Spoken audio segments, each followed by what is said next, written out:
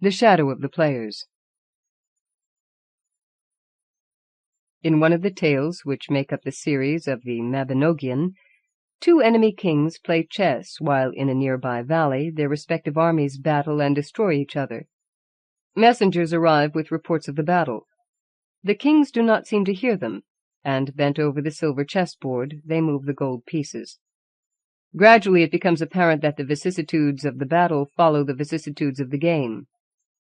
Toward dusk, one of the kings overturns the board because he has been checkmated, and presently a blood-spattered horseman comes to tell him, "Your army is in flight.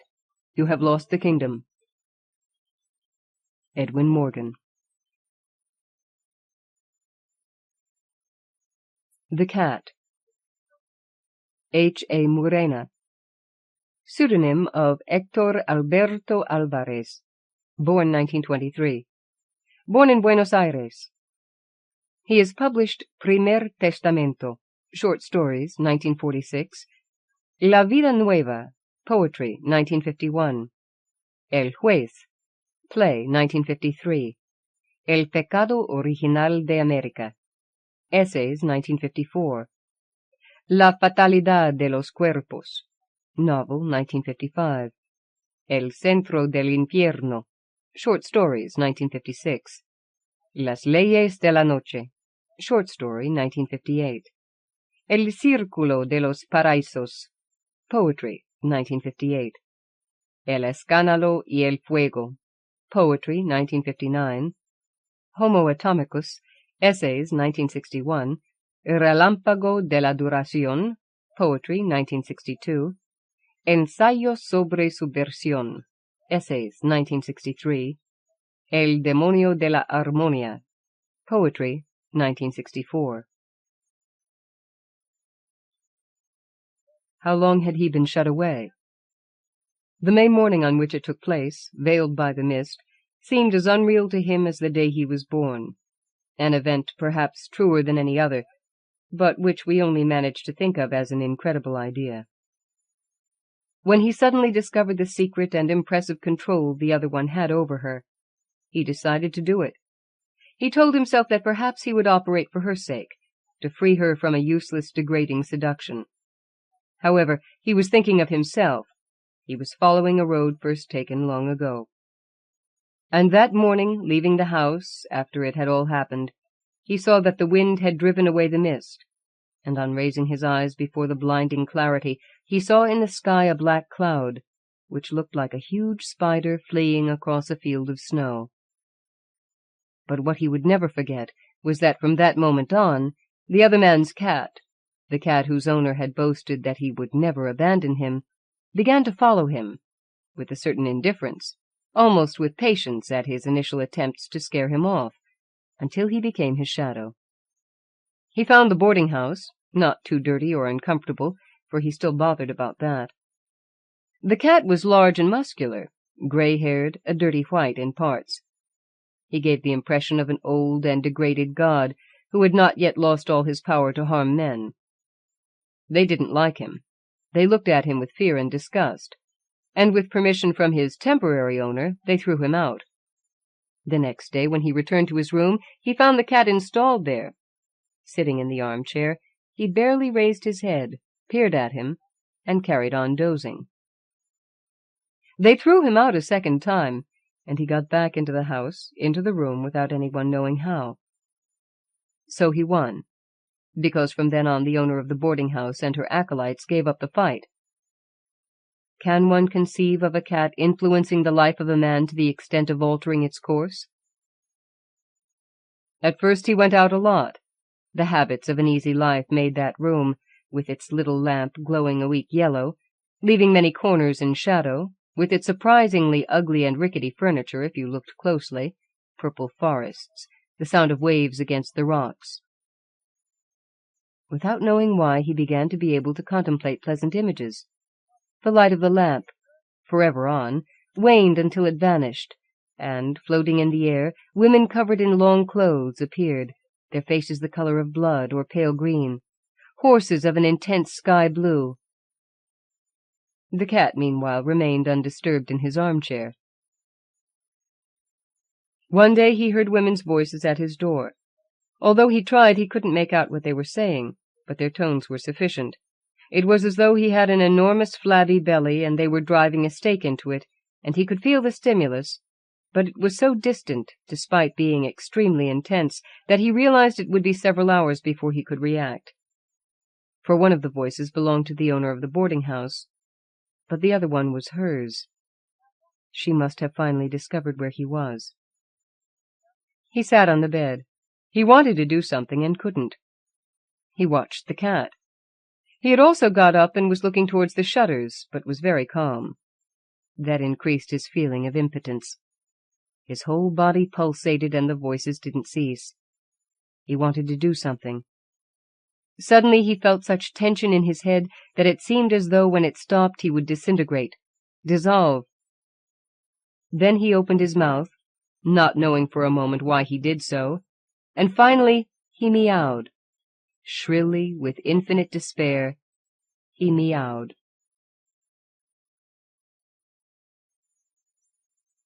The Story of the Foxes.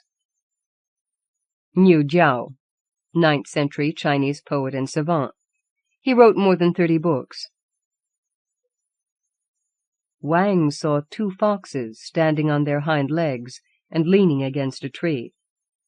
One of them held a sheet of paper in its hand, and they laughed together as though they were sharing a joke.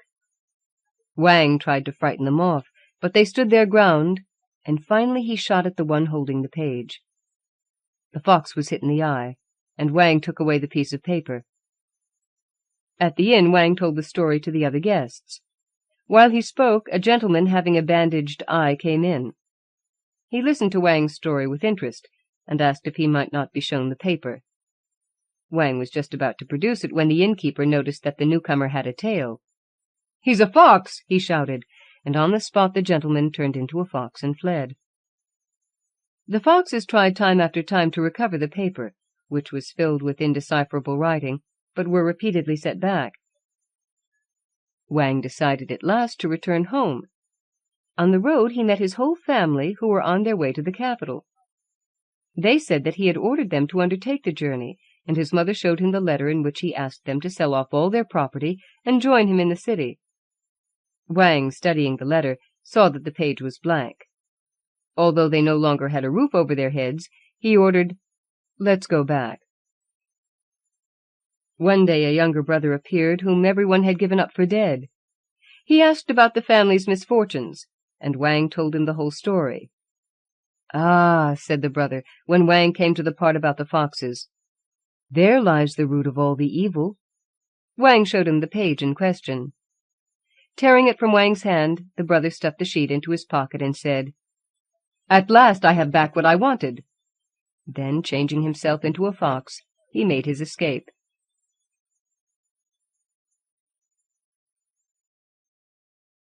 The Atonement. Silvina Ocampo, Argentinian writer born in Buenos Aires, author of The Forgotten Journey, 1937, Inventory of the Motherland, 1942, Metric Spaces, 1945, Garden Sonnets, 1948, The Autobiography of Irene, 1948, The Poems of Love in Despair, 1949, The Names, 1953, The Fury, 1960, The Guests, 1961, The Bitter for the Sweet, 1962.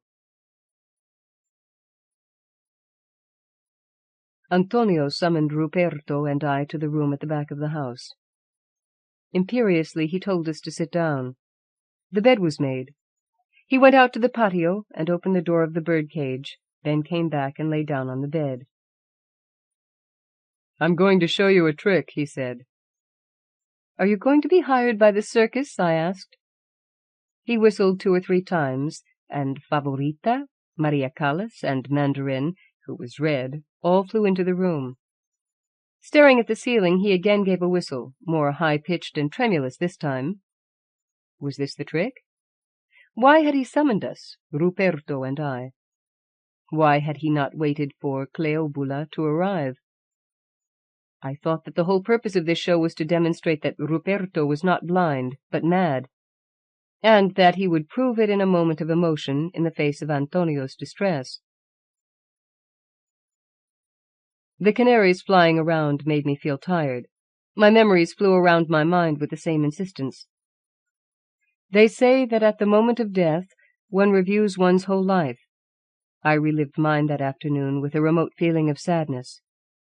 I could see, as clearly as if the image were painted on the wall, my wedding to Antonio at 5 p.m. in the month of December. It was already hot, and when we arrived at our house, to my surprise, from the window in the bedroom where I took off my wedding dress and veil, I saw a canary. Now I realized that it was, in fact, Mandarin, pecking at the only remaining orange on the tree in the patio. Antonio didn't stop kissing me when he saw me so engrossed in the spectacle. The bird's merciless pecking of the orange fascinated me. I contemplated the scene until Antonio dragged me trembling to the bed, which, surrounded with wedding presents, had been a source of pleasure to him and of terror to me on the eve of our wedding. The dark red velvet bedspread had a stagecoach journey embroidered on it. I shut my eyes and hardly knew what happened afterwards. Love is also a journey. For many days after that I learnt its lessons, without seeing or understanding the pleasure and the pain that it causes. At the beginning, I think that Antonio and I loved each other equally, with no difficulty other than that which my conscience and his timidity created.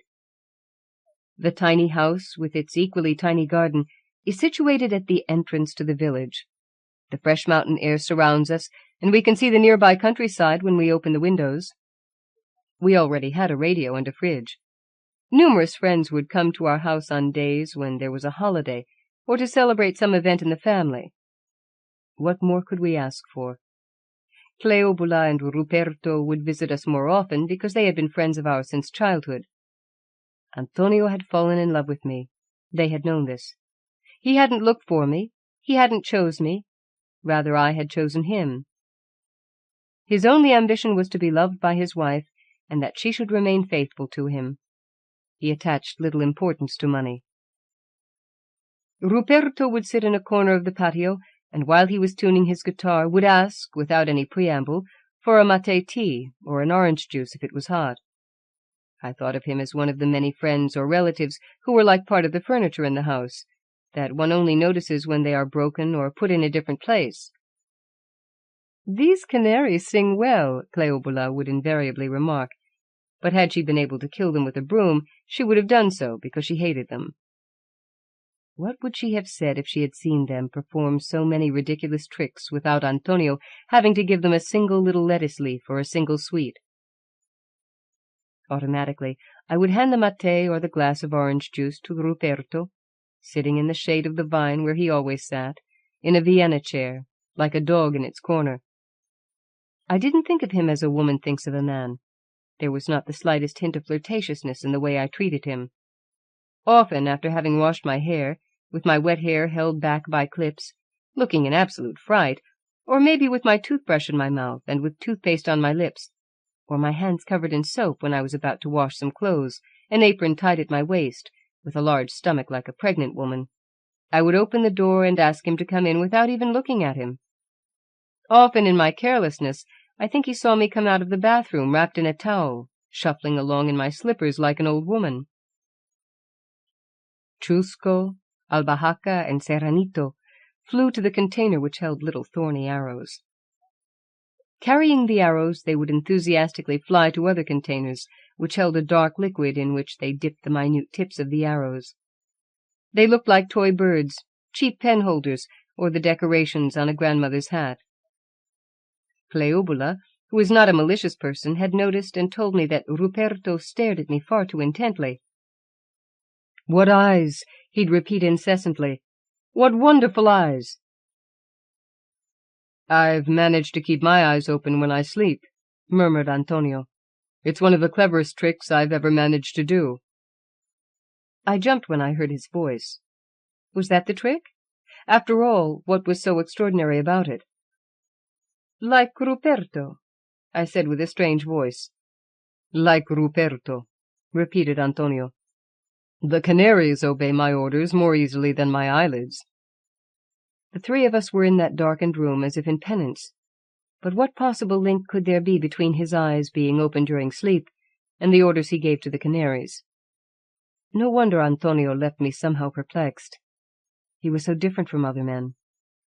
Cleobula had also assured me that while Ruperto tuned his guitar, he would look me over from the tip of my hair to the tips of my feet.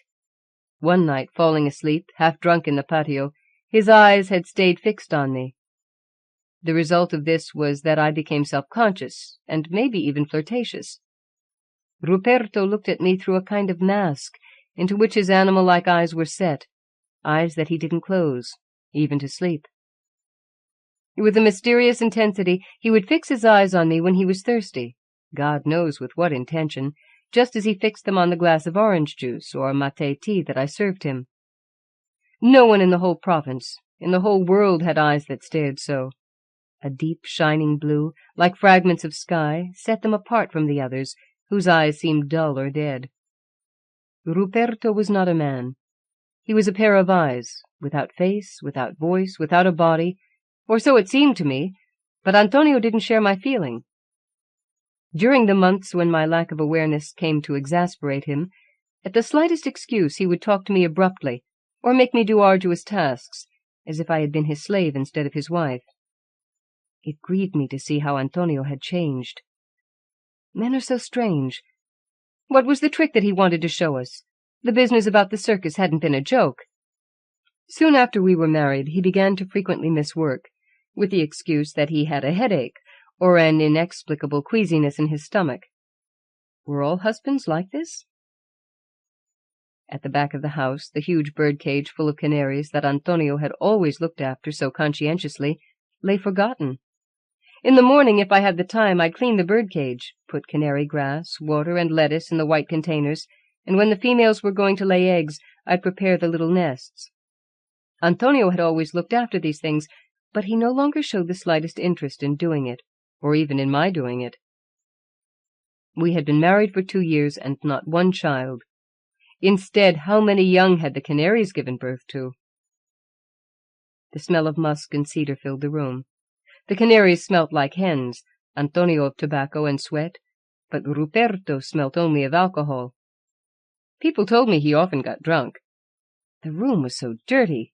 Canary grass, breadcrumbs, lettuce leaves, cigarette ends, and ash were scattered over the floor. Since childhood, Antonio had spent his free time training animals.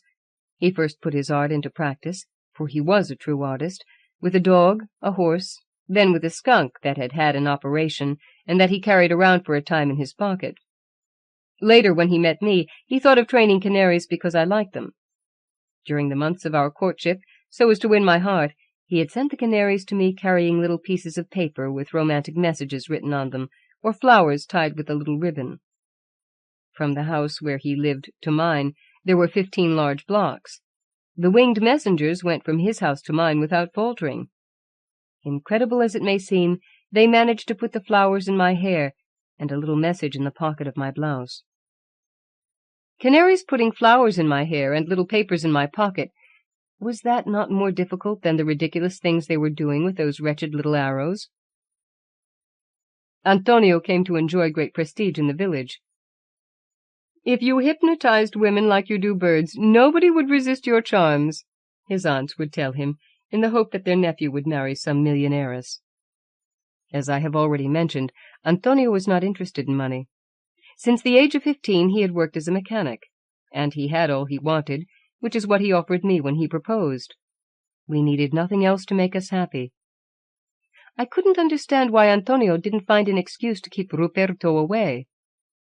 Any reason would have been good enough for the purpose, even if no more than a quarrel over work or politics, which, without escalating into a full-blown fight using fists or weapons, would have meant that Ruperto was barred from entering our house.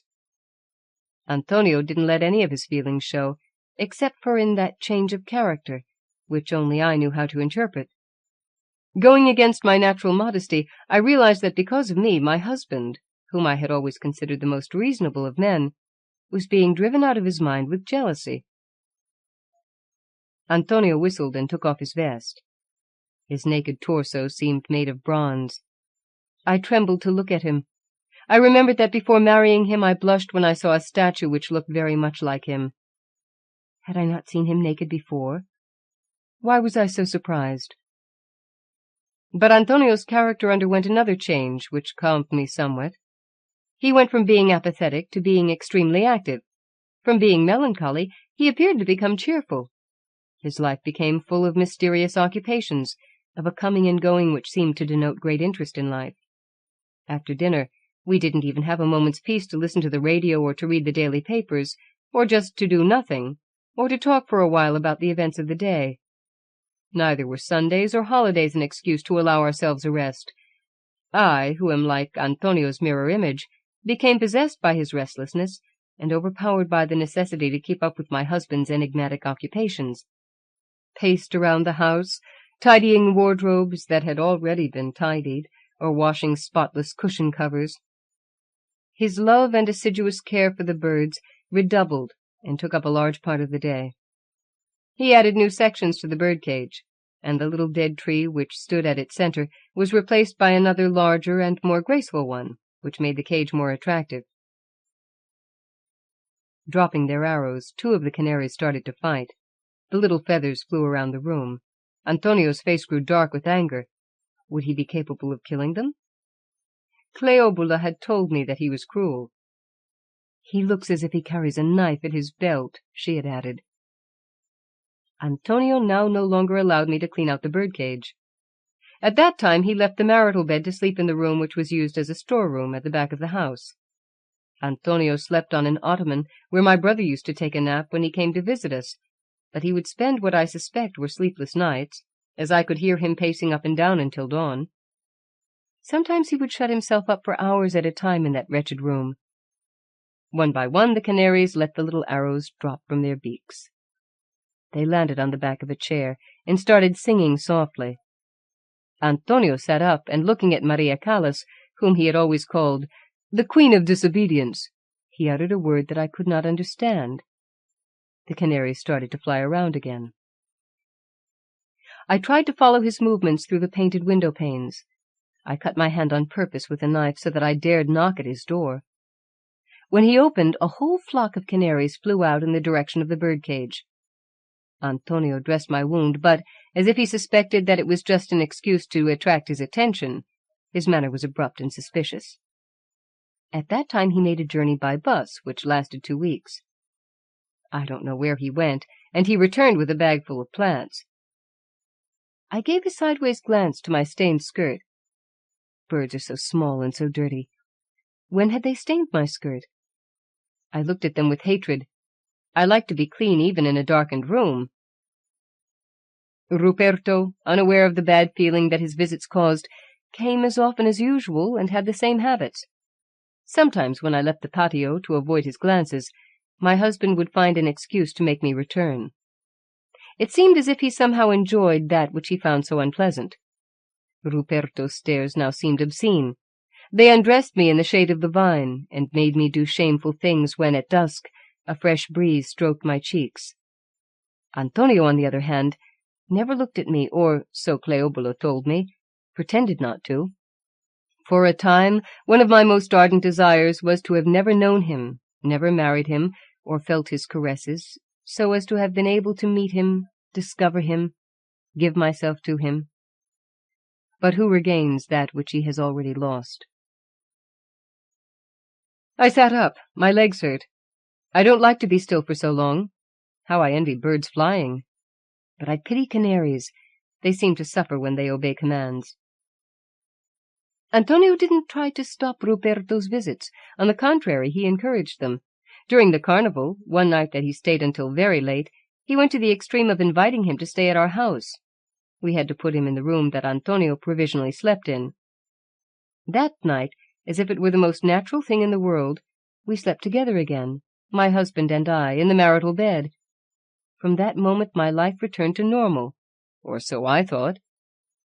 In a corner, under the table with a light on it, I could just make out the famous doll. I thought of picking it up. As if I had actually gone to do so, Antonio said to me, "Don't move." I remembered that day during Carnival Week when I was tidying the rooms. I had discovered as a punishment for my sins the rag doll, lying on Antonio's wardrobe, with large blue eyes made of cloth with 2 dark circles in the center made to look like pupils. Had it been dressed as a gaucho, it could have decorated our bedroom. Laughing, I showed it to Antonio, who took it from me with annoyance. "It's a souvenir from my childhood," he told me. "I don't like you touching my things." What harm is there in touching a doll that you played with in your childhood? I know boys who played with dolls. Are you ashamed of it? Aren't you a grown man now? I asked him. I don't have to give you any explanation. The best thing is for you to shut up. In a temper, Antonio again placed the doll on top of the wardrobe, and didn't say a word to me for several days. But we slept together again, as in happier times. I passed my hand over my damp forehead. Had my curlers come undone? Luckily, there was no mirror in the room, as I would not have resisted the temptation of looking at myself instead of looking at the canaries that I found so silly. Antonio often shut himself in the back room, and I noticed that he left the door of the birdcage open, so that one of the little birds could fly in through the window. One afternoon, driven by my curiosity, I spied on him. I had to stand on a chair, as the window was very high up. This naturally did not allow me to look inside the room when I was passing through the patio. I could see Antonio's naked torso. Was it my husband or a statue? He accused Ruperto of being mad, but maybe he was even more mad. How much money had he spent on buying canaries instead of buying me a washing machine? One day I caught sight of the doll lying on the bed. A whole group of little birds fluttered around it. The room had been transformed into a kind of laboratory. In an earthenware container there was a pile of leaves, stems, and dark pieces of bark. In another container there were some little arrows made with thorns. In another one there was a shining brown liquid. It seemed as if I had already seen those objects in dreams, and so as to put an end to my perplexity, I recounted the scene to Cleopatra, who told me, "That is what the Indians do. They use arrows dipped in curare." I didn't ask her what curare meant. Nor did I know if she was telling me this with scorn or with admiration. "They are given to witchcraft. Your husband is an Indian." And on seeing my surprise, she asked, "Didn't you know?" Annoyed, I shook my head. My husband was my husband. I had never thought of him belonging to another race, or to a world other than my own. "How do you know?" I asked vehemently. "Haven't you looked at his eyes, his high cheekbones? Haven't you noticed how Indian he is? Mandarin, even Maria Callas are more frank than he is. His reserve, his way of not answering a question, his way of treating women. Isn't that enough to prove that he is an Indian? My mother knows all about it. They took him away from a settlement when he was 5 years old. Maybe that is what you like about him, his mysteriousness which sets him apart from other men." Antonio was sweating, and the sweat made his torso shine. Such a solid young man, and wasting his time. If I had married Juan Leston, the lawyer, or Roberto Cuentas, the bookkeeper, I would probably not have suffered so much. But what sensitive woman marries for money? They say there are men who train fleas, and what is the point of that? I lost faith in Cleopatra. Undoubtedly she told me that my husband was Indian so as to hurt me, or to make me lose my faith in him. But on leafing through a history book which showed illustrations of Indian settlements and Indians on horseback carrying bolas, note, weapon used by Argentine gauchos, which consists of several ropes tied together with metal balls at the ends, and note, I saw the similarity between Antonio and those naked men adorned with feathers. I also noticed that what had maybe attracted me to Antonio was the difference between him and my brothers and their friends, the dark color of his skin, his slanting eyes, and that Indian look about him which Cleopatra mentioned with perverse enjoyment. "What about the trick?" I asked. Antonio didn't answer me. He was staring at the canaries, which began flying around the room again. Mandarin separated himself from his companions, and from the darkness he could be heard singing like a lark. My solitude increased. I told no one of my worries. During Easter week, Antonio insisted that Ruperto stayed as a guest in our house for the second time. It was raining, as it tends to do during Easter week. We went to church with Cleobola to do the Stations of the Cross. "How is the Indian?" asked Cleobola insolently. "Who?" "The Indian, your husband," she answered. "That's what everyone in the village calls him." "I like Indians. Even if my husband were not one, I would still like them," I answered, trying to continue my prayers. Antonio was in an attitude of prayer. Had he ever prayed before? On our wedding day, my mother had asked him to receive communion, but Antonio did not comply. Meanwhile, Antonio and Ruperto's friendship grew stronger. A kind of camaraderie, from which I was somehow excluded, united them in a way which seemed genuine. At that time, Antonio showed off his powers. So as to occupy himself, he would send the canaries with messages to Ruperto. People said that they were using them to play some kind of card game, as they did once exchange some Spanish cards. Were they making fun of me? The game that the two men were playing annoyed me, and I decided not to take them seriously. Did I have to concede that friendship was more important than love? Nothing had separated Antonio and Ruperto. Instead, Antonio, unjustly in some way, had moved away from me. My pride as woman suffered. Ruperto continued to stare at me. That whole drama, had it been nothing but a farce? Did I miss the conjugal drama, the torment that had resulted from the jealousy of a husband driven mad for so many days? We still loved each other in spite of everything. In a circus, Antonio could earn money with his tricks, why not? Maria Callas nodded her little head to one side, then to the other, and landed on the back of a chair. One morning Antonio came into my room, and as if announcing that the house was on fire, said to me, "Ruperto is dying. They came to fetch me. I am going to see him." Busying myself with chores in the house, I waited for Antonio until midday. He returned when I was washing my hair. "Come on," he said to me. "Ruperto was in the patio. I saved him." "How? Was it a joke?" "Not at all. I saved him with artificial respiration." Not understanding anything, I quickly tied back my hair, dressed, and went out to the patio. Ruperto stood immobile by the door, and was staring unseeingly at the tiles on the patio floor. Antonio brought a chair to him so that he could sit down. Antonio didn't look at me. He looked at the ceiling as if he were holding his breath.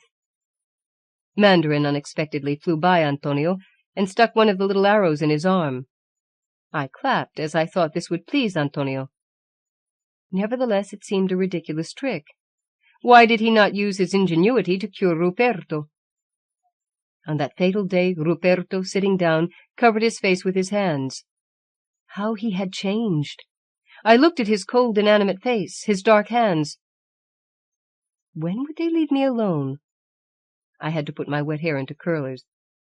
I asked Ruperto, trying to hide my annoyance, "What's happened?" A long silence, which made the birds singing clearly audible, quivered in the sun. Ruperto answered at last, "I dreamt that the canaries were pecking my arms, my neck, my chest, that I couldn't shut my eyelids to protect my eyes. I dreamt that my arms and my legs were heavy like sacks of sand. I couldn't scare away with my hands the horrible beaks that were pecking at my eyes. I was sleeping without being asleep, as if I had taken some kind of drug. When I awoke from that dream, which was not a dream, I saw darkness. But I could hear the birds singing and the normal morning noises. Making a huge effort, I called my sister, who came to me. With a voice that was not my own, I said, 'You have to call Antonio so that he can save me.' 'What from?' asked my sister. I couldn't say another single word. My sister ran out and came back half an hour later with Antonio. Half an hour which had seemed like a whole century to me. Slowly, as Antonio moved my arms, I regained my strength, but not my sight. "I am going to make a confession to you," murmured Antonio, and he added slowly, "but without words." Favorita followed Mandarin and stuck a little arrow in Antonio's neck. Maria Callas hovered over him for an instant before sticking another little arrow in his chest. Antonio's eyes, staring fixedly at the ceiling, seemed to change color. Was Antonio an Indian? Could an Indian have blue eyes?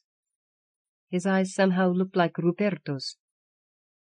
"What does all this mean?" I mused. "What is he doing?" said Ruperto, who did not understand anything. Antonio didn't answer. He remained immobile like a statue, while the canaries pierced him with the inoffensive-looking arrows.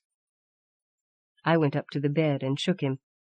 "What does all this mean?" I said. "Answer me! Answer me!" He did not reply. In tears I embraced him and threw myself over his body. Losing any self-restraint, I kissed him on the mouth, as only a film star could have done. A flock of canaries fluttered around my head. That morning Antonio looked at Ruperto with horror. I now understood that Antonio was doubly guilty. So that nobody would find out about his crime, he had said to me, and had said afterwards to everybody, "Ruperto has gone mad. He thinks he is blind, but he can see as well as any of us."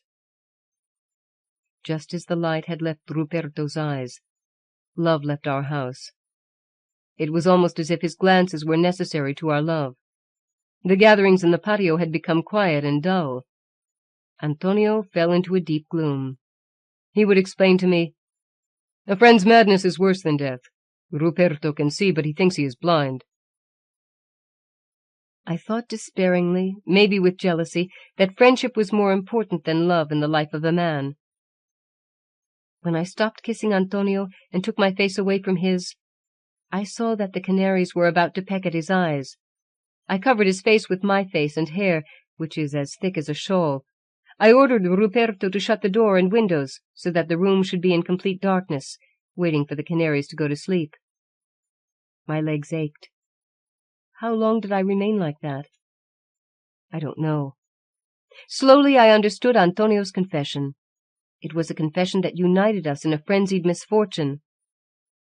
I understood the pain that he had endured when sacrificing in such an ingenious way, with a minute dose of curare, and the winged monsters which obeyed his whimsical commands, the eyes of Ruperto, his friend, and his own, so that they would not be able to look at me, poor things, ever again. The Man Who Belonged to Me. Giovanni Papini, Italian short story writer and essayist, born in Florence in 1871, died in Florence in 1956. Translator of Barclay, Bergson, Boutroux, James, and Schopenhauer. Author of Il Tragico Quotidiano, 1906, Vita di Nessuno, 1912, Un Uomo Finito, 1912, L'Uomo Carducci, 1918. L'Europa Occidentale contro la Mitteleuropa, 1918. Sant'Agostino, 1931. 1. I can't say exactly how long Amico Dite's body and soul had been following mine, because I left off keeping a diary years ago. I am rather absent-minded, so probably I did not notice what day my second shadow, a solid and more or less living shadow, happened to make its entrance on the dim stage of my life. One morning, as I was leaving home, I noticed I was being followed by a man of about 40, who wore a long blue overcoat. He seemed gay and lively, but not too much so, then followed me at a respectful distance, so that I could not very well turn round and ask him what he was doing. I had nothing in particular to do, and I had only come out to get away from the sound of a wood fire crackling in the grate. So I amused myself watching this man, although there was nothing remarkable about his appearance. I was sure he wasn't a detective, because I'm so lacking in physical courage, and I so much dislike being talked about, that I have always kept out of active politics, and laziness and clumsiness in any sort of manual work have saved me from earning my living through crime. I didn't think this man in blue could be a thief after my purse. Everyone in the neighborhood knew I was rather poor, and you could tell I wasn't rich by looking at my clothes, which were untidy, not studiedly careless. Although there was no reason why I should have been followed, I began going round and round the complicated streets in the middle of the town, to make sure I hadn't made a mistake about it. The man still followed me, looking more and more pleased as he went on. I turned off into one of the principal streets, and began to walk more quickly, but there was still the same distance between me and the man in blue. I went into a post office to buy a 3-halfpenny stamp. The unknown man came into the same shop, and also bought a 3-halfpenny stamp. Then I got into a tram. My smiling follower got in too. And when I got out, he got out just behind me. I bought a paper, and he bought exactly the same paper. I sat down on a bench, and he sat down on another bench quite close to me.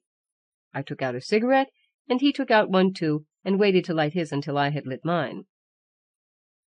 All this amused me, and irritated me at the same time. He may be a humorist with nothing to do, I thought, so he wants to amuse himself at my expense. At last I made up my mind to solve the problem in the quickest way possible. So I went and stood in front of the man as if I were going to ask him who he was and what he wanted.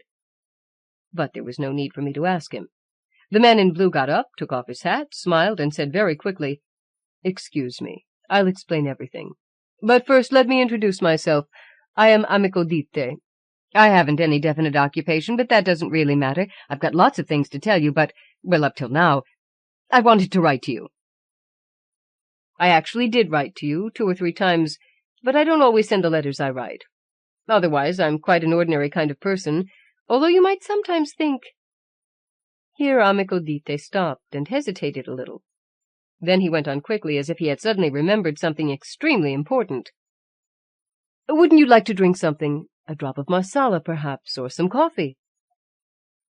We both went off together quickly, as if we both had the same instinct to get the matter cleared up then and there. As soon as we saw a cafe, we both dashed in, like people who want a drink at once in a great hurry. However, we sat down in a corner by the fire without ordering anything. The cafe was little, and all full of smoke and cabbies, and the waiter looked a fearful scoundrel. But we hadn't time to choose anywhere else. "I should like to know," I began. "I'll tell you all about everything," said the man. "I don't want to keep anything from you. I'm in rather a difficult and unfortunate situation. But I'll tell you at once. I have the greatest trust in you. Here I am, then. I put myself in your hands. I'm yours to do what you like with." "But I don't see—" "I assure you, you'll see everything in a moment. Let me explain. Didn't I tell you who I was? I know my name doesn't tell you anything about me. Well, I'll tell you what sort of person I am. I'm an ordinary man. Appallingly ordinary. But I want to live in an extraordinary way, to have a really thrilling and amazing life." "Forgive me." Yes, I'll forgive everything. Only, as I told you, I simply must say what I have to say. I trust you implicitly. You shall be my savior, my spiritual adviser, and master of my body and my soul. I'm too cautious, too respectable. I'm too much of a gentleman. Too much just like myself. You've written so many fantastic stories, so many extraordinary novels, and I've lived so much among all your characters that I dream about them in the night and think about them in the daytime. I sometimes think I see them in the street, and then I get absolutely wild and despairing. I want to suppress them and forget them forever and ever." "Thank you, but—" "Wait 1 moment, please. I'll explain now why I thought about you and why I followed you. A few days ago I said to myself, 'You're a fool, the kind of person you can meet anywhere any day, and you've got this craze of wanting to live a glorious life, all risks and adventures, like the people in 6-penny stories and cheap novels. But you've no imagination, so you can't expect to have that sort of life. The only thing to do is to look round till you find an author who makes up extraordinary characters, and make him a present of your life so that he can do whatever he likes with it, and turn it into something really exciting and beautiful and unexpected." "So you'd like me to—" "Just a moment, please. In a few minutes I shall do exactly what you want, and then you can stop my talking when you like. Only now I would like to finish what I've got to say. I still belong to myself for the moment. I've only one thing to tell you, and that is, I've chosen you to be my director, and so I make you a present of my life, and whatever money you want to help you make it interesting. You have plenty of imagination, and you'll easily be able to break the ghastly monotony of my life. Up till now you have only been able to control imaginary people, but today you've got a real man who moves and who suffers, and you can do whatever you like with him. I've put myself in your hands, not like a corpse, though. You wouldn't know what to do with me if I died, but like a mechanical toy, an amazing marionette that can talk and laugh and do whatever you order it to. From now on I give you my life and £1,000 a year to pay for all the things you'll need to make my life picturesque and adventurous. I've got the proper document here in my pocket. Waiter, a pen and ink. There's only the date and your signature missing. Say yes or no, just as you feel, but say it quickly." I pretended to think it over for a few seconds, but I had really made up my mind already. Amico Dite was fulfilling one of my oldest desires. I had always been a little grieved that I could make up the lives only of imaginary people. In my spare moments, I often thought of what I would do if I had a real flesh-and-blood creature to do what I liked with. Now the very man was offering himself up to me, with a good income thrown in as well. "I never waste time in bargaining," I said, after my pretended consideration.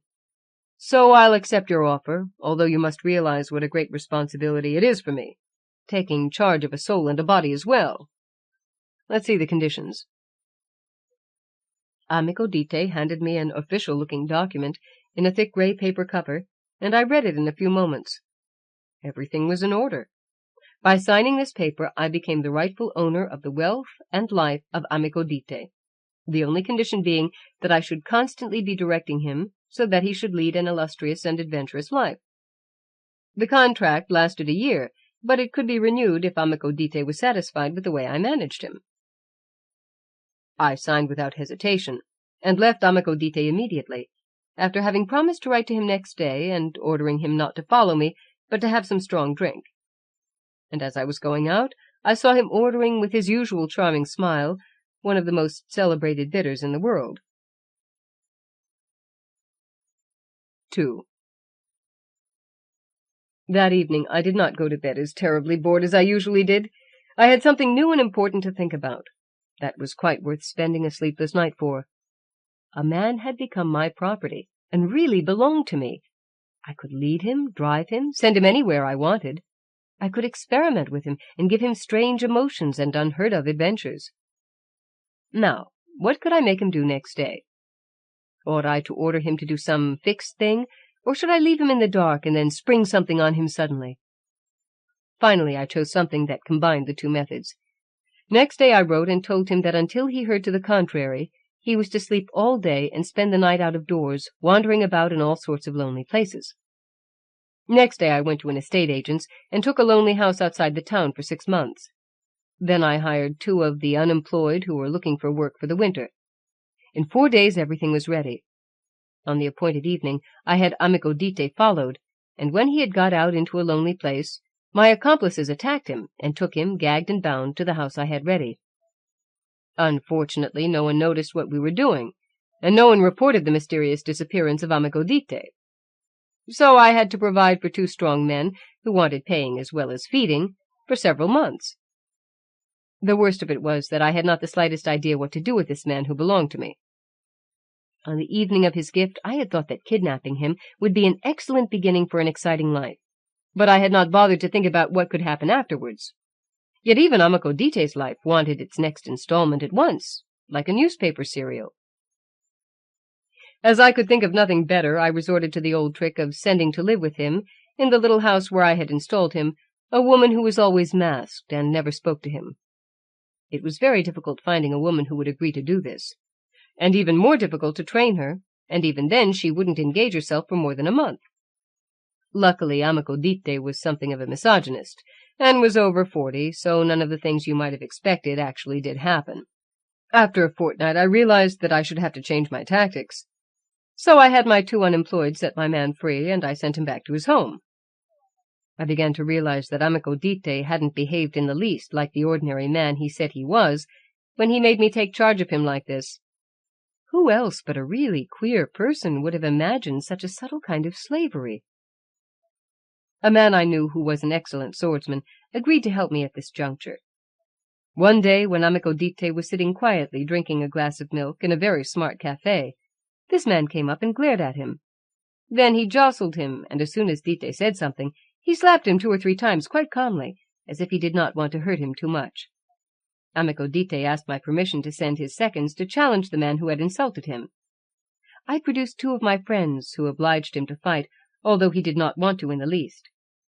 Amico Dite knew nothing whatever about dueling, and it was just because of this that he struck out violently at the very beginning, and wounded his adversary seriously.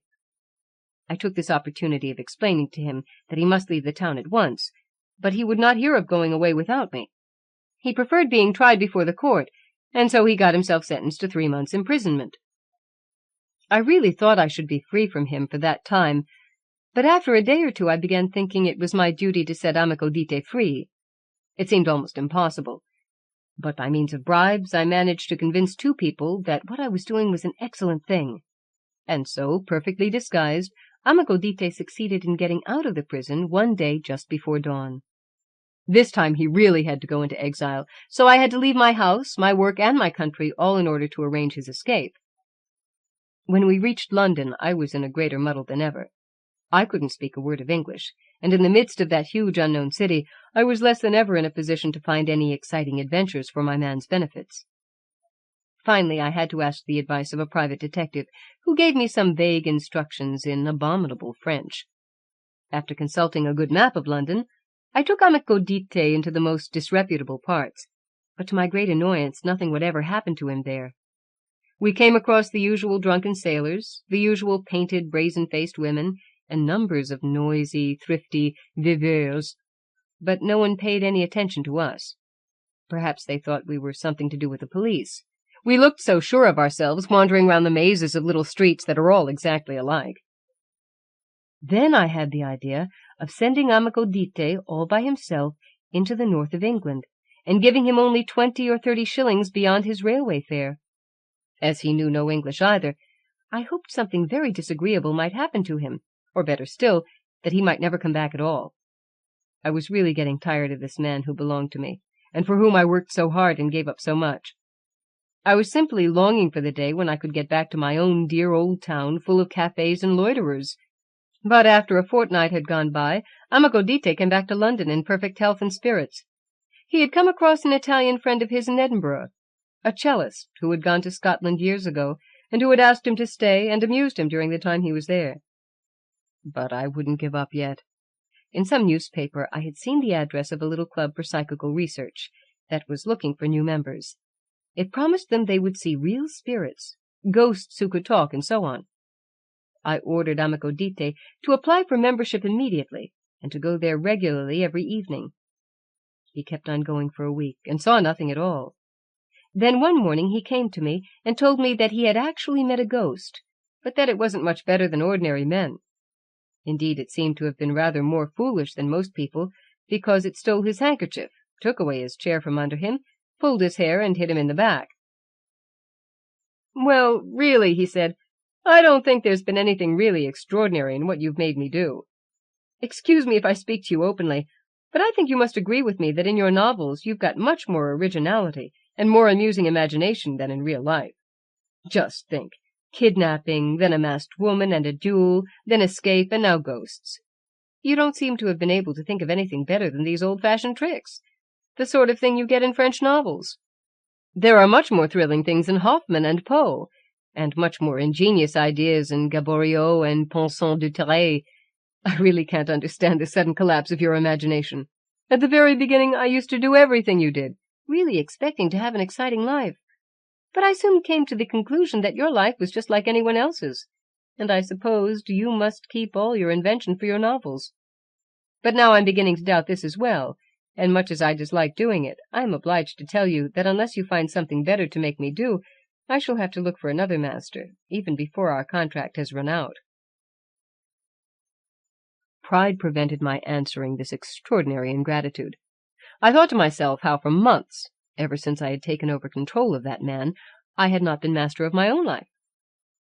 I had been obliged to leave all my work in the middle, to leave my country, to worry myself inventing romantic adventures and reliable people to carry them out. Since I had taken possession of Amico Dite's life, I had had to sacrifice the whole of my own life to him. I, nominally his master, had really degenerated into his slave, or at best, merely the manager of his personal existence. As he said, he must find something more impressive than what I had done for him, and moreover, something that had no need of accomplices. After having thought the matter over quietly for a day or two, I wrote to him as follows: "My dear Dite, since you belong to me according to a formal contract, I can arrange for your life or your death as I see fit. I therefore order you to shut yourself up in your room on Saturday night at 8 o'clock. Then lie down on your bed and take one of the pills here enclosed. At 8:30, take another one, and at 9 exactly take the third. Should you disobey my orders, I give up any responsibility I may ever have had for your life from this day onwards." I knew that amico dite would not flinch at the fear of death. In spite of being so particular, he was a gentleman, and had a great respect for his word and signature. I bought a strong emetic, and arranged to be at his house just before 9. That is, just before he took the last pill, which would inevitably kill him if he took it.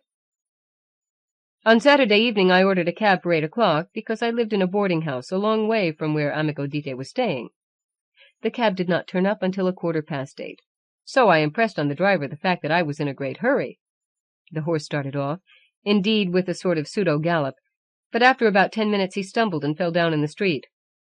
It seemed hopeless to try to pick him up, so I quickly paid the cabby and looked round for another cab. Luckily I found one at once, and I calculated that at 9 o'clock exactly I ought to be at amico dite's house. I began to worry a little nevertheless, because there was a thick fog, and even if we were only 5 minutes late, it meant that the poor man would certainly be dead. Then suddenly the cab pulled up. We were at the end of an important street full of cars and buses, and a policeman held up his hand to stop our going by. I leapt out of the cab like a madman, and rushed up to the huge policeman, trying to make him understand that I was in a great hurry and that a man's life was at stake. But he either did not understand or would not understand. I had to go the rest of the way on foot, but partly because of the fog, and partly because I did not know London very well, I took a wrong turning, and I only noticed I was going in the wrong direction when I'd been rushing along for about 10 minutes. So still running, I turned back and went in the other direction. It was only a few minutes before 9, and I was making prodigious efforts so as to get there in time. But I only reached the boarding-house at 7 minutes past 9, and rang the bell frantically. The moment someone opened it, I rushed into amico dite's room. He was lying in his shirt-sleeves on the bed, pale and stiff as a corpse. I shook him and called him by name. I felt whether his heart was beating and whether he was breathing still. No. He was indeed a corpse. The little box I had sent him was empty. Amico dite had kept his word to the last. I had intended to give him the terror of certain death, and then the shock of resurrection. But instead I had given him death, real and irrevocable death. I stayed all night in his room, numb with grief. In the morning I was found with the dead man, as pale and as silent as he. My papers were all confiscated, and my last letter to Dite was found as well. The trial was extremely short, because I did not even put up a defense, or show the contract I still had put away somewhere. It is several years now since I have been in prison, but I am not sorry for what I have done. Amico dite has made my life much more worth telling than it would have been without him. And I don't think I have managed so badly, even though in the year in which he belonged to me I spent a good deal more than the £1,000 he gave me.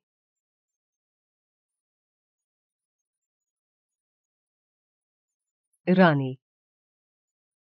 Carlos Peralta, Argentine writer, author of a satirical book, Manuel del Gorila, and a book of essays. He has been editor or director of various magazines, writing for them and other publications. He signs his satirical and humorous work with the pseudonym Carlos del Paral. He has several translations to his name, and has also worked on film scripts.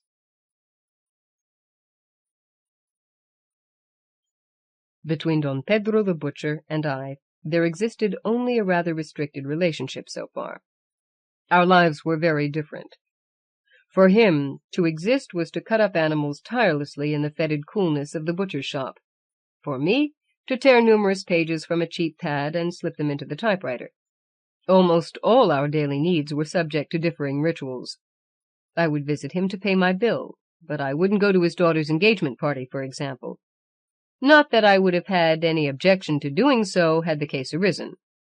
However, what interested me most was not the private attitudes I might have, but the general search for closer relationships between men, for a greater exchange between those rituals. I was ruminating on these ideas when I noticed the butcher leaving, barely managing to carry a basket with a quarter of beef.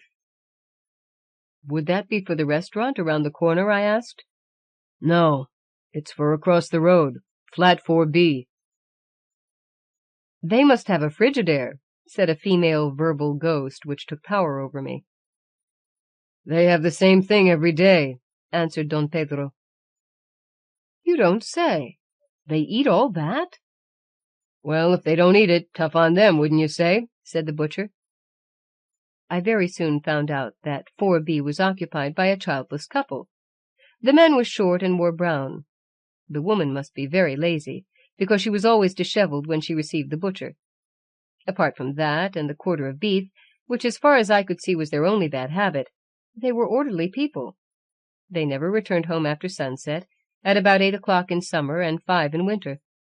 Once the concierge had told Don Pedro they must have thrown a very noisy party, because 2 neighbors complained. Apparently some comedian had been imitating animal noises. "Shh!" said Don Pedro, lifting a tragic blood-stained finger to his lips. A man dressed in brown came in, undoubtedly the same one who ate 2 cows a week, or at least 1 if he was assisted by his noble consort. Being in a hurry, he didn't see me. He got his wallet and begun counting out large, crisp bills. 4,000, he said. 602. Here you are. "Hello, Carrasito," I said to him. "Do you remember me?" I'd met him years ago. He was a lawyer. "We seem to be neighbors. How are you, Peralta? How are things? Do you live nearby?" he asked with his old administrative warmth. "Next door to you. Things seem to be going well for you, apparently. Eating well, aren't you?"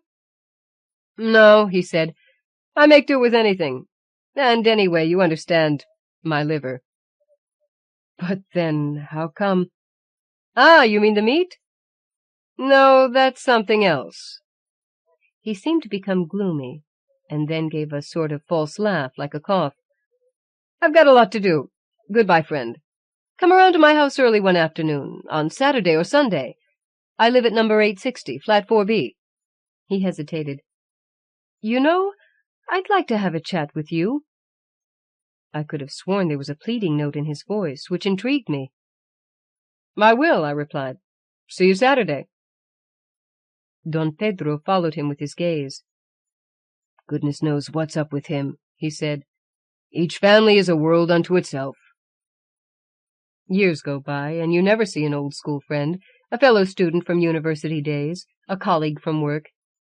That day I met 2. First Carrasito, then Gomez Campbell, with whom I went for a coffee at the Boston and told him I'd seen Carrasito. He remembered him and didn't like the memory. That was obvious.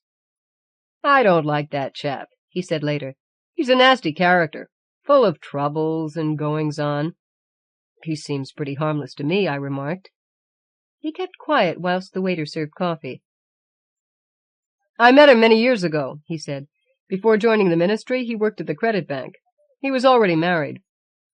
Just think, I had to report him because he had taken a stack of money to the races. They nearly sacked him, but he was a friend of the manager's and was able to replace the missing money, and got away with it. Afterwards he was appointed consultant at the ministry. The man began to prosper. I think he came into an inheritance, too." This Gomez Campbell, I haven't mentioned it to you yet, was a bit of a bad sort. "I was pleased, honestly," continued Gomez. "And I went to congratulate him. Do you know what he said to me? 'Shut up, you hypocrite,' that's what he called me. I, who was the first to go and congratulate him with open arms, with the greatest respect. That is just not on. Men should know how to forget quarrels and trifles. And if they don't know, like this Carrasito, sooner or later they'll be punished." He paused to highlight the severity of his admonition. "It was through him I got the job, after a lot of trying. And now, you know, I think he's not getting on with his wife. She goes her own way and he goes his. You can see she's too pretty and too big for him. And since the inheritance was from his father-in-law, a number of houses, he has to put up with her." The band was happily murdering a waltz. "He can go to blazes as far as I'm concerned," Gomez Campbell finished. "Just see how things are. He's been having affairs with all the employees at the ministry. His wife ignores him, of course." We soon said goodbye. That casual encounter, sustained by vilification and curiosity, exhausted itself pretty quickly. Gomez Campbell shook my hand coldly and disappeared into Calle Florida. Carrasito seemed more and more exciting to me. A great meat-eater, Don Juan, married to a beautiful and presumably unfaithful woman, quite a gambler and something of a thief. The truth is, we never really know anyone. I meant to go early on Saturday, but couldn't. I had intended finishing a short story I was to hand in on Monday, perhaps the same one, but I didn't manage it. I had a bath, put on clean clothes, felt rather frustrated, and went to number 860, flat 4B. It was 7:30. Carrasito received me very politely, but somewhat uneasily, opening the door very slowly. "Hello," he said. "I wasn't expecting you. You're a bit late.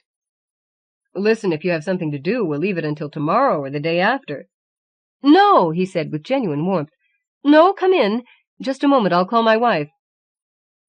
The furniture was in various styles, but the combination was not unpleasant. The only thing which clashed was the vicuña skin covering the couch, torn lengthwise as though with a knife, and almost split in two. Moreover, the legs of the couch opened too far outwards. I stroked the skin and left it as I heard Carrasito's voice. "This is Rani," he said. I looked at her, fascinated. Everything I can say would not be enough. I don't know. I don't think I've ever seen a more beautiful woman, more intense green eyes, a more perfect and delicate movement. I got up and shook her hands, never taking my eyes off hers. She barely lowered her eyelids and sat beside me on the couch, silent, smiling, with an easy feline grace. Making an effort, I looked away from her towards the window, but without ceasing to keep in my mind those legs which moved with the gentleness and energy of the waves. Outside, nothing stained the soft blue of the Buenos Aires sunset, save for a cloud which was just then changing color from copper to purple. An incongruous noise distracted me. Carrasito was drumming his fingers on the table at the speed of an express train. I looked at him, and he stopped. "Rani, your bath must be ready by now," he said. "Yes, dear," she replied sweetly, stretching her hand, closed and tight, over the vicuña skin. "Rani," insisted Carrasito. Tacit command, I thought to myself. He's jealous. He wants her to go. The woman got up and disappeared through a door. First she turned around and looked at me. "We could go for a drink in the bar," suggested Carrasito. This annoyed me, and I said to him, "Shame. It's nice here. I'd rather stay if you don't mind." He hesitated, but his warmth returned, as well as that pleading quality I had noticed before, that dog-like air. "All right," he said. "Perhaps that would be best after all. God knows what's best." He went to the sideboard and brought a bottle and 2 glasses. Before sitting down, he looked at his watch. Gomez Campbell is right, I said to myself. This man must bear his wife's whims with more naturalness than a bull. And at that moment the purring began. First slow, deep, and low, then more violent. It was a purr. But what a purr! I felt as though my head were in a beehive, and I couldn't have drunk 1 glassful. "It's nothing," said Carrasito solicitously. "It'll pass." The purring came from the inner bedrooms. It was followed by a loud outburst which made me leap to my feet. "What was that?" I yelled, going towards the door. "Nothing, nothing," he replied firmly, blocking my way. I didn't answer him. I pushed him away so violently that he fell to one side on the armchair. "Don't shout," he said stupidly, and then, "Don't be scared." I had already opened the door. At first I didn't see a thing. Then a sinuous shape approached me in the darkness. It was a tiger. A huge tiger, totally out of place, striped, fearful, and advancing. I pulled back. As though in a dream, I felt Carrasito take me by the arm. I pushed him again, this time forwards, reached the front door, opened it, and got into the lift. The tiger stopped in front of me. It had Rani's amethyst necklace around its shiny neck. I covered my eyes so as not to see its green eyes, and pressed the button. The tiger followed as I descended, bounding down the stairs. I went up again, and the tiger went up. I went down, and this time it got tired of the game. It snorted triumphantly, and went out into the street. I went back to the flat. "Why didn't you do as I said?" said Carrasito. "Now she's gone, you idiot!" He poured himself a glass of whiskey and drank it in one go. I did likewise. Carrasito leant his head on his arms and sobbed. "I'm a peaceful man," he hiccuped. "I married Rani, never dreaming that at night she turned into a tiger." He was apologizing. It was incredible, but he was apologizing. "You've no idea what it was like at first. When we lived in the suburbs," he began like anyone who shares a secret. "What do I care where you lived?" I shouted in exasperation. "We have to call the police, the zoo, the circus. You can't let a tiger loose in the street." "No, have no fear. My wife won't harm anyone. She sometimes frightens people a little. Don't complain," he added, now a little drunk. "I told you to come early. The worst thing is I don't know what to do. Last week I had to sell off some land very cheaply in order to pay the butcher." He drank down 2 or 3 glasses like an animal. "They say there is an Indian here in Buenos Aires, a magician. One of these days I'll go and see him. Perhaps he can do something." He stopped talking and continued sobbing quietly. I smoked for a long while. I imagined, what a nightmare, some of the habitual scenes of his life. Rani ruining the couch because she wasn't allowed to frolic. Rani devouring the raw meat at some time during the night, or weaving her long body in and out of the furniture. And Carrasito there, watching her. When would she sleep? "Bum-ba-rum-bum," said Carrasito, definitely drunk. He let his head fall to one side, inert like an object. Gradually his sobs were replaced by the sound of peaceful snoring. He had finally returned to the simple world of work, documents, files. There was a little bone under the armchair. I stayed until daylight. I must have slept too. At about 7 o'clock the bell rang. I opened the door. It was Rani. Her hair was uncombed, her clothes in a mess, her nails dirty. She seemed confused and ashamed. I turned my head away so as not to hurt her. I let her come in, went out, and left. Don Pedro was right. Each family is a world unto itself. Afterwards I moved to another neighborhood. Several months later. It's strange how things unfold, and we think of them as coincidences, in order not to despair. I met Gomez Campbell again, one night in a bar on Rivadavia, at about number 5000, opposite the square. I told him the story. Perhaps he thought I was mad. He changed the subject. We left, walking in silence through the square, and saw Carrasito with a huge dog. A large dog, true, but tame and calm, with an amethyst collar. I could swear it looked at me with its wide green eyes. Its owner hadn't seen us. "The Indian!" I exclaimed. "Poor Carrasito. It looks like his problem has been partly alleviated. Shall we go and see the couple?" "Don't," said Gomez Campbell, frightened and upset. "Don't greet him. I don't like these things. I'm a straight chap. The best thing with these people is not to become involved." In vain I told him that I considered as harmful the distance which is maintained between one man and another in Buenos Aires, and the displeasure at the peculiarities of others. In vain I advised him to be tolerant and understanding.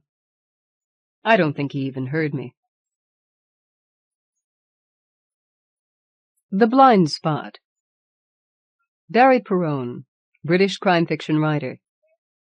He took the Raffles character, created at the turn of the century by W. W. Hornung, and wrote new short stories featuring this aristocratic crook. Other works include Arrest This Man, 1932, Enemy of Women, 1934, Ladies in Retreat, 1935, Girl at Zero, 1939, Blonde with Escort, 1940, and The Tilted Moon, 1949. Annixter loved the little man like a brother. He put an arm around the little man's shoulders, partly from affection and partly to prevent himself from falling. He had been drinking earnestly since 7 o'clock the previous evening. It was now nudging midnight, and things were a bit hazy. The lobby was full of the thump of hot music.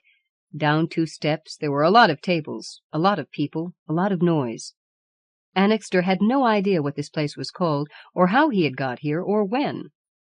He had been in so many places since 7 o'clock the previous evening. "In a nutshell," confided Annixter, leaning heavily on the little man, "a woman fetches you a kick in the face, or fate fetches you a kick in the face. Same thing, really. A woman and fate. So what? So you think it's the finish, and you go out and get plastered. You get good and plastered, said Annixter, and you brood. You sit there and you drink as you brood, and in the end you find you've brooded up just about the best idea you ever had in your life. That's the way it goes, said Annixter, and that's my philosophy. The harder you kick a playwright, the better he works. He gestured with such vehemence that he would have collapsed if the little man hadn't steadied him. The little man was poker-backed, his grip was firm. His mouth was firm, too. A straight line, almost colorless. He wore hexagonal, rimless spectacles, a black, hard felt hat, a neat pepper-and-salt suit. He looked pale and prim beside the flushed, rumpled Annixter. From her counter, the hat-check girl watched them indifferently. "Don't you think," the little man said to Annixter, "you ought to go home now? I've been honored you should tell me the scenario of your play, but—" "I had to tell someone," said Annixter, "or blow my top. Oh, boy, what a play, what a play! What a murder, eh? That climax!" The full, dazzling perfection of it struck him again.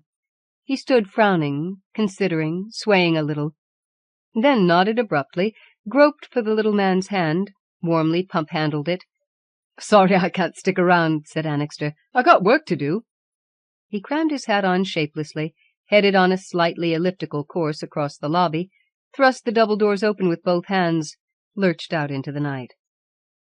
It was, to his inflamed imagination, full of lights, winking and tilting across the dark. "Sealed Room" by James Annixter. No, "Room Reserved" by James... No. "Blue Room." "Room Blue." "Room Blue" by James Annixter. He stepped, oblivious, off the curb, and a taxi, swinging in towards the place he had just left, skidded with suddenly locked, squealing wheels on the wet road. Something hit Annixter violently in the chest, and all the lights he had been seeing exploded in his face. Then there weren't any lights. "Mr. James Annixter, the playwright, was knocked down by a taxi late last night when leaving the Casa Havana. After hospital treatment for shock and superficial injuries, he returned to his home." The lobby of the Casa Havana was full of the thump of music. Down 2 steps there were a lot of tables, a lot of people, a lot of noise. The hat-check girl looked wonderingly at Annixter, at the plaster on his forehead, the black sling which supported his left arm. "My," said the hat-check girl, "I certainly didn't expect to see you again so soon." "You remember me, then?" said Annixter, smiling. "I ought to," said the hat-check girl. "You cost me a night's sleep. I heard those brakes squeal right after you went out the door that night, and there was a sort of a thud." She shuddered. "I kept hearing it all night long. I can still hear it now, a week after. Horrible." "You're sensitive," said Annixter. "I got too much imagination," the hat-check girl admitted. "For instance, I just knew it was you even before I run to the door and see you lying there. That man you was with was standing just outside. 'My heavens,' I says to him, 'it's your friend.'" "What did he say?" Annixter asked. "He says, 'He's not my friend. He's just someone I met.' Funny, eh?" Annixter moistened his lips. "How do you mean?" he said carefully. "Funny. I was just someone he'd met." "Yes, but—" "Man you been drinking with," said the hat-check girl, "killed before your eyes? Because he must have seen it. He went out right after you. You'd think he'd have been interested at least. But when the taxi driver started shouting for witnesses, it wasn't his fault. I looks around for that man, and he's gone." Annixter exchanged a glance with Ransom, his producer, who was with him. It was a slightly puzzled, slightly anxious glance. But he smiled then at the hat-check girl. "Not quite killed before his eyes," said Annixter. "Just shaken up a bit, that's all." There was no need to explain to her how curious, how eccentric, had been the effect of that shaking up upon his mind. "If you could have seen yourself lying there with the taxi's light shining on you—" "Ah, there's that imagination of yours," said Annixter. He hesitated for just an instant, then asked the question he had come to ask, the question which had assumed so profound an importance for him. He asked, "That man I was with, who was he?" The hat-check girl looked from one to the other. She shook her head. "I never saw him before," she said, "and I haven't seen him since." Annixter felt as though she had struck him in the face. He had hoped desperately for a different answer. He had counted on it. Ransom put a hand on his arm restrainingly. "Anyway," said Ransom, "as we're here, let's have a drink." They went down the 2 steps into the room where the band thumped. A waiter led them to a table, and Ransom gave him an order. "There was no point in pressing that girl," Ransom said to Annixter. "She doesn't know the man, and that's that. My advice to you, James, is don't worry. Get your mind onto something else. Give yourself a chance. After all, it's barely a week since—" "A week?" Annixter said. "Hell, look what I've done in that week. The whole of the first 2 acts, and the 3rd act right up to that crucial point. The climax of the whole thing. The solution. The scene that the play stands or falls on.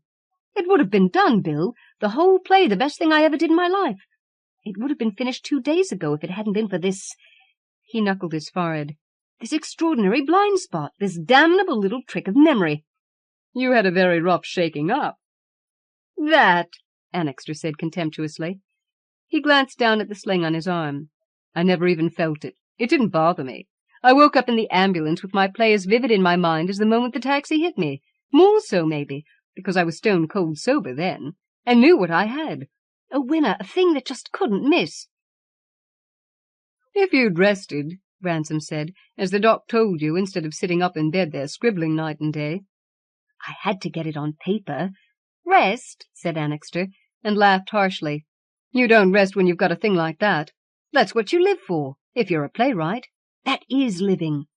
I've lived 8 whole lifetimes in those 8 characters during the past 5 days.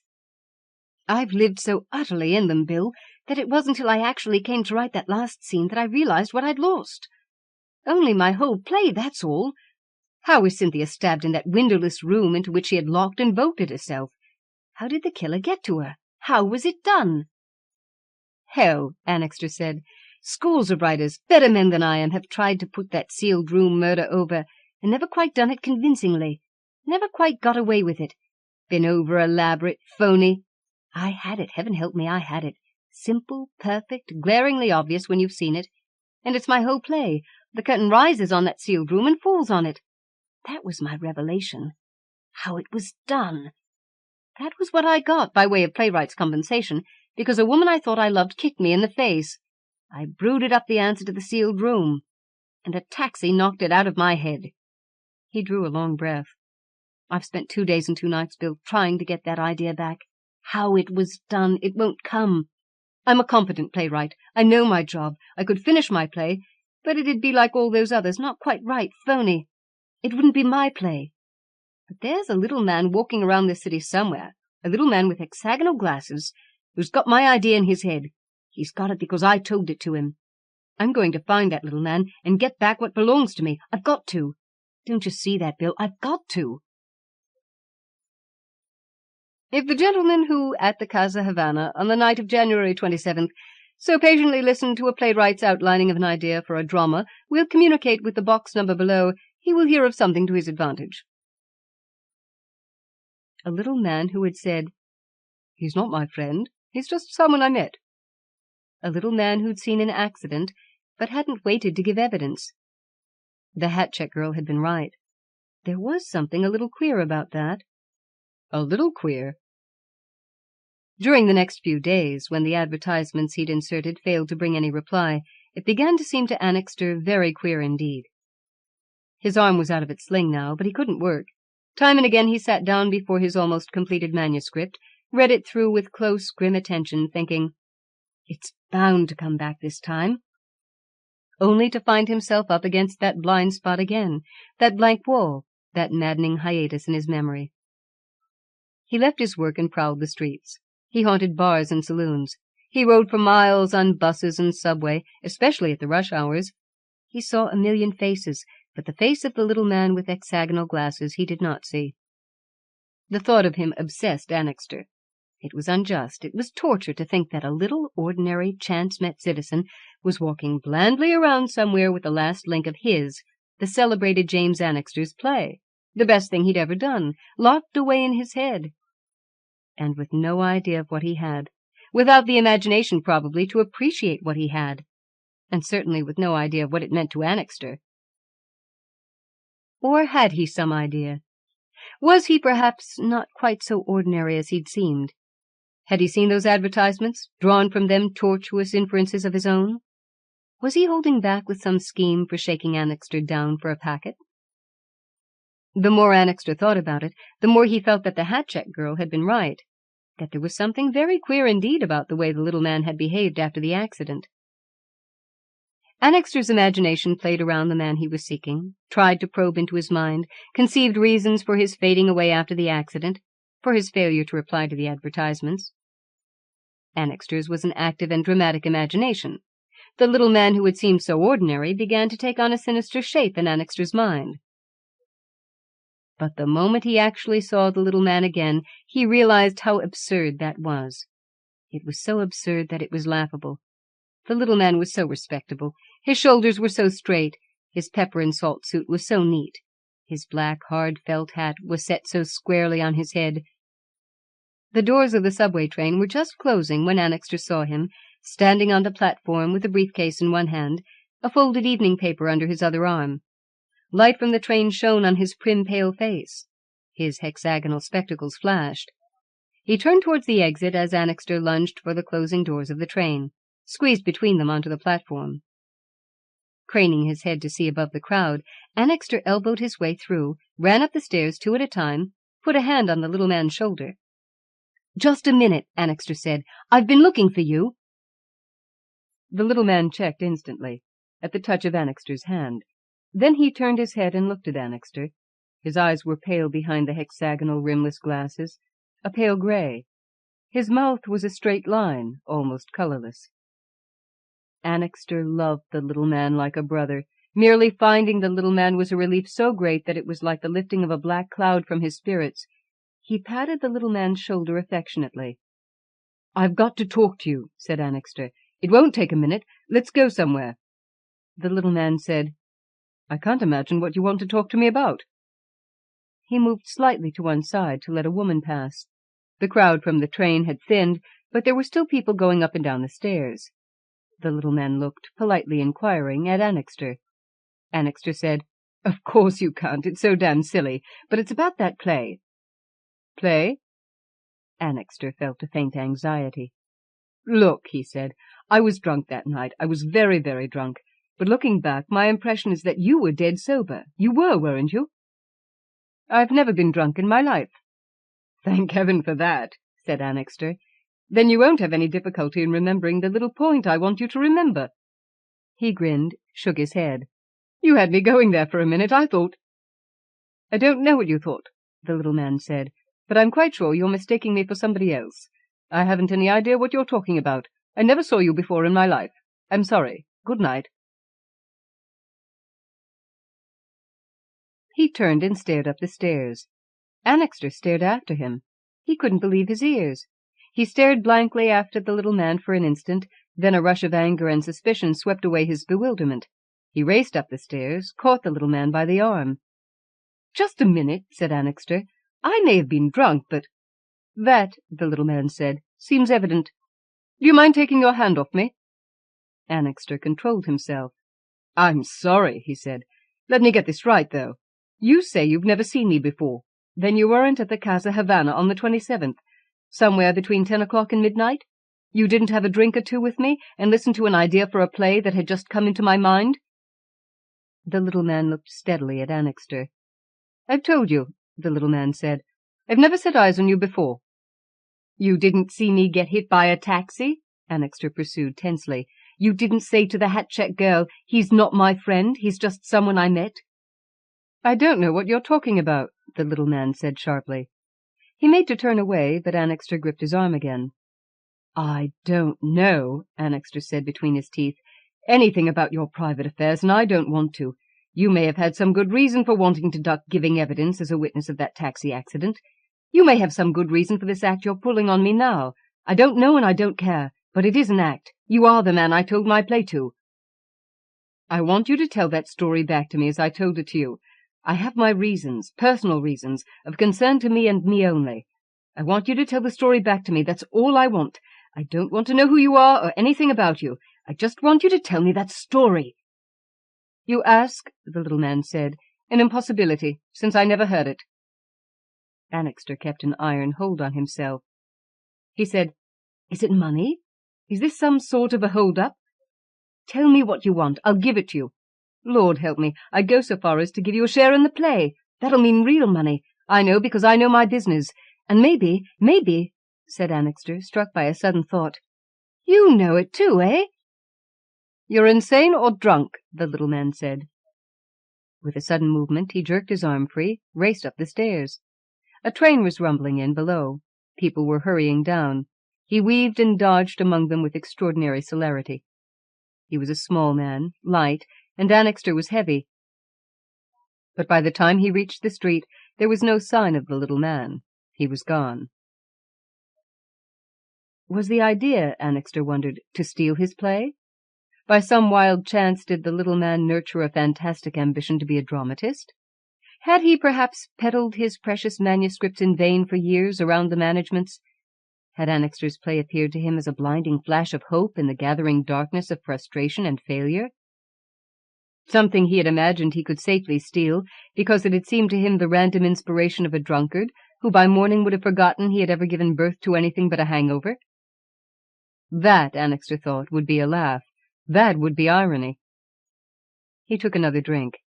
It was his 15th since the little man with the hexagonal glasses had given him the slip, and Annixter was beginning to reach the stage where he lost count of how many places he had had drinks in tonight. It was also the stage, though, where he was beginning to feel better, where his mind was beginning to work. He could imagine just how the little man must have felt as the quality of the play he was being told, with hiccups, gradually had dawned upon him. "This is mine," the little man would have thought. "I've got to have this. He's drunk, he's soused, he's bottled. He'll have forgotten every word of it by the morning. Go on, mister, keep talking." That was a laugh, too, the idea that Annixter would have forgotten his play by the morning. Other things Annixter forgot, unimportant things, but never in his life had he forgotten the minutest detail that was to his purpose as a playwright. Never. Except once, because a taxi had knocked him down. Annixter took another drink. He needed it. He was on his own now. There wasn't any little man with hexagonal glasses to fill in that blind spot for him. The little man was gone. He was gone as though he'd never been. To hell with him. Annixter had to fill in that blind spot himself. He had to do it, somehow. He had another drink. He had quite a lot more drinks. The bar was crowded and noisy, but he didn't notice the noise, till someone came up and slapped him on the shoulder. It was Ransom. Annixter stood up, leaning with his knuckles on the table. "Look, Bill," Annixter said, "how about this? Man forgets an idea, see? He wants to get it back. Gotta get it back. Idea comes from inside, works outwards, right? So he starts on the outside, works back inward. How's that?" He swayed, peering at Ransom. "Better have a little drink," said Ransom. "I'd need to think that out." "I," said Annixter, "have thought it out." He crammed his hat shapelessly onto his head. "Be seeing you, Bill. I got work to do." He started on a slightly tacking course for the door, and his apartment. It was Joseph, his man, who opened the door of his apartment to him some 20 minutes later. Joseph opened the door while Annixter's latchkey was still describing vexed circles around the lock. "Good evening, sir," said Joseph. Annixter stared at him. "I didn't tell you to stay in tonight."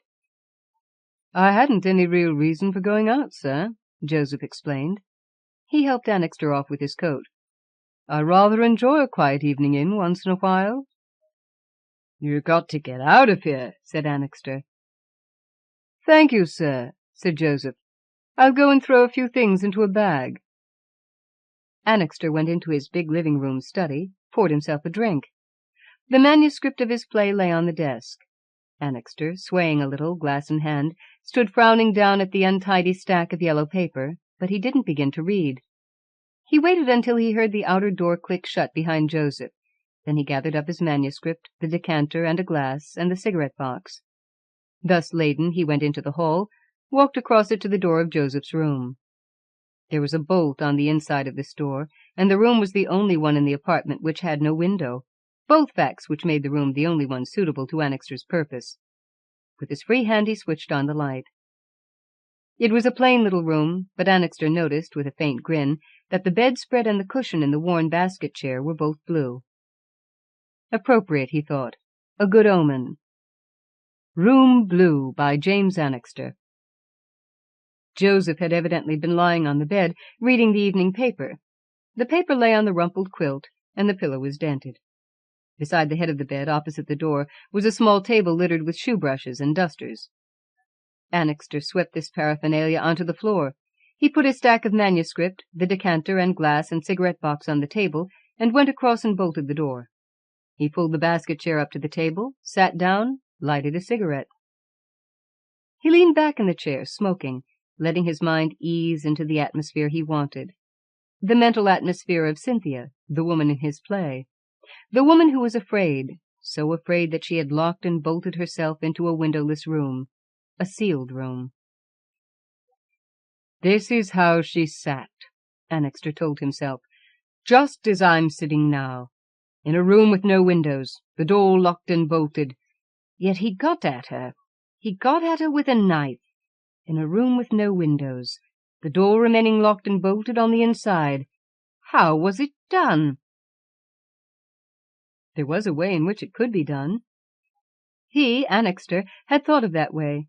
He had conceived it, invented it, and forgotten it. His idea had produced the circumstances. Now, deliberately, he had reproduced the circumstances that he might think back to the idea. He had put his person in the position of the victim, that his mind might grapple with the problem of the murderer. It was very quiet. Not a sound in the room, the whole apartment. For a long time Annixter sat unmoving. He sat unmoving until the intensity of his concentration began to waver. Then he relaxed. He pressed the palms of his hands to his forehead for a moment, then reached for the decanter. He splashed himself a strong drink. He had almost recovered what he sought. He had felt it close, had been on the very verge of it. "Easy," he warned himself. "Take it easy. Rest, relax. Try again in a minute." He looked around for something to divert his mind, picked up the paper from Joseph's bed. At the first words that caught his eye, his heart stopped. The woman, in whose body were found 3 knife wounds, any of which might have been fatal, was in a windowless room, the only door to which was locked and bolted on the inside. These elaborate precautions appear to have been habitual with her, and no doubt she went in continual fear of her life, as the police know her to have been a persistent and pitiless blackmailer. Apart from the unique problem set by the circumstance of the sealed room, is the problem of how the crime could have gone undiscovered for so long a period, the doctor's estimate from the condition of the body as some 12 to 14 days. 12 to 14 days. Annixter read back over the remainder of the story, then let the paper fall to the floor. The pulse was heavy in his head. His face was gray. 12 to 14 days? He could put it closer than that. It was exactly 13 nights ago that he had sat in the Casa Havana and told a little man with hexagonal glasses how to kill a woman in a sealed room. Annixter sat very still for a minute. Then he poured himself a drink. It was a big one, and he needed it. He felt a strange sense of wonder, of awe. They had been in the same boat, he and the little man, 13 nights ago. They had both been kicked in the face by a woman. One, as a result, had conceived a murder play. The other had made the play reality. "And I actually tonight offered him a share," Annixter thought. "I talked about real money." That was a laugh. All the money in the universe wouldn't have made that little man admit that he had seen Annixter before, that Annixter had told him the plot of a play about how to kill a woman in a sealed room. Why, he, Annixter, was the one person in the world who could denounce that little man, even if he couldn't tell them, because he had forgotten just how he had told the little man the murder was to be committed. He could still put the police on the little man's track. He could describe him so that they could trace him, and once on his track the police would ferret out links, almost inevitably, with the dead woman. A queer thought, that he, Annixter, was probably the only menace, the only danger to the little prim, pale man with the hexagonal spectacles. The only menace, as of course the little man must know very well. He must have been very frightened when he had read that the playwright, who had been knocked down outside the Casa Havana, had only received superficial injuries. He must have been still more frightened when Annixter's advertisements had begun to appear. What must he have felt tonight when Annixter's hand had fallen on his shoulder? A curious idea occurred now to Annixter. It was from tonight, precisely from tonight, that he was a danger to that little man. He was, because of the inferences the little man must infallibly draw. A deadly danger, as from the moment the discovery of the murder in the sealed room was published. That discovery had been published tonight, and the little man had had a paper under his arm. Annixter's was a lively and resourceful imagination. It was, of course, just in the cards that, when he'd lost the little man's trail at the subway station, the little man might have turned back, picked up his, Annixter's trail. And Annixter had sent Joseph out. He was, it dawned slowly upon Annixter, alone in the apartment, alone in a windowless room, with the door locked and bolted on the inside, at his back. Annixter felt a sudden, icy and wild panic. He half rose, but it was too late. It was too late because at that moment the knife slid, thin and keen and delicate, into his back, fatally between the ribs. Annixter's head bowed slowly forward until his cheek rested on the manuscript of his play. He made only one sound, a queer sound, indistinct, yet identifiable as a kind of laughter. The fact was, Annixter had just remembered.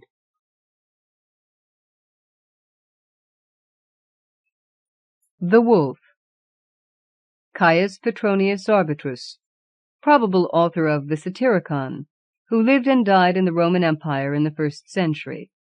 The only information about this author has come down via the writings of Tacitus, Annals, Book 16, chapters 17, 18, 19. He is the putative author of a major work of fiction, the Satyricon, of which only a few prose and verse fragments have survived.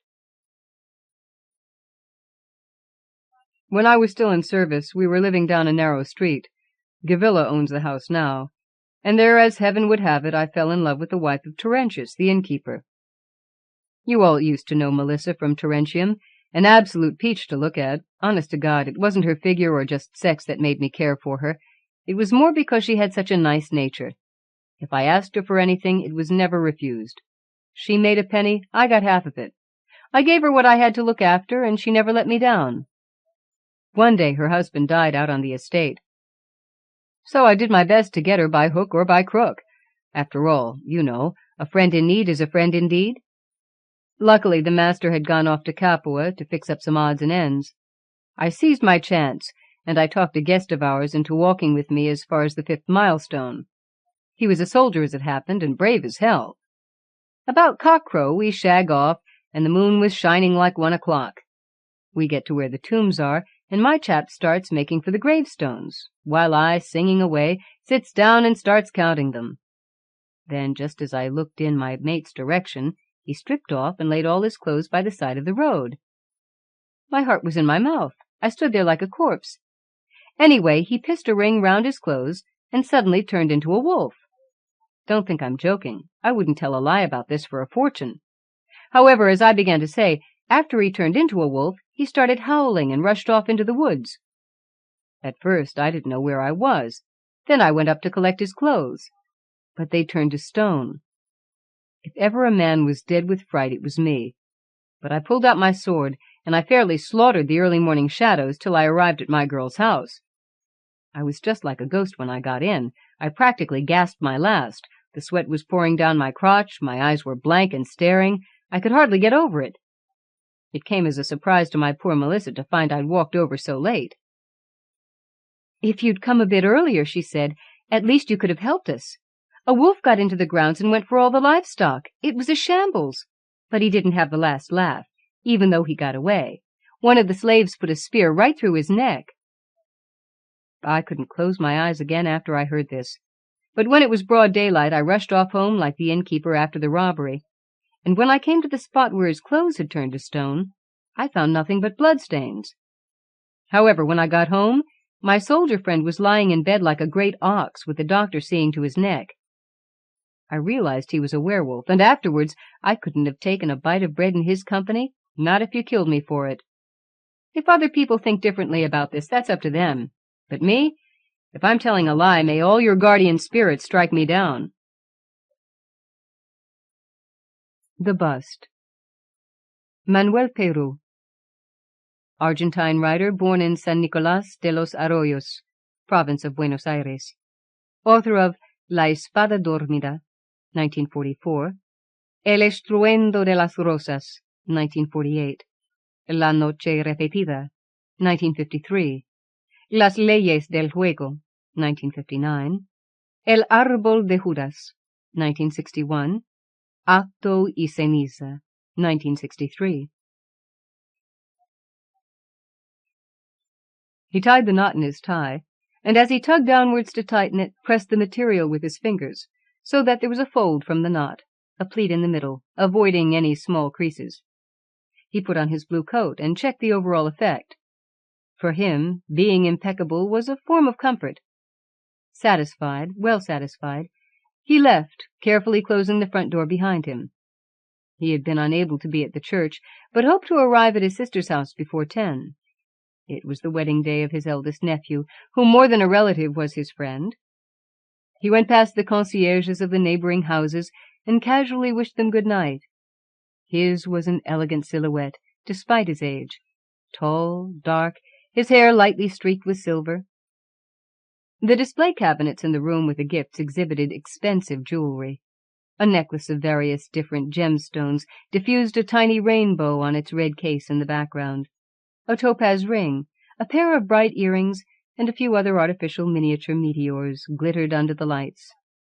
He checked whether the brooch he had chosen for his brand-new niece and the diamond cufflinks for the groom had pride of place. Satisfied, he went forth in search of the new couple. "Don't tell me it isn't odd," his nephew suddenly said, taking him by surprise. He had been in the same room and not noticed his presence. "I don't know what you're talking about," he replied, stopping in his tracks. "The bust, or whatever it is." He followed the youth's gaze, and then approached, frowning. His instinct had taught him to disdain the habit displayed by those who live in the capital of laughing at what they don't understand. "Yes, it's peculiar, but it's not bad. It's got something of Blumpel about it." His nephew didn't answer. He took a few steps towards it, walked around the pedestal which supported the bust, and said, "I think it looks worst seen from the front." "From the front? Which is the front?" He stopped and frowned. "I don't think it has a front. In any case, I don't think it's right that you should attribute to the author an intention he was probably far from having." "I don't know, uncle, but I think it's an intrusion, a dark presence in a place which is full of light things." "Fantasies, son, fantasies. You've always been very imaginative, and you always forget the most important thing. For instance, who gave it to you?" "Here's the card. I've not heard the name before." His uncle took the card and studied it carefully. He turned it over and then looked at the front again, with his usual frown, as though he could make out fingerprints or any other trace simply by looking at it. "Perhaps it's an old classmate you've forgotten about?" he suggested, handing back the tiny rectangular card. "No, I've checked the list I made before sending the invitations. The name isn't on it." His uncle went up to the bust and looked at it close to. "Haven't you seen this little bronze plaque?" he asked. "Perhaps you didn't see it because it was covered in dust. Look, it says, 'The Man of this Century.'" "So it does," the young man replied. "I hadn't noticed it. But which century does it refer to? And whichever it is, I don't like it. I can't explain, but I don't like it. I'd like to chuck it out." Eduardo Ademar looked at him calmly. He felt his abundant, unvarying tenderness rising. He had always liked to be the arbiter of his relatives' decisions. "I don't think you should do that," he said. "In any case," he added, suddenly inspired, "you could take advantage of the opportunity to do something original. And while you're at it, Take advantage of the gift, too." His excitement encouraged his nephew. "Yes, but I don't know how. It's a perfectly useless article." "That's just it," replied Eduardo Adhemar. "Because it's useless, it's good for a present." His nephew was shocked by the bust. He didn't think it would go down very well if he gave it to anybody. "It's a form of provocation," he said, "and people have already seen it here." Adhemar was a pleasant and educated dilettante. He would discourse superficially on anything, and took pleasure in it. He looked at his nephew with an ironic frown. "Why do you insist on seeing this bust from an aesthetic point of view?" he asked.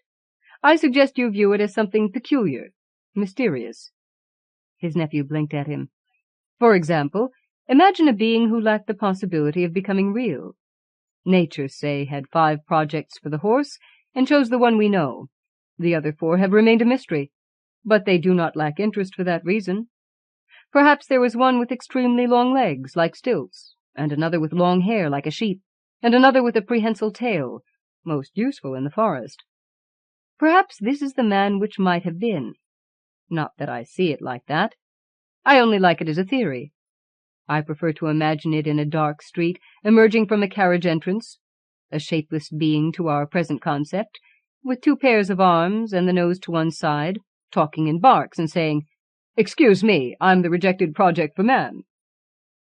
You would reply, 'I see your kind at the club every night.'" "Don't talk nonsense," replied Adhemar, who was very sensible when other people became imaginative. "I prefer the idea of the gift," said his nephew. "But for whom? Most of my friends are here, and even if they haven't seen it, they soon will." Eduardo Adhemar remembered. "I know. Send it to Olegario. He isn't here. He went to his farm yesterday and is getting married in a fortnight." When Eduardo Adhemar arrived a fortnight later at Olegario M. Banfield's house, he had already forgotten the matter. Perhaps that's why, probably for no other reason, he got a fright when he came face to face with the bust when going from one room to another, having checked to his satisfaction that the presents received by the couple were not as expensive as those received by his niece and nephew. The bust was in a corner of the room, and yet seemed to be the center of the lighting and decor. Adhemar greeted 2 or 3 people and left. A month later, when it was already summer, he went to another reception. The company chairman's son was getting married. He felt a bit uncomfortable in the banking and stock exchange environment. He knew that the chairman, a very deserving man, hard-working but with no background, boasted about being his friend, and that the owner of the house was going to introduce him enthusiastically to a number of rich bourgeois women. But the tyranny of business conventions didn't allow him to think up any excuses.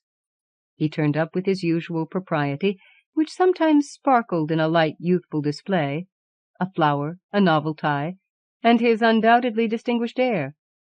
He greeted the hosts and the bride and groom, and then, allowing no time for the introductions which were already pouring forth from the chairman's wife, expressed with almost childish impatience his desire to see the presents. They climbed up a stairway bordered with baskets of flowers to the first floor. The bust was in the center of the large room, under the crystal chandelier. During the summer and later in the autumn, Eduardo Adhemar attended 2 or 3 more weddings. At all of them he came across the bust. He spaced out his social commitments and restricted himself to going to the club in the afternoon and sometimes at night. One unsettled night at the beginning of winter, he was comfortably installed drinking his whiskey and reading the paper, when a conversation behind him made him sit up and listen. 2 members were talking excitedly. Judging by the few words he was able to make out, he realized they were talking about the bust. Luckily, they had time to... The sentence was unfinished because a waiter went by rattling a tray of glasses. What had to be done in time, wondered Adhemar. A trace of humor, an incident arising in a moment of joviality on his nephew's wedding day, seemed to have had unforeseeable consequences. He had set something in motion, a habit, a fashion, a force. He didn't know what, but decided to find out. Unfortunately, he wasn't on speaking terms with either of the gentlemen. They had fallen out on the day of the renewal of the board. He decided to be alert during the next few days in case he heard other allusions to the bust. One afternoon he got to the lounge just at the end of a conversation amongst several friends. He thought he understood that someone had held that there existed several busts. But that idea was triumphantly refuted by Pedrito de Ferrari Marenco, the young lawyer and politician who was fast becoming one of the new names in the traditional party. It was a single bust, which everyone nervously got rid of as soon as they received it. Adhemar, in a sort of dizzy state, kept quiet. From then on he started feeling deeply worried. The reasons for his disquiet did not respond to an egotistic feeling. He understood. Sitting in his usual armchair in the club, he analyzed his situation in detail, that a generous impulse, although still hidden, was increasingly and silently taking over. He started to think constantly about his nephew, his happiness, his profession, aspects of his married life. The couple had not yet returned from a long trip to Europe, and Adhemar suffered real anxiety during the weeks prior to their return. When they finally arrived, he had to restrain himself for a few days. One afternoon he invited the young man to have a whiskey at the club. After talking about trivia related to the trip, he carefully explored the topics which interested him. Everything was fine. His nephew and his wife were happy. They had plenty of money, and his profession as an engineer was the young man's fulfilled vocation. Adhemar smiled imperceptibly, satisfied like a conspirator. But 2 or 3 days later he noted with alarm that he began to be interested in the fate of Olegario Banfield, the friend to whom his nephew had given the bust. The problem was rather more difficult, because his friendship with Banfield was limited, and there weren't many excuses to see him. He started, nonetheless, to visit friends they had in common in order to obtain details. He invented innumerable subterfuges and excuses to find out everything about the life of young Olegario and his wife. He achieved his aim, of course, and was satisfied once again. The next few investigations turned out to be more complicated, because as he went on he came across people virtually unknown to him. He therefore resorted to a private investigation agency. At first he found it difficult to overcome Inspector Molina's professional distrust. The latter, an experienced man, naturally thought of affairs of the heart. It is normal for a gentleman of means to have an expensive liaison and to yearn for relative faithfulness. It is also normal for him to try to obtain proof of that faithfulness, but when the investigation had to extend to 10 or 15 newly created households, the inspector finally accepted the reasons put forward by Adhemar. All the work, the gentleman explained, was to be done with a view to creating a file. A large credit company, whose identity had to be kept secret for the time being, was preparing an enormous moral and financial register of the country. Adhemar noticed a hint of irony in the inspector on 2 or 3 occasions, but since the man carried out his work conscientiously, he immediately forgot about that. The inspector, for his part, received a considerable monthly installment for his activities, so he soon abandoned all considerations irrelevant to his routine work and cooperated most efficiently. After some time, Adhemar realized it was impossible to get a picture of somebody's life, starting from possession of the bust, without knowing about their previous life. Only by comparison could he get a precise picture. This spread infinitely complicated the investigations. In order to assist the inspector, Adhemar himself decided to take action. For days and nights he held interviews, requested reports, followed unknown people along the street for long periods. After a few months, one misty night when he was wandering around the Recoleta district, he got a fright. A slight form, almost a shadow, half seen as he turned his face, made him suspect that he also was being followed. The blood throbbed at his temples. A feeling of horror was about to paralyze him. He managed to quicken his step, turned 2 or 3 corners unexpectedly, or what he thought was unexpectedly, and finally reached his house. A few hours later he had calmed down. He had pried into the lives of others. Did he have the right to prevent somebody spying on him? But he didn't think any more about it because he was very tired. His physical state and his energy had flagged over the past few weeks. For a month he continued his work, always with a feeling of being closely observed, until an upset stomach and a slight stitch in his left side forced him to go and visit the doctor. It was nothing to worry about, the latter explained. A diet, reduced alcohol intake, a series of injections, and he would be as good as new. He returned to his flat in Calle Arenales and got into bed. The following day was his birthday, and he wanted to be well enough to receive his friends. But when he woke up, he realized that his gathering was doomed. A sharp pain, rheumatism, or whatever it was, made all movement impossible. His slight discomfort had turned into lumbago. He spent the day in bed. His manservant let in 2 or 3 friends who came to wish him well. A few presents also arrived. At 9 o'clock that night he left, having asked permission to go to the cinema. Adhemar suggested that he leave the door ajar in case any more friends turned up.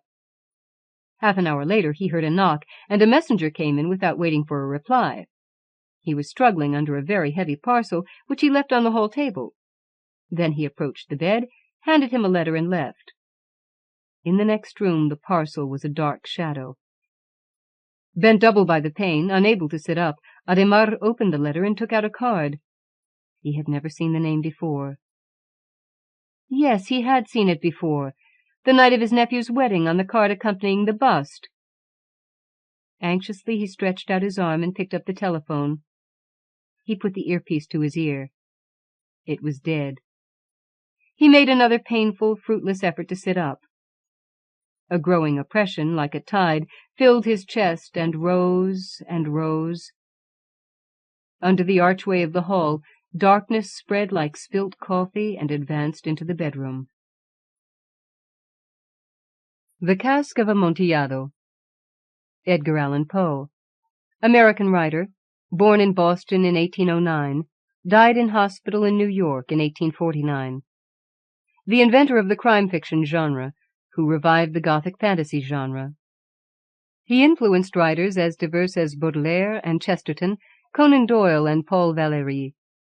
His works include The Narrative of Arthur Gordon Pym, 1838, Tales of the Grotesque and the Arabesque, 1839, Tales, 1845, The Raven and Other Poems, 1845, Eureka, 1848. His works have been reproduced in almost all the other media. Rome. The 1,000 injuries of Fortunato I had borne as best I could, but when he ventured upon insult, I vowed revenge. You, who so well know the nature of my soul, will not suppose, however, that I gave utterance to a threat. At length I would be avenged. This was a point definitively settled, but the very definitiveness with which it was resolved precluded the idea of risk. I must not only punish, but punish with impunity. A wrong is unredressed when retribution overtakes its redresser. It is equally unredressed when the avenger fails to make himself felt as such to him who has done the wrong. It must be understood that neither by word nor deed had I given Fortunato cause to doubt my good will. I continued, as was my wont, to smile in his face, and he did not perceive that my smile now was at the thought of his immolation. He had a weak point, this Fortunato, although in other regards he was a man to be respected and even feared. He prided himself on his connoisseurship in wine. Few Italians have the true virtuoso spirit. For the most part their enthusiasm is adopted to suit the time and opportunity, to practice imposture upon the British and Austrian millionaires. In painting and gemmery, Fortunato, like his countrymen, was a quack. But in the matter of old wines he was sincere. In this respect I did not differ from him materially. I was skillful in the Italian vintages myself, and bought largely whenever I could. It was about dusk, one evening, during the supreme madness of the carnival season, that I encountered my friend. He accosted me with excessive warmth, for he had been drinking much. The man wore motley. He had on a tight-fitting party-striped dress, and his head was surmounted by the conical cap and bells. I was so pleased to see him that I thought I should never have done wringing his hand. I said to him, "My dear Fortunato, you are luckily met. How remarkably well you are looking today. But I have received a pipe of what passes for Amontillado, and I have my doubts." "How?" said he. "Amontillado? A pipe? Impossible! And in the middle of the carnival?" "I have my doubts," I replied, "and I was silly enough to pay the full Amontillado price without consulting you in the matter. You were not to be found, and I was fearful of losing a bargain." "Amontillado!" "I have my doubts." "Amontillado! And I must satisfy them." "Amontillado!" "As you are engaged, I am on my way to Lucchesi. If anyone has a critical turn, it is he. He will tell me." Lucchesi cannot tell Amontillado from sherry, and yet some fools will have it that his taste is a match for your own. Come, let us go. Whither? To your vaults. My friend, no, I will not impose upon your good nature. I perceive you have an engagement, Lucchesi. I have no engagement, come. My friend, no, it is not the engagement, but the severe cold with which I perceive you are afflicted. The vaults are insufferably damp. They are encrusted with nitre. Let us go, nevertheless. The cold is merely nothing. Amontillado, you have been imposed upon. And as for Lucchesi, he cannot distinguish sherry from Amontillado. Thus speaking, Fortunato possessed himself of my arm. Putting on a mask of black silk, and drawing a roquelaure closely about my person, I suffered him to hurry me to my palazzo. There were no attendants at home. They had absconded to make merry in honor of the time. I had told them that I should not return until the morning, and had given them explicit orders not to stir from the house. These orders were sufficient, I well knew, to ensure their immediate disappearance, one and all, as soon as my back was turned. I took from their sources 2 flambeaux, and giving one to Fortunato, bowed him through several suites of rooms to the archway that led into the vaults. I passed down a long and winding staircase, requesting him to be cautious as he followed. We came at length to the foot of the descent, and stood together on the damp ground of the catacombs of the Montresors. The gait of my friend was unsteady, and the bells upon his cap jingled as he strode. "The pipe," said he. "It is farther on," said I. "But observe the white web-work which gleams from these cavern walls." He turned towards me, and looked into my eyes with 2 filmy orbs that distilled the rheum of intoxication. "Nitre?" he asked at length. "Nitre," I replied. "How long have you had that cough?"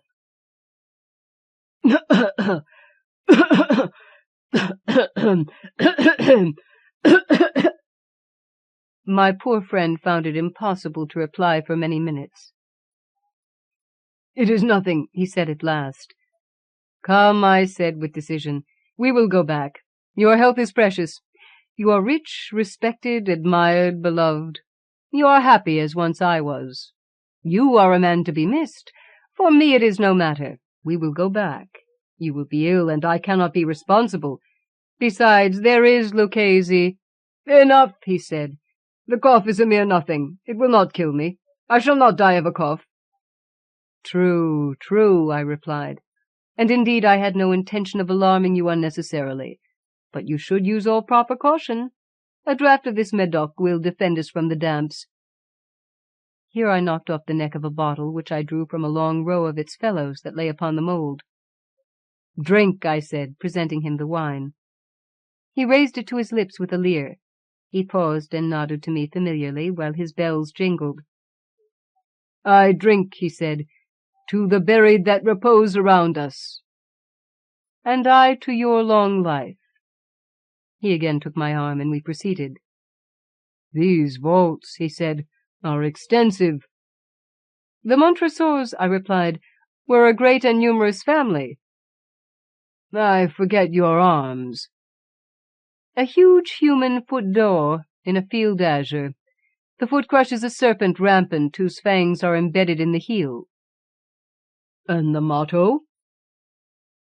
"Nemo me impune lacessit." "Good," he said. The wine sparkled in his eyes, and the bells jingled.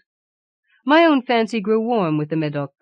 We had passed through walls of piled bones, with casks and puncheons intermingling, into the inmost recesses of the catacombs.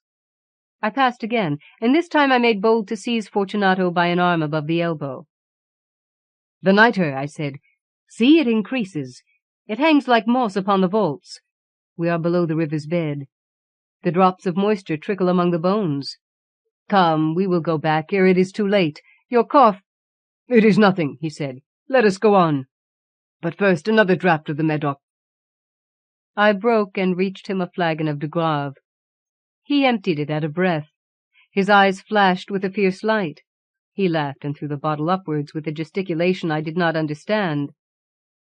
I looked at him in surprise. He repeated the movement, a grotesque one. "You do not comprehend?" he said. "Not I replied. "Then you are not of the Brotherhood." "How?"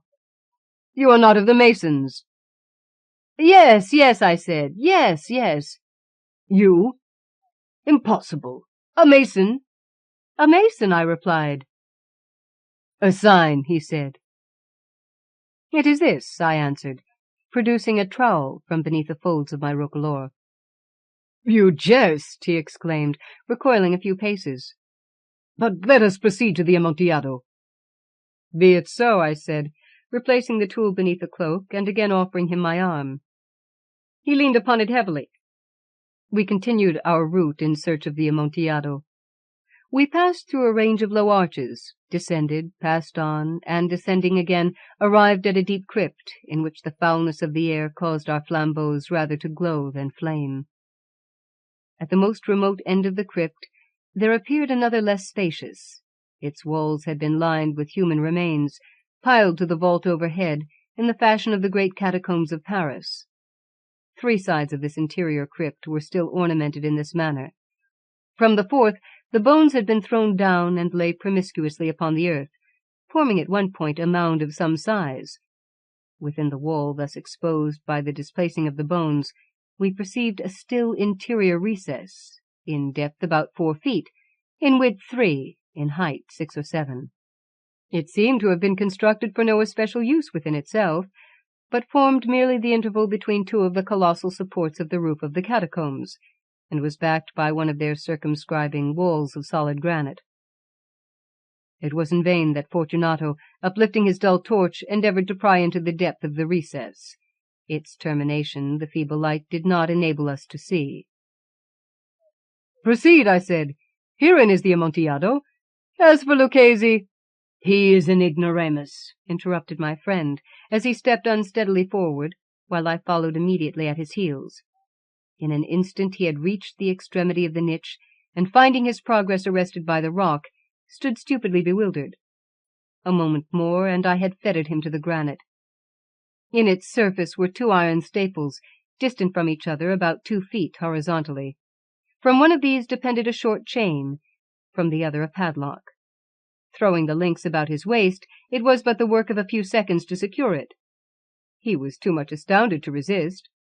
Withdrawing the key, I stepped back from the recess.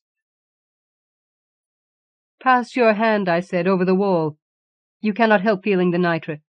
Indeed, it is very damp. Once more, let me implore you to return. No? Then I must positively leave you, but I must first render you all the little attentions in my power." "The Amontillado!" ejaculated my friend, not yet recovered from his astonishment. "True," I replied, "the Amontillado." As I said these words, I busied myself among the pile of bones of which I have before spoken. Throwing them aside, I soon uncovered a quantity of building stone and mortar. With these materials, and with the aid of my trowel, I began vigorously to wall up the entrance of the niche. I had scarcely laid the first tier of the masonry, when I discovered that the intoxication of Fortunato had in a great measure worn off. The earliest indication I had of this was a low moaning cry from the depth of the recess. It was not the cry of a drunken man. There was then a long and obstinate silence. I laid the 2nd tier, and the 3rd, and the 4th, and then I heard the furious vibrations of the chain. The noise lasted for several minutes, during which, that I might hearken to it with the more satisfaction, I ceased my labours and sat down upon the bones. When at last the clanking subsided, I resumed the trowel, and finished without interruption the 5th, the 6th, and the 7th tier. The wall was now nearly upon a level with my breast.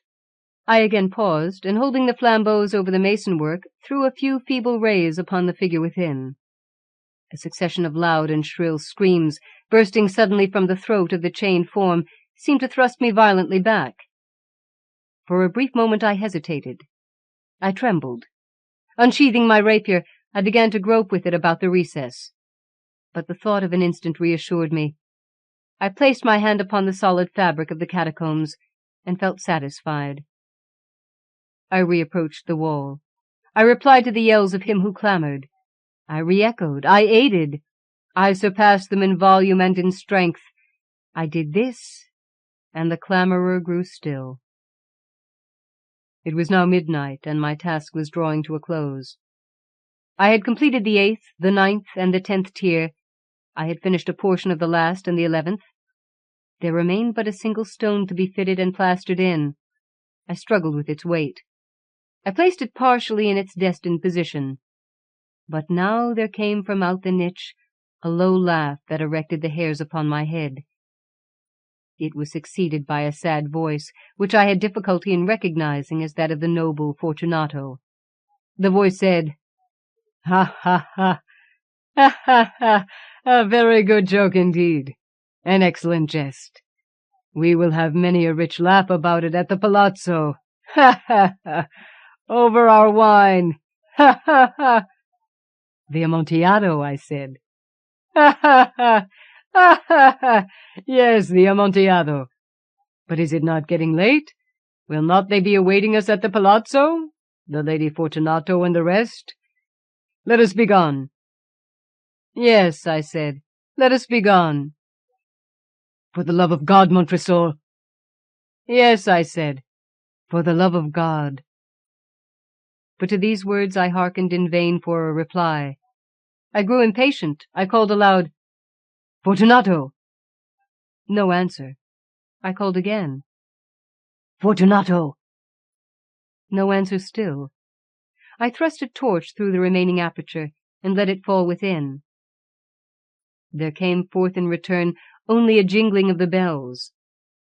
My heart grew sick, on account of the dampness of the catacombs. I hastened to make an end of my labor. I forced the last stone into its position.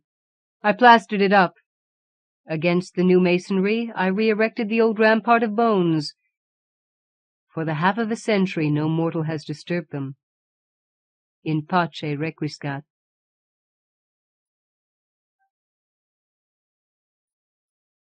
The Tiger of Chao-Ch'Eng. Sung-Ling was the author of a huge collection of tales and legends, as familiar in China as the Arabian Nights. Biographical details are scanty, but we know that in 1651 he was a graduate of 10 years' standing. His great work has been translated as Strange Stories from a Chinese Studio, or Lao Tse. At Chao-Ch'Eng there lived an old woman, more than 70 years of age, who had an only son. One day he went up to the hills and was eaten by a tiger, at which his mother was so overwhelmed with grief that she hardly wished to live. With tears and lamentations she ran and told her story to the magistrate of the place, who laughed and asked her how she thought the law could be brought to bear on a tiger. But the old woman would not be comforted, and at length the magistrate lost his temper and bade her begone. Of this, however, she took no notice, and then the magistrate, in compassion for her great age and unwilling to resort to extremities, promised her that he would have the tiger arrested.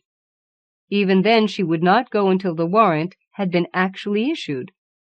So the magistrate, at a loss what to do, asked his attendants which of them would undertake the job. Upon this, one of them, Li Neng, who happened to be gloriously drunk, stepped forward and said that he would. Whereupon the warrant was immediately issued, and the old woman went away.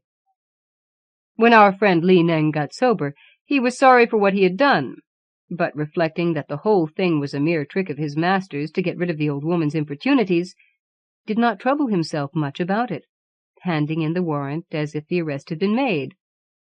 "Not so," cried the magistrate. "You said you could do this, and now I shall not let you off." Li Neng was at his wit's end, and begged that he might be allowed to impress the hunters of the district. This was conceded. So, collecting together these men, he proceeded to spend day and night among the hills in the hope of catching a tiger, and thus making a show of having fulfilled his duty. A month passed away, during which he received several hundred blows with the bamboo, and at length, in despair, he betook himself to the Cheng Huang Temple in the eastern suburb, where, falling on his knees, he prayed and wept by turns. By and by a tiger walked in, and Li Neng, in a great fright, thought he was going to be eaten alive. But the tiger took no notice of anything, remaining seated in the doorway. Li Neng then addressed the animal as follows. "O tiger, If thou didst slay that old woman's son, suffer me to bind thee with this cord," and drawing a rope from his pocket, threw it over the animal's neck. The tiger drooped its ears, and allowing itself to be bound, followed Li Neng to the magistrate's office. The latter then asked it, saying, "Did you eat the old woman's son?" To which the tiger replied by nodding its head. Whereupon the magistrate rejoined, "That murderers should suffer death has ever been the law. Besides, this old woman had but one son, and by killing him you took from her the sole support of her declining years.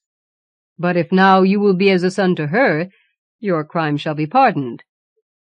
The tiger again nodded assent, and accordingly the magistrate gave orders that he should be released, at which the old woman was highly incensed, thinking that the tiger ought to have paid with its life for the destruction of her son. Next morning, however, when she opened the door of her cottage, there lay a dead deer before it, and the old woman, by selling the flesh and skin, was able to purchase food. From that day this became a common event, and sometimes the tiger would even bring her money and valuables, so that she became quite rich, and was much better cared for than she had been even by her own son. Consequently, she became very well disposed to the tiger, which often came and slept in the veranda, remaining for a whole day at a time, and giving no cause of fear either to man or beast. In a few years the old woman died, upon which the tiger walked in and roared its lamentations in the hall. However, with all the money she had saved, she was able to have a splendid funeral, and while her relatives were standing round the grave, out rushed a tiger and sent them all running away in fear. But the tiger merely went up to the mound, and after roaring like a thunder peal, disappeared again. Then the people of that place built a shrine in honor of the faithful tiger, and it remains there to this day. How we arrived at the island of Toulouse. François Rabelais, French satirical writer. Born in Chinon about 1494, died in Paris in 1553. He was a cleric who practiced medicine in various cities in southern France. He traveled extensively throughout France and Italy, most famous for Pantagruel and Gargantua, 1532 to 1564. He also published Topographiae Antiquae Romae Epistola, 1534, Supplicatio pro Apostasia, 1535, and La Sciomachia, 1549. We ballasted our stomachs well, and sailed on, the wind at our stern. With our main mizzen aloft, we reached Toul Island in less than 2 days. It was deserted land, with a vast number of trees bearing hoes, mattocks, pickaxes, scythes, sickles, spades, trowels, hatchets, pruning bills, saws, shears, adzes, scissors, pincers, shovels, augers, and wimbles. Others bore daggers, poniards, dirks, knives, scimitars, broad blades, cutlasses, rippers, knives, and arrows. Did you wish a tool or weapon, you had but to shake the tree. It fell at your feet like a plum. What is more, it fell snugly to earth, to meet a hollow stalk of scabbard grass, which enclosed it like a sheath. You had to take care it did not land on your head, on your foot, or on any other part of your body, since, to be sheathed properly, it fell point downward. It might thus seriously wound anyone who was not spry. Below another kind of tree, I don't know its name, I saw various species of tall grasses that looked like pike staves, lance hilts, spear shafts, halberd shafts, partisan hafts, handles, and stakes. These grew all the way up to the trees, where heads, steels, points, helves, blades, and hafts met, the trees furnishing the appropriate blade for each wooden utensil, as carefully as fond mothers provide coats for infants ere they grow out of swaddling clothes.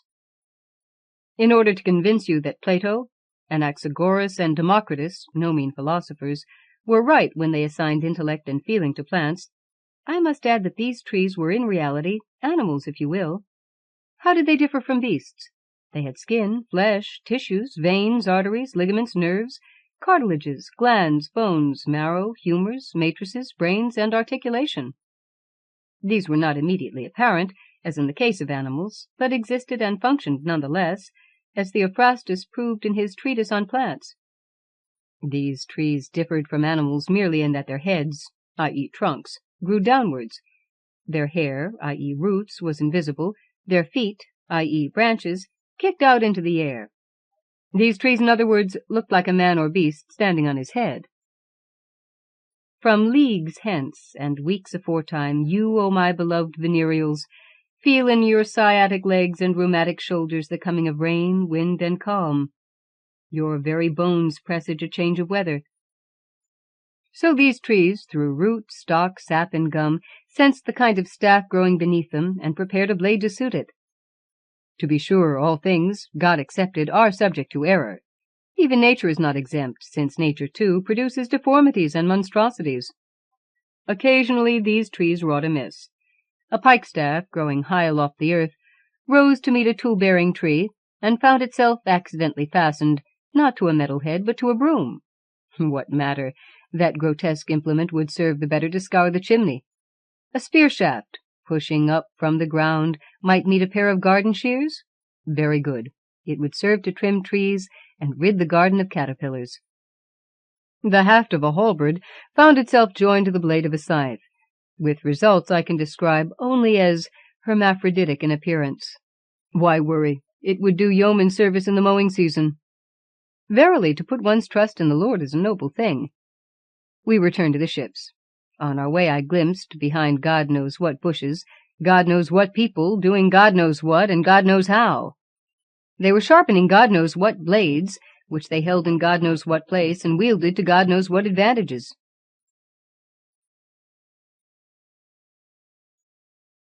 The Music on the Hill.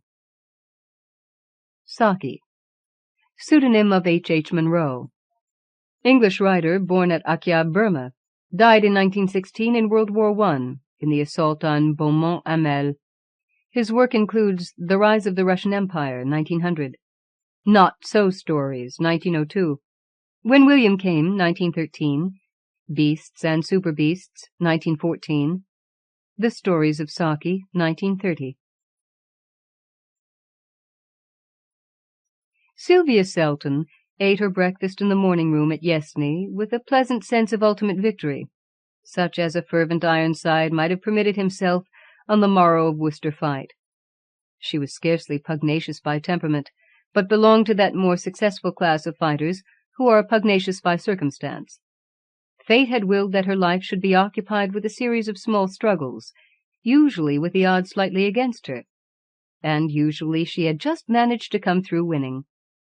And now she felt that she had brought her hardest and certainly her most important struggle to a successful issue. To have married Mortimer Selton, Dead Mortimer, as his more intimate enemies called him, in the teeth of the cold hostility of his family, and in spite of his unaffected indifference to women, was indeed an achievement that had needed some determination and adroitness to carry through. Yesterday she had brought her victory to its concluding stage by wrenching her husband away from town and its group of satellite watering places, and settling him down, in the vocabulary of her kind, in this remote wood-girt manor farm, which was his country house. "You will never get Mortimer to go," his mother said carpingly. "But if he once goes, he'll stay. Yessney throws almost as much a spell over him as town does. One can understand what holds him to town, but Yessney—" and the dowager had shrugged her shoulders. There was a sombre, almost savage wildness about Yessney that was certainly not likely to appeal to town-bred tastes, and Sylvia, notwithstanding her name, was accustomed to nothing much more sylvan than leafy Kensington.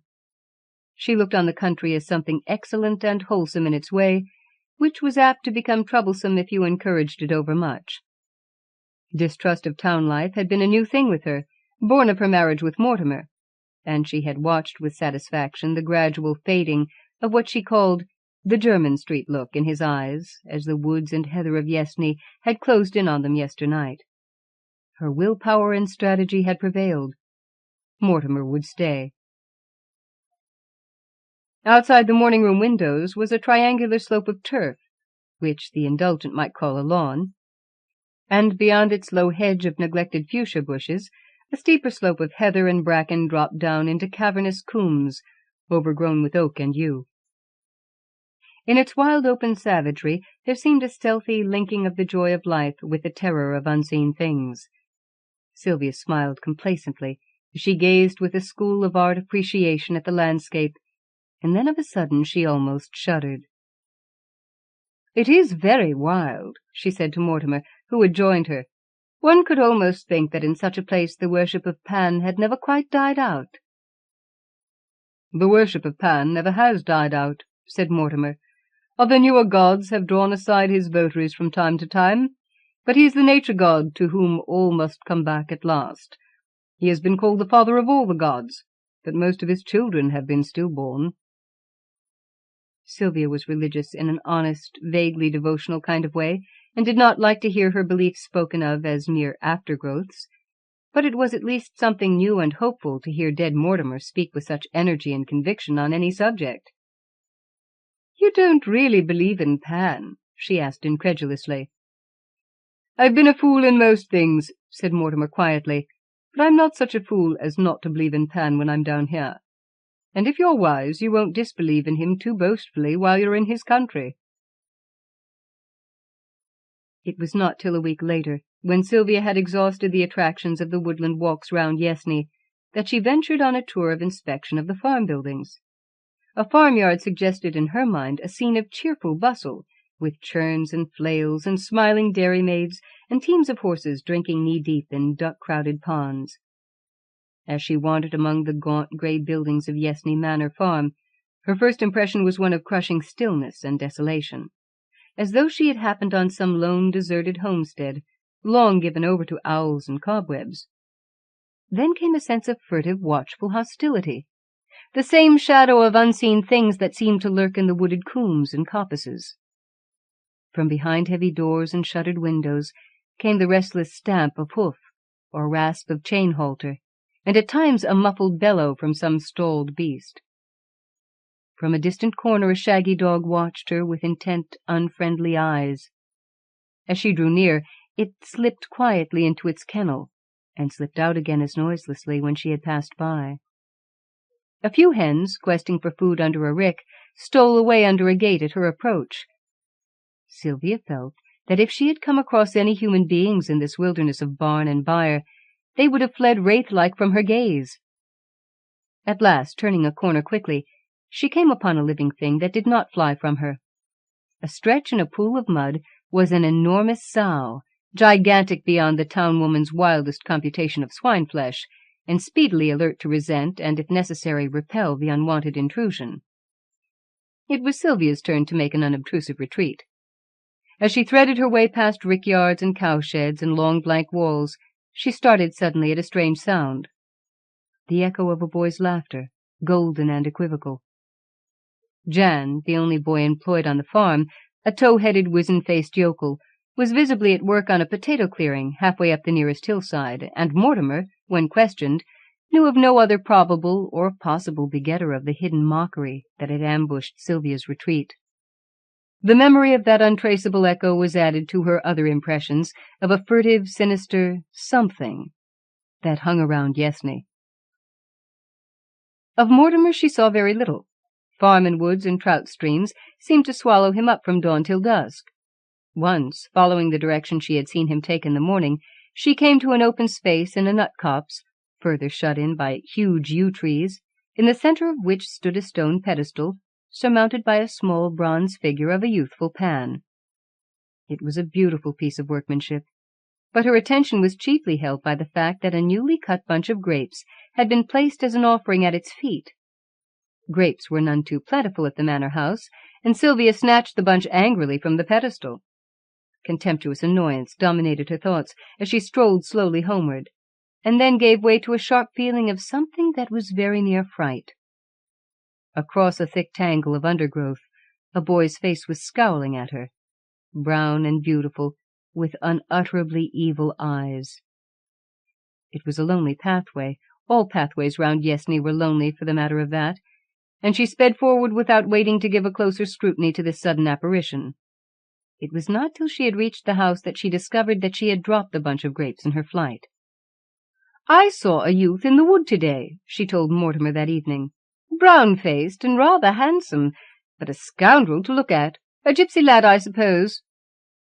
"A reasonable theory," said Mortimer. Only there aren't any gypsies in these parts at present." "Then who was he?"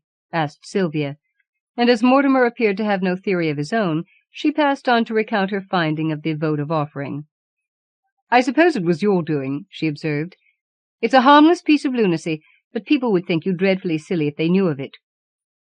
"Did you meddle with it in any way?" asked Mortimer. I threw the grapes away. It seemed so silly," said Sylvia, watching Mortimer's impassive face for a sign of annoyance. "I don't think you were wise to do that," he said reflectively. "I've heard it said that the wood gods are rather horrible to those who molest them." "Horrible, perhaps, to those that believe in them, but you see I don't," retorted Sylvia. "All the same," said Mortimer in his even, dispassionate tone, "I should avoid the woods and orchards if I were you, and give a wide berth to the horned beasts on the farm." It was all nonsense, of course, but in that lonely wood-girt spot nonsense seemed able to rear a bastard brood of uneasiness. "Mortimer," said Sylvia suddenly, "I think we will go back to town sometime soon." Her victory had not been so complete as she had supposed. It had carried her on to ground that she was already anxious to quit. "I don't think you will ever go back to town," said Mortimer.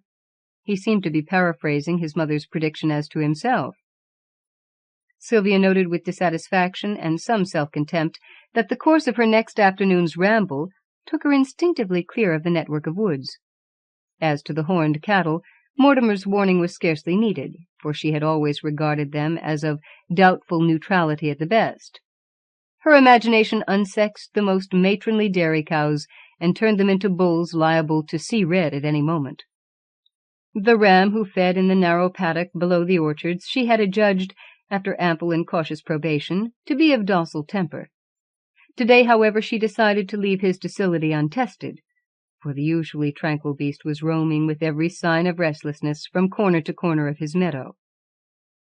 A low, fitful piping, as of some reedy flute, was coming from the depth of a neighboring copse, and there seemed to be some subtle connection between the animal's restless pacing and the wild music from the wood. Sylvia turned her steps in an upward direction and climbed the heather-clad slopes that stretched in rolling shoulders high above Yessney.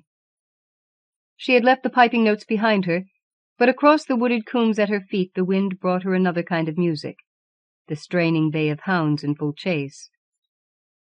Yessney was just on the outskirts of the Devon and Somerset country, and the hunted deer sometimes came that way.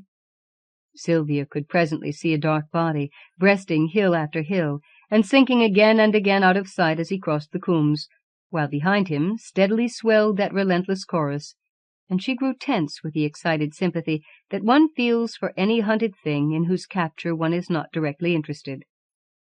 And at last he broke through the outermost line of oak scrub and fern, and stood panting in the open, a fat September stag, carrying a well-furnished head. His obvious course was to drop down to the brown pools of Undercombe, and thence make his way towards the red deer's favoured sanctuary, the sea. To Sylvia's surprise, however, he turned his head to the upland slope, and came lumbering resolutely onward over the heather. "It will be dreadful," she thought. "The hounds will pull him down under my very eyes." But the music of the pack seemed to have died away for a moment, and in its place she heard again that wild piping, which rose now on this side, now on that, as though urging the failing stag to a final effort. Sylvia stood well aside from his path, half hidden in a thick growth of whortle bushes, and watched him swing stiffly upward, his flanks dark with sweat, the coarse hair on his neck showing light by contrast. The pipe music shrilled suddenly around her, seeming to come from the bushes at her very feet, and at the same moment the great beast slewed round and bore directly down upon her. In an instant her pity for the hunted animal was changed to wild terror at her own danger. The thick heather roots mocked her scrambling efforts at flight, and she looked frantically downward for a glimpse of oncoming hounds. The huge antler spikes were within a few yards of her, and in a flash of numbing fear she remembered Mortimer's warning to beware of horned beasts on the farm. And then, with a quick throb of joy, she saw that she was not alone. A human figure stood a few paces aside, knee-deep in the whortle bushes. "Drive it off!" she shrieked. but the figure made no answering movement. The antlers drove straight at her breast. The acrid smell of the hunted animal was in her nostrils, but her eyes were filled with the horror of something she saw other than her oncoming death. And in her ears rang the echo of a boy's laughter, golden and equivocal. Where their fire is not quenched. May Sinclair, English writer, born in Cheshire in 1865, died at Aylesbury in 1946. Author of The Divine Fire, 1904, The Three Sisters, 1914, and Mary Oliver, 1919. There was nobody in the orchard. Harriet Lee went out, carefully, through the iron gate into the field. She had made the latch slip into its notch without a sound. The path slanted widely up the field from the orchard gate to the site under the elder tree. George Waring waited for her there. Years afterwards, when she thought of George Waring, she smelt the sweet, hot wine scent of the elder-flowers. Years afterwards, when she smelt elder-flowers, she saw George Waring, with his beautiful, gentle face, like a poet's or a musician's, his black blue eyes and sleek olive-brown hair. He was a naval lieutenant. Yesterday he had asked her to marry him, and she had consented, but her father hadn't, and she had come to tell him that and say good-bye before he left her. His ship was to sail the next day. He was eager and excited. He couldn't believe that anything could stop their happiness, that anything he didn't want to happen could happen. "Well," he said. "He's a perfect beast, George. He won't let us. He says we're too young." "I was 20 last August," he said, aggrieved. "And I shall be 17 in September." "And this is June. We're quite old, really. How long does he mean us to wait?" 3 years.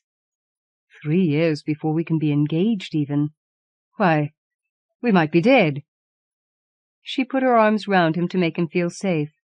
They kissed, and the sweet, hot wine scent of the elder-flowers mixed with their kisses. They stood pressed close together under the elder tree.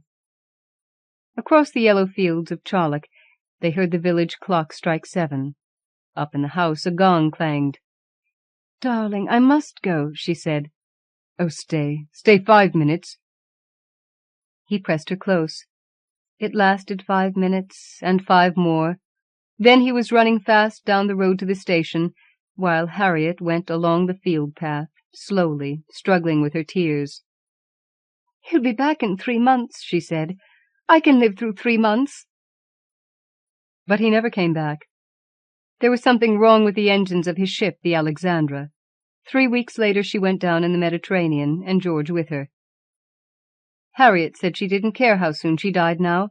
She was quite sure it would be soon, because she couldn't live without him. 5 years passed. The 2 lines of beech trees stretched on and on, the whole length of the park, a broad green drive between. When you came to the middle, they branched off right and left in the form of a cross, and at the end of the right arm there was a white stucco pavilion with pillars and a 3-cornered pediment like a Greek temple. At the end of the left arm, the west entrance to the park, double gates and a side door. Harriet, on her stone seat at the back of the pavilion, could see Stephen Philpotts the very minute he came through the side door. He had asked her to wait for him there. It was the place he always chose to read his poems aloud in. The poems were a pretext. She knew what he was going to say, and she knew what she would answer. There were elder bushes in flower at the back of the pavilion, and Harriet thought of George Waring. She told herself that George was nearer to her now than he could ever have been living. If she married Stephen, she would not be unfaithful, because she loved him with another part of herself. It was not as though Stephen were taking George's place. She loved Stephen with her soul, in an unearthly way. But her body quivered like a stretched wire when the door opened, and the young man came towards her down the drive under the beech trees. She loved him. She loved his slenderness, his darkness and sallow whiteness, his black eyes lighting up with the intellectual flame, the way his black hair swept back from his forehead, the way he walked, tiptoe, as if his feet were lifted with wings. He sat down beside her. She could see his hands tremble. She felt that her moment was coming. It had come. "I wanted to see you alone because there's something I must say to you. I don't quite know how to begin." Her lips parted. She panted lightly. "You've heard me speak of Sybil Forster." Her voice came stammering. "No, Stephen. Did you?"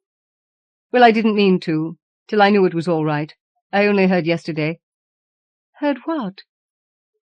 "Why, that she'll have me. Oh, Harriet, do you know what it's like to be terribly happy?" She knew. She had known just now, the moment before he told her. She sat there stone-cold and stiff, listening to his raptures, listening to her own voice saying she was glad. 10 years passed. Harriet Lee sat waiting in the drawing-room of a small house in Maida Vale. She lived there ever since her father's death 2 years before. She was restless. She kept on looking at the clock to see if it was 4, the hour that Oscar Wade had appointed. She was not sure that he would come after she had sent him away yesterday. She now asked herself why, when she had sent him away yesterday, she had let him come today. Her motives were not altogether clear. If she really meant what she had said then, she oughtn't let him come to her again, never again. She had shown him plainly what she meant. She could see herself sitting very straight in her chair, uplifted by a passionate integrity, while he stood before her hanging his head, ashamed and beaten. She could feel again the throb in her voice as she kept on saying that she couldn't. She couldn't. He must see that she couldn't. That nothing would make her change her mind. She couldn't forget he had a wife. That he must think of Muriel. To which he had answered savagely, "I needn't. That's all over. We only live together for the look of the thing." And she serenely, with great dignity, "And for the look of the thing, Oscar, we must leave off seeing each other. Please go." "Do you mean it?" "Yes. We must never see each other again." And he had gone then, ashamed and beaten. She could see him squaring his broad shoulders to meet the blow, and she was sorry for him. She told herself she had been unnecessarily hard. Why shouldn't they see each other again, now he understood where they must draw the line? Until yesterday the line had never been very clearly drawn. Today she meant to ask him to forget what he had said to her. Once it was forgotten, they could go on being friends as if nothing had happened. It was 4 o'clock. 5:30. 5. She had finished tea and given him up when, between the half-hour and 6 o'clock, he came. He came as he had come a dozen times, with his measured, deliberate, thoughtful tread, carrying himself well braced, with a sort of held-in arrogance, his great shoulders heaving. He was a man of about 40, broad and tall, lean-flanked and short-necked, his straight, handsome features showing small and even in the big, square face, and in the flush that swamped it. The close-clipped, reddish-brown moustache bristled forwards from the push-out upper lip. His small, flat eyes shone, reddish-brown, eager and animal. She liked to think of him when he was not there, but always at the first sight of him she felt a slight shock. Physically he was very far from her admired ideal. So different from George Waring and Stephen Philpotts. He sat down facing her. There was an embarrassed silence, broken by Oscar Wade. "Well, Harriet, you said I could come." He seemed to be throwing the responsibility on her.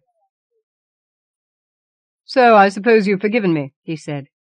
"Oh, yes, Oscar, I've forgiven you." He said she'd better show it by coming to dine with him somewhere that evening. She could give no reason to herself for going. She simply went. He took her to a restaurant in Soho. Oscar Wade dined well, even extravagantly, giving each dish its importance. She liked his extravagance. He had none of the mean virtues. It was over. His flushed, embarrassed silence told her what he was thinking. But when he had seen her home, he left her at her garden gate. He had thought better of it. She was not sure whether she were glad or sorry. She had had her moment of righteous exultation, and she had enjoyed it. But there was no joy in the weeks that followed it. She had given up Oscar Wade because she didn't want him very much, and now she wanted him furiously, perversely, because she had given him up. Though he had no resemblance to her ideal, she couldn't live without him.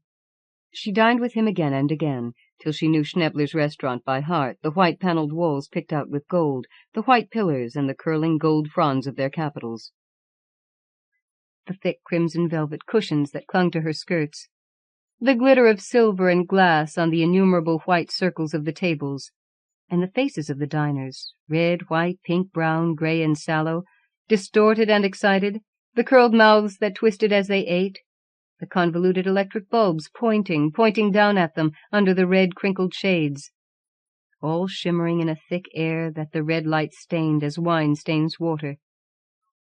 And Oscar's face flushed with his dinner. Always when he leaned back from the table and brooded in silence, she knew what he was thinking. His heavy eyelids would lift. She would find his eyes fixed on hers, wondering, considering. She knew now what the end would be. She thought of George Waring and Stephen Philpotts and of her life, cheated. She hadn't chosen Oscar, she hadn't really wanted him. But now he had forced himself on her, she couldn't afford to let him go. Since George died, no man had loved her. No other man ever would. And she was sorry for him when she thought of him going from her, beaten and ashamed. She was certain, before he was, of the end, only she didn't know when and where and how it would come. That was what Oscar knew. It came at the close of one of their evenings, when they had dined in a private sitting-room. He said he couldn't stand the heat and noise of the public restaurant. She went before him, up a steep red-carpeted stair, to a white door on the second landing. From time to time they repeated the furtive, hidden adventure. Sometimes she met him in the room above Schnebler's. Sometimes, when her maid was out, she received him at her house in Maida Vale. But that was dangerous, not to be risked too often.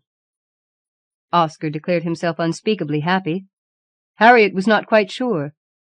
This was love, the thing she had never had, that she had dreamed of, hungered and thirsted for, but now she had it, she was not satisfied.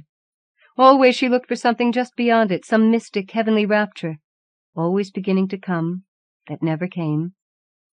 There was something about Oscar that repelled her, but because she had taken him for her lover, she couldn't bring herself to admit that it was a certain coarseness. She looked another way and pretended it wasn't there. To justify herself, she fixed her mind on his good qualities, his generosity, his strength, the way he had built up his engineering business. She made him take her over his works and show her his great dynamos. She made him lend her the books he read, but always when she tried to talk to him, he let her see that wasn't what she was there for. "My dear girl, we haven't time," he said. "It's waste of our priceless moments." She persisted. "There's something wrong about it all if we can't talk to each other." He was irritated. "Women never seem to consider that a man can get all the talk he wants from other men. What's wrong is our meeting in this unsatisfactory way. We ought to live together. It's the only sane thing. I would, only I don't want to break up Muriel's home and make her miserable." "I thought you said she wouldn't care." "My dear, she cares for her home and her position and the children. You forget the children." Yes, she had forgotten the children. She had forgotten Muriel. She had left off thinking of Oscar as a man with a wife and children and a home. He had a plan. His mother-in-law was coming to stay with Muriel in October, and he would get away. He would go to Paris, and Harriet should come to him there. He could say he went on business. No need to lie about it. He had business in Paris. He engaged rooms in a hotel in the Rue de Rivoli. They spent 2 weeks there. For 3 days Oscar was madly in love with Harriet, and Harriet with him. As she lay awake, she would turn on the light and look at him as he slept at her side. Sleep made him beautiful and innocent. It laid a fine, smooth tissue over his coarseness. It made his mouth gentle. It entirely hid his eyes. In 6 days, reaction had set in. At the end of the 10th day, Harriet, returning with Oscar from Montmartre, burst into a fit of crying. When questioned, she answered wildly that the Hôtel Saint-Pierre was too hideously ugly. It was getting on her nerves. Mercifully, Oscar explained her state as fatigue following excitement. She tried hard to believe that she was miserable because her love was purer and more spiritual than Oscar's, but all the time she knew perfectly well she had cried from pure boredom. She was in love with Oscar, and Oscar bored her. Oscar was in love with her, and she bored him. At close quarters, day in and day out, each was revealed to the other as an incredible bore. At the end of the 2nd week she began to doubt whether she had ever been really in love with him. Her passion returned for a little while after they got back to London. Freed from the unnatural strain which Paris had put on them, they persuaded themselves that their romantic temperaments were better fitted to the old life of casual adventure. Then, gradually, the sense of danger began to wake in them. They lived in perpetual fear, face to face with all the chances of discovery. They tormented themselves and each other by imagining possibilities that they would never have considered in their first fine moments. It was as though they were beginning to ask themselves if it were, after all, worth while running such awful risks for all they got out of it. Oscar still swore that if he had been free he would have married her. He pointed out that his intentions at any rate were regular, but she asked herself, would I marry him? Marriage would be the Hôtel Saint-Pierre all over again, without any possibility of escape. But if she wouldn't marry him, was she in love with him? That was the test. Perhaps it was a good thing he wasn't free. Then she told herself that these doubts were morbid, and that the question wouldn't arise. One evening Oscar called to see her. He had come to tell her that Muriel was ill. Seriously ill? I'm afraid so. It's pleurisy. May turn to pneumonia. We shall know one way or another in the next few days. A terrible fear seized upon Harriet.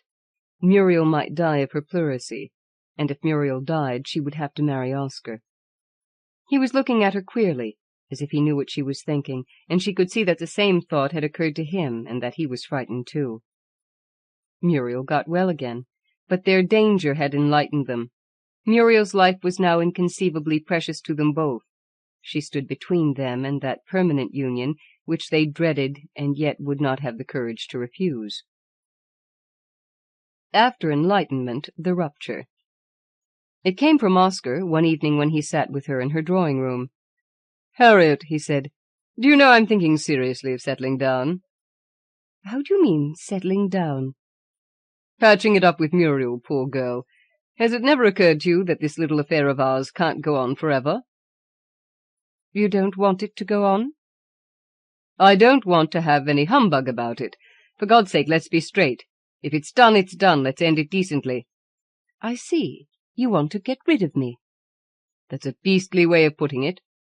"Is there any way that isn't beastly? The whole thing's beastly. I should have thought you'd have stuck to it now you've made it what you wanted. When I haven't an ideal, I haven't a single illusion, when you've destroyed everything you didn't want." "What didn't I want?" "The clean, beautiful part of it. The part I wanted." "My part, at least, was real. It was cleaner and more beautiful than all that putrid stuff you wrapped it up in.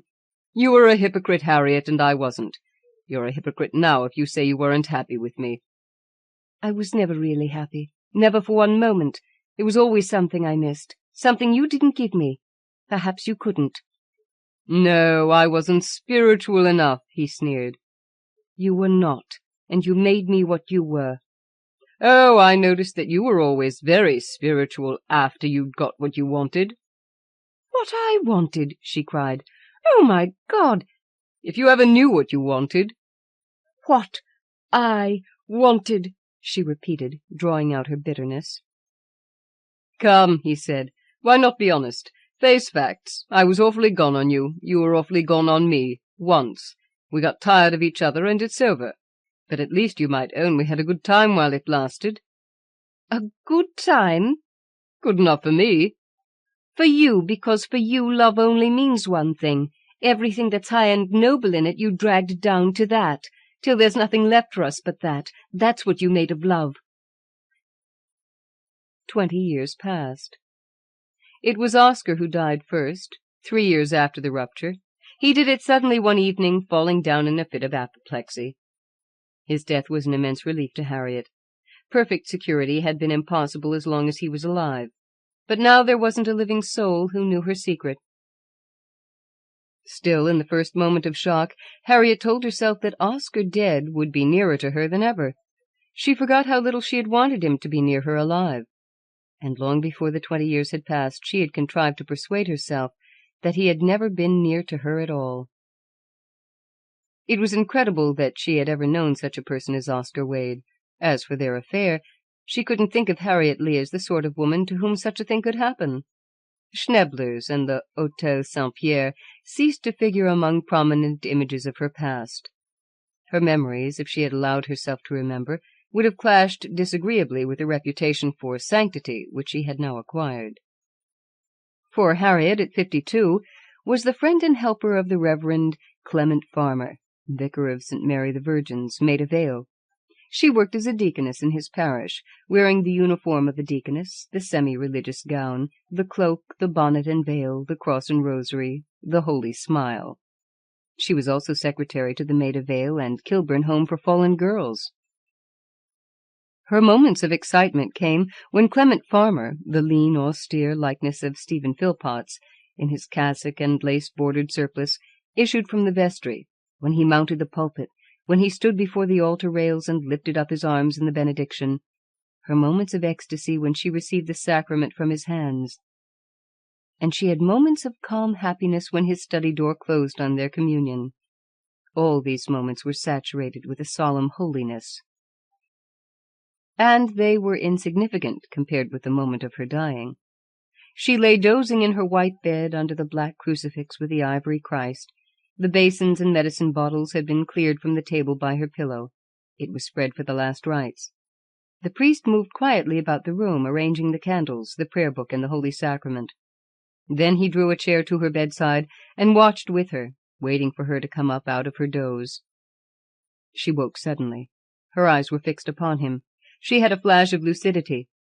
She was dying, and her dying made her supremely important to Clement Farmer. "Are you ready?" he asked. "Not yet. I think I'm afraid." "Make me not afraid." He rose and lit the 2 candles on the altar. He took down the crucifix from the wall and stood it against the footrail of the bed. She sighed. That was not what she had wanted. "You will not be afraid now," he said. "I'm not afraid of the hereafter. I suppose you get used to it, only it may be terrible just at first." "Our first state will depend very much on what we are thinking of at our last hour." "There'll be my confession," she said. "And after it you will receive the sacrament. Then you will have your mind fixed firmly upon God and your Redeemer. Do you feel able to make your confession now, sister? Everything is ready." Her mind went back over her past and found Oscar Wade there. She wondered, should she confess to him about Oscar Wade? One moment she thought it was possible. The next, she knew that she couldn't. She could not. It wasn't necessary. For 20 years he had not been part of her life. No, she wouldn't confess about Oscar Wade. She had been guilty of other sins. She made a careful selection. "I have cared too much for the beauty of this world. I have failed in charity to my poor girls. Because of my intense repugnance to their sin, I have thought often about people I love when I should have been thinking about God." After that she received the sacrament. "Now," he said, "there is nothing to be afraid of." "I won't be afraid if you would hold my hand." He held it, and she lay still a long time with her eyes shut. Then he heard her murmuring something. He stopped close. "This is dying. I thought it would be horrible. And it's bliss. Bliss." The priest's hand slackened, as if at the bidding of some wonder. She gave a weak cry. "Oh, don't let me go." His grasp tightened. "Try," he said, "to think about God. Keep on looking at the crucifix." "If I look," she whispered, "you won't let go my hand?" "I will not let you go." He held it till it was wrenched from him in the last agony. She lingered for some hours in the room where these things had happened. Its aspect was familiar and yet unfamiliar, and slightly repugnant to her. The altar, the crucifix, the lighted candles, suggested some tremendous and awful experience, the details of which she was not able to recall. She seemed to remember that they had been connected in some way with the sheeted body on the bed. But the nature of the connection was not clear, and she did not associate the dead body with herself. When the nurse came in and laid it out, she saw that it was the body of a middle-aged woman. Her own living body was that of a young woman of about 32. Her mind had no past and no future, no sharp-edged, coherent memories, and no idea of anything to be done next. Then, suddenly, the room began to come apart before her eyes, to split into shafts of floor and furniture and ceiling that shifted and were thrown by their commotion into different planes. They leaned slanting at every possible angle. They crossed and overlaid each other with a transparent mingling of dislocated perspectives. like reflections fallen on an interior seen behind glass. The bed and the sheeted body slid away somewhere out of sight. She was standing by the door that still remained in position. She opened it and found herself in the street, outside a building of yellowish-grey brick and freestone, with a tall slated spire. Her mind came together with a palpable click of recognition. This object was the Church of St. Mary the Virgin, made of veil. She could hear the droning of the organ. She opened the door and slipped in. She had gone back into a definite space and time and recovered a certain limited section of coherent memory. She remembered the rows of pitch-pine benches with their Gothic peaks and mouldings, the stone-colored walls and pillars with their chocolate stenciling, the hanging rings of lights along the aisles of the nave, the high altar with its lighted candles and the polished brass cross twinkling. These things were somehow permanent and real, adjusted to the image that now took possession of her. She knew what she had come there for. The service was over. The choir had gone from the chancel. The sacristan moved before the altar, putting out the candles. She walked up the middle aisle to a seat that she knew under the pulpit. She knelt down and covered her face with her hands. Peeping sideways through her fingers, she could see the door of the vestry on her left, at the end of the north aisle. She watched it steadily. Up in the organ loft, the organist drew out the recessional, slowly and softly, to its end in the two solemn vibrating chords. The vestry door opened, and Clement Farmer came out, dressed in his black cassock. He passed before her, close outside the bench where she knelt. He paused at the opening. He was waiting for her. There was something he had to say. She stood up and went towards him. He still waited. He didn't move to make way for her. She came close, closer than she had ever come to him, so close that his features grew indistinct. She bent her head back, peering short-sightedly, and found herself looking into Oscar Wade's face. He stood still, horribly still, and close, barring her passage. She drew back. His heaving shoulders followed her. He leaned forward, covering her with his eyes. She opened her mouth to scream, and no sound came. She was afraid to move lest he should move with her. The heaving of his shoulders terrified her. One by one the lights in the side aisles were going out. The lights in the middle aisle would go next. They had gone. If she didn't get away, she would be shut up with him there in the appalling darkness. She turned and moved towards the north aisle, groping, steadying herself by the book ledge. When she looked back, Oscar Wade was not there. Then she remembered that Oscar Wade was dead. Therefore, what she had seen was not Oscar. It was his ghost. He was dead. Dead 17 years ago. She was safe from him forever. When she came out on the steps of the church, she saw that the road it stood in had changed. It was not the road she remembered. The pavement on this side was raised slightly and covered in. It ran under a succession of arches.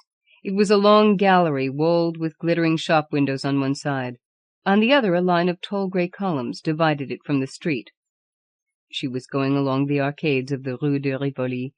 Ahead of her she could see the edge of an immense grey pillar jutting out. That was the porch of the Hôtel Saint-Pierre. The revolving glass doors swung forward to receive her. She crossed the grey, sultry vestibule under the pillared arches. She knew it. She knew the porter's shining wine-coloured mahogany pen on her left, and the shining wine-coloured mahogany barrier of the clerk's bureau on her right. She made straight for the great grey carpeted staircase.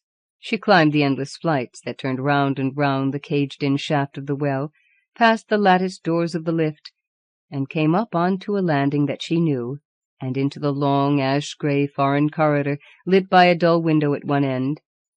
It was there that the horror of the place came on her. She had no longer any memory of St. Mary's Church, so that she was unaware of her backward course through time. All space and time were here. She remembered she had to go to the left. The left.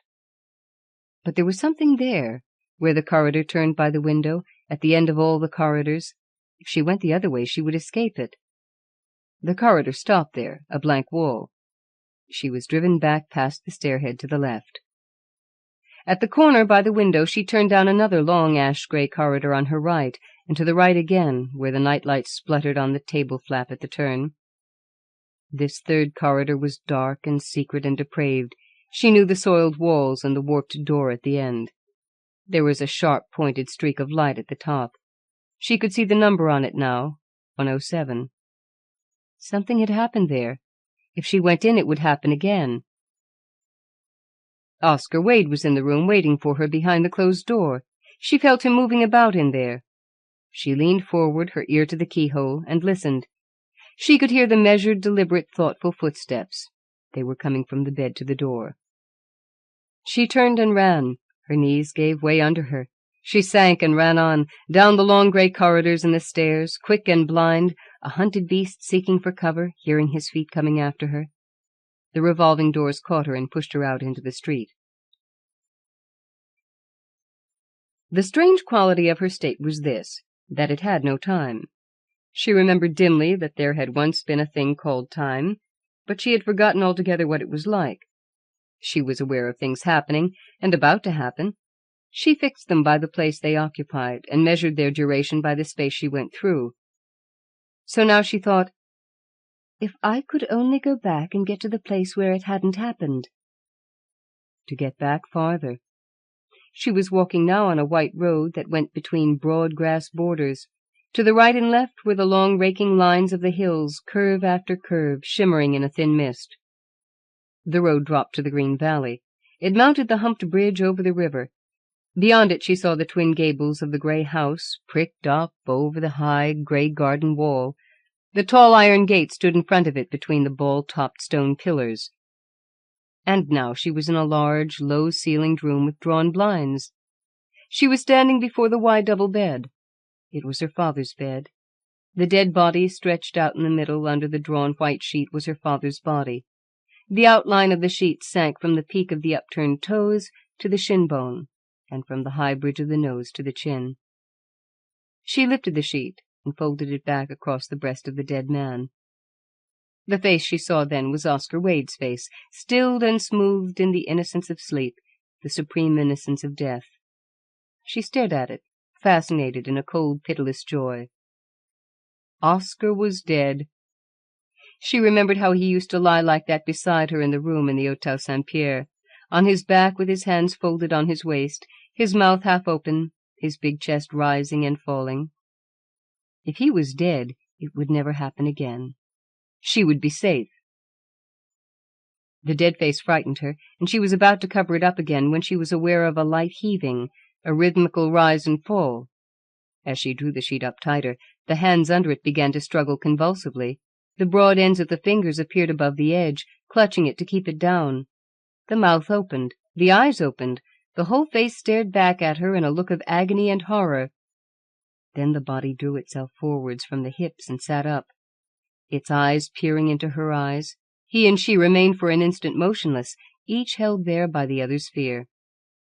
Suddenly she broke away, turned and ran, out of the room, out of the house. She stood at the gate, looking up and down the road, not knowing by which way she must go to escape Oscar. To the right over the bridge and up the hill and across the downs she would come to the arcades of the Rue de Rivoli and the dreadful grey corridors of the hotel. To the left the road went through the village. If she could get further back she would be safe, out of Oscar's reach. Standing by her father's deathbed she had been young, but not young enough.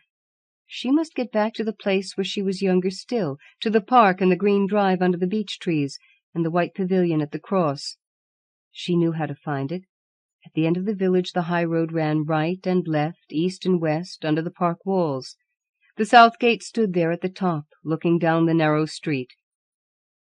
She ran towards it through the village, past the long grey barns of Goodyear's farm, past the grocer's shop, past the yellow front and blue sign of the Queen's Head, past the post office with its one black window blinking under its vine, past the church and the yew trees in the churchyard, to where the south gate made a delicate black pattern on the green grass. These things appeared unsubstantial, drawn back behind a sheet of air that shimmered over them like thin glass. They opened out, floated past, and away from her.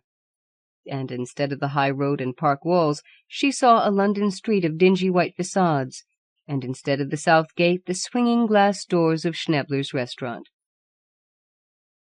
The glass door swung open, and she passed into the restaurant. The scene beat on her with the hard impact of reality. The white and gold panels, the white pillars and their curling gold capitals, the white circles of the tables glittering, the flushed faces of the diners moving mechanically. She was driven forward by some irresistible compulsion to a table in the corner, where a man sat alone. The table napkin he was using hid his mouth and jaw and chest, and she was not sure of the upper part of the face above the straight drawn edge. It dropped, and she saw Oscar Wade's face. She came to him, dragged, without power to resist. She sat down beside him, and he leaned to her over the table. She could feel the warmth of his red, congested face. The smell of wine floated towards her on his thick whisper. "I knew you would come." She ate and drank with him in silence, nibbling and sipping slowly, staving off the abominable moment it would end in. At last they got up and faced each other. His long bulk stood before her, above her. She could almost feel the vibration of its power. "Come," he said. "Come." And she went before him, slowly, slipping out through the maze of the tables, hearing behind her Oscar's measured, deliberate, thoughtful tread. The steep, red-carpeted staircase rose up before her.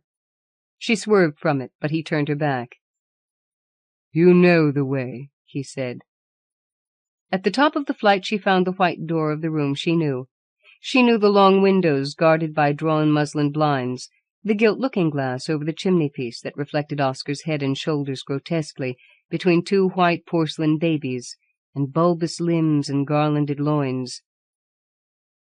She knew the sprawling stain on the drab carpet by the table, the shabby, infamous couch behind the screen. They moved about the room, turning and turning in it like beasts in a cage, uneasy, inimical, avoiding each other. At last they stood still, he at the window, she at the door, the length of the room between. "It's no good your getting away like that," he said. "There couldn't be any other end to it, to what we did." "But that was ended." "Ended there, but not here." "Ended forever. We've done with it forever." "We haven't. We've got to begin again, and go on, and go on." "Oh, no, no, anything but that." "There isn't anything else." "We can't. We can't. Don't you remember how it bored us?" "Remember? Do you suppose I'd touch you if I could help it? That's what we're here for. We must. We must." "No, no, I shall get away now." She turned to the door to open it. "You can't," he said. "The door's locked." "Oscar, what did you do that for?" "We always did it, don't you remember?" She turned to the door again and shook it. She beat on it with her hands. "It's no use, Harriet. If you go out now, you'd only have to come back again. You might stave it off for an hour or so, but what's that in an immortality?" "Immortality?" "That's what we're in for." "Time enough to talk about immortality when we're dead. Ah!" They were being drawn towards each other across the room, moving slowly like figures in some monstrous and appalling dance, their heads thrown back over their shoulders, their faces turned from the horrible approach. Their arms rose slowly, heavy with intolerable reluctance. They stretched them out towards each other, aching as if they held up an overpowering weight. Their feet dragged and were drawn. Suddenly her knees sank under her. She shut her eyes. All her being went down before him in darkness and terror. It was over. She had got away. She was going back to the green drive of the park, between the beech trees, where Oscar had never been, where he would never find her. When she passed through the south gate, her memory became suddenly young and clean. She forgot the Rue de Rivoli and the Hôtel Saint-Pierre. She forgot Schnebler's restaurant and the room at the top of the stairs. She was back in her youth. She was Harriet Lee going to wait for Stephen Philpotts in the pavilion opposite the west gate. She could feel herself, a slender figure moving fast over the grass between the lines of the great beech trees. The freshness of her youth was upon her. She came to the heart of the drive where it branched right and left in the form of a cross. At the end of the right arm the white Greek temple, with its pediment and pillars, gleamed against the wood. She was sitting on their seat at the back of the pavilion, watching the side door that Stephen would come in by. The door was pushed open.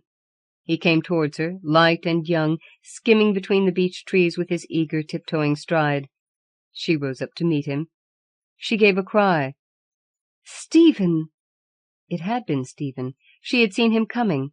But the man who stood before her between the pillars of the pavilion was Oscar Wade. And now she was walking along the field path that slanted from the orchard door to the stile, further and further back to where young George Waring waited for her under the elder tree. The smell of the elder flowers came to her over the field. She could feel on her lips and in all her body the sweet, innocent excitement of her youth. "George! Oh, George!" As she went along the field path she had seen him. But the man who stood waiting for her under the elder tree was Oscar Wade. "I told you it's no use getting away, Harriet. Every path brings you back to me. You'll find me at every turn." "But how did you get here?" "As I got into the pavilion. As I got into your father's room, onto his deathbed, because I was there. I am in all your memories." "My memories are innocent. How could you take my father's place, and Stephen's, and George Waring's? You!" "Because I did take them." "Never! My love for them was innocent." "Your love for me was part of it. You think the past affects the future. Has it never struck you that the future may affect the past? In your innocence, there was the beginning of your sin. You were what you were to be." "I shall get away," she said. "And this time I shall go with you." The stile, the elder tree, and the field floated away from her. She was going under the beech trees down the park drive towards the south gate and the village, slinking close to the right-hand row of trees. She was aware that Oscar Wade was going with her, under the left-hand row, keeping even with her, step by step and tree by tree. And presently there was grey pavement under her feet, and a row of grey pillars on her right hand. They were walking side by side down the Rue de Rivoli towards the hotel. They were sitting together now on the edge of the dingy white bed. Their arms hung by their sides, heavy and limp, their heads drooped, averted.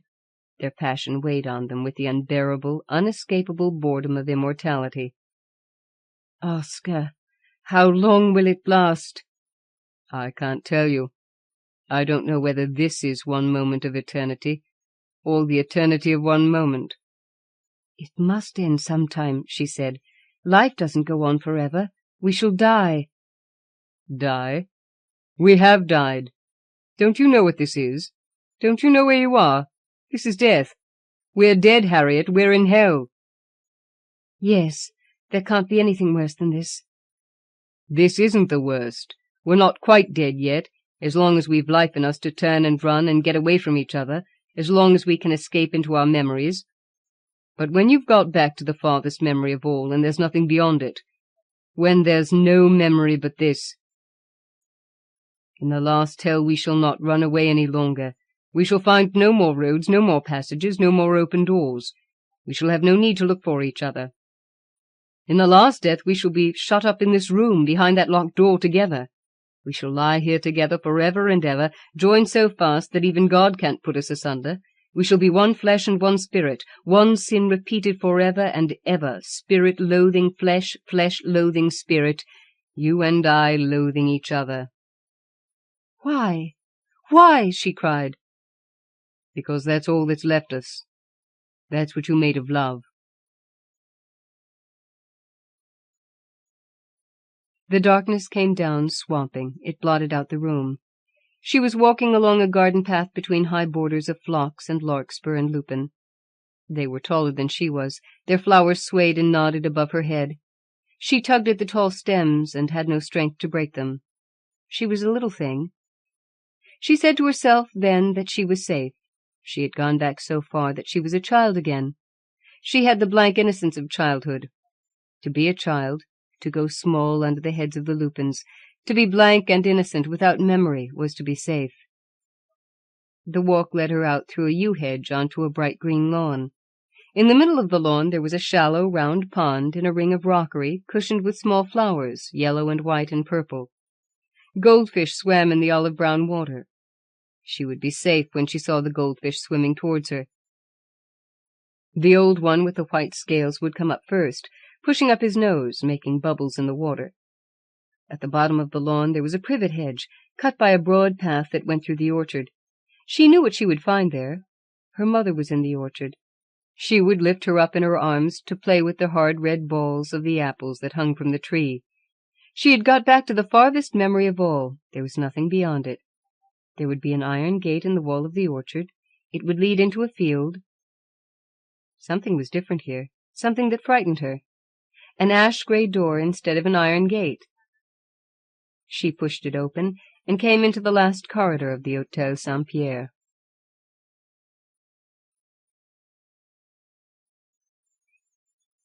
The cloth which weaves itself. Among the sacred objects belonging to a sultan of Minangkabau, named Gagar Alum, was the cloth Sansistakala, which weaves itself, and adds 1 thread yearly of fine pearls, and when that cloth shall be finished, the world will be no more. W. W. Skeat. Universal History. William Olaf Stapledon, English utopian and early science fiction writer. Born in 1887, died in 1950. Author of A Modern Theory of Ethics, 1915. Last and First Men, 1930.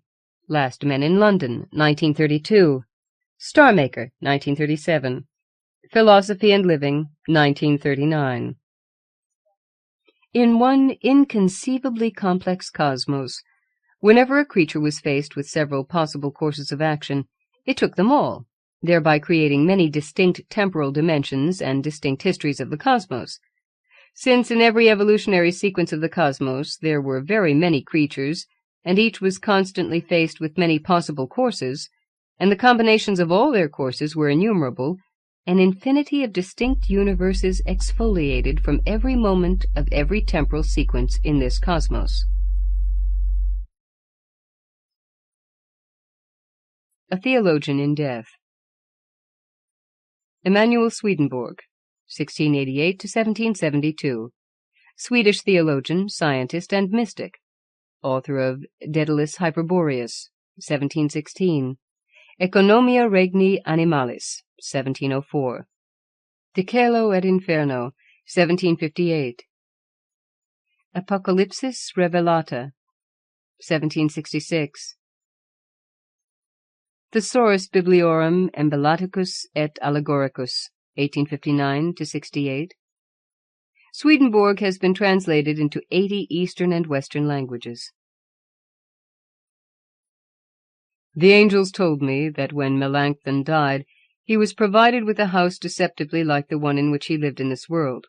This happens to most newcomers in eternity upon their first arrival. It is why they are ignorant of their death, and think they are still in the natural world. All the things in his room were similar to those he had had before, the table, the desk with its drawers, the shelves of books. As soon as Melanchthon awoke in this new abode, he sat at his table, took up his literary work, and spent several days writing, as usual, on justification by faith alone, without so much as a single word on charity. This omission being remarked by the angels, they sent messengers to question him. I have proved beyond refutation, Melanchthon replied to them, that there is nothing in charity essential to the soul, and that to gain salvation faith is enough. He spoke with great assurance, unsuspecting that he was dead and that his lot lay outside heaven. When the angels heard him say these things, they departed. After a few weeks, the furnishings in his room began to fade away and disappear, until at last there was nothing left but the armchair, the table, the paper, and his inkstand. What is more, the walls of the room became encrusted with lime, and the floor with a yellow glaze. Melanchthon's own clothes were now much coarser. He wondered at these changes, but he went on writing about faith while denying charity, and was so persistent in this exclusion that he was suddenly transported underground to a kind of workhouse, where there were other theologians like him. Locked up for a few days, Melanchthon fell to doubting his doctrine, and was allowed to return to his former room. He was now clad in a hairy skin, but he tried hard to convince himself that what had just happened to him was no more than a hallucination. And he went back to extolling faith and belittling charity. One evening Melanchthon felt cold. He began examining the house, and soon discovered that the other rooms no longer matched those of his old house in the natural world. One was cluttered with instruments, whose use he did not understand. Another had shrunk so small that entrance was impossible. A third had not changed, but its doors and windows opened onto vast sandbanks. One of the rooms at the back of the house was full of people who worshipped him, and who kept telling him that no theologian was ever as wise as he. These praises pleased him, but since some of the visitors were faceless and others seemed dead, he ended up hating and distrusting them. It was at this point that he decided to write something concerning charity. The only difficulty was that what he wrote one day, he could not see the next. This was because the pages had been written without conviction. Melanchthon received many visits from persons newly dead, but he felt shame at being found in so run-down a lodging. In order to have them believe he was in heaven, he hired a neighboring magician, who tricked the company with appearances of peace and splendor. The moment his visitors had gone, and sometimes a little before, these adornments vanished, leaving the former plaster and draughtiness. The last I heard of Melanchthon was that the magician and one of the faceless men had taken him away into the sandhills, where he is now a kind of servant of demons.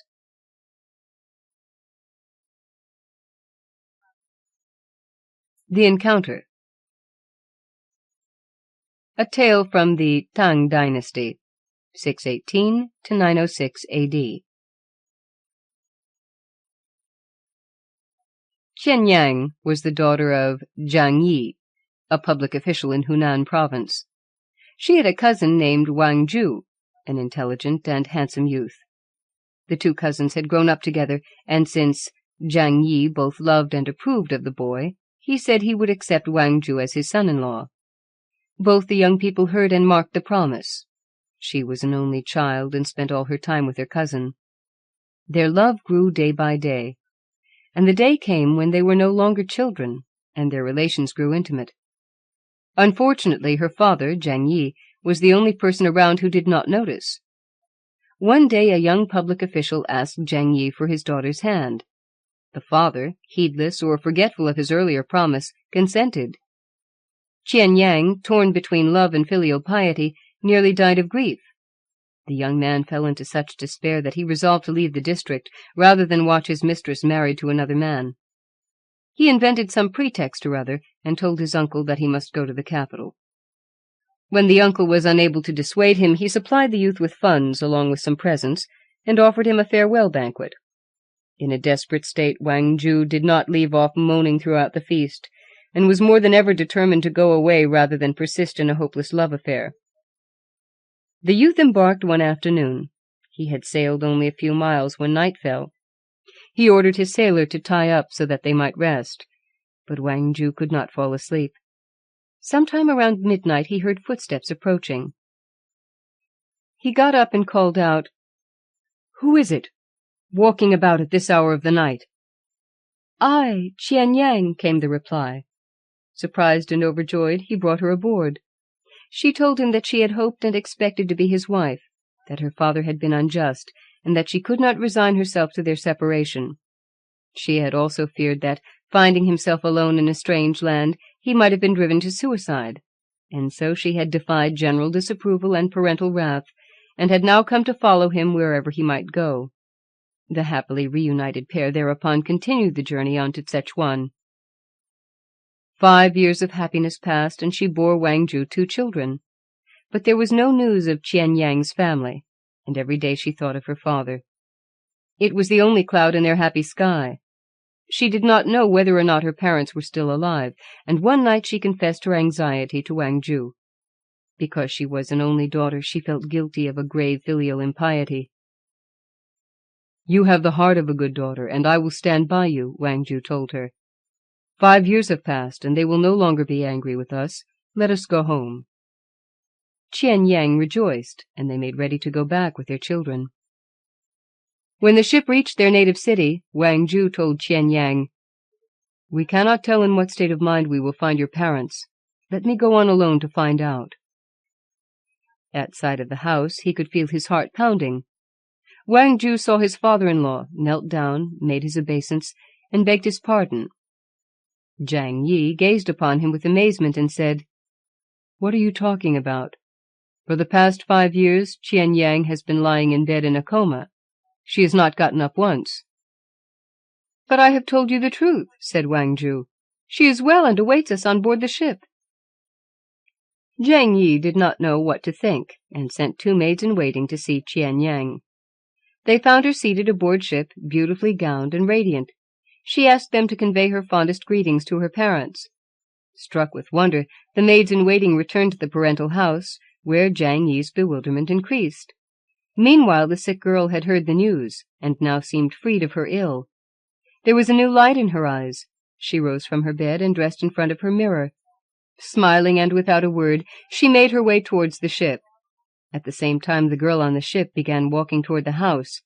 The 2 met on the river bank.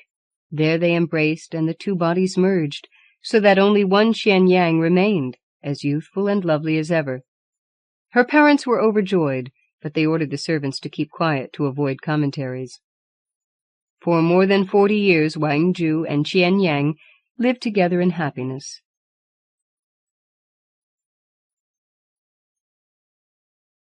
The 3 Hermits. Count Leo Tolstoy, 1828–1910, one of Russia's greatest writers and philosophers, is the celebrated author of War and Peace and Anna Karenina, as well as many collections of stories and folk tales. A bishop was sailing from Archangel to the Solovjetsk monastery, and on the same vessel were a number of pilgrims on their way to visit the shrines at that place. The voyage was a smooth one, the wind favorable and the weather fair. The pilgrims lay on deck, eating, or sat in groups talking to one another. The bishop, too, came on deck, and as he was pacing up and down, he noticed a group of men standing near the prow and listening to a fisherman, who was pointing to the sea and telling them something. The bishop stopped, and looked in the direction in which the man was pointing. He could see nothing, however, but the sea glistening in the sunshine. He drew nearer to listen, but when the man saw him, he took off his cap and was silent. The rest of the people also took off their caps and bowed. "Do not let me disturb you, friends," said the bishop. "I came to hear what this good man was saying." "The fisherman was telling us about the hermits," replied one, a tradesman, rather bolder than the rest. "What hermits?" asked the bishop, going to the side of the vessel and seating himself on a box. "Tell me about them. I should like to hear. What were you pointing at?" "Why, that little island you can just see over there," answered the man, pointing to a spot ahead and a little to the right. "That is the island where the hermits live for the salvation of their souls."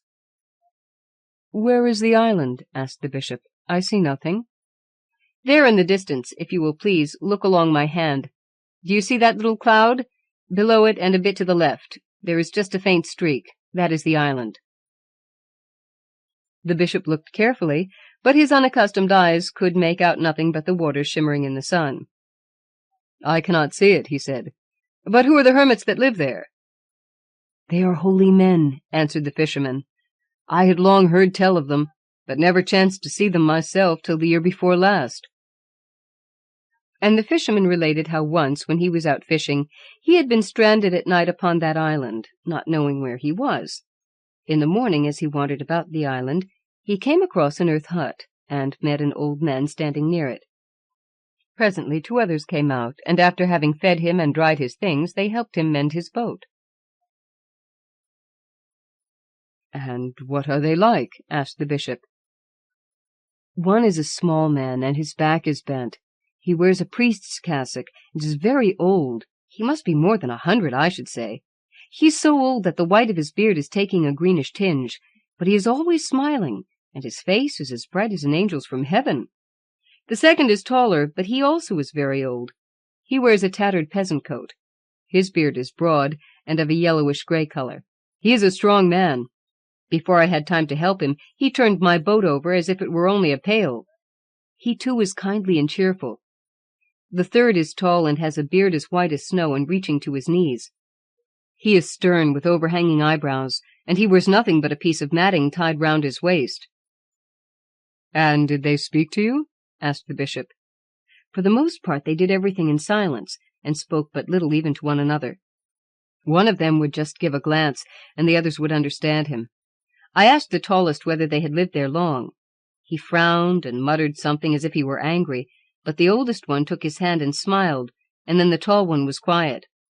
The oldest one only said, "Have mercy upon us," and smiled. While the fisherman was talking, the ship had drawn nearer to the island. "There, now you can see it plainly, if your lordship will please to look," said the tradesman, pointing with his hand. The bishop looked, and now he really saw a dark streak, which was the island. Having looked at it a while, he left the prow of the vessel, and going to the stern asked the helmsman, "What island is that?" "That one," replied the man, "has no name. There are many such in this sea." "Is it true that there are hermits who live there for the salvation of their souls?" "So it is said, your lordship, but I don't know if it's true. Fishermen say they have seen them, but of course they may only be spinning yarns." "I should like to land on the island and see these men," said the bishop. "How could I manage it?" "The ship cannot get close to the island," replied the helmsman, "but you might be rowed there in a boat. You had better speak to the captain." The captain was sent for and came. "I should like to see these hermits," said the bishop. "Could I not be rowed ashore?" The captain tried to dissuade him. "Of course it could be done," said he, "but we should lose much time. And if I might venture to say so to your lordship, the old men are not worth your pains. I have heard say that they are foolish old fellows, who understand nothing and never speak a word, any more than the fish in the sea." "I wish to see them," said the bishop, "and I will pay you for your trouble and loss of time. Please let me have a boat." There was no help for it, so the order was given. The sailors trimmed the sails, the steersman put up the helm, and the ship's course was set for the island. A chair was placed at the prow for the bishop, and he sat there looking ahead.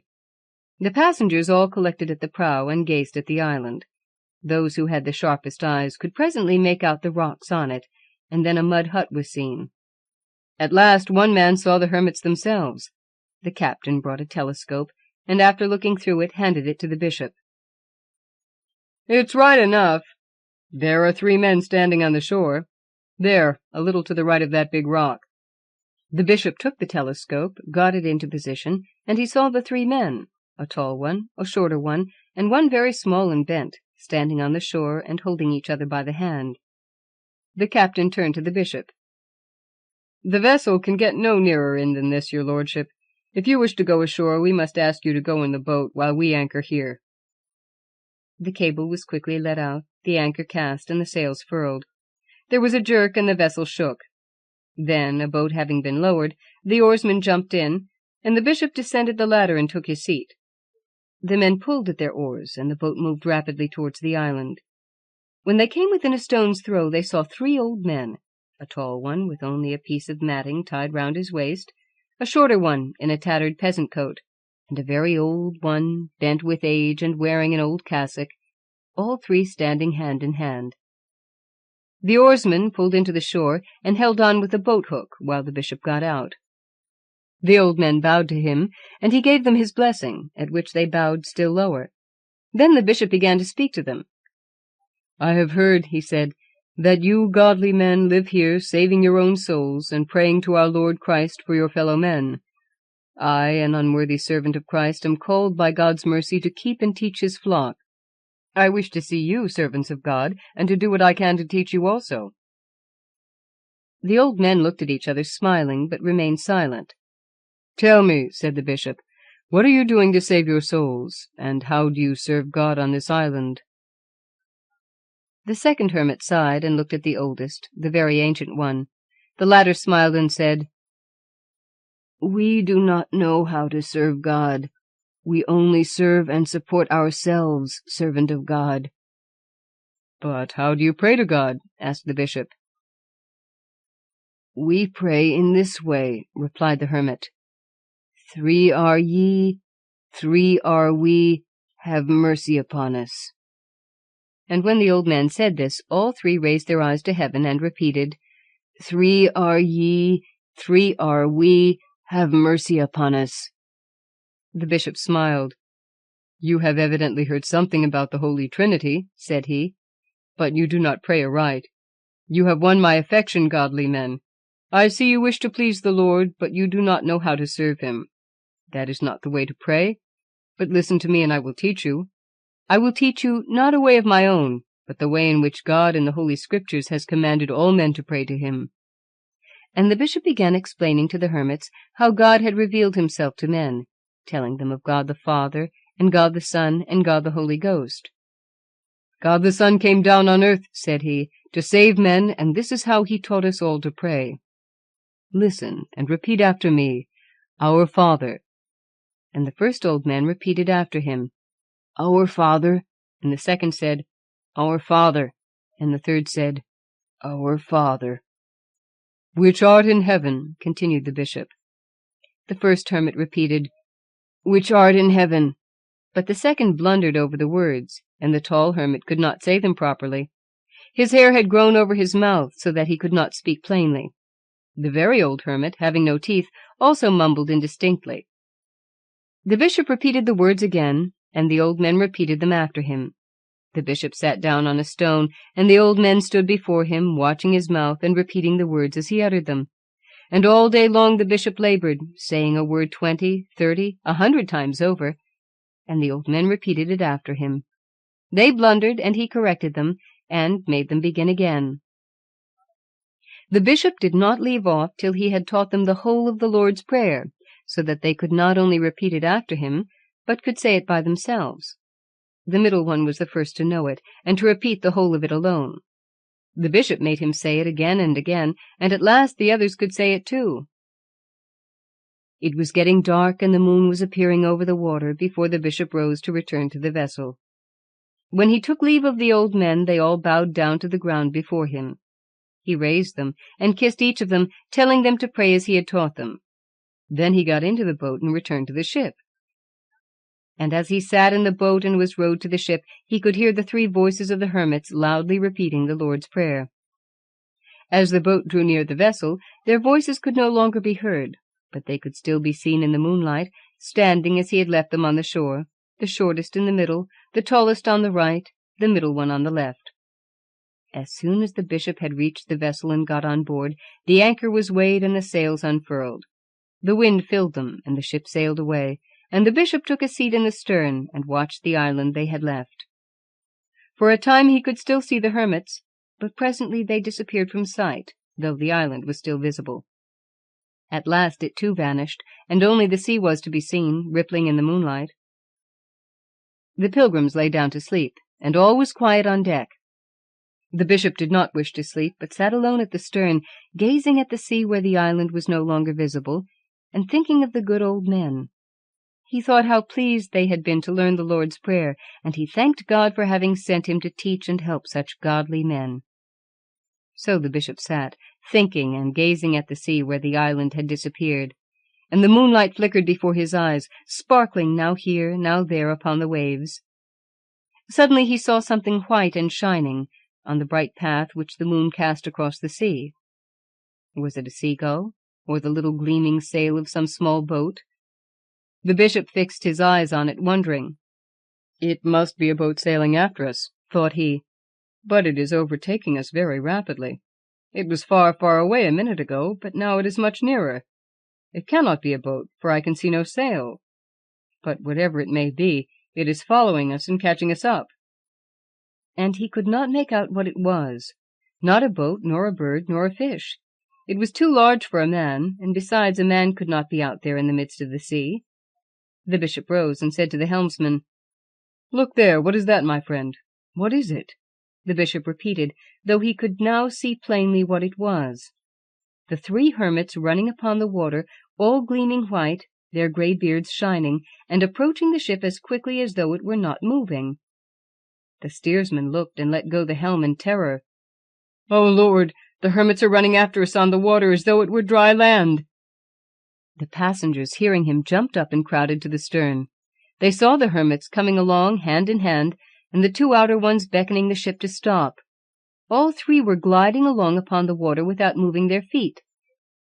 Before the ship could be stopped, the hermits had reached it, and raising their heads, all 3, as with one voice, began to say, "We have forgotten your teaching, servant of God, As long as we kept repeating it, we remembered, but when we stopped saying it for a time, a word dropped out, and now it has all gone to pieces. We can remember nothing of it. Teach us again." The bishop crossed himself, and leaning over the ship's side, said, "Your own prayer will reach the Lord, men of God. It is not for me to teach you. Pray for us sinners." And the bishop bowed low before the old men, and they turned and went back across the sea, and a light shone until daybreak on the spot where they were lost to sight. Macario. B. Traven is one of the most mysterious figures in all literature, the author of The Death Ship, 1926, The Treasure of the Sierra Madre, 1927, and The Rebellion of the Hanged, 1936, and proletarian stories and novels set in South America and Mexico. He has been identified with the German revolutionary Rhett Marut, with his own agent, the American Hal Croves, and most recently as a Pole named Otto Fege.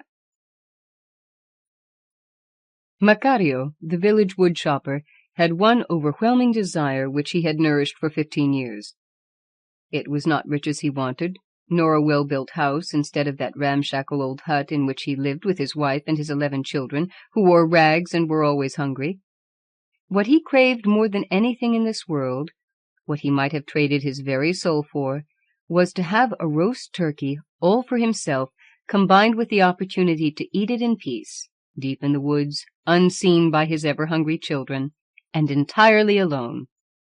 His stomach never fully satisfied, he would leave home before sunrise every morning in the year, weekday and Sunday alike, rain or shine.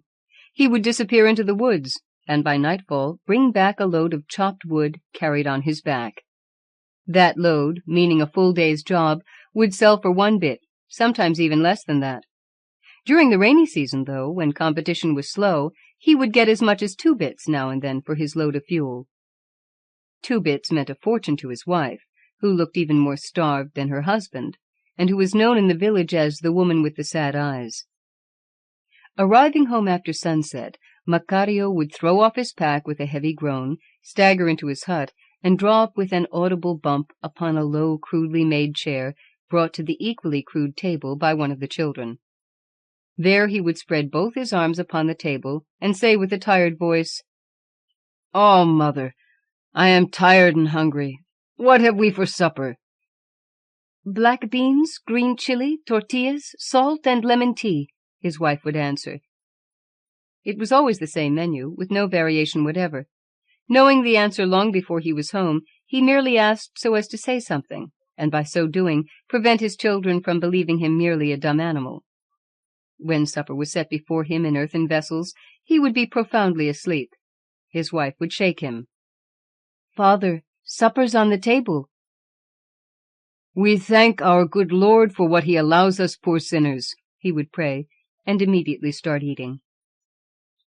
Yet hardly would he swallow a few mouthfuls of beans when he would note the eyes of his children resting on his face and hands, watching him, that he might not eat too much, so that they might get a little second helping, since the first had been so very small. He would cease eating and drink only the tea, brewed of zacate de limon, sweetened with a little chunk of piloncillo. Having emptied the earthen pot, he would, with the back of his hand, wipe his mouth, moan pitifully, and in a prayerful voice say, "Oh, dear Lord in heaven, if only once in all my dreary life I could have a roast turkey all for myself, I would then die happily and rest in peace until called for the final reckoning. Amen." Frequently he would not say that much, yet he would never fail to say at least, "Oh, good Lord, if only once I could have a roast turkey all for myself." His children had heard that lamentation so often that none of them paid attention to it any longer, considering it their father's particular way of saying grace after supper. He might just as well have prayed that he would like to be given 1,000 doubloons, for there was not the faintest likelihood that he would ever come into the possession of roast chicken, let alone a heavy roast turkey whose meat no child of his had ever tasted. His wife, the most faithful and the most abnegating companion a man would wish for, had every reason to consider him a very good man. He never beat her. He worked as hard as any man could, On Saturday nights only, he would take a 3 centavos worth nip of mezcal, and no matter how little money she had, she would never fail to buy him that squeeze of a drink. She would buy it at the general store because he would get less than half the size for the same money if he bought the drink in the village tavern. Realizing how good a husband he was, how hard he worked to keep the family going, how much he in his own way loved her and the children, the wife began saving up any penny she could spare of the little money she earned, doing odd jobs for other villagers, who were slightly better off than she was. Having thus saved penny by penny for 3 long years, which had seemed to her an eternity, she at last could lay her hands on the heaviest turkey brought to the market. Almost exploding with joy and happiness, she took it home while the children were not in. She hid the fowl so that none would see it. Not a word she said when her husband came home that night, tired, worn out, and hungry as always, and as usual praying to heaven for his roast turkey. The children were sent to bed early.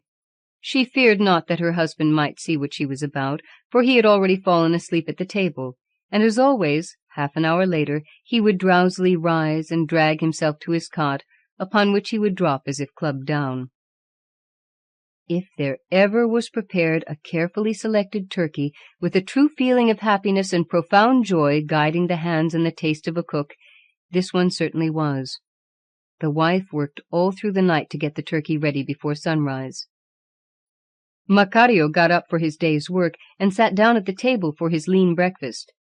He never bothered saying good morning, and was not used to hearing it said by his wife or anybody in the house. If something was amiss on the table, or if he could not find his machete, or the ropes which he needed for tying up the chopped wood, he would just mumble something, hardly opening his lips. As his utterings were few, and these few always limited to what was absolutely necessary, his wife would understand him without ever making a mistake. Now he rose, ready to leave. He came out, and while standing for a few seconds by the door of his shack, looking at the misty gray of the coming day, his wife placed herself before him as though in his way. For a brief moment he gazed at her, slightly bewildered because of that strange attitude of hers, and there she handed him an old basket in which was the roast turkey, trimmed, stuffed, and garnished, all prettily wrapped up in fresh green banana leaves. "There now, there, dear husband, there's the roast turkey you've been praying for during so many long years. Take it along with you to the deepest and densest part of the woods, where nobody will disturb you, and where you can eat it all alone. Hurry now before the children smell it, and get aware of that precious meal, for then you could not resist giving it to them. Hurry along!" He looked at her with his tired eyes and nodded. Please and thanks were words he never used. It did not even occur to him to let his wife have just one little bite of that turkey, because his mind, not fit to handle more than one thought at a time, was at this instant exclusively occupied with his wife's urging to hurry and run away, with his turkey, lest the children get up before he could leave. He took his time finding himself a well-hidden place deep in the woods, and as he, because of so much wandering about, had become sufficiently hungry by now, he was ready to eat his turkey with genuine gusto. He made his seat on the ground very comfortable, washed his hands in a brook near by, and everything was as perfect as it should be at such a solemn occasion. That is, the fulfillment of a man's prayer said daily for an almost uncountable number of years. With a sigh of utter happiness, he leaned his back against the hollow trunk of a heavy tree, took the turkey out of the basket, spread the huge banana leaves before him on the ground, and laid the bird upon them with a gesture as if he were offering it to the gods. He had in mind to lie down after the meal and sleep the whole day through, and so turn this day, his saint's day, into a real holiday. The first in his life since he could think for himself. On looking at the turkey so well prepared, and taking in that sweet aroma of a carefully and skillfully roasted turkey, he muttered in sheer admiration, "I must say this much of her.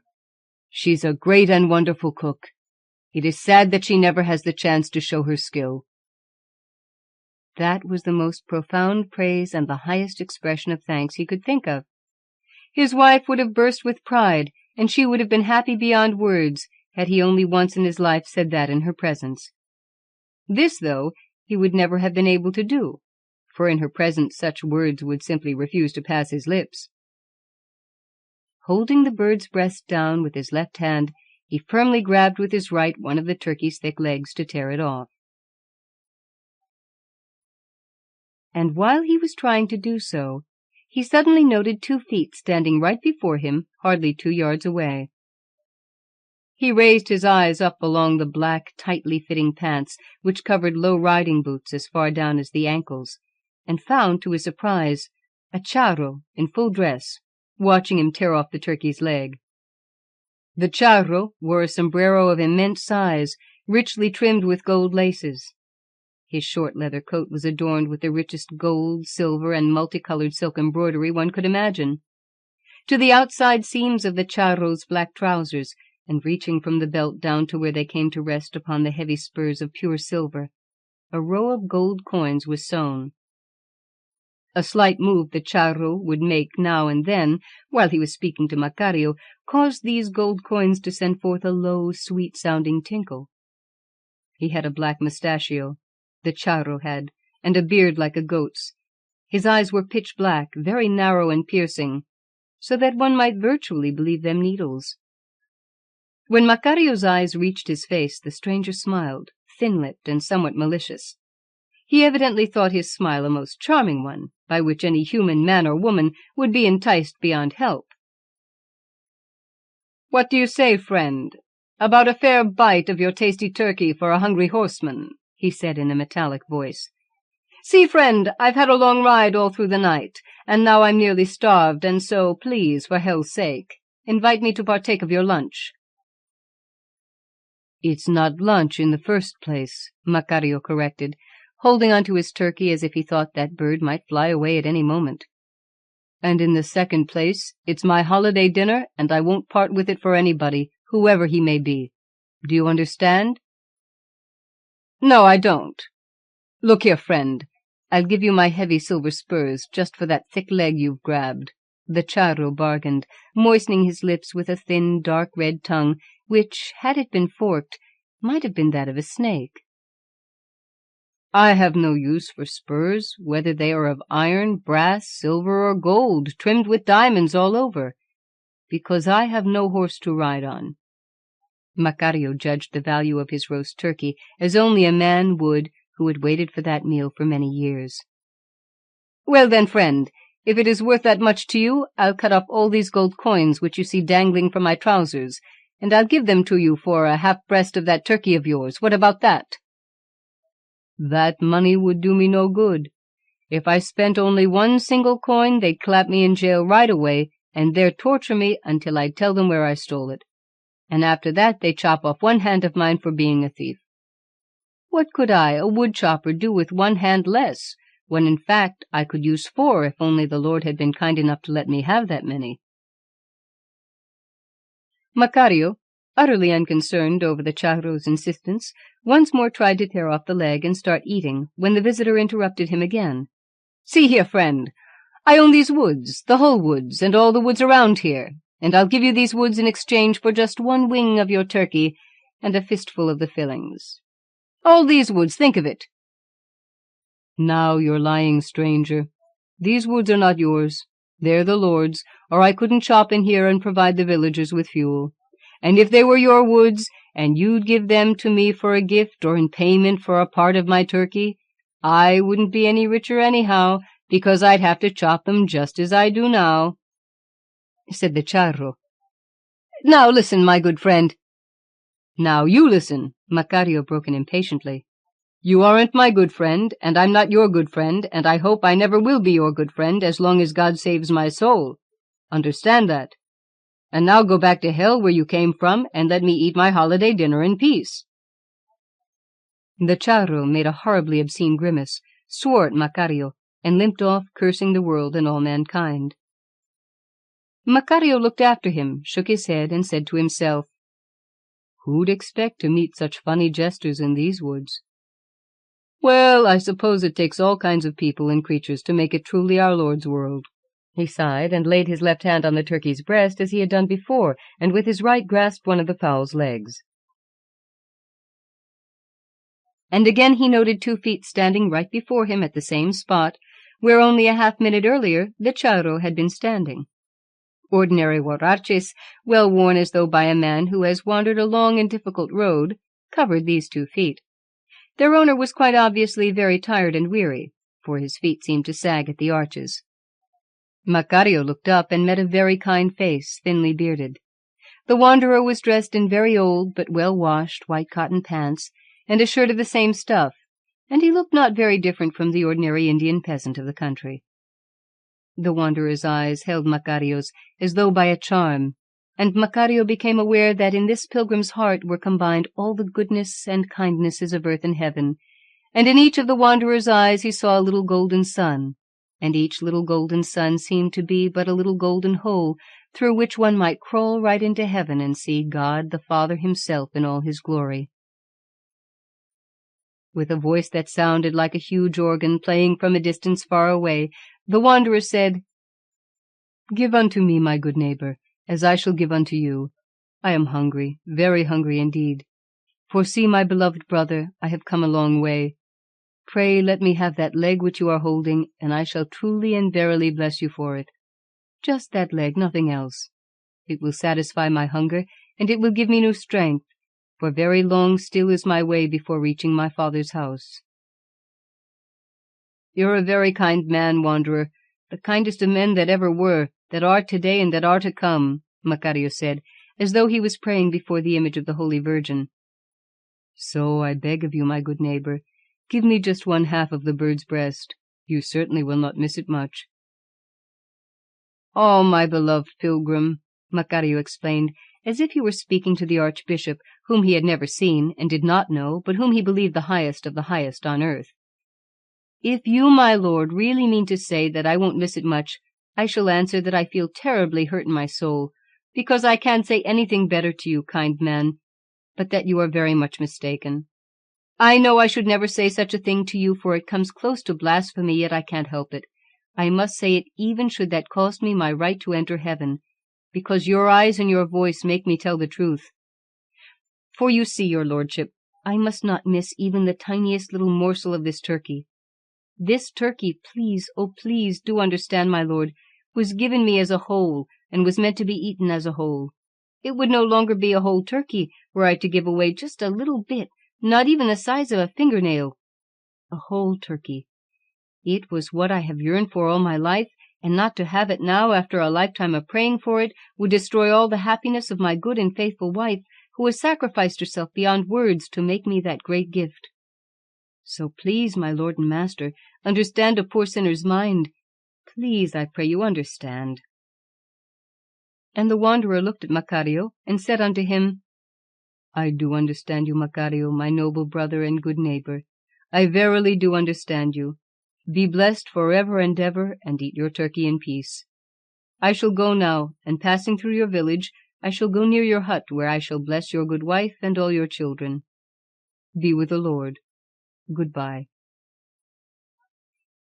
Not once while he had made these speeches to the charro and to the wanderer had it occurred to Macario, who rarely spoke more than 50 words a day, to stop to think what had made him so eloquent. Why it was that he, in the depths of the woods, could speak as freely and easily as the minister in church, and use words and expressions which he had never known before. It all came to him without his realizing what was happening. He followed the pilgrim with his eyes until he could see him no longer. He shook his head sadly. "I most surely feel sorry about him. He was so very tired and hungry. But I simply could do nothing else. I would have insulted my dear wife. Besides, I cannot spare a leg or part of the breast, come what may, for it would no longer be a whole turkey then." And again he seized the turkey's leg to tear it off and start his dinner, when again he noted 2 feet standing before him, and at the same spot the others had stood a while ago. These 2 feet were standing in old-fashioned sandals, and Macario thought that the man must be a foreigner from far-off lands, for he had never seen sandals like these before. He looked up and stared at the hungriest face he had ever believed possible. That face had no flesh. It was all bone. And all bone were the hands and the legs of the visitor. His eyes seemed to be but two very black holes hidden deep in the fleshless face. The mouth consisted of 2 rows of strong teeth, bared of lips. He was dressed in a faded bluish-white flowing mantle, which, as Macario noted, was neither cotton nor silk nor wool, nor any fabric he knew. He held a long staff in one hand for support. From the stranger's belt, which was rather carelessly wound around his waist, a mahogany box, scratched all over, with a clock ticking audibly inside, was dangling on a bit of a string. It was that box hanging there instead of the hourglass which Macario had expected that confused him at first as to what the new visitor's social standing in the world might be. The newcomer now spoke. He spoke with a voice that sounded like 2 sticks clattering one against the other. "I am very hungry, compadre. Very, very hungry." "You don't need to tell me. I can see that, compadre," Macario asserted, not in the least afraid of the stranger's horrible appearance. "Since you can see that, and since you have no doubt that I need something substantial in my stomach, would you mind giving me that leg of the turkey you are holding?" Macario gave forth a desperate groan, shrugged, and lifted up his arms in utter helplessness. "Well," he said with mourning in his voice, "what can a poor mortal do against fate? I've been caught at last. There's no way out any more. It would have been a great adventure. The good God in heaven knows it, but fate doesn't want it that way. I shall never have a whole turkey for myself. Never, never, and never. So what can I do? I must give in. All right, compadre, get your belly's fill. I know what hunger is like. Sit down, hungry man, sit down. Half the turkey's yours, and be welcome to it." "Oh, compadre, that is fine, very fine," said the hungry man, sitting down on the ground opposite Macario, and widening his row of teeth as if he were trying to grin. Macario could not make out for sure what the stranger meant by that grin, whether it was an expression of thanks or a gesture of joy at having been saved from a sure death by starvation. "I'll cut the bird in 2, Macario said, in a great hurry now, lest another visitor might come up and make his own part a third only. "Once I've cut the bird in 2, you just look the other way, and I'll lay my machete flat between the 2 halves, and you tell which half you want, that next to the edge or that next to the back. Fair enough, Bone Man?" "Fair enough, compadre." So they had dinner together, and a mighty jolly dinner it was, with much clever talking on the part of the guest, and much laughter on the side of the host. "You know, compadre," Macario presently said, "at first I was slightly upset because you didn't fit into the picture of you I had in my mind. That box of mahogany with a clock in it which you carry hanging from your belt confused me quite a bit, and made it hard for me to recognize you promptly. What has become of your hourglass, if it isn't a secret to know?" "No secret at all. No secret at all. You may tell the world if it itches you to do so. You see, it was like this. There was a big battle in full swing somewhere around Europe, which is the fattest spot on earth for me next to China. And I tell you, compadre, that battle kept me on the run as if I were still a youngster. Hither and thither I had to dart, until I went nearly mad and was exhausted entirely. So naturally, I could not take proper care of myself as I usually do to keep me fit. Well, it seems a British cannonball fired in the wrong direction by a half-drunken limey smashed my cherished hourglass so completely that it could not be mended again by old Smith Pluto, who likes doing such odd jobs. I looked around and around everywhere, but I could not buy a satisfactory new one, since they are made no longer, save for decorations on mantelpieces, which, like all such silly knickknacks, are useless. I tried to swipe one in museums, but to my horror I discovered that they were all fakes, not a genuine instrument among them." A chunk of tender white meat which he chewed at this instant let him forget his story for a while. Remembering that he had started to tell something without finishing it, he now asked, "Oh, well, where was I with my tale, compadre?" "The hourglasses in all the museums were all fakes wherever you went to try one out." "Right. Yes, now isn't it a pity that they build such wonderful great museums around things which are only fakes? Coming back to the point, there I was without a correctly adjusted hourglass, and many mistakes were bound to happen. Then it came to pass not long afterwards that I visited a captain sitting in his cabin of a ship that was rapidly sinking away under him, and with the crew all off in boats.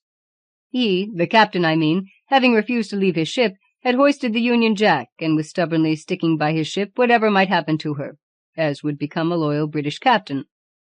There he now sat in his cabin, writing up his logbook. When he saw me right before him, he smiled at me and said, "Well, Mr. Boneman, sir, I mean, seems my time is up." "It is, skipper," I confirmed, also smiling to make it easier for him, and make him forget the dear ones he would leave behind. He looked at his chronometer and said, "Please, sir, just allow me 15 seconds more to jot down the actual time in my logbook." "Granted," I answered, and he was all happiness that he could write in the correct time. Seeing him so very happy, I said, "What about it, Captain? Would you mind giving me your chronometer? I reckon you can spare it now, since you won't have any use for it any longer, because aboard the ship you will sail from now on, you won't have to worry about time at all. You see, Captain, as a matter of fact, my hourglass was smashed by a British cannonball, fired by a drunken British gunner in the wrong direction, and so I think it only fair and just that I should have in exchange for my hourglass a British-made chronometer." "Oh, so that's what you call that funny-looking little clock, a chronometer. I didn't know that," Macario broke in. "Yes, that's what it is called," the hungry man admitted with a grin of his bared teeth. "The only difference is that a chronometer is 100 times more exact in telling the correct time than an ordinary watch or a clock." "Well, compadre, where was I?" "You asked the ship's master for the chronometer, exactly. So when I asked him to let me have that pretty timepiece, he said, 'Now you are asking for just the very thing. For it happens that this chronometer is my personal property, and I can dispose of it any way it damn pleases me. If it were the company's, I would have to deny you that beautiful companion of mine. It was perfectly adjusted a few days before we went on this rather eventful voyage, and I can assure you, Mr. Boneman, that you can rely on this instrument 100 times better than on any of your old-fashioned glasses.' So I took it with me on leaving the rapidly sinking ship, and that's how I came to carry this chronometer instead of that shabby, outdated hourglass I used to have in bygone days. And I can tell you one thing, compadre, this British-made gadget works so perfectly that, since I got hold of it, I have never yet missed a single date. Whereas before that, many a man for whom the coffin or the basket or an old sack had already been brought into the house escaped me. And I tell you, compadre, escaping me is bad business for everybody concerned, and I lose a good lot of my reputation whenever something of this sort happens. But it won't happen any more now." So they talked, told one another jokes, dry ones and juicy ones, laughed a great deal together, and felt as jolly as old friends, meeting each other after a long separation. The Boneman certainly liked the turkey, and he said a huge amount of good words in praise of the wife who had cooked the bird so tastily. Entirely taken in by that excellent meal, he, now and then, would become absent-minded and forget himself, and try to lick his lips, which were not there, with a tongue which he did not have. But Macario understood that gesture, and regarded it as a sure and unmistakable sign that his guest was satisfied and happy in his own unearthly way. "You have had 2 visitors before today, or have you?" the Boneman asked in the course of their conversation. "True. How did you know, compadre?" "How did I know? I have to know what is going on around the world. You see, I am the chief of the secret police of, well, you know, the big boss. I am not allowed to mention his name." "Did you know them, those 2 visitors, I mean?" "Sure I did. What do you think I am, a heathen?" "The first one was what we call our main trouble." "The devil. I knew him all right," Macario said confidently. "That fellow can come to me in any disguise, and I'd know him anywhere. This time he tried looking like a charro, but smart as he thinks he is, he had made a few mistakes in dressing up, as foreigners are apt to do. So it wasn't hard for me to see that he was a counterfeit charro." "Why didn't you give him a small piece of your turkey, then, since you knew who he was? That hop about the world can do you a great deal of harm, you know." "Not to me, compadre. I know all his tricks, and he won't get me. Why should I give him part of my turkey? He had so much money that he had not pockets enough to put it in, and so had to sew it outside on his pants. At the next inn he passes he can buy, if he wishes, a half-dozen roast turkeys, and a couple of young roast pigs besides. He didn't need a leg or a wing of my turkey." "But the second visitor was—well, you know whom I refer to." Did you recognize him?" "Who wouldn't? I am a Christian. I would know him anywhere." I felt awfully sorry that I had to deny him a little bite, for I could see that he was very hungry and terribly in need of some food. But who am I, poor sinner, to give our Lord a little part of my turkey? His Father owns the whole world and all the birds, because he made everything. He may give his Son as many roast turkeys as the Son wants to eat. What is more, our Lord, who can feed 5,000 hungry people with 2 fishes and 5 ordinary loaves of bread, all during the same afternoon, and satisfy their hunger, and have still a few dozens of sacks full of crumbs left over. Well, compadre, I thought that he himself can feed well on just 1 little leaf of grass, if he is really hungry. I would have considered it a really grave sin giving him a leg of my turkey. And another thing, he who can turn water into wine just by saying so, can just as well cause that little ant walking here on the ground and picking up a tiny morsel to turn into a roast turkey with all the fillings and trimmings and sauces known in heaven.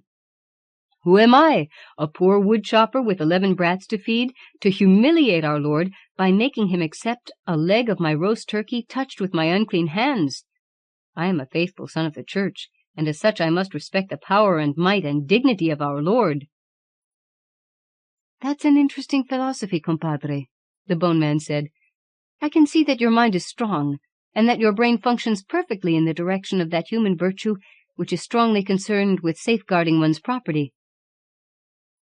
"I've never heard of that, compadre." Macario's face was a blank. "The only thing that baffles me now is your attitude toward me, compadre." The bone man was cleaning up a wing bone with his strong teeth as he spoke. "What I would like to hear is why did you give me half of your turkey when just a few minutes before you had denied as little as a leg or a wing to the devil and also to our Lord?" "Ah!" Macario exclaimed, throwing up both his hands to emphasize the exclamation. And, "Ah," he said once more, "that's different. With you, that's very different.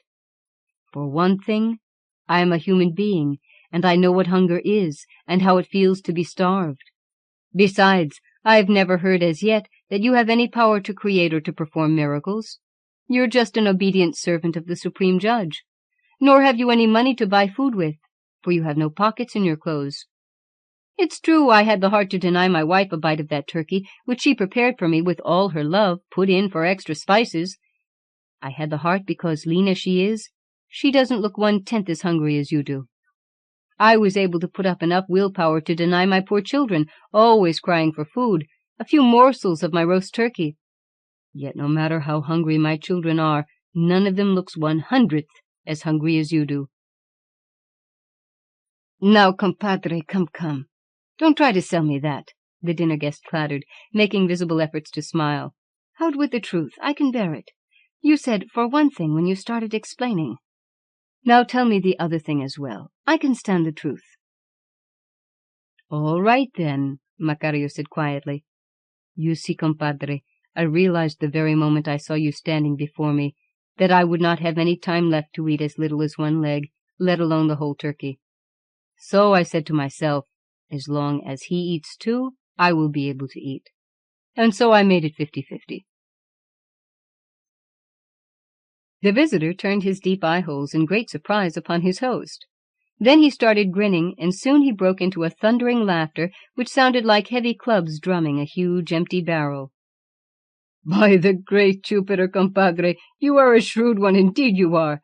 I cannot remember having met such a clever and quick-witted man for a long time. You truly and verily deserve to be selected by me for a little service which will make my lonely existence now and then less boresome to me. You see, compadre, I like playing jokes on men now and then as my mood will have it. Jokes that don't hurt anybody, and they amuse me and help me to feel my job is somehow less unproductive, if you know what I mean." "I guess I know how you mean it." "Do you know what I am going to do so as to pay honestly for the dinner you offered me?" "What, compadre?" "Oh, please, sir, your lordship, don't make me your assistant. Not that. Please, anything else you wish, but not your helper." "I don't need an assistant, and I have never had one. No, I have another idea. I shall make you a doctor, a great doctor who will outwit all those haughty learned physicians and super-specialists who are always playing their nasty little tricks with the idea that they can put one over on me. That's what I am going to do, make you a doctor, and I promise you that your roast turkey shall be paid for 1,000,000-fold.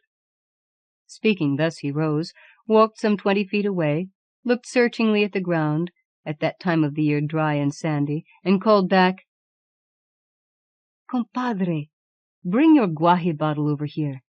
Yes, I mean that bottle of yours which looks as though it were of some strange variety of pumpkin. But first pour out all the water which is still in it."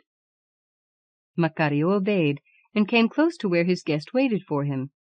The visitor spat 7 times upon the dry ground, remained quiet for a few minutes, and then all of a sudden crystal-clear water spurted out of that sandy soil. "Hand me your bottle," the bone man said.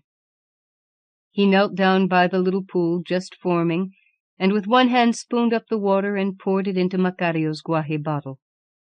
This procedure took quite some time, for the mouth of the bottle was extremely small. When the bottle, which held about a quart, was full, the bone man, still kneeling by the pool, tapped the soil with one hand, and the water immediately disappeared from view. "Let's go back to our eating place, compadre," the visitor suggested. Once more they sat down together. The bone man handed Macario the bottle. "This liquid in your bottle will make you the greatest doctor known in the present century. 1 drop of this fluid will cure any sickness, and I include any sickness known as a fatal and as an incurable one. But mind and mind well, compadre. Once the last drop is gone, there will be no more of that medicine, and your curing power will exist no longer." Macario was not at all excited over that great gift. "I don't know if I should take that present from you. You see, compadre, I've been happy in my own way. True it is that I've been hungry always, all through my life. Always I've been tired, always been struggling with no end in view. Yet that's the way with people in my position. We accept that life because it was given us. It's for that reason we feel happy in our way, because we always try making the best of something very bad and apparently hopeless. This turkey we ate together today has been the very peak of my life's ambition. I never wanted to go up higher in all my desires than to have 1 roast turkey with all the trimmings and fillings all for myself, and be allowed to eat it in peace and all alone, with no hungry children's eyes counting every little bite going into my hungry stomach." "That's just why. You didn't have your roast turkey all by yourself. You gave me half of it, and so your life's ambition is still not accomplished." "You know, compadre, that I had no choice in the matter." "I suppose you are right. Anyway, whatever the reason, your one and only desire in this world has not yet been satisfied. You must admit that. So if you wish to buy another turkey without waiting for it another 15 or 20 years, you will have to cure somebody to get the money with which to buy that turkey." "I never thought of that," Macario muttered, as if speaking to himself. "I surely must have a whole roast turkey all for myself, come what may, or I'll die a most unhappy man." "Of course, compadre, there are a few more things which you ought to know before we part for a while." "Yes, what is it? Tell me." "Wherever you are called to a patient, you will see me there also." On hearing that, unprepared as he was for the catch, Macario got the shivers. "Don't get frightened, compadre. No one else will see me. And mind you well what I am going to tell you now. If you see me standing at your patient's feet, just put 1 drop of your medicine into a cup or glass of fresh water, make him drink it, and before 2 days are gone, he will be all right again, sane and sound for a good long time to come." "I understand," Macario nodded pensively. "But if," the bone man continued, "you see me standing at your patient's head, do not use the medicine, for if you see me standing thus, he will die no matter what you do, and regardless of how many brilliant doctors attempt to snatch him away from me. In that case, do not use the medicine I gave you, because it will be wasted and be only a loss to you. You must realize, compadre, that this divine power to select the one that has to leave the world, while some other, be he old or a scoundrel, shall continue on earth, This power of selection I cannot transfer to a human being who may err or become corrupt. That's why the final decision in each particular case must remain with me, and you must obey and respect my selection." "I won't forget that, sir," Macario answered. "You had better not. Well, now, compadre, let us say goodbye. The dinner was excellent, exquisite, I should call it, if you understand that word. I must admit, and I admit it with great pleasure, that I have had an enjoyable time in your company.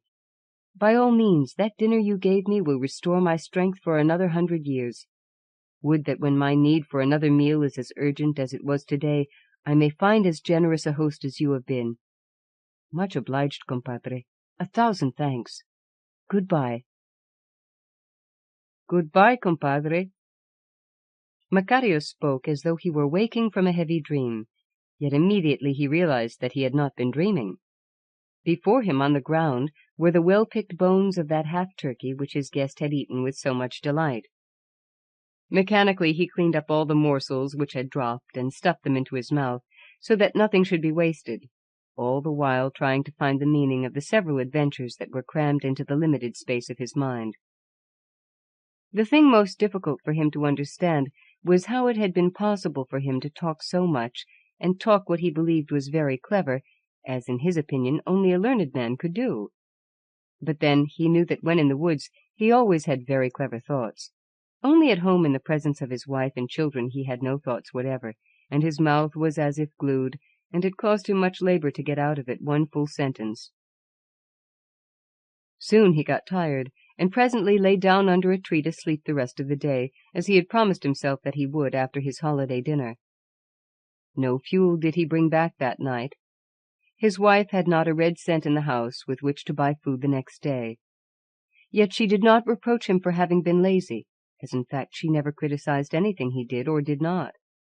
The truth was that she felt immensely happy to be alive, for during the day at about noon, when she was busy in the yard washing the children's rags, a strange golden ray, which, so it appeared, came not from the sun, but from an unknown source, had touched her whole body, while at the same time she had heard inside her heart a sweet music as if played by a huge organ from far, far above the earth. From that moment on, and all the whole day, she had felt as though lifted from the ground, and her mind had been at peace, as she could not remember having ever felt before. Nothing of this phenomenon did she tell her husband. She kept it to herself, like a very sacred property all her own. When she served supper, there was still some reflection of that golden ray visible on her face. Even her husband noted it on giving her a casual glance. But he said nothing, for he was still heavily occupied with his own fortunes of the day. Before he went to sleep that night, later than usual, for he had slept well during the day out in the woods, his wife asked him timidly, "How was the turkey, dear husband?" "What do you think was the matter with it, since you ask me how it was? What do you mean? Was there something wrong with it? It was quite all right as far as I could judge, with the little experience I've had eating roast turkey." With not a single word did he mention his visitors. When he had turned about to go to his cot, she looked at him, watching his face sidewise and thoughtfully. Something was new in him. Something had come over him. Never before had he talked that much to her at one breath. Next day was a hungry one for the whole family. Their breakfast, including that of Macario's, was always lean. Yet this morning his wife had to make it smaller still, for it had to be stretched into 2 more meals. Soon Macario was through with a few mouthfuls of black beans seasoned with green chili, and a pot of atole for a drink. Complain he did not, because he realized that the blame was on him. He took up his machete, his axe, and his ropes, and stepped out into the misty morning. Considering the way he went about his usual hard task of chopping wood, he might as well have forgotten about the precious medicine and all that went with it. Only a few paces had he gone when his wife called after him, "Husband, your water bottle!" This reminded him like a flash that the whole adventure of the day before might after all not have been a dream but reality. Last night, on thinking of the happenings, he had reached the conclusion that it might have been but sort of an imagination caused by a stomach not used to being filled up with roast turkey. "It's still full of water," the wife said, bringing the guaje bottle out and shaking it. "Shall I pour the old water out and put in fresh water?" she asked, while playing with the cork cut from a corn cob. "Yes, I know, woman. It's still full," Macario answered, not a bit afraid that his wife might be too hasty and spill the miraculous liquid away. "Yesterday I drank from the little brook. Just give me the bottle full as it is. The water is good. I got it out there in the woods." On his way to work, and some fair distance away from his hut, which was the last at his side of the village, he hid the bottle in dense bushes, partly covering it with soil. That night he brought home one of the biggest loads of heavy, fine, dry fuel, such as he had not delivered for many months. It was sold at 3 bits, a price unheard of, and was sold that same night on the first call the older boy made. So the family felt like having come into $1 million. Next day Macario went about his job as usual. On the night before he had told his wife casually that he had broken his guaje bottle because a heavy trunk had dropped upon it, and she had to give him another one of the several they kept in the house. These bottles cost them nothing, for the older boys discovered them growing wild in the bush somewhere. Again he brought home that night a good load of chopped wood, yet this time he found his family in a pitiful distress. His wife, her face swollen, her eyes red from long crying, rushed at him the moment he came in. "Reginito is dying, my poor little baby. Regino will be gone in a half-hour." And she broke into heartbreaking lamentation, tears streaming down her face. Helplessly and stupidly, he looked at her the way he always looked if something in the house happened which was out of the gloomy routine by which this home of his was run. When his wife stepped aside, he noted that there were present several neighbors, all women, partly standing, partly squatting close to the cot on which the child had been bedded. His was the poorest family in the village, yet they were among the best liked for their questions, their honesty, their modesty, and because of that unearned virtue that the poor are always liked better than the rich, anywhere and by everybody. Those women in their neighborly zeal to help the so very poor Macario, and on hearing of the child's being sick, had brought with them all sorts of herbs, roots, bits of bark, as used by the villagers in cases of sickness. The village had no doctor and no drug-store, and for that reason, perhaps, it also had no undertaker. Every woman had brought a different kind of medicinal herb or remedy, and every one of the women made a different suggestion as to what should be done to save the child. For hours that little creature had been tortured with scores of different treatments, and had been given teas brewed from roots, herbs, and ground snake bones, mixed with a powder obtained from charred toads.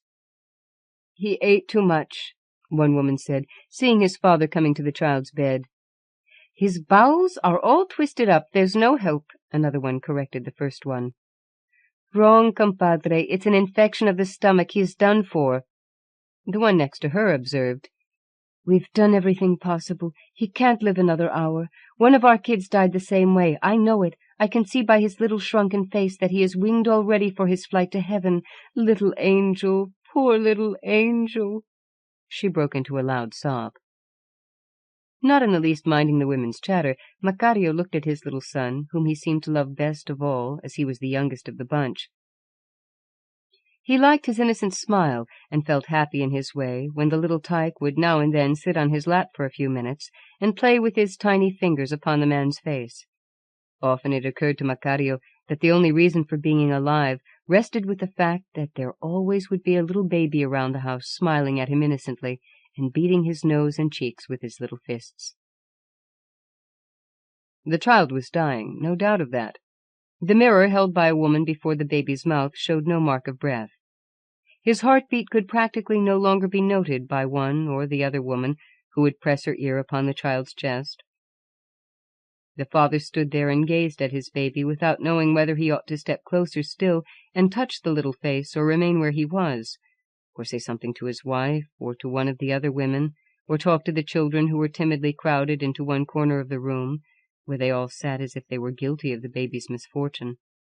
They had had no dinner, and they felt sure there would be no supper tonight, as their mother was in a horrible state of mind. Macario turned slowly about, walked to the door, and went out into the darkness of the night. Not knowing what to do or where to go, since his home was all in a turmoil, tired as he was from his very hard day's labor, and feeling as though he were to sink down on his knees, he took, as if automatically, the path which led to the woods, his realm, where he was sure to find the quiet of which he was so badly in need. Arriving at the spot where, in the early morning, he had buried the guaje bottle, he stopped, searched for the exact place, took out the bottle, and, quicker than he had moved in many years, ran back to his hut. "Give me a cup filled with fresh, clean water," he ordered in a loud and determined voice on opening the door. His wife hurried as if given new hope, and in a few seconds she brought an earthen cup of water. "Now, folks, you leave the room. Get out of here, all of you, and leave me alone with that son of mine. I'll see what I can do about it." "No use, Macario. Can't you see he has only a few minutes left? You'd better kneel down and say the prayers with us while he is breathing his last, so that his soul may be saved," one of the women told him. "You heard what I said, and you do as you've been advised," he said sharply, cutting off any further protest. Never before had his wife heard him speak in such a harsh, commanding manner. Almost afraid of him, she urged the women out of the hut. They were all gone. Macario closed the door behind them, turned to the cot, and when he looked up he saw his bony dinner guest standing opposite him, the cot with the child in it, between the two.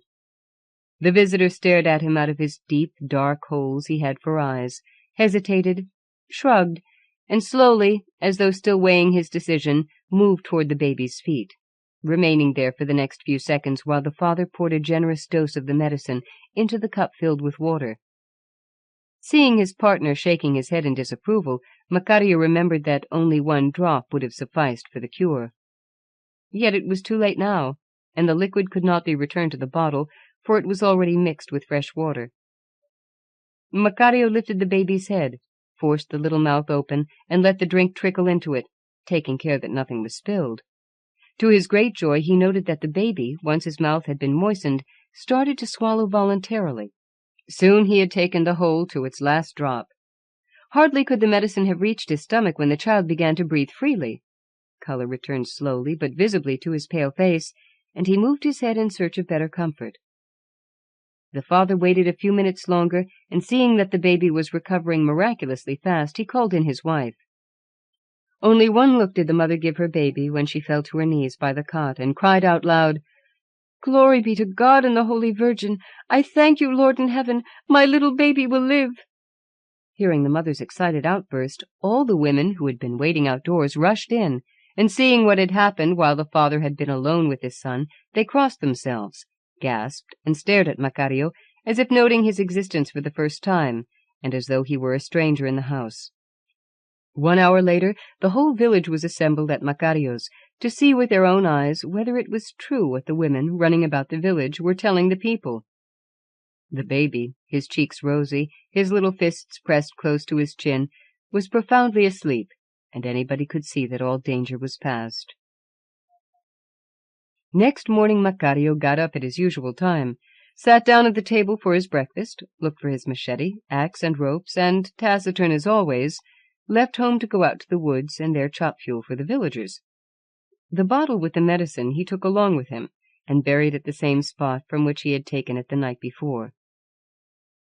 So he went about his job for the next 6 weeks, when one night, on returning home, he found Ramiro waiting for him. Ramiro asked him, please, to come around to his place and see what he might do about his wife, who had been sick for several days and was now sinking fast. Ramiro, the principal storekeeper and merchant of the whole community, and the richest man in the municipality, explained that he had heard of Macario's curing powers, and that he would like him to try his talents on his young wife. "Fetch me a little bottle, a very little glass bottle from your store. I'll wait for you here and think over what I perhaps could do for your wife."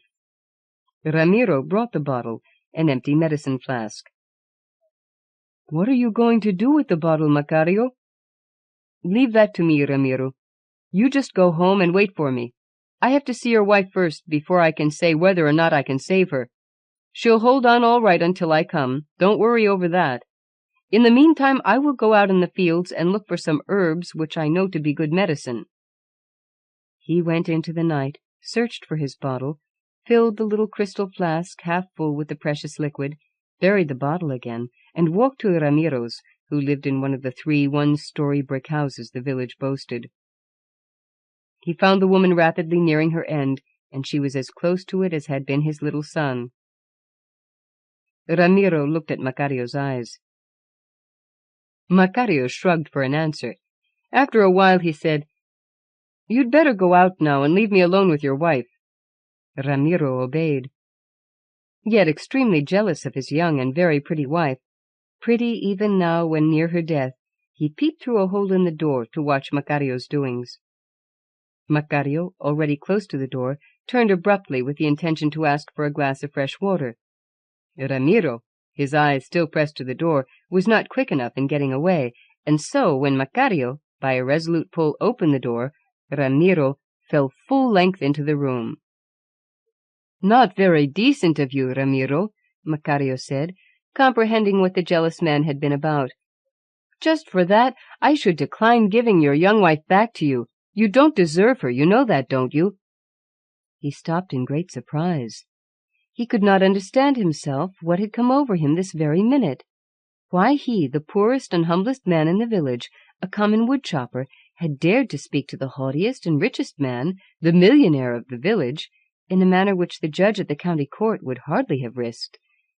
But seeing Ramiro, that mighty and powerful man, standing before him humiliated, and with the gesture of a beggar trembling with fear that Macario might refuse to heal his wife, Macario had suddenly become aware that he had become a great power himself, a great doctor of whom that arrogant Ramiro expected miracles. Very humble now, Ramiro begged Macario's forgiveness for having spied upon him, and in the most pitiful way he pleaded with him to save his wife, who was about to give him in less than 4 months his first child. "How much would you ask for giving her back to me sane and healthy like she was before?" "I do not sell my medicine for prices. I do not set prices. It's you, Ramiro, who have to make the price. Only you can know what your wife is worth to you. So name the price yourself." "Would 10 doubloons do, my dear good Macario?" "That's what your wife is worth to you? Only 10 doubloons?" "Don't take it that way, dear Macario. Of course she means far more to me than all my money. Money I can make again any day that God will allow me to live.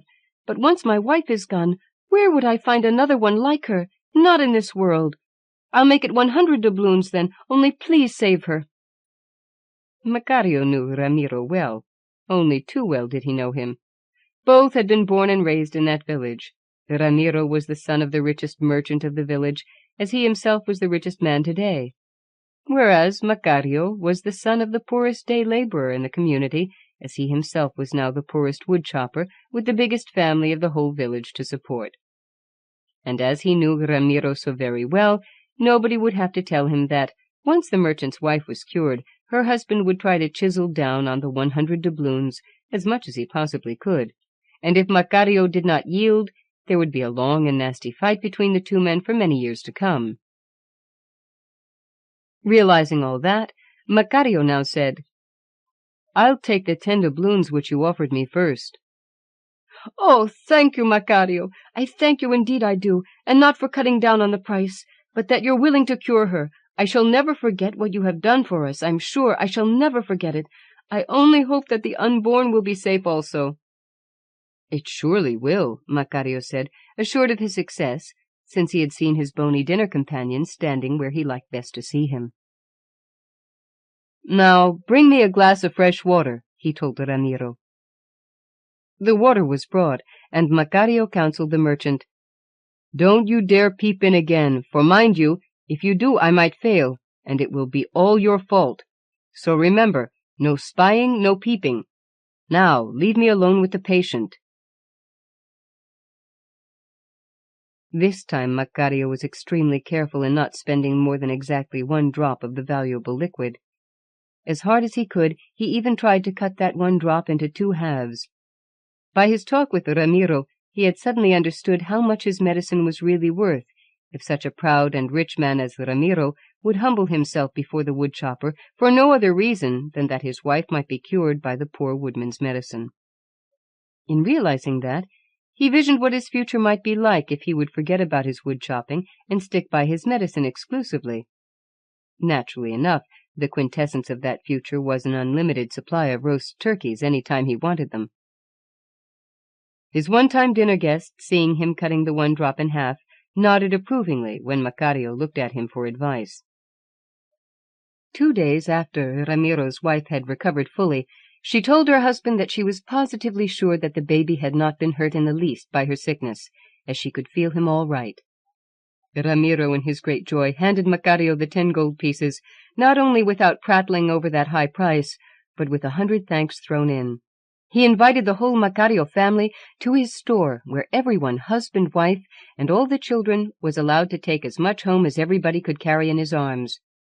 Then he threw a splendid dinner to which the Macarios were invited as his guests of honor. Macario built a real house now for his family, bought some pieces of good land, and began cultivating them, because Ramiro had loaned him 100 doubloons at very low interest. Ramiro had done so not solely out of gratitude.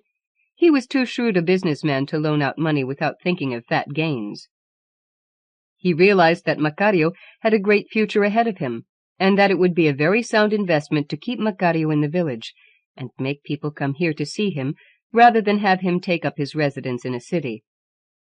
The more visitors the village would have on account of Macario's fame, the more important would grow Ramiro's business. In expectation of this development in the village's future, Ramiro added to his various lines in business that of banking. He gambled fast on Macario, and he won. He won far beyond his most fantastic dreams. It was he who did all the advertising and all the propaganda to draw attention to Macario's great gift. Hardly had he sent out a few letters to business friends in the city, than sick people flocked to the village in the hope of being cured of their maladies, many having been declared uncurable by learned physicians. Soon Macario could build himself a mansion. He bought up all the land around and converted it into gardens and parks. His children were sent to schools and universities as far as Paris and Salamanca. As his one-time dinner guest had promised him, so it came to pass. Macario's half-turkey was paid for 1,000,000-fold. Regardless of his riches and his fame, Macario remained honest and uncorrupted. Anyone who wanted to be cured was asked how much his health was worth to him, and as Macario had done in his first case, so he did ever after in all other cases. That is, the patients or their relatives would decide the price. A poor man or woman who had no more to offer than 1 silver peso or a pig or a rooster, he would heal just as well as the rich, who in many instances had made prices as high as 20,000 doubloons. He cured men and women of the highest nobility, many of whom had crossed the ocean and had come from Spain, Italy, Portugal, France, and other countries, and who had come for no other reason than to see him and consult him. Whoever came to consult him would be told frankly that he could do nothing to save him if Macario saw the bone man stand at the patient's head. Nothing did he charge for that consultation. People, whoever they were, accepted his final verdict without discussion. No longer would they try arguing with him once he had told them that they were beyond help. More or less half the people consulting him were saved. The other half were claimed by his partner. It happened often for weeks at a time that he would not meet one patient whom he could cure, because his dinner guest would decide differently. Such weeks the people in the land called his low-power periods. While at the beginning of his practice he was able to cut a drop of his precious medicine in 2, he soon learned to cut each drop into 8. He acquired all devices known then by which a drop might be divided up into practically an infinite number of mites.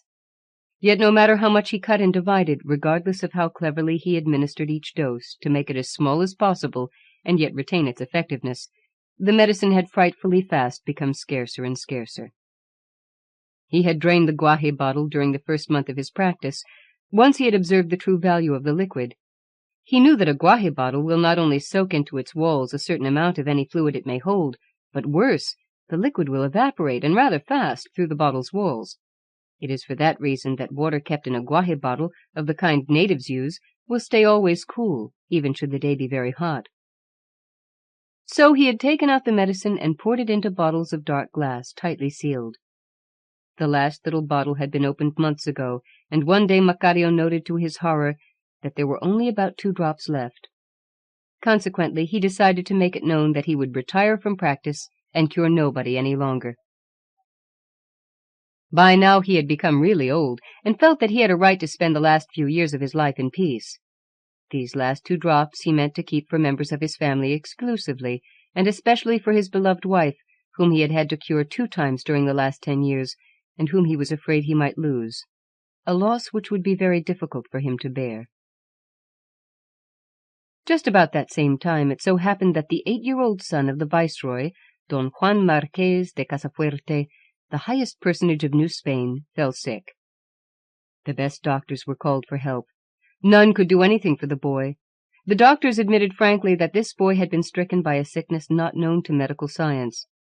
The Viceroy had heard of Macario, who hadn't, but he owed it to his dignity, education, and high social and political position to consider Macario a quack, the more so since he was called thus by every doctor who had a title from an accredited university.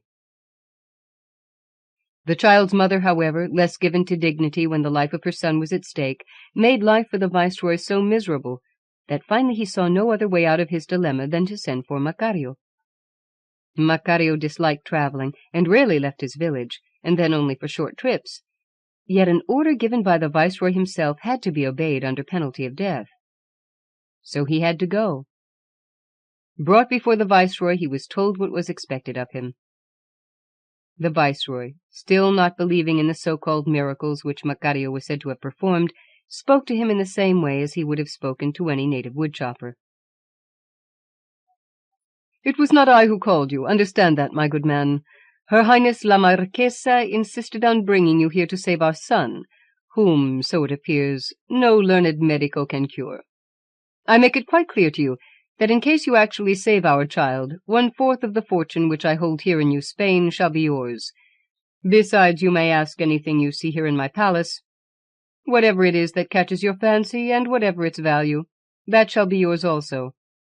Apart from all that, I personally shall hand you a license which will entitle you to practice medicine anywhere in New Spain, with the same rights and privileges as any learned medico, and you shall be given a special letter with my seal on it, which will give you immunity for life against any arrest by police or soldiers, and which will safeguard you against any unjustified court action. I believe, my good man, that this is a royal payment for your service." Macario nodded, yet said nothing. The Viceroy went on. "What I promised you in the case that you save our son follows exactly the suggestion made by Her Highness la Marquesa, my wife, and what I promise I always keep." The Marqués stopped for a few seconds, as if waiting for Macario to say something. Macario, however, said nothing and made no gesture. "But now, listen to my own suggestions," the Viceroy continued. "If you should fail to save our son, I shall hand you over to the High Court of the Inquisition, charging you with the practice of witchcraft under pact with the devil, and you shall be burned alive at the stake on the Alameda and in public." Again the Viceroy stopped to see what expression his threat had made upon Macario. Macario paled, but still said nothing. "Have you understood in full what I have said?" "I have, your Highness," Macario said briefly, trembling slightly as he attempted to make an awkward bow. "Now, I personally shall show you to our sick child. Follow me." They entered the boy's room, where 2 nurses were in attendance, merely watching the child's slow decline, unable to do anything save keep him comfortable. His mother was not present. She had, by the doctor's order, been confined to her room, as she was close to a complete breakdown. The boy was resting on a bed becoming his age, a light bed made of fine wood, though not rich-looking. Macario went close and looked around for a sign of his dinner guest. Slightly, so as not to make his gesture seem suspicious, he touched a special little pocket in his trousers, to be sure he had the crystal flask with the last 2 drops of medicine about him. Now he said, "Will you, your Highness, I pray, leave this room for 1 hour, and will your Highness, please, give orders that everybody else will leave too, so that I may remain alone with the young patient." The Marqués hesitated, evidently being afraid that this ignorant peasant might do his son some harm if left alone with him. Macario, noting that expression of uneasiness shown by the Viceroy, recalled at this very instant his first cure of a patient not of his own family, that is, Ramiro's young wife in his native village. Ramiro had hesitated in a similar way when told to leave the room, and let Macario alone with the young woman in bed.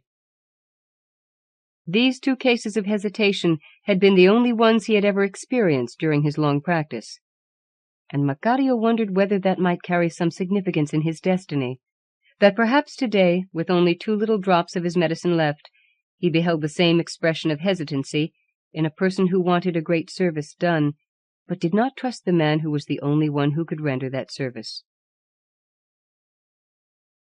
He was now alone with the boy, and suddenly there appeared his partner, taking his stand at the boy's head. The 2, Macario and the bone man, had never again spoken one to the other since they had had a turkey dinner together. Whenever they would meet in a sick room, they would only look at each other, yet not speak. Macario had never asked of his partner any special favor.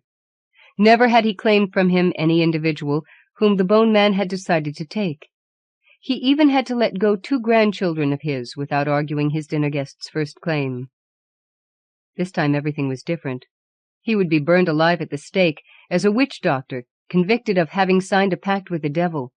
His children, now all of them in highly honored positions, would fall into disgrace because their father had been condemned by the Holy Inquisition to suffer the most infamous death a Christian could die. All his fortune and all his landed property, which he had meant to leave to his children and grandchildren, would be confiscated and given to the church. He did not mind losing his fortune.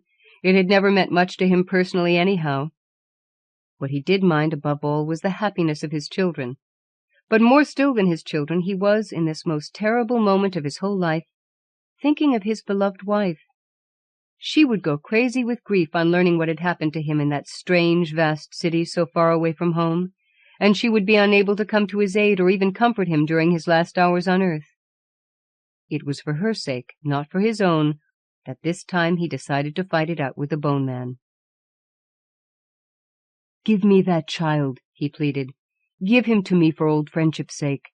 I've never asked any favor of you, not one little favor for the half-turkey you ate with so much gusto when you needed a good dinner more than anything else. You gave me voluntarily what I had not asked you for. Give me that boy, and I'll pour out the last drop of your medicine and break the bottle, so that not even one little wet spot be left inside to be used for another cure. Please, oh please give me that boy. It isn't for my sake that I ask you this. It is for my dear, faithful, loyal, and beloved wife's.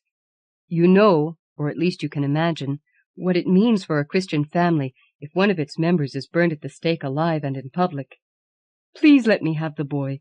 I shall not take or touch the riches offered me for curing him. You found me a poor man, and I was happy then in my own way. I don't mind being poor again as I used to be. I'm willing to chop wood again for the villagers, as I did when we met for the first time." The bone man looked at him with his deep black holes for a long time. If he had a heart, he was questioning it at this moment. Now he looked down before him as though he were deliberating this case from every angle to find the most perfect solution. Obviously his orders were to take the child away. He could not express his thoughts by his eyes or his face, yet his gestures clearly showed his willingness to help a friend in dire need, for by his attitude he tried to explain that, in this particular case, he was powerless to discover a way out which would meet halfway the problems of both.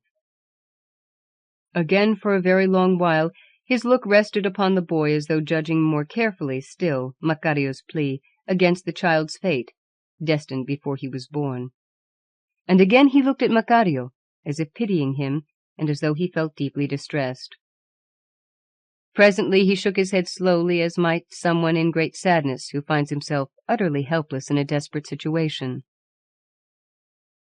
He opened his fleshless jaws, and with a voice that sounded like heavy wooden sticks clubbed on a board, he said, "I am sorry, compadre, very sorry, but in this case I can do nothing to help you out of that uncomfortable pool you have been put into.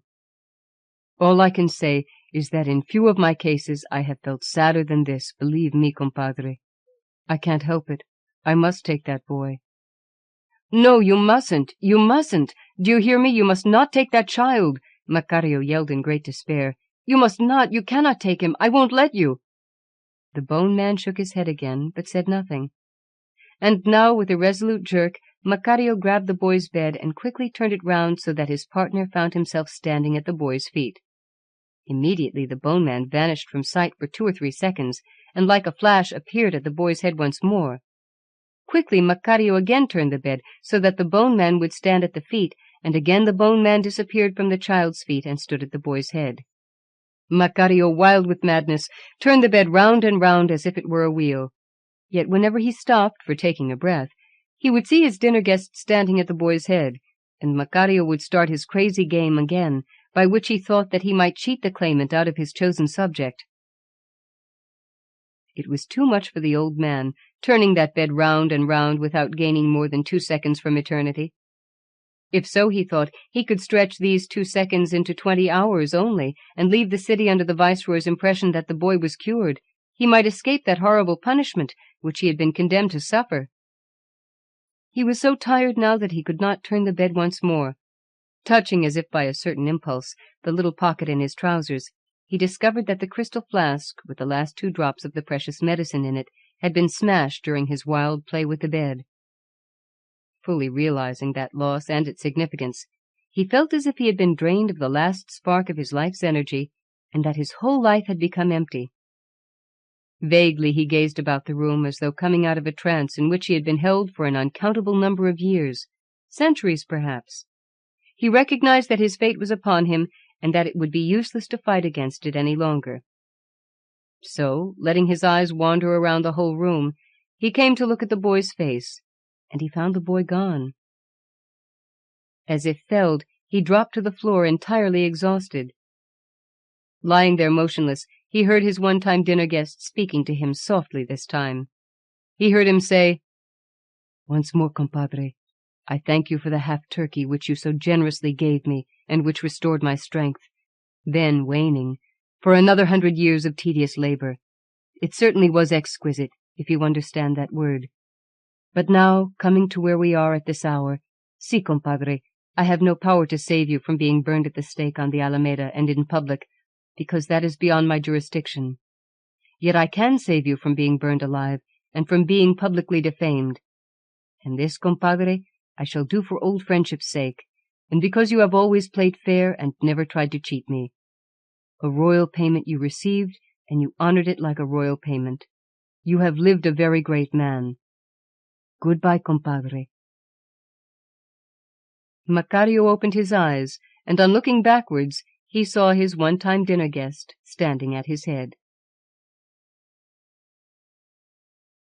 Macario's wife, greatly worried over her husband's not coming home, called all the men of the village that morning to help her find Macario, who might be hurt somewhere deep in the woods and unable to return without help. After several hours of searching, he was discovered at the densest part of the woods, in a section far away from the village, so far that nobody would ever dare go there alone. He was sitting on the ground, his body comfortably snuggled in the hollow of a huge tree trunk, dead, a big, beautiful smile all over his face. Before him on the ground, banana leaves were spread out, serving as a tablecloth, and on them were lying the carefully cleaned bones of a half-turkey. Directly opposite, separated by a space of about 3 feet, there also were, in a like manner, banana leaves spread, on which was the other half of the turkey, but untouched. "How strange!" said his wife, thick tears welling out of her sad eyes. "I wonder why he cut the turkey in 2. It was his dream all during his life to eat it all himself. I just wonder who he had invited to eat the other half of his turkey. Whoever he was, he must have been a fine and noble and very gentle person, or Macario wouldn't have died so very, very happy."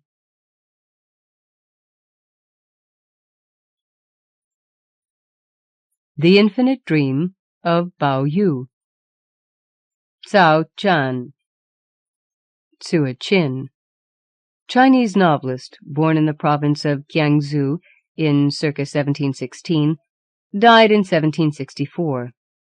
10 years before his death, he began to work on the long novel for which he is famous, The Dream of the Red Chamber.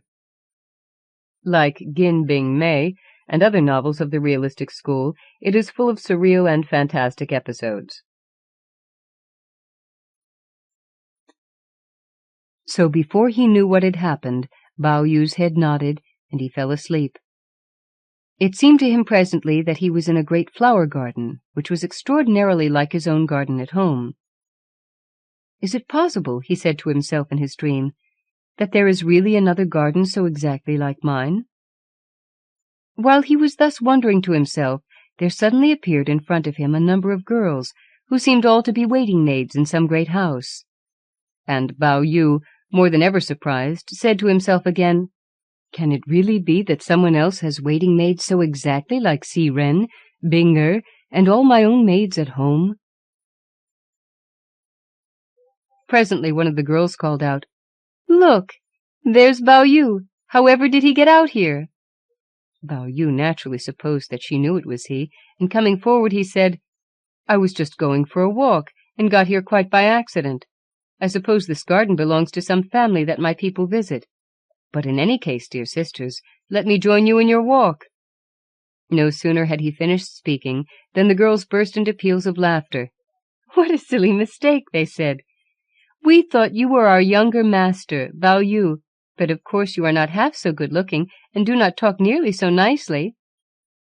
So they were servants of another Pao-Yu. "Dear sisters," he said to them, "tell me who then is your master?" "He is Pao-Yu," they said.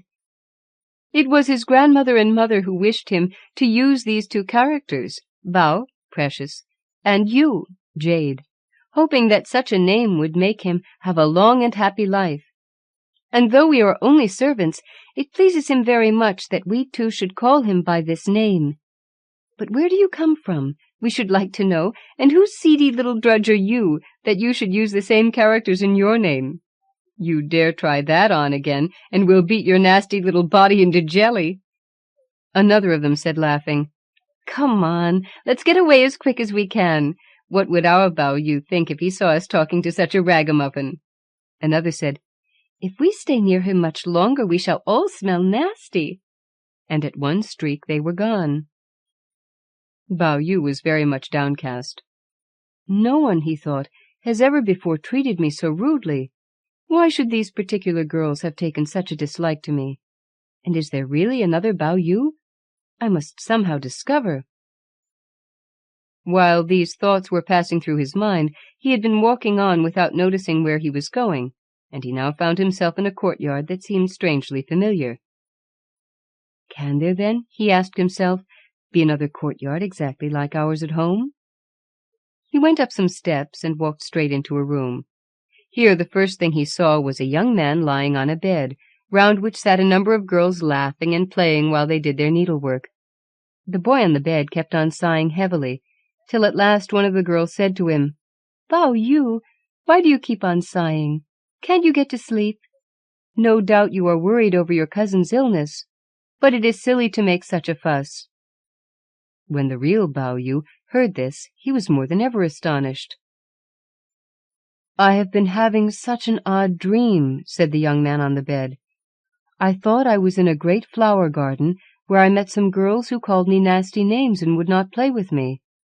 But I followed them back to the house, and there what should I find but another Pao-Yu, lying senseless on his bed for all the world like an empty bag. His thoughts and feelings seemed all to have flown somewhere far, far away." When the real Pao-Yu heard this dream, he could not contain himself, and cried out to the boy on the bed, "I came to look for a Pao-Yu, and now it seems that you are the one." The boy on the bed rose, and coming quickly toward him, embraced him, saying, "So you are Pao-Yu, and it was not a dream." "A dream?" cried Pao-Yu. "No, indeed, it was more true than truth itself." But hardly had he finished speaking when someone came to the door, crying, "Mr. Pao-Yu is to go to his father's room at once." At the sound of these words, both Pao-Yus trembled from head to foot. The dream Pao-Yu rushed away, and as he left the room, the real Pao-Yu called after him, "Come back soon, Pao-Yu! Come back!" His maid, Si-Ren, was by the bed, and hearing him calling out his own name in his dreams, she woke him, and said, laughing, "Where is this Pao-Yu that you are calling to?" Though he was no longer asleep, his mind was dazed and confused. "There he is," he said, pointing sleepily at the door. "He has just gone out." "Why, you are still dreaming," said Si Ren, much amused. "Do you know what it is you are staring at, screwing up your eyes and making such a funny face? It is your own reflection in the mirror."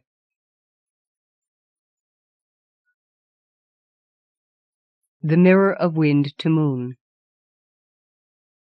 Jia Ri hated Phoenix whenever he thought of her treachery, but then he would see Phoenix's image before him, lovely as ever, and now all the more to be desired because he knew that she had never cared for him, and he would tell himself that he would gladly die if he could have her in his arms for but one brief moment. He knew better, though, than to let himself be seen again at the Yung-Ko Fu. This proved only the beginning of his real troubles. Jia Yung and Jia Jiang pressed him for the notes, and his grandfather imposed on him more severe tasks as a punishment for his recent escapades. His desire being stimulated by the constant image of Phoenix, he gave way to evil habits and slept but poorly. The 2 nights of exposure soon produced their effects, and Jia Ri was laid up in bed. In a year's time, he became a victim to a host of aches and oppressions. His sleep was infested with nightmares from which he would awake in deliriums. Of such tonic simples as cinnamon, fuzhe, weijie, meidong, yuju, he took pounds upon pounds during his illness. The doctors later prescribed the sole use of the best grade of ginseng, something that Dai Ru could not afford. Madame Wang was appealed to, but as Phoenix was acting for Madame Wang, the supply of ginseng thus secured did not last very long. One day a lame Taoist mendicant was asking for alms in the street and proclaimed that he could cure ailments of the soul. His cries reached Jia Ri, who begged his family to send for the Taoist. The latter looked at him and said, "Your affliction is not something to be remedied with medicine. I have a treasure that will heal you if you will follow my directions." He took from his sleeves a mirror that was polished on both sides. It bore the inscription, "The precious mirror to wind and moon." He said to Jia Ri, "This mirror is made by the goddess of disillusionment of the ethereal and spiritual palace in the sphere of the primordial void, and has curative qualities for diseases resulting from impure thoughts and self-destructive habits. It can save the world and restore life. It is intended for youth such as you are. But do not look into the right side, only use the reverse. In 3 days I shall be back to get the mirror and to congratulate you on your recovery." He went away without taking any reward. Jia Ri took the mirror and looked into the reverse side as the Taoist had directed. He threw it down with an oath, for he saw a gruesome skeleton staring at him with hollow eyes. He cursed the Taoist for playing such a crude joke upon him. Then he thought he would see what was on the right side. He took up the mirror and looked. Phoenix in her best clothes stood beckoning to him. Jia Ri felt himself wafted into a mirror world, wherein he fulfilled his desire for Phoenix. He woke up from his trance and found the mirror lying wrong side up, revealing the repulsive skeleton. He felt exhausted from the voluptuous experience that the more deceptive side of the mirror gave him, but it was so delicious that he could not resist the temptation of looking into the right side again. Again he saw Phoenix beckoning to him, and again he yielded to the temptation. This happened 3 or 4 times. When he was about to leave the elusive world of the mirror on his last visit, he was seized by 2 men and put in chains. "Just a moment, officers," Jia Ri pleaded. "Let me take my mirror with me." These were his last words.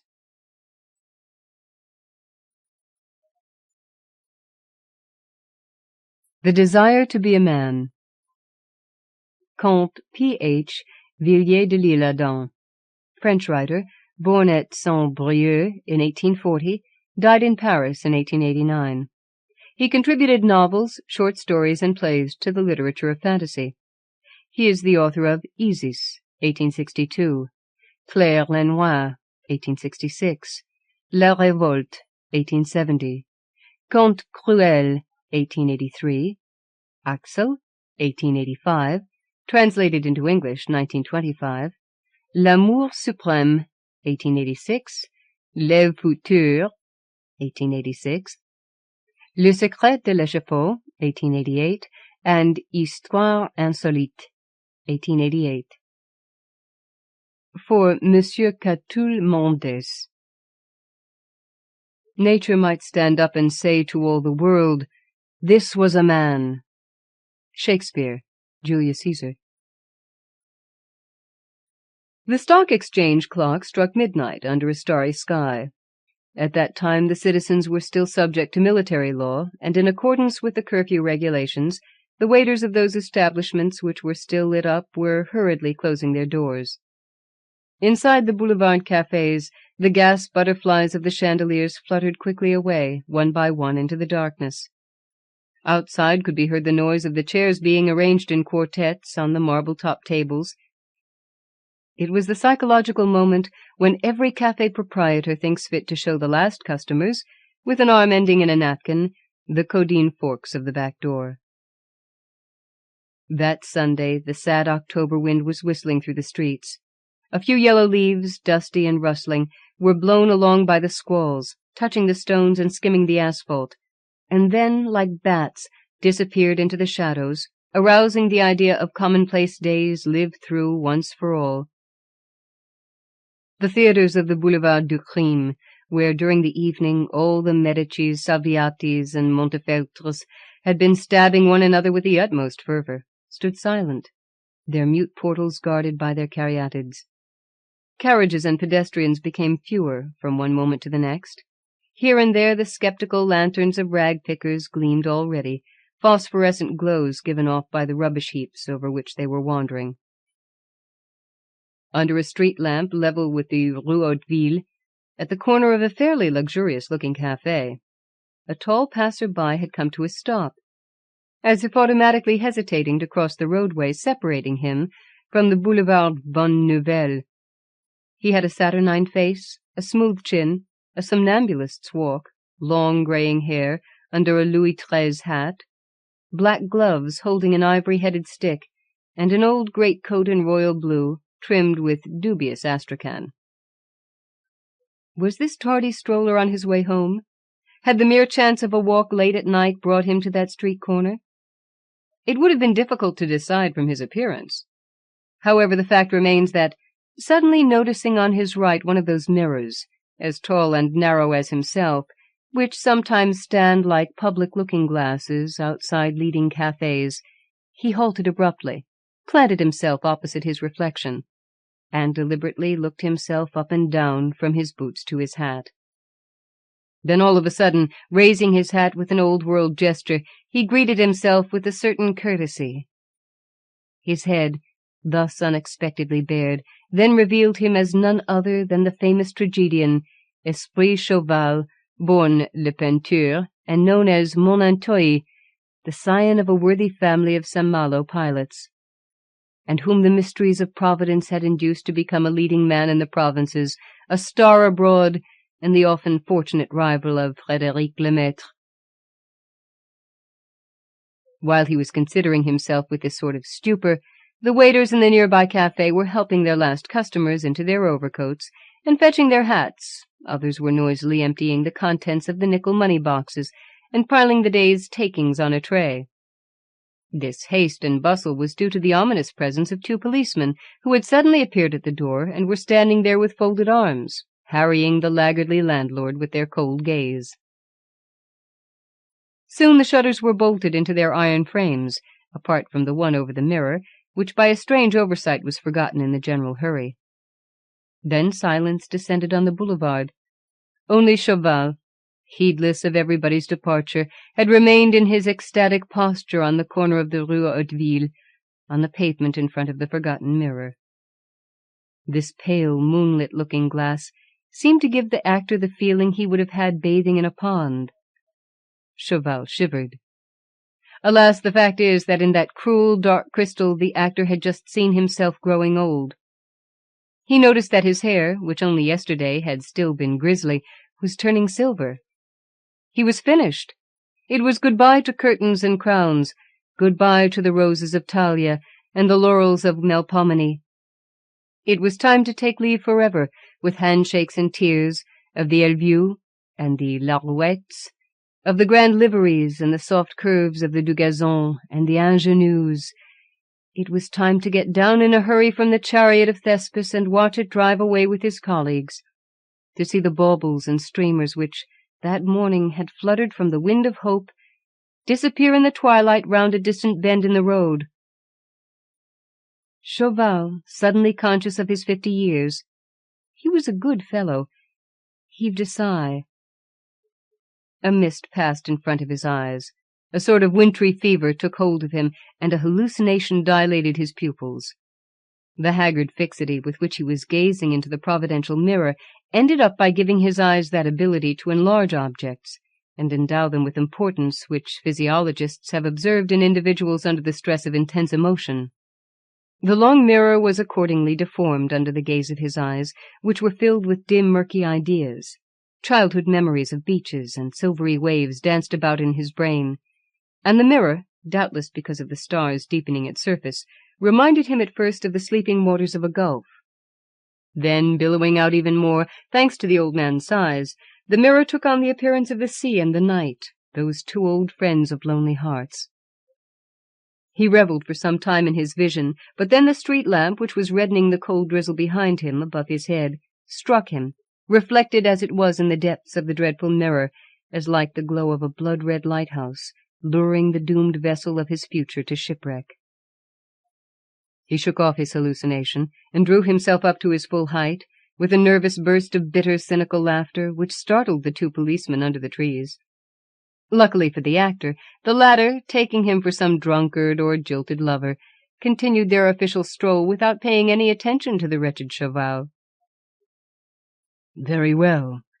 Let us give up," he said simply in an undertone, like the condemned man who, suddenly roused from sleep, says to the executioner, "I am at your service."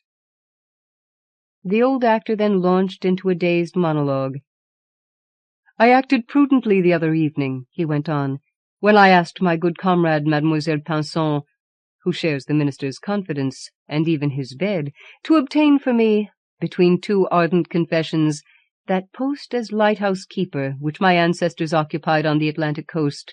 Ah, now I understand the weird effect the reflection of this street lamp in this mirror had on me. It was that idea at the back of my mind. Pinson will send me my letter of appointment, that's certain, and then I shall retire into my lighthouse like a rat into a cheese. I shall guide the ships in the distance across the sea. A lighthouse always gives the impression of a stage set. I am alone in the world. Without a doubt it is the perfect refuge for my old age."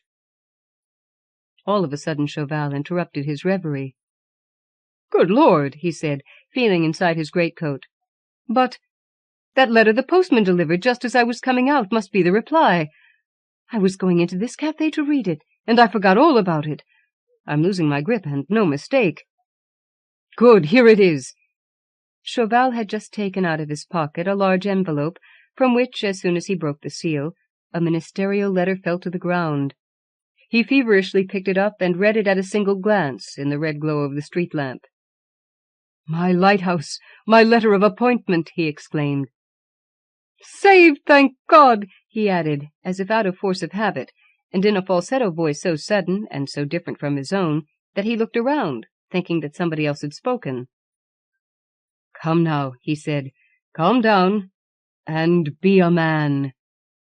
But at these words, Esprit Chauvel, born Le Peinture, and known as Mon Antoy, stopped as if changed into a statue of salt. This remark seemed to have petrified him. "Eh?" he went on after a pause. "What did I tell myself just then? To be a man?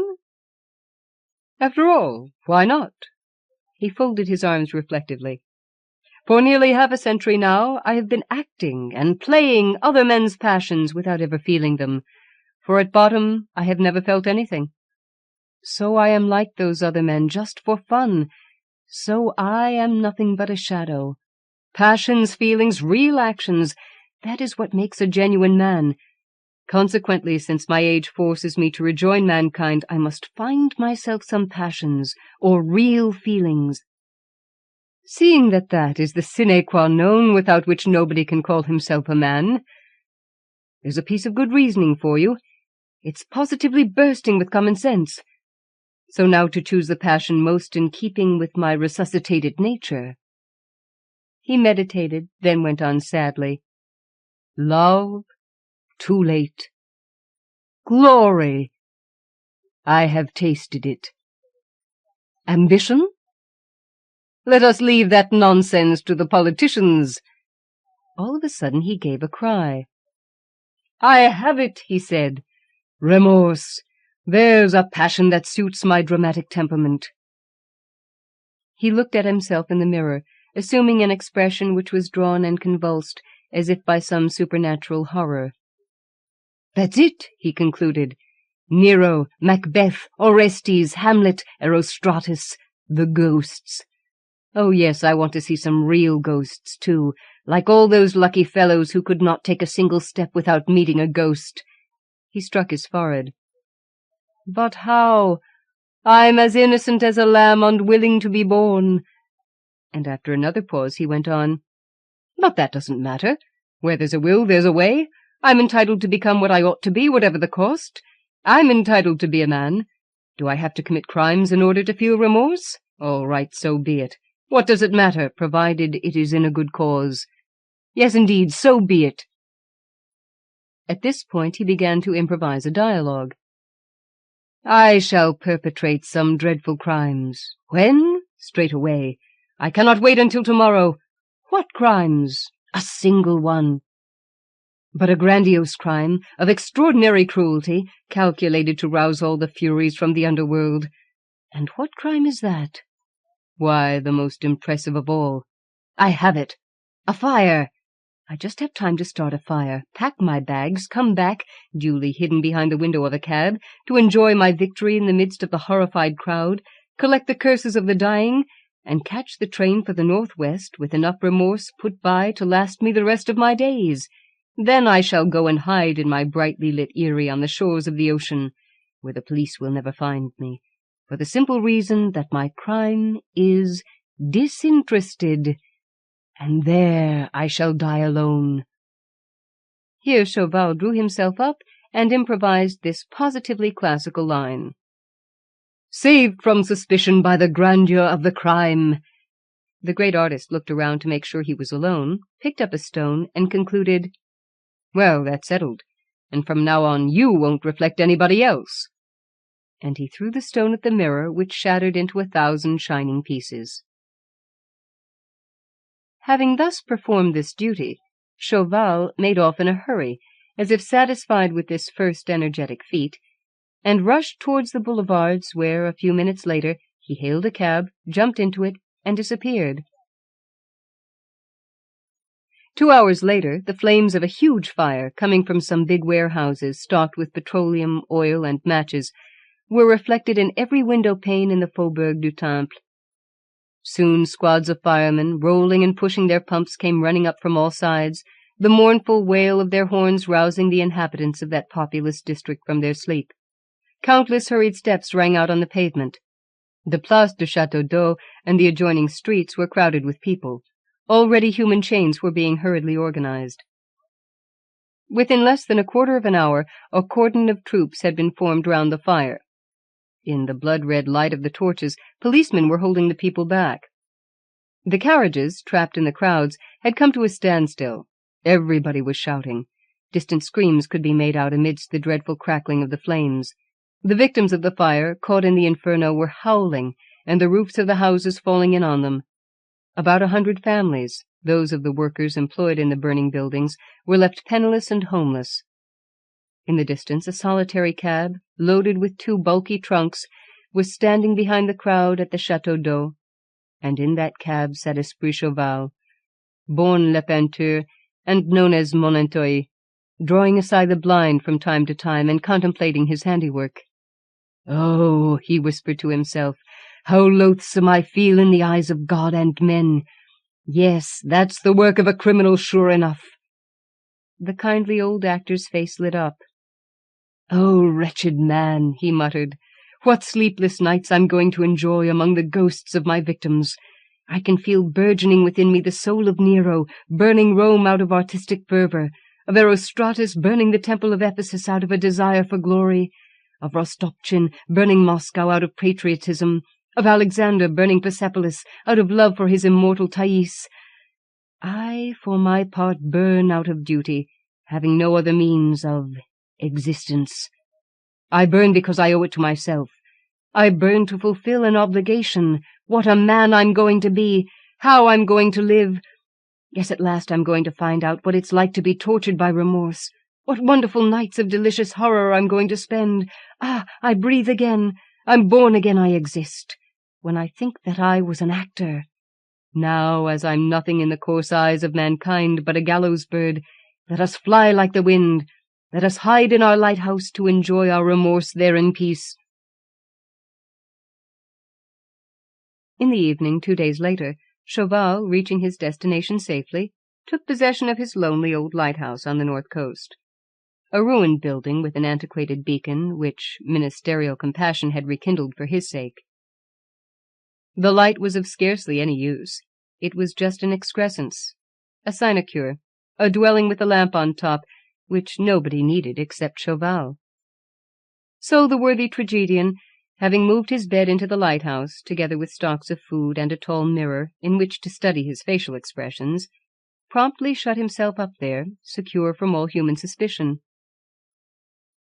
Around him moaned the sea, in which the ancient abyss of the heavens bathed the light of its stars. He watched the waves attacking his tower under the shifts of the winds, much as the skylight must have gazed at the sands being hurled against his column by the Schemil. In the distance he followed with unthinking eyes the smoke of steamships or the sails of fishing boats. As he went up and down the stone staircase, the dreamer kept forgetting his fire. On the evening of the third day, sitting in his room, 60 feet above the waves, he was rereading a Paris newspaper which told the story of the catastrophe which had taken place 2 days before. An unknown malefactor had thrown some matches into the petroleum cellars, a colossal fire which had kept the firemen and the people out in the Faubourg du Temple. Nearly 100 victims had died. Unfortunate families had been plunged into the direst poverty. The whole place was in mourning and still smoking.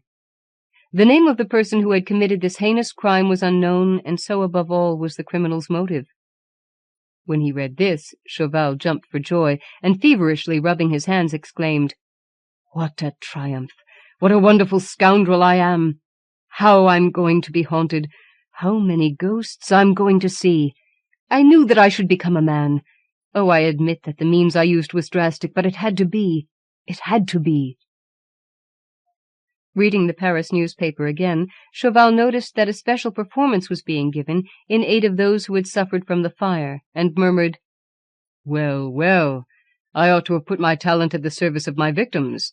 It would have been my farewell performance. I would have declaimed Orestes. I would have been marvelously true to life." Thereupon Chauvel began living in his lighthouse.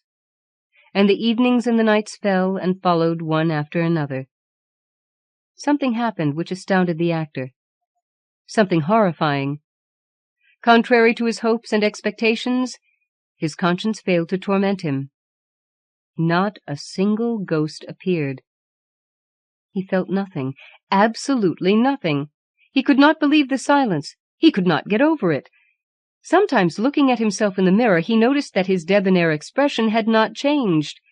Then he would hurl himself in a fury on his signals, altering them in the radiant hope of sinking some far-off ship, so as to rouse, quicken, stimulate his rebellious remorse, and awaken the longed-for ghosts. It was all to no purpose. His attempted crimes came to nothing. His efforts were in vain. He felt nothing. He did not see a single threatening phantom. He found it impossible to sleep any more. He was so stifled by shame and despair. The result was that when, one night, he suffered a stroke in his luminous eyrie, he had a death agony in which, amid the noise of the ocean, with the sea winds buffeting his tower lost in infinity, he cried out, "Ghosts! For the love of God, let me see one ghost at least! I've earned it!" But the God he was invoking did not grant him this favor, and the old actor died, still expressing, in his vain rhetoric, his ardent longing to see some ghosts.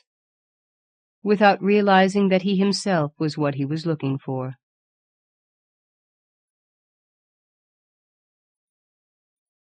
Memnon, or Human Wisdom.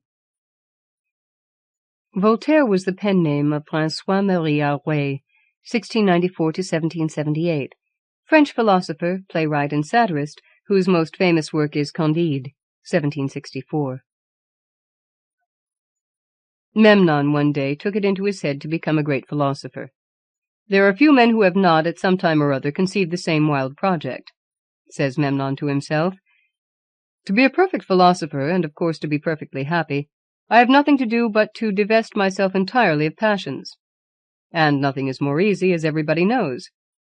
In the first place, I will never be in love, for when I see a beautiful woman I will say to myself, 'These cheeks will one day grow wrinkled, these eyes be encircled with vermilion, that bosom become flabby and pendant, that head bald and palsied. Now I have only to consider her at present in imagination, as she will afterwards appear, and certainly a fair face will never turn my head. In the second place, I will be always temperate. It will be in vain to tempt me with good cheer, with delicious wines, or the charms of society. I will have only to figure to myself the consequences of excess, an aching head, a loathing stomach, the loss of reason, of health, and of time. I will then only eat to supply the waste of nature. My health will be always equal, my ideas pure and luminous. All this is so easy that there is no merit in accomplishing it. But, says Memnon, I must think a little of how I am to regulate my fortune. Why, my desires are moderate, my wealth is securely placed with the Receiver-General of the finances of Nineveh. I have wherewithal to live independent, and that is the greatest of blessing. I shall never be under the cruel necessity of dancing attendance at court. I will never envy anyone, and nobody will envy me. Still, all this is easy. I have friends, continued he, and I will preserve them, for we shall never have any difference. I will never take amiss anything they may say or do, and they will behave in the same way to me. There is no difficulty in all this. Having thus laid his little plan of philosophy in his closet, Memnon put his head out of the window. He saw two women walking under the plane trees near his house. The one was old and appeared quite at her ease. The other was young, handsome, and seemingly much agitated. She sighed, she wept, and seemed on that account still more beautiful. Our philosopher was touched, not to be sure with the beauty of the lady. He was too much determined not to feel any uneasiness of that kind, but with the distress which he saw her in. He came downstairs and accosted the young Ninevite in the design of consoling her with philosophy. That lovely person related to him, with an air of great simplicity, and in the most affecting manner, the injury she sustained from an imaginary uncle. With what art he had deprived her of some imaginary property, and of the violence which she pretended to dread from him. "You appear to me," said she, "a man of such wisdom, that if you will condescend to come to my house and examine into my affairs, I am persuaded you will be able to draw me from the cruel embarrassment I am at present involved in." Memnon did not hesitate to follow her, to examine her affairs philosophically, and to give her sound counsel. The afflicted lady led him into a perfumed chamber, and politely made him sit down with her on a large sofa, where they both placed themselves opposite to each other, in the attitude of conversation, their legs crossed. The one eager in telling her story, the other listening with devout attention. The lady spoke with downcast eyes, whence there sometimes fell a tear, and which, as she now and then ventured to raise them, always met those of the sage Memnon. Their discourse was full of tenderness, which redoubled as often as their eyes met. Memnon took her affairs exceedingly to heart, and felt himself every instant more and more inclined to oblige a person so virtuous and so happy. By degrees, in the warmth of conversation, they ceased to sit opposite. They drew nearer. Their legs were no longer crossed. Memnon counselled her so closely and gave her such tender advices that neither of them could talk any longer of business, nor well knew what they were about. At this interesting moment, as may easily be imagined, who should come in but the uncle? He was armed from head to foot, and the first thing he said was that he would immediately sacrifice, as was just, the sage Memnon and his niece. The latter, who made her escape, knew that he was well enough disposed to pardon, provided a good round sum were offered to him. Memnon was obliged to purchase his safety with all he had about him. In those days people were happy in getting so easily quit. America was not then discovered, and distressed ladies were not nearly as dangerous as they are now. Memnon, covered with shame and confusion, got home to his own house. There he found a card inviting him to dinner with some of his intimate friends.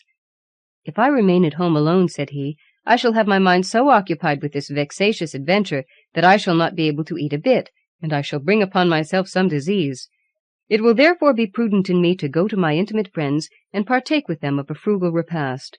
I shall forget in the sweets of their society that folly I have this morning been guilty of." Accordingly, he attends the meeting. He is discovered to be uneasy at something, and he is urged to drink and banish care.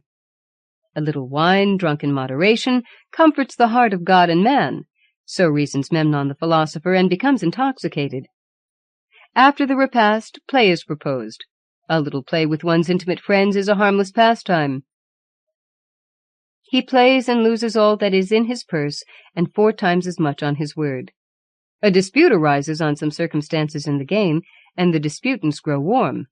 One of his intimate friends throws a dice-box at his head and strikes out one of his eyes. The philosopher Memnon is carried home to his house, drunk and penniless, with the loss of an eye.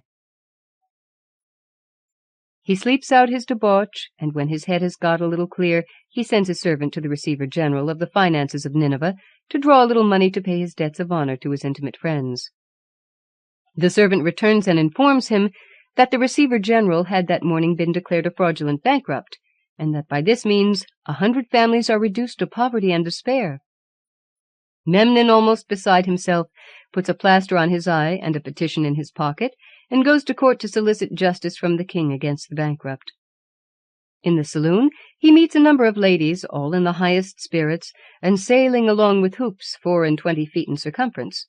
One of them, who knew him a little, eyed him askance and cried aloud, "Ah, what a horrid monster!" Another, who was better acquainted with him, thus accosts him, "Good morrow, Mr. Memnon. I hope you are very well, Mr. Memnon. La, Mr. Memnon, how did you lose your eye?" And turning upon her heel, she tripped away without waiting an answer. Memnon hid himself in a corner and waited for the moment when he could throw himself at the feet of the monarch. That moment at last arrived. 3 times he kissed the earth and presented his petition. His gracious majesty received him very favorably, and referred the paper to one of his satraps, that he might give him an account of it. The satrap takes Memnon aside, and says to him, with a haughty air and satirical grin, "Hark ye, you fellow with the one eye, you must be a comical dog indeed to address yourself to the king rather than to me, and still more so to dare to demand justice against an honest bankrupt, whom I honor with my protection, and who is nephew to the waiting-maid of my mistress. Proceed no further in this business, my good friend, if you wish to preserve the eye you have left." Memnon, having thus in his closet resolved to renounce women, the excesses of the table, play, and quarrelling, but especially having determined never to go to court, had been in the short space of 24 hours duped and robbed by a gentle dame, had got drunk, had gamed, had been engaged in a quarrel, had got his eye knocked out, and had been at court where he was sneered at and insulted. Petrified with astonishment and his heart broken with grief, Memnon returns homeward in despair. As he was about to enter his house, he is repulsed by a number of officers who are carrying off his furniture for the benefit of his creditors. He falls down almost lifeless under a plane tree. There he finds the fair dame of the morning, who was walking with her dear uncle, and both set up a loud laugh on seeing Memnon with his plaster. The night approached, and Memnon made his bed on some straw near the walls of his house. Here the ague seized him, and he fell asleep in one of the fits, when a celestial spirit appeared to him in a dream. It was all resplendent with light. It had 6 beautiful wings, but neither feet nor head nor tail, and could be likened to nothing. "What art thou?" said Memnon. "Thy good genius," replied the spirit. "Restore to me then my eye, my health, my fortune, my reason," said Memnon, and he related how he had lost them all in one day. "These are adventures which never happened to us in the world we inhabit," said the spirit. "And what world do you inhabit?" said the man of affliction.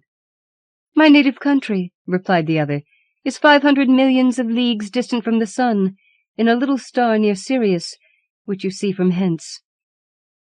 "Charming country," said Memnon. And are there indeed no jades to dupe a poor devil, no intimate friends that win his money and knock out an eye for him, no fraudulent bankrupts, no satraps that make a jest of you while they refuse you justice?" "No," said the inhabitant of the star, "we have nothing of what you talk of. We are never duped by women, because we have none among us.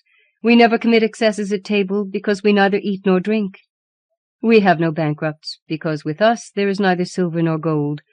Our eyes cannot be knocked out, because we have not bodies in the form of yours, and satraps never do us injustice, because in our world we are all equal." "Pray, my lord, then," said Memnon, "without women and without eating, how do you spend your time?" "In watching," said the genius, "over the other worlds that are entrusted to us. And I am now come to give you consolation." "Alas," replied Memnon, "why did you not come yesterday to hinder me from committing so many indiscretions?" "I was with your elder brother Hassan," said the celestial being. "He is still more to be pitied than you are. His most gracious majesty the Sultan of the Indies, in whose court he has the honor to serve, has caused both his eyes to be put out for some small indiscretion, and he is now in a dungeon, his hands and feet loaded with chains." "'Tis a happy thing, truly," said Memnon, "to have a good genius in one's family, when out of 2 brothers one is blind of an eye, the other blind of both, one stretched upon straw, the other in a dungeon." "Your fate will soon change," said the animal of the star. "It is true you will never recover your eye, but except that, you may be sufficiently happy if you never again take it into your head to be a perfect philosopher." "It is then impossible?" said Memnon. "As impossible as to be perfectly wise, perfectly strong, perfectly powerful, perfectly happy. We ourselves are very far from it. There is a world indeed where all this is possible, but in the 100,000 millions of worlds dispersed over the regions of space, everything goes on by degrees. There is less philosophy and less enjoyment on the second than in the first, less in the third than in the second, and so forth, till the last in the scale, where all are completely fools." "I am afraid," said Memnon, "that our little terraqueous globe here is the madhouse of those 100,000 millions of worlds of which your lordship does me the honor to speak." "Not quite," said the spirit, "but very nearly. Everything must be in its proper place." "But are those poets and philosophers wrong, then, who tell us that everything is for the best?" "No, they are right, when we consider things in relation to the gradation, to the whole universe." "Oh, I shall never believe it till I recover my eye again," said poor Memnon. The Man Who Liked Dickens. Evelyn Waugh, 1903 to 1966, was born in London and educated at Oxford. His first book was a biography of Dante Gabriel Rossetti, but his reputation was made by a series of satirical novels in the 1920s and 30s, Decline and Fall, Vile Bodies, Black Mischief, and so on. Later novels include Brideshead Revisited, 1945, and The Sword of Honor trilogy. The Man Who Liked Dickens was later modified and incorporated into one of his best novels, A Handful of Dust. Although Mr. McMaster had lived in Amazonas for nearly 60 years, no one except a few families of Shiriana Indians was aware of his existence.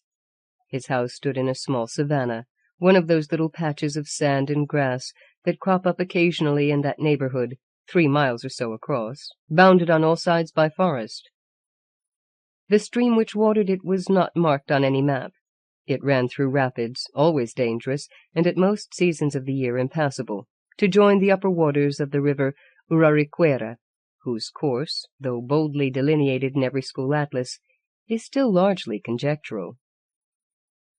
None of the inhabitants of the district, except Mr. McMaster, had ever heard of the Republic of Colombia, Venezuela, Brazil, or Bolivia, each of whom had at one time or another claimed its possession.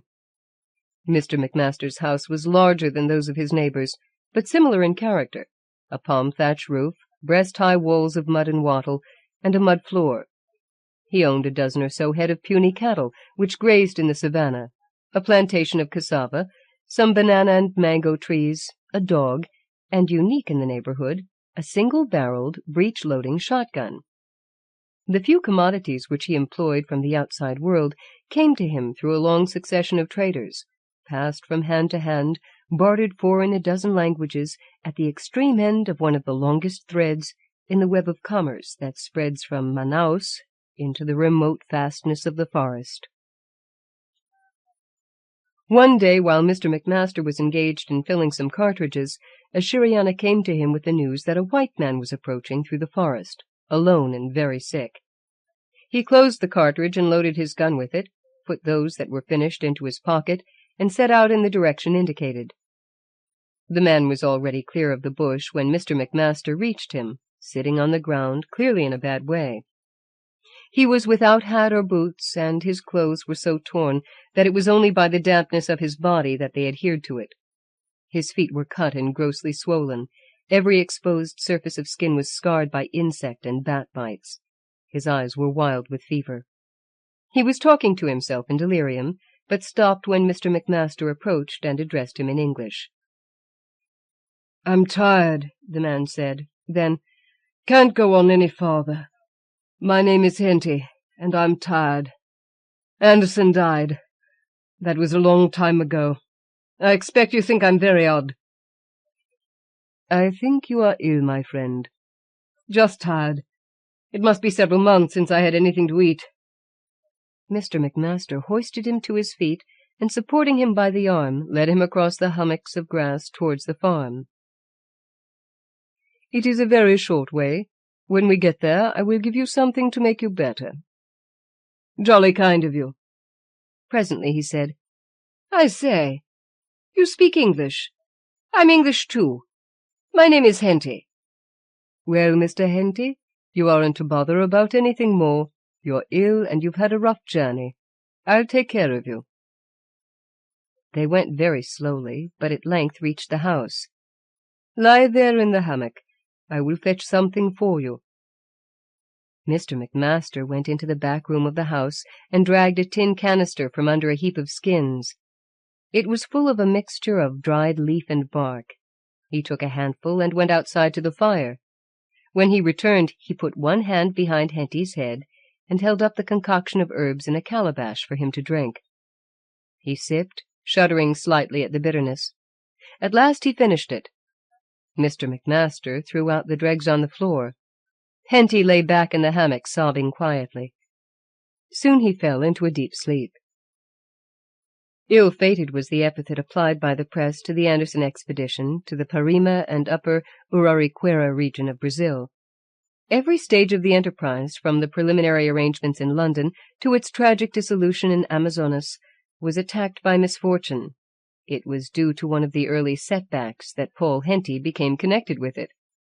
He was not by nature an explorer, an even-tempered, good-looking young man of fastidious tastes and enviable possessions, unintellectual, but appreciative of fine architecture and the ballet, well-traveled in the more accessible parts of the world, a collector, though not a connoisseur, popular among hostesses, revered by his aunts. He was married to a lady of exceptional charm and beauty, and it was she who upset the good order of his life by confessing her affection for another man for the second time in the 8 years of their marriage. The first occasion had been a short-lived infatuation with a tennis professional. The second was a captain in the Coldstream Guards, and more serious. Henty's first thought under the shock of this revelation was to go out and dine alone. He was a member of 4 clubs, but at 3 of them he was liable to meet his wife's lover.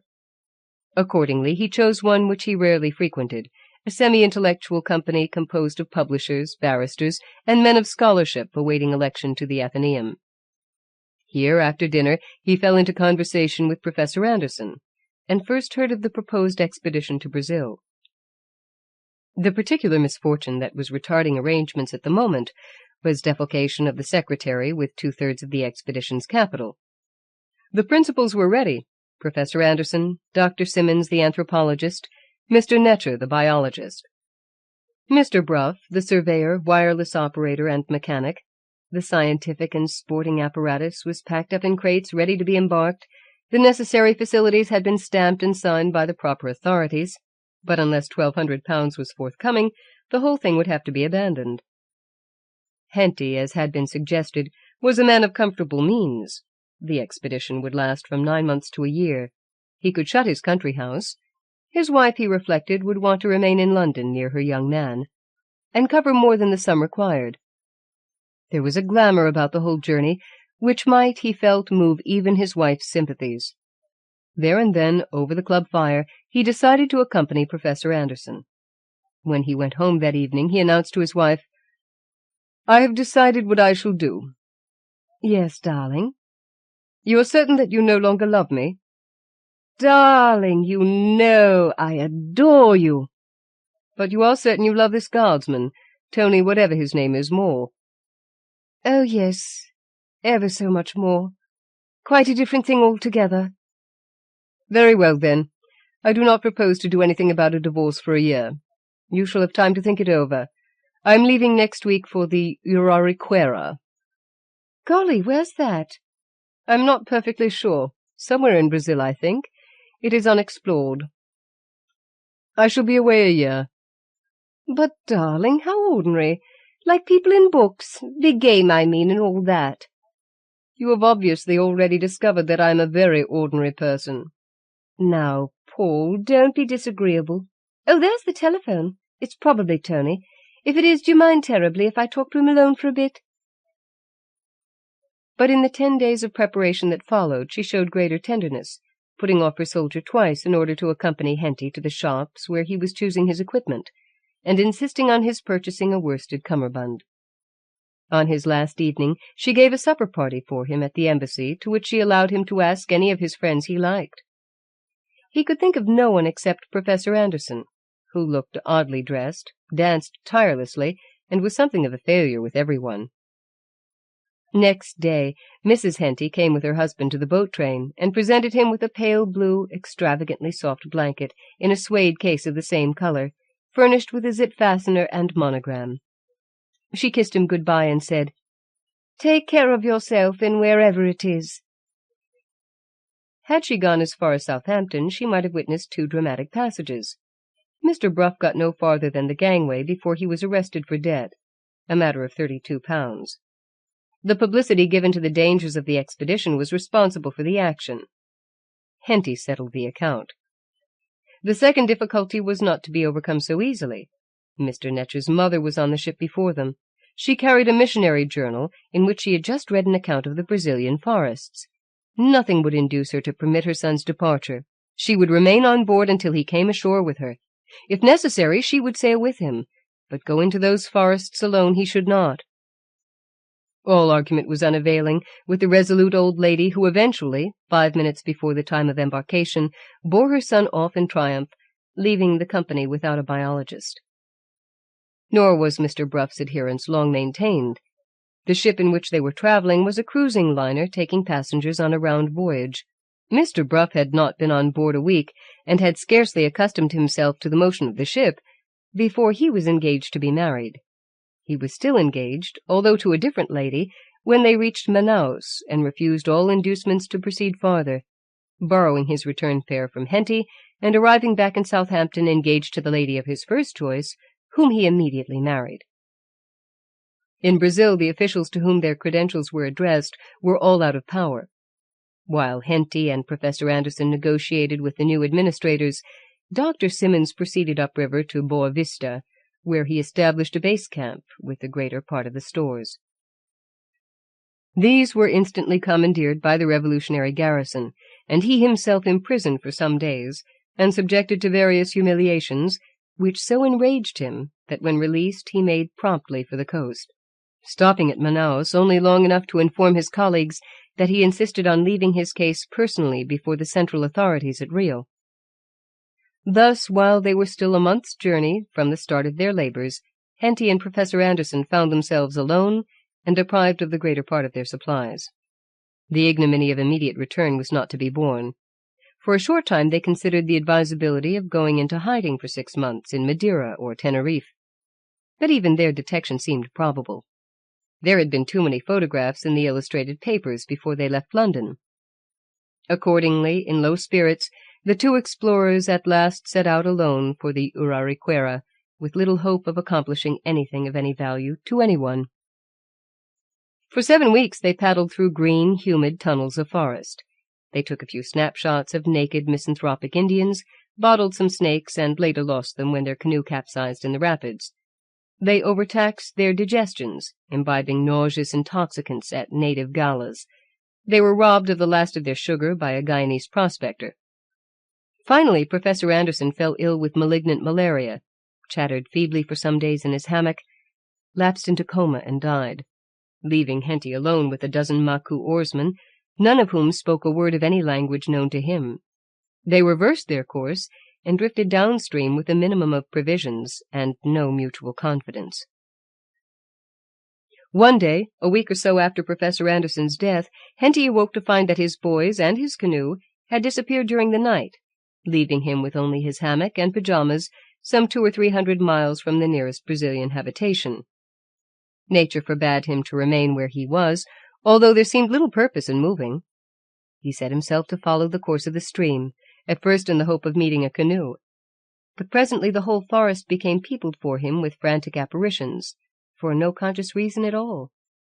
He plodded on, now wading in the water, now scrambling through the bush.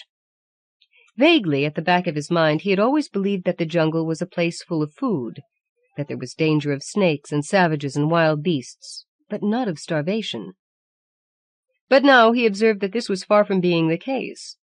The jungle consisted solely of immense tree trunks, embedded in a tangle of thorn and vine rope, all far from nutritious. On the first day he suffered hideously.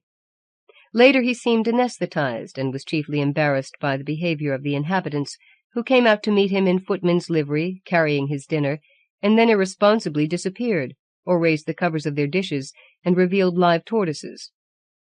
Many people who knew him in London appeared and ran around him with derisive cries, asking him questions to which he could not possibly know the answers. His wife came too, and he was pleased to see her, assuming that she had got tired of her guardsman and was there to fetch him back. But she soon disappeared like all the others. It was then that he remembered that it was imperative for him to reach Manaus. He redoubled his energy, stumbling against boulders in the stream and getting caught up among the vines. "But I mustn't waste my breath," he reflected. Then he forgot that too, and was conscious of nothing more until he found himself lying in a hammock in Mr. McMaster's house. His recovery was slow. At first, days of lucidity alternated with delirium. Then his temperature dropped, and he was conscious even when most ill. The days of fever grew less frequent, finally occurring in the normal system of the tropics, between long periods of comparative health. Mr. McMaster dosed him regularly with herbal remedies. "It's very nasty," said Henty, "but it does do good." "There is medicine for everything in the forest," said Mr. McMaster, "to make you well and to make you ill. My mother was an Indian, and she taught me many of them. I have learned others from time to time from my wives. There are plants to cure you and give you fever, to kill you and send you mad, to keep away snakes, to intoxicate fish so that you can pick them out of the water with your hands like fruit from a tree. There are medicines even I do not know. They said that it is possible to bring dead people back to life after they have begun to stink, but I have not seen it done." "But surely you are English?" "My father was, at least, a barbarian. He came to British Guiana as a missionary. He was married to a white woman, but he left her in Guiana to look for gold. Then he took my mother. The Sheriana women are ugly but very devoted. I have had many.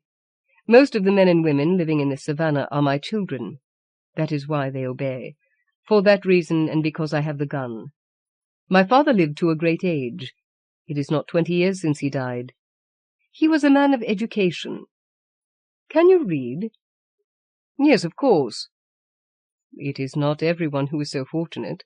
I cannot." Henty laughed apologetically. "But I suppose you haven't much opportunity here." "Oh, yes, that is just it. I have a great many books. I will show you when you are better.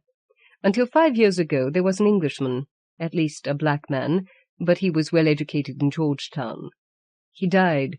He used to read to me every day until he died. You shall read to me when you are better." "I shall be delighted to." "Yes, you shall read to me," Mr. McMaster repeated, nodding over the calabash. During the early days of his convalescence, Henty had little conversation with his host. He lay in the hammock, staring up at the thatched roof and thinking about his wife, rehearsing over and over again different incidents in their life together, including her affairs with the tennis professional and the soldier. The days, exactly 12 hours each, passed without distinction. Mr. McMaster retired to sleep at sundown, leaving a little lamp burning, a hand-woven wick drooping from a pot of beef fat, to keep away vampire bats.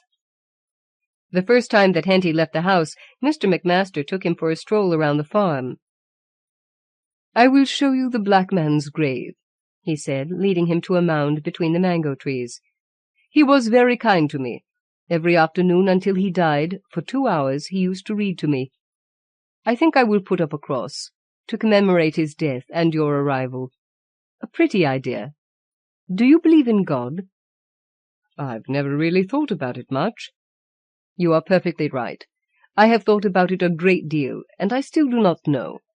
Dickens did." "I suppose so." "Oh, yes, it is apparent in all his books. You will see." That afternoon, Mr. McMaster began the construction of a headpiece for the Negro's grave. He worked with a large spokeshave in a wood so hard that it grated and rang like metal. At last, when Henty had passed 6 or 7 consecutive days without fever, Mr. McMaster said, "Now I think you are well enough to see the books." At one end of the hut there was a kind of loft, formed by a rough platform erected up in the eaves of the roof. Mr. McMaster propped a ladder against it and mounted. Henty followed, still unsteady after his illness. Mr. McMaster sat on the platform, and Henty stood at the top of the ladder looking over. There was a heap of small bundles there, tied up with rag, palm leaf, and rawhide. "It has been hard to keep out the worms and ants. 2 are practically destroyed. But there is an oil the Indians know how to make that is useful." He unwrapped the nearest parcel and handed down a calf-bound book. It was an early American edition of Bleak House. "It does not matter which we take first." "You are fond of Dickens?" "Why, yes, of course. More than fond, far more. You see, they are the only books I have ever heard. My father used to read them, and then later The Black Man. And now you. I have heard them all several times by now, but I never get tired.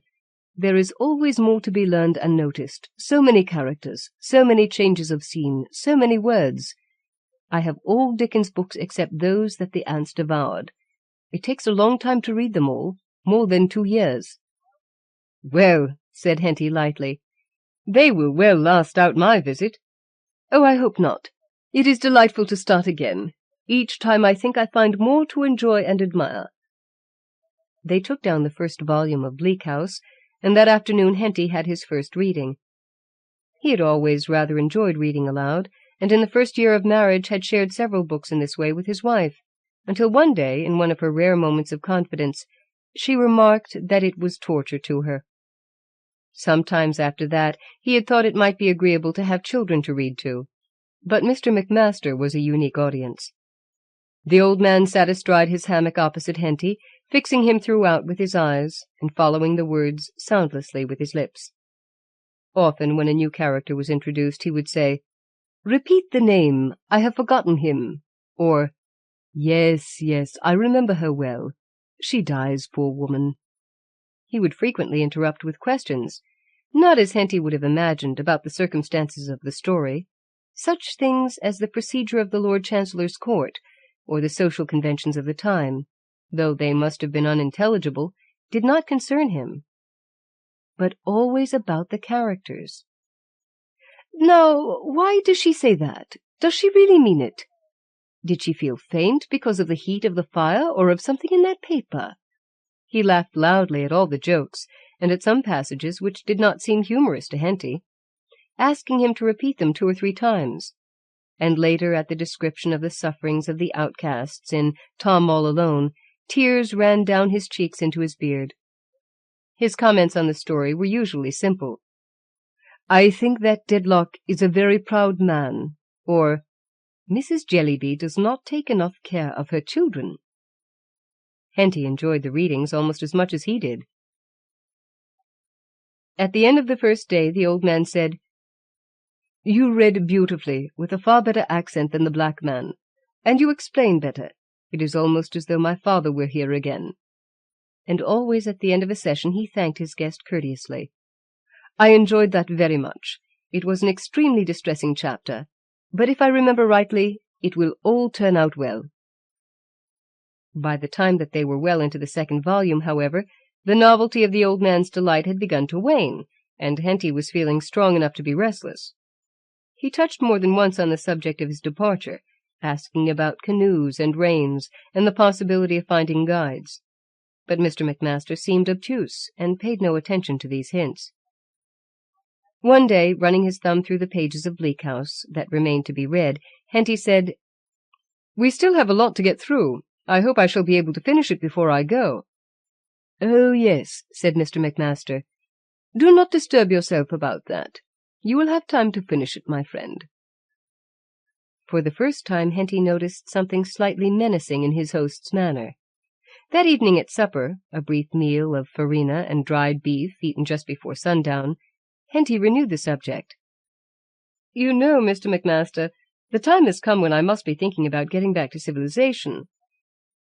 I have already imposed myself on your hospitality for too long."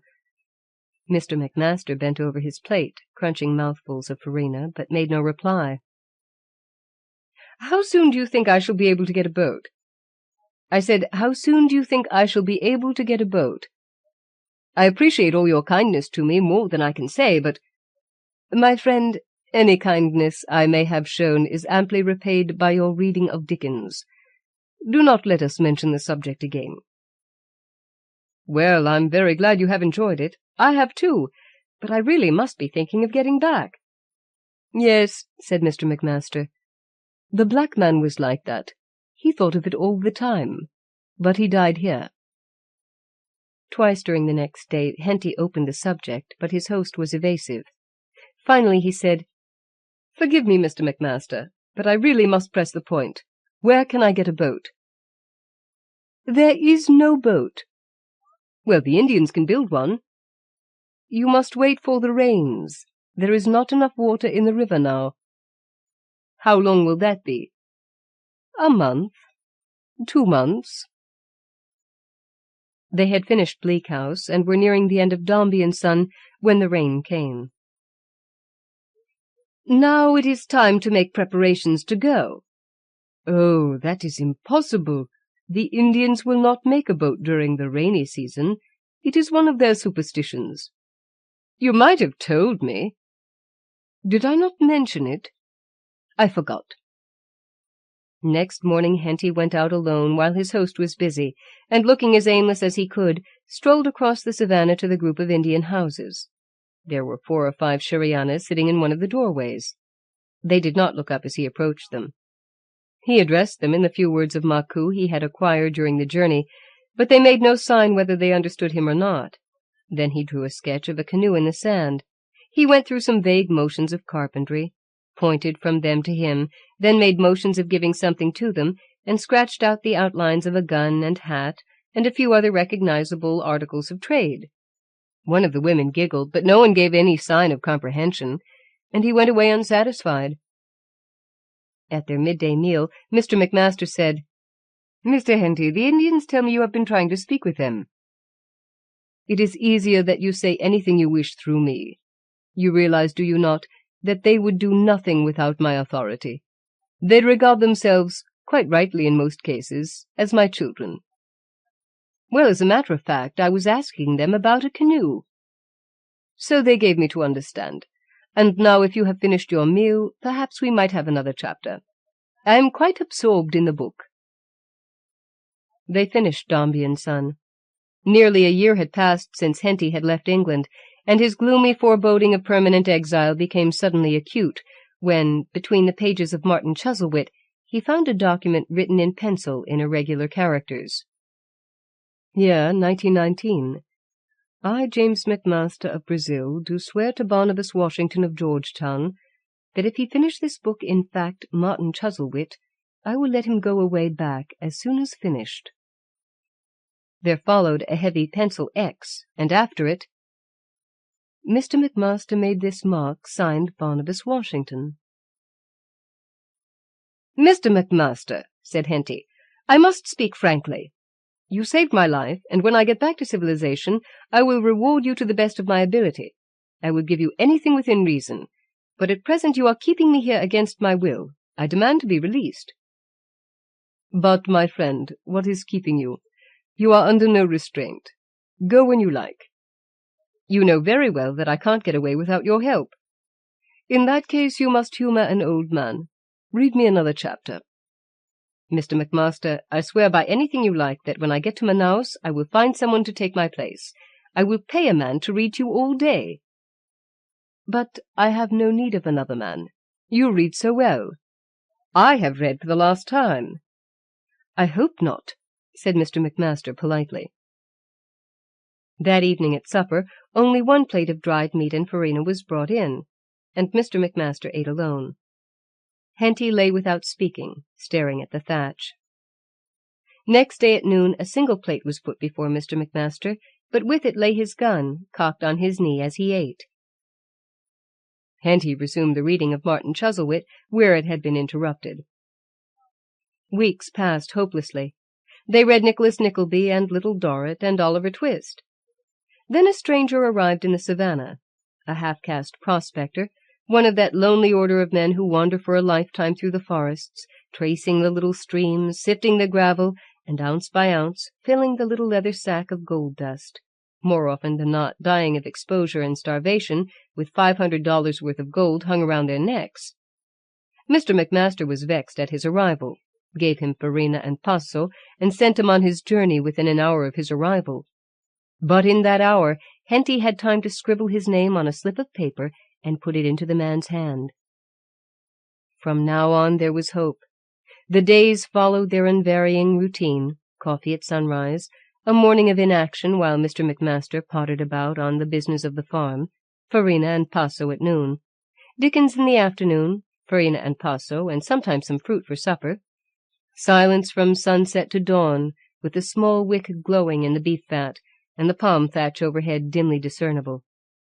But Henty lived in quiet confidence and expectation.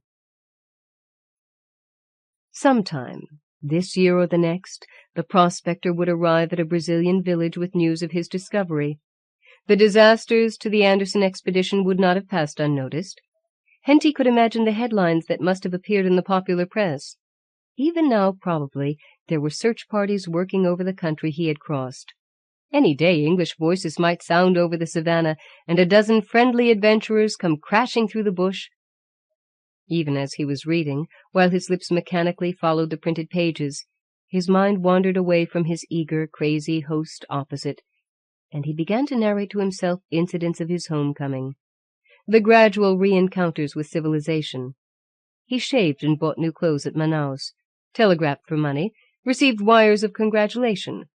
He enjoyed the leisurely river journey to Belém, the big liner to Europe, savored good claret and fresh meat and spring vegetables. He was shy at meeting his wife, and uncertain how to address her. "Darling, you've been much longer than you said. I quite thought you were lost." And then Mr. McMaster interrupted. "May I trouble you to read that passage again? It is one I particularly enjoy." The weeks passed. There was no sign of rescue, but Henty endured the day for hope of what might happen on the morrow. He even felt a slight stirring of cordiality towards his jailer, and was therefore quite willing to join him when, one evening after a long conference with an Indian neighbor, he proposed a celebration.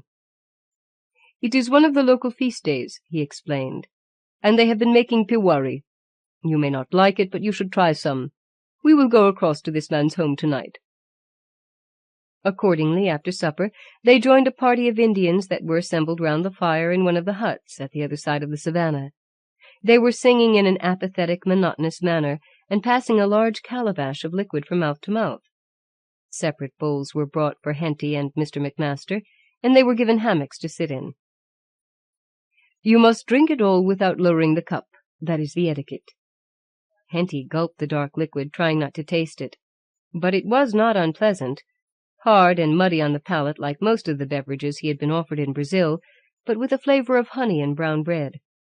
He leant back in the hammock, feeling unusually contented. Perhaps at that very moment the search party was in camp a few hours' journey from them. Meanwhile he was warm and drowsy. The cadence of song rose and fell interminably, liturgically. Another calabash of pewari was offered him, and he handed it back empty. He lay full length, watching the play of shadows on the thatch as the Shirianas began to dance. Then he shut his eyes and thought of England and his wife, and fell asleep.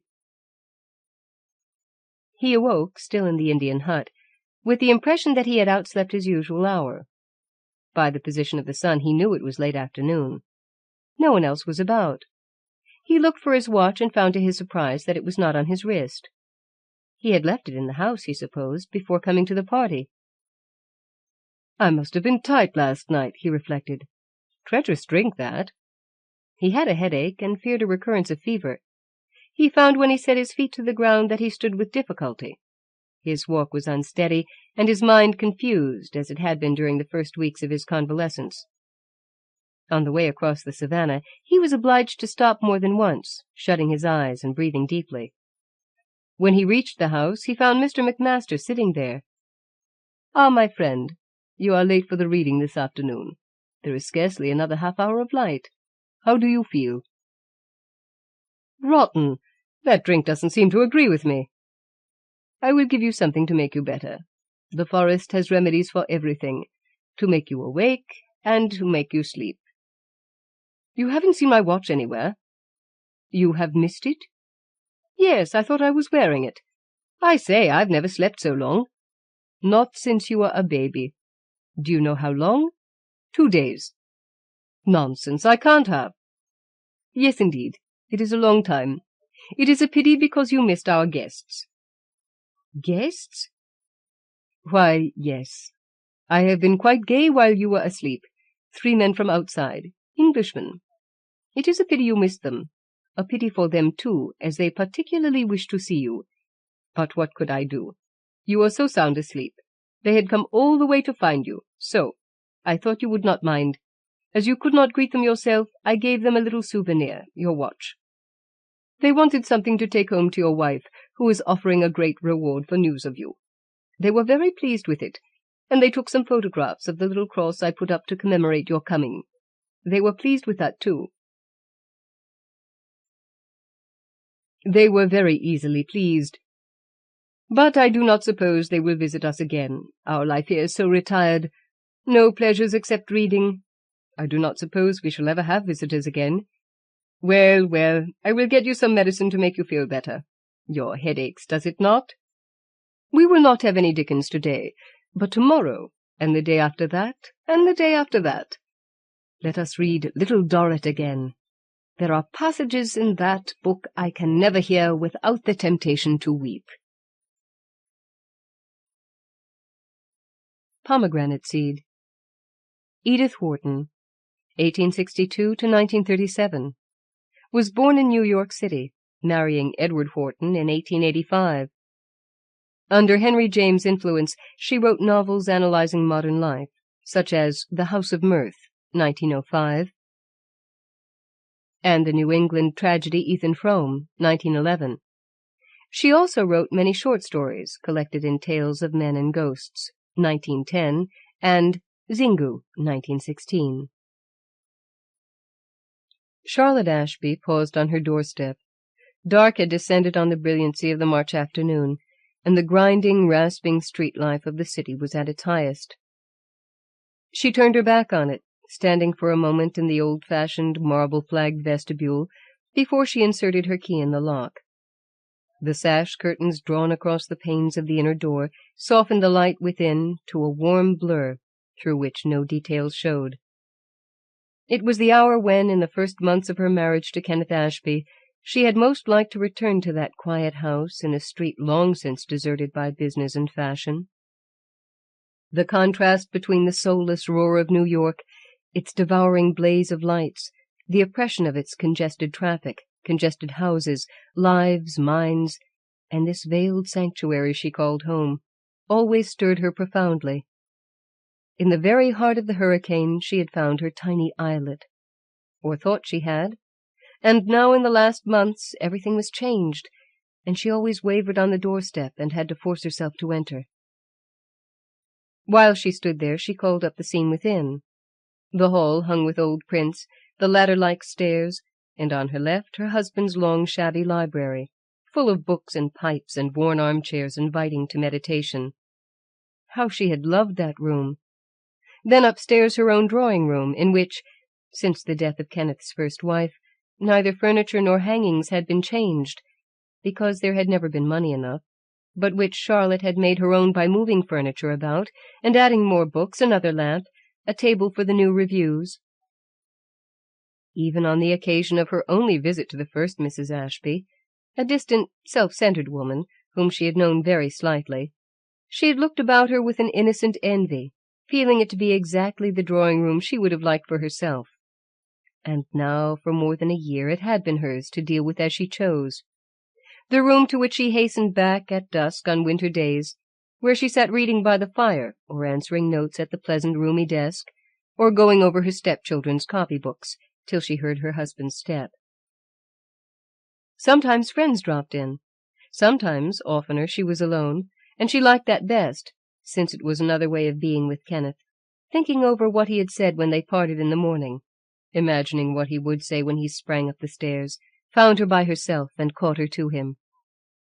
Now, instead of this, she thought of one thing only, the letter she might or might not find on the hall table. Until she had made sure whether or not it was there, her mind had no room for anything else. The letter was always the same, a square grayish envelope with Kenneth Ashby, Esquire, written on it in bold but faint characters. From the first it had struck Charlotte as peculiar that anyone who wrote such a firm hand should trace the letter so lightly. The address was always written as though there were not enough ink in the pen, or the writer's wrist were too weak to bear upon it. Another curious thing was that, in spite of its masculine curves, the writing was so visibly feminine. Some hands are sexless, some masculine at first glance. The writing on the grey envelope, for all its strength and assurance, was without doubt a woman's. The envelope never bore anything but the recipient's name. No stamp, no address. The letter was presumably delivered by hand. But by whose? No doubt it was slipped into the letter-box, whence the parlour-maid, when she closed the shutters and lit the lights, probably extracted it. At any rate, it was always in the evening after dark that Charlotte saw it lying there. She thought of the letter in the singular, as it, because, though there had been several since her marriage, 7 to be exact, they were so alike in appearance that they had become merged in one another in her mind, become one letter, become it. The first had come the day after their return from their honeymoon, a journey prolonged to the West Indies, from which they had returned to New York after an absence of more than 2 months. Re-entering the house with her husband late on the first evening, they had dined at his mother's. She had seen, alone on the hall table, the grey envelope. Her eye fell on it before Kenneth's, and her first thought was, "Why, I've seen that writing before." But where she could not recall. The memory was just definite enough for her to identify the script whenever it looked up at her faintly from the same pale envelope.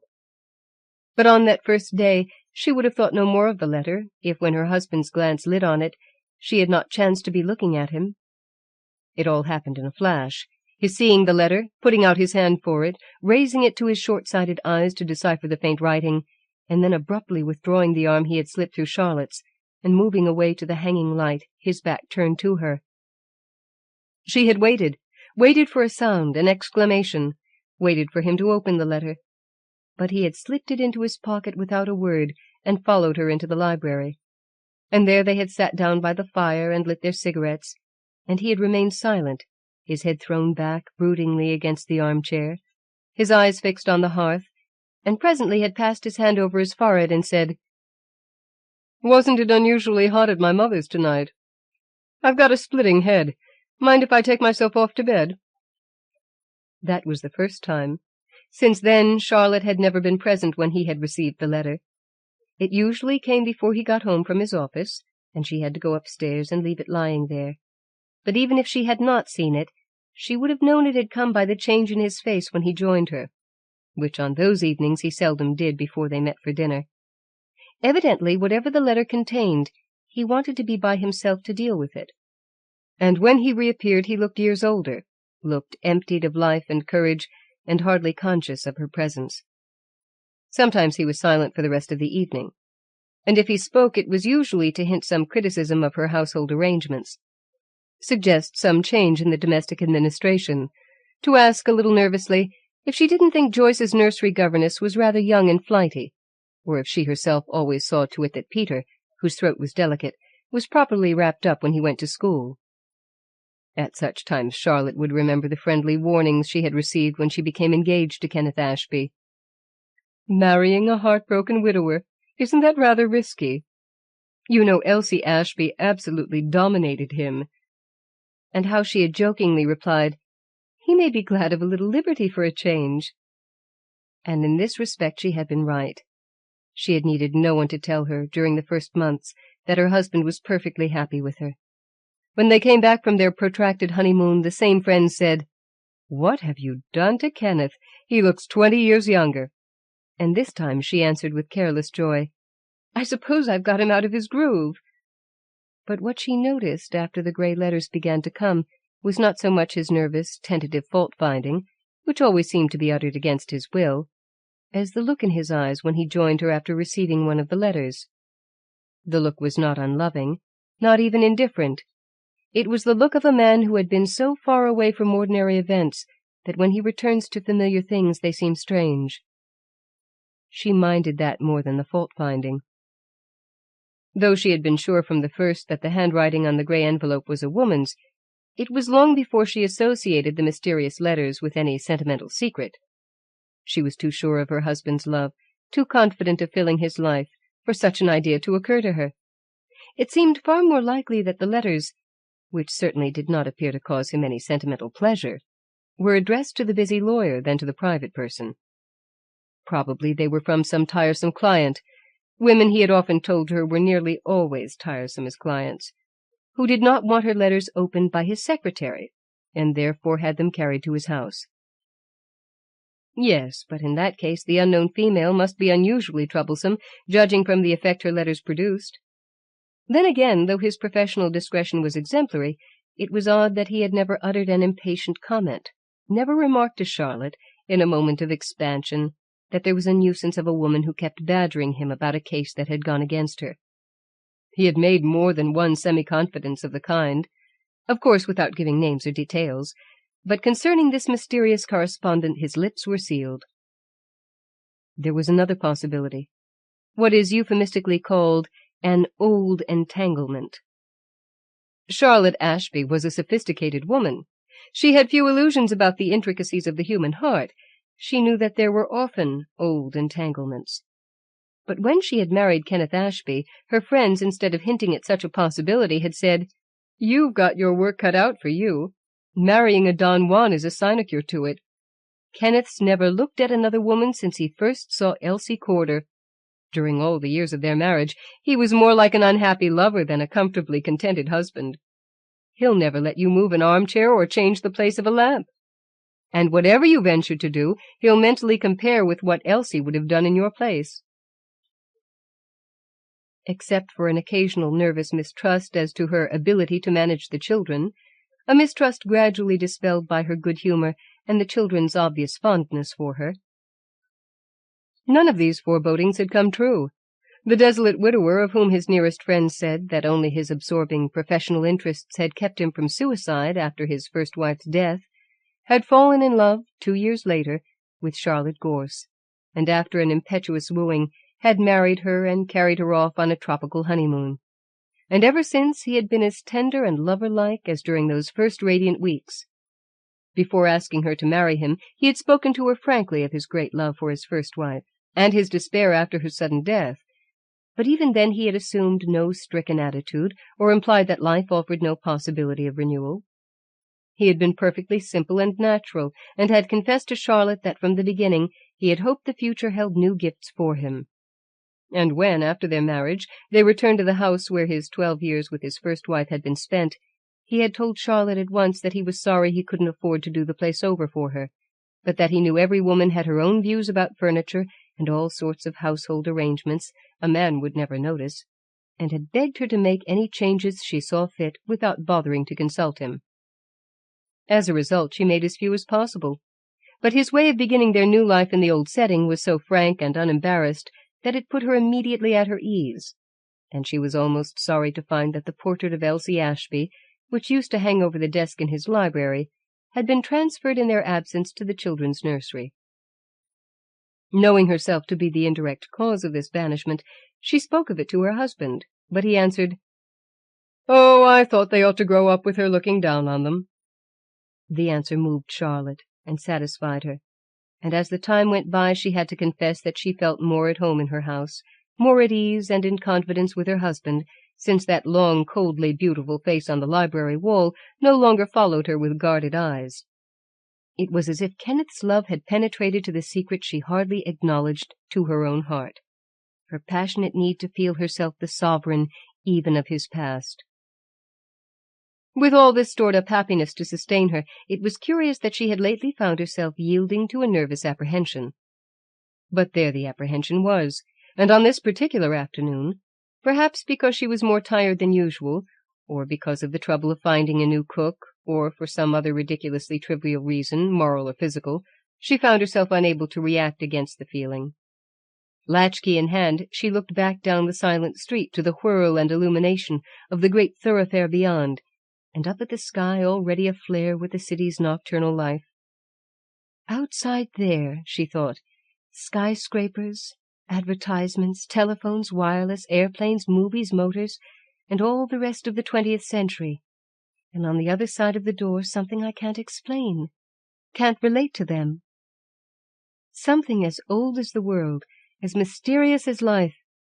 Nonsense, what am I worrying about? There hasn't been a letter for 3 months now, not since the day we came back from the country after Christmas. Queer that they always seem to come after our holidays. Why should I imagine there's going to be one tonight? No reason why, but that was the worst of it, one of the worst, that there were days when she would stand there cold and shivering with the premonition of something inexplicable, intolerable, to be faced on the other side of the curtained panes, and when she opened the door and went in, there would be nothing. And on other days, when she felt the same premonitory chill, it was justified by the sight of the grey envelope, so that ever since the last had come, she had taken to feeling cold and premonitory every evening, because she never opened the door without thinking the letter might be there. Well, she'd had enough of it, that was certain. She couldn't go on like that. If her husband turned white and had a headache on the days when the letter came, he seemed to recover afterward. But she couldn't. With her the strain had become chronic, and the reason was not far to seek. Her husband knew from whom the letter came, and what was in it. He was prepared beforehand for whatever he had to deal with, and master of the situation, however bad, whereas she was shut out in the dark with her conjectures. "I can't stand it! I can't stand it another day!" she exclaimed aloud, as she put her key in the lock. She turned the key and went in, and there on the table lay the letter.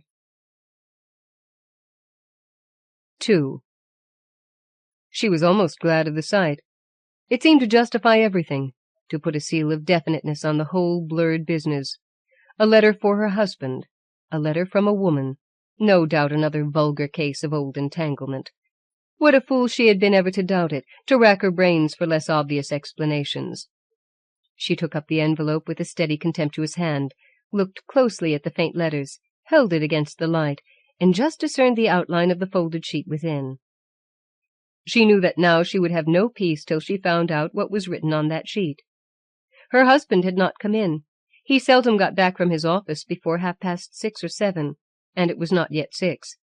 She would have time to take the letter up to the drawing-room, hold it over the kettle, which at that hour always simmered by the fire in expectation of her return, solve the mystery, and replace the letter where she had found it. No one would be the wiser, and her gnawing uncertainty would be over. The alternative, of course, was to question her husband. But to do that seemed even more difficult. She weighed the letter between thumb and finger, looked at it again under the light, started up the stairs with the envelope, and came down again and laid it on the table. "No, I evidently can't," she said, disappointed. What should she do then? She couldn't go up alone to that warm, welcoming room, pour out her tea, look over her correspondence, glance at a book or review. Not with that letter lying below, and the knowledge that in a little while her husband would come in, open it, and turn into the library alone, as he always did on the days when the grey envelope came. Suddenly she decided.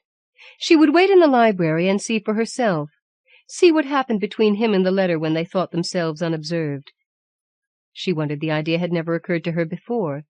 By leaving the door ajar and sitting in the corner behind it, she could watch him unseen. Well, then she would watch him. She drew a chair into the corner, sat down, her eyes on the crack, and waited. As far as she could remember, it was the first time she had ever tried to surprise another person's secret, but she was conscious of no compunction. She simply felt as if she were fighting her way through a stifling fog that she must at all costs get out of. At length she heard Kenneth's latchkey and jumped up.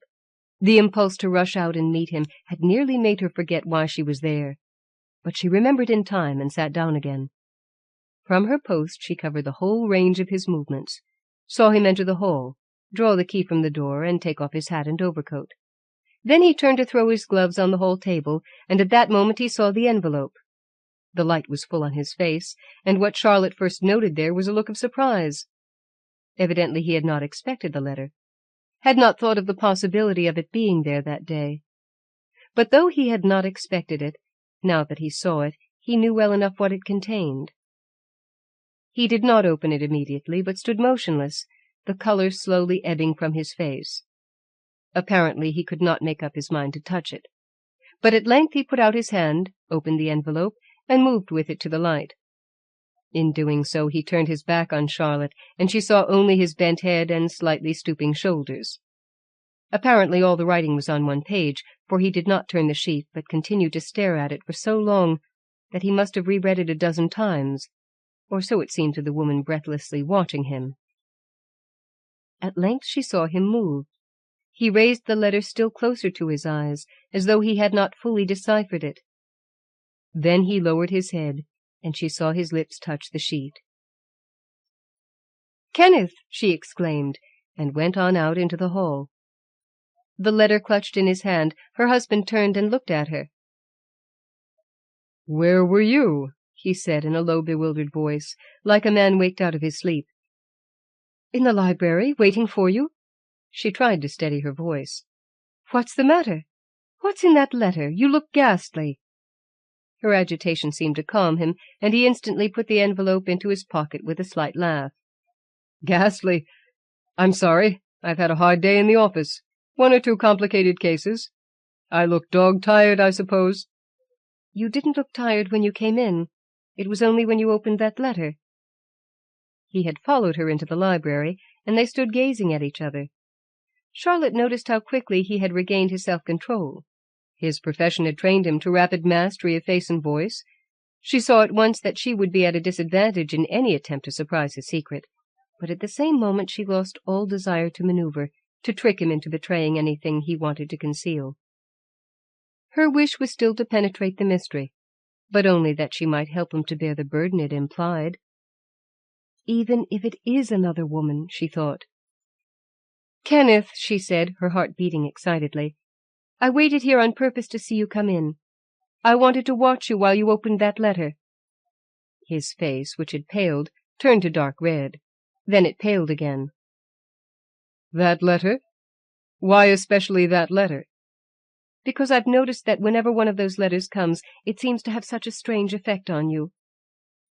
A line of anger she had never seen before came out between his eyes, and she said to herself, "The upper part of his face is too narrow. This is the first time I ever noticed it." She heard him continue in the cool and faintly ironic tone of the prosecuting lawyer making a point. "Ah, so you're in the habit of watching people open their letters when they don't know you're there." "Not in the habit. I never did such a thing before, but I had to find out what she writes to you at regular intervals in those grey envelopes." He waited this for a moment, then, "The intervals have not been regular," he said. "Oh, I dare say you've kept a better account of the dates than I have," she retorted, her magnanimity vanishing at his tone. "All I know is that every time that woman writes to you—" "Why do you assume it's a woman?" "It's a woman's writing. Do you deny it?" He smiled. "No, I don't deny it. I asked only because the writing is generally supposed to look more like a man's." Charlotte passed this over impatiently.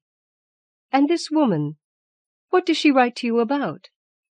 Again he seemed to consider a moment. "About business." "Legal business?" "In a way, yes. Business in general." "You look after her affairs for her?" "Yes." "You've looked after them for a long time?" "Yes, a very long time." "Kenneth, dearest, won't you tell me who she is?" "No, I can't." He paused and brought out, as if with a certain hesitation, "Professional secrecy." The blood rushed from Charlotte's heart to her temples. "Don't say that. Don't." "Why not?" "Because I saw you kiss the letter." The effect of the words was so disconcerting that she instantly repented having spoken them. Her husband, who had submitted to her cross-questioning with a sort of contemptuous composure, as though he were humoring an unreasonable child, turned on her a face of terror and distress. For a minute he seemed unable to speak. Then, collecting himself with an effort, he stammered out, "The writing is very faint. You must have seen me holding the letter close to my eyes to try to decipher it." "No, I saw you kissing it." He was silent. "Didn't I see you kissing it?" He sank back into indifference. "Perhaps. What possible difference can it make to you? The letter is on business, as I told you. Do you suppose I'd lie about it? The writer is a very old friend, whom I haven't seen for a long time." "Men don't kiss business letters, even from women who are very old friends, unless they have been their lovers, and still regret them." He shrugged his shoulders slightly and turned away, as if he considered the discussion at an end, and were faintly disgusted at the turn it had taken. "Kenneth!" Charlotte moved toward him and caught hold of his arm. He paused with a look of weariness and laid his hand over hers. "Won't you believe me?" he asked gently. "How can I? I've watched these letters come to you. For months now they've been coming, ever since we came back from the West Indies. One of them greeted me the very day we arrived. And after each one of them I see their mysterious effect on you. I see you disturbed, unhappy, as if someone were trying to estrange you from me." "No, dear, not that. Never." She drew back and looked at him with passionate entreaty. "Well, then, prove it to me, darling. It's so easy." He forced a smile. "It's not easy to prove anything to a woman who's once taken an idea into her head." "You've only got to show me the letter." His hand slipped from hers, and he drew back and shook his head. "You won't?" "I can't." "Then the woman who wrote it is your mistress." "No, dear, no." "Not now, perhaps. I suppose she's trying to get you back, and you're struggling out of pity for me. My poor Kenneth." "I swear to you she never was my mistress." Charlotte felt the tears rushing to her eyes. "Ah, that's worse then. That's hopeless. The prudent ones are the kind that keep their hold on a man. We all know that." She lifted her hands and hid her face in them. Her husband remained silent. He offered neither consolation nor denial, and at length, wiping away her tears, she raised her eyes almost timidly to his. "Kenneth, think. We've been married such a short time. Imagine what you're making me suffer. You say you can't show me this letter. You refuse even to explain it." "I've told you the letter is on business. I will swear to that, too." "A man will swear to anything to screen a woman. If you want me to believe you, at least tell me her name. If you'll do that, I promise you I won't ask to see the letter." There was a long interval of suspense, during which she felt her heart beating against her ribs, in quick admonitory knocks, as if warning her of the danger she was incurring. "I can't," he said at length. "Not even her name?" "No." "You can't tell me anything more?" "No." Again a pause. This time they seemed both to have reached the end of their arguments and to be helplessly facing each other across a baffling waste of incomprehension. Charlotte stood breathing rapidly, her hands against her breast. She felt as if she had run a hard race and missed the goal. She had meant to move her husband, and had succeeded only in irritating him, and this error of reckoning seemed to change him into a stranger, a mysterious, incomprehensible being whom no argument or entreaty of hers could reach. The curious thing was that she was aware in him of no hostility or even impatience, but only of a remoteness, an inaccessibility far more difficult to overcome. She felt herself excluded, ignored, blotted out of his life.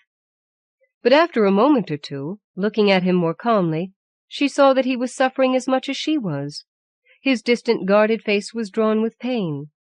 The coming of the grey envelope, though it always cast a shadow, had never marked him as deeply as this discussion with his wife. Charlotte took heart. Perhaps after all she had not spent her last shaft. She drew nearer and once more laid her hand on his arm. "Poor Kenneth! If you knew how sorry I am for you."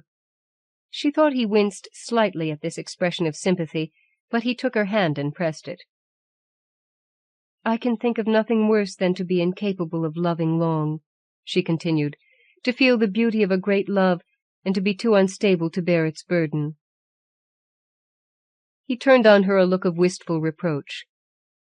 "Oh, don't say that of me. Unstable." She felt herself at last on the right track, and her voice trembled with excitement as she went on. "Then what about me and this other woman? Haven't you already forgotten Elsie twice within a year?" She seldom pronounced his first wife's name. It did not come naturally to her tongue. She flung it out now as if she were flinging some dangerous explosive into the open space between them, and drew back a step, waiting to hear the mine go off. Her husband did not move. His expression grew sadder, but showed no resentment. "I have never forgotten Elsie," he said. Charlotte could not repress a faint laugh. "Then you, poor dear, between the three of us—" "There are not—" he began, and then broke off and put his hand to his forehead. "Not what?" "I'm sorry, I don't believe I know what I'm saying. I've got a blinding headache." He looked wan and furrowed enough for the statement to be true, but she was exasperated by his evasion. "Ah, yes, the grey envelope headache." She saw the surprise in his eyes. "I'd forgotten how closely I've been watched," he said coldly. "If you'll excuse me, I think I'll go up and try an hour in the dark to see if I can get rid of this neuralgia." She wavered. Then she said with desperate resolution, "I'm sorry your head aches. But before you go I want to say that sooner or later this question must be settled between us. Someone is trying to separate us, and I don't care what it costs me to find out who it is." She looked him steadily in the eyes. "If it costs me your love, I don't care. If I can't have your confidence, I don't want anything from you." He still looked at her wistfully. "Give me time." "Time for what? It's only a word to say." "Time to show you that you haven't lost my love or my confidence." "Well, I'm waiting." He turned toward the door and then glanced back hesitatingly. "Oh, do wait, my love," he said, and went out of the room. She heard his tired step on the stairs and the closing of his bedroom door above. Then she dropped into a chair and buried her face in her folded arms. Her first movement was one of compunction. She seemed to herself to have been hard, inhuman, unimaginative. Think of telling him that I didn't care if my insistence cost me his love. The lying rubbish! She started up to follow him and unsay the meaningless words. But she was checked by a reflection. He had had his way after all. He had eluded all attacks on his secret, and now he was shut up alone in his room, reading that other woman's letter.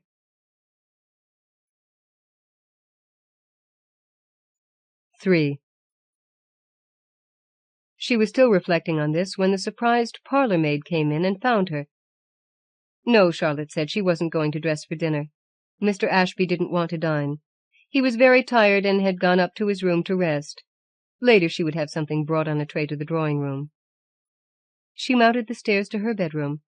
Her dinner dress was lying on the bed, and at the sight, the quiet routine of her daily life took hold of her, and she began to feel as if the strange talk she had just had with her husband must have taken place in another world, between two beings who were not Charlotte Gorse and Kenneth Ashby, but phantoms projected by her fevered imagination.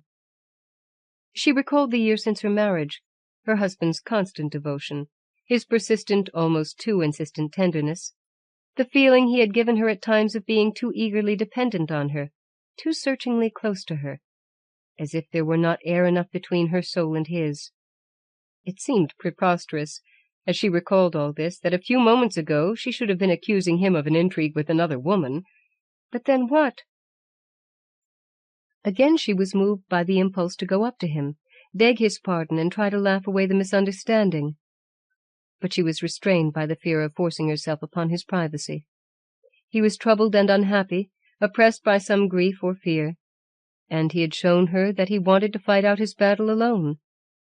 It would be wiser as well as more generous to respect his wish. Only how strange, how unbearable to be there in the next room to his, and feel herself at the other end of the world. In her nervous agitation she almost regretted not having had the courage to open the letter and put it back on the hall table before he came in. At least she would have known what his secret was, and the bogey might have been laid. For she was beginning now to think of the mystery as something conscious, malevolent. A secret persecution, before which he quailed, yet from which he could not free himself. Once or twice, in his evasive eyes, she thought she had detected a desire for help, an impulse of confession, instantly restrained and suppressed. It was as if he felt she could have helped him if she had known, and yet been unable to tell her. There flashed through her mind the idea of going to his mother. She was very fond of old Mrs. Ashby, a firm-fleshed, clear-eyed old lady, with an astringent bluntness of speech which responded to the forthright and simple in Charlotte's own nature. There had been a tacit bond between them ever since the day when Mrs. Ashby senior, coming to lunch for the first time with her new daughter-in-law, had been received by Charlotte downstairs in the library, and glancing up at the empty wall above her son's desk, had remarked laconically, "Elsie gone, eh?" adding at Charlotte's murmured explanation, "Nonsense. Don't have her back. Two's company." Charlotte, at this reading of her thoughts, could hardly refrain from exchanging a smile of complicity with her mother-in-law, and it seemed to her now that Mrs. Ashby's almost uncanny directness might pierce to the core of this new mystery. But here again she hesitated, for the idea almost suggested a betrayal. What right had she to call in anyone, even so close a relation, to surprise a secret which her husband was trying to keep from her? Perhaps by and by he'll talk to his mother of his own accord, she thought, and then ended, "But what does it matter? He and I must settle it between us." She was still brooding over the problem when there was a knock on the door, and her husband came in. He was dressed for dinner, and seemed surprised to see her sitting there, with her evening dress lying unheeded on the bed. "Aren't you coming down?" "I thought you were not well and had gone to bed," she faltered. He forced a smile. "I'm not particularly well, but we'd better go down." His face, though still drawn, looked calmer than when he had fled upstairs an hour earlier. "There it is. He knows what's in the letter and has fought his battle out again, whatever it is," she reflected, "while I'm still in darkness." She rang and gave a hurried order that dinner should be served as soon as possible, just a short meal, whatever could be got ready quickly, as both she and Mr. Ashby were rather tired and not very hungry. Dinner was announced, and they sat down to it. At first neither seemed able to find a word to say. Then Ashby began to make conversation with an assumption of ease that was more oppressive than his silence. "How tired he is! How terribly overtired!"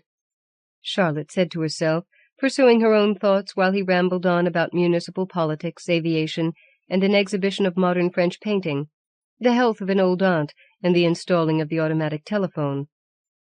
Good heavens, how tired he is! When they dined alone, they usually went into the library after dinner, and Charlotte curled herself up on the divan, with her knitting, while he lit a pipe.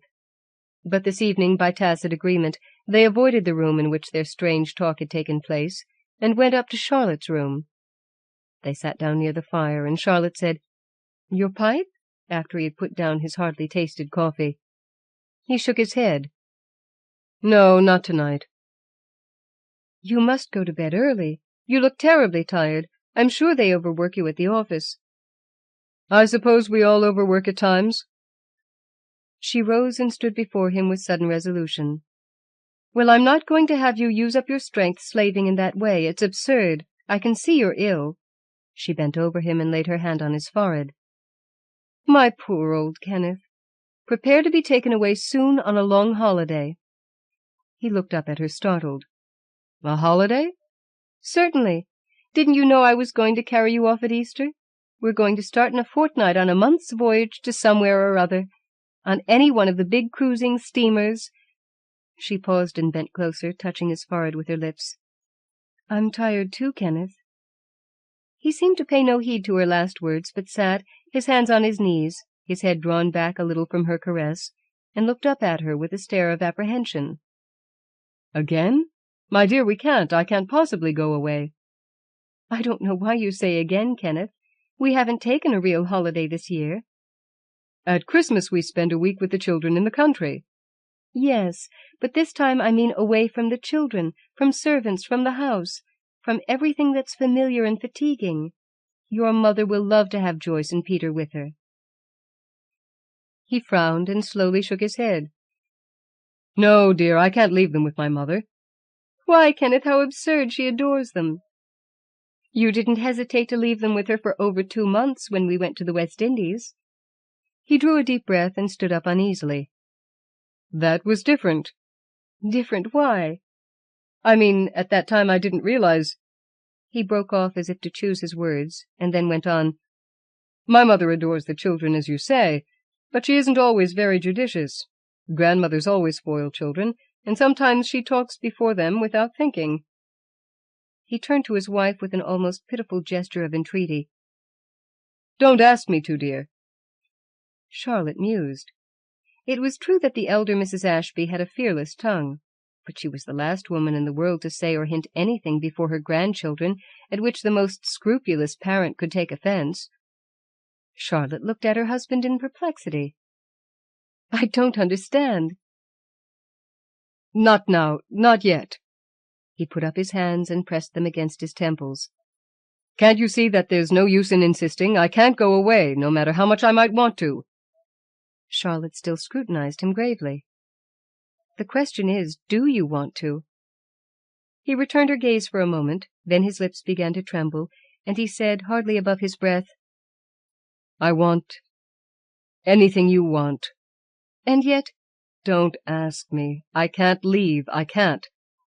"You mean that you can't go away out of reach of those letters?" Her husband had been standing before her in an uneasy, half-hesitating attitude. Now he turned abruptly away and walked once or twice up and down the length of the room, his head bent, his eyes fixed on the carpet. Charlotte felt her resentfulness rising with her fears. "It's that," she persisted. "Why not admit it? You can't live without them." He continued his troubled pacing of the room. Then he stopped short, dropped into a chair, and covered his face with his hands. From the shaking of his shoulders, Charlotte saw that he was weeping.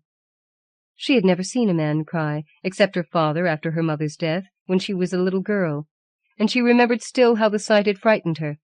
She was frightened now. She felt that her husband was being dragged away from her into some mysterious bondage, and that she must use up her last atom of strength in the struggle for his freedom and for hers. "Kenneth, Kenneth," she pleaded, kneeling down beside him, "won't you listen to me? Won't you try to see what I'm suffering? I'm not unreasonable, darling, really not. I don't suppose I should ever have noticed the letters if it hadn't been for their effect on you. It's not my way to pry into other people's affairs. And even if the effect had been different— Yes, listen to me. If I'd seen that the letters made you happy, that you were watching eagerly for them, counting the days between their coming, that you wanted them, that they gave you something I haven't known how to give— Why, Kenneth, I don't say I shouldn't have suffered from that too, but it would have been in a different way, and I should have had the courage to hide what I felt, and the hope that some day you'd come to feel about me as you did about the writer of the letters. But what I can't bear is to see how you dread them, how they make you suffer, and yet how you can't live without them, and won't go away lest you should miss one during your absence. Or perhaps," she added, her voice breaking into a cry of accusation, "perhaps it's because she's actually forbidden you to leave, Kenneth. You must answer me. Is that the reason? Is it because she's forbidden you that you won't go away with me?" She continued to kneel at his side, and raising her hands, she drew his gently down. She was ashamed of her persistence, ashamed of uncovering that baffled, disordered face, yet resolved that no such scruples should arrest her. His eyes were lowered, the muscles of his face quivered. She was making him suffer even more than she suffered herself, yet this no longer restrained her. "Kenneth, is it that? She won't let us go away together?" Still he did not speak or turn his eyes to her, and a sense of defeat swept over her. After all, she thought, the struggle was a losing one. "You needn't answer. I see I'm right," she said. Suddenly, as she rose, he turned and drew her down again. His hands caught hers and pressed them so tightly that she felt her rings cutting into her flesh. There was something frightening, convulsive in his hold. It was the clutch of a man who felt himself slipping over a precipice. He was staring up at her now, as if salvation lay in the face she bent over him. "Of course we'll go away together. We'll go wherever you want," he said in a low, confused voice. And putting his arm about her, he drew her close and pressed his lips on hers. 4. Charlotte had said to herself, "I shall sleep tonight." But instead she sat before her fire into the small hours, listening for any sound that came from her husband's room. But he, at any rate, seemed to be resting after the tumult of the evening. Once or twice she stole to the door, and in the faint light that came in from the street through his open window, she saw him stretched out in heavy sleep, the sleep of weakness and exhaustion. "He's ill," she thought. "He's undoubtedly ill, and it's not overwork.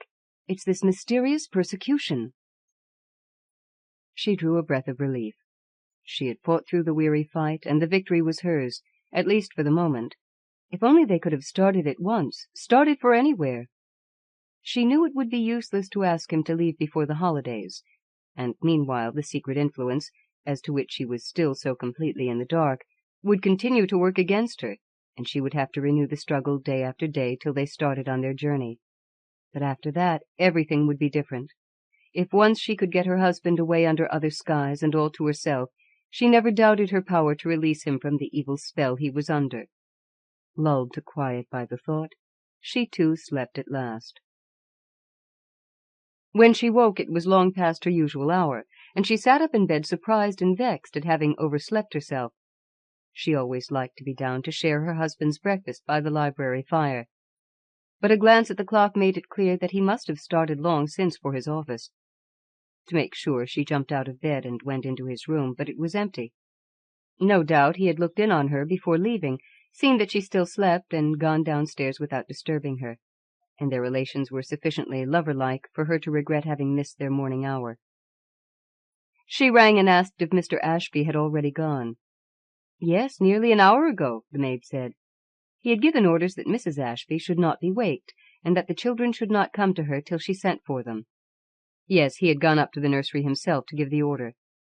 All this sounded usual enough, and Charlotte hardly knew why she asked. "And did Mr. Ashby leave no other message?" "Yes," the maid said, "he did." She was so sorry she'd forgotten.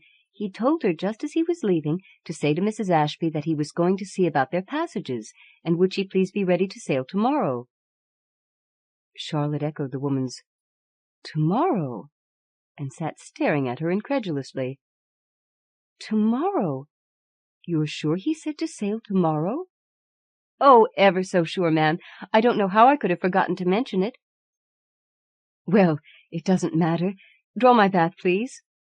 Charlotte sprang up, dashed through her dressing, and caught herself singing at her image in the glass as she sat brushing her hair. It made her feel young again to have scored such a victory. The other woman vanished to a speck on the horizon, as this one, who ruled the foreground, smiled back at the reflection of her lips and eyes.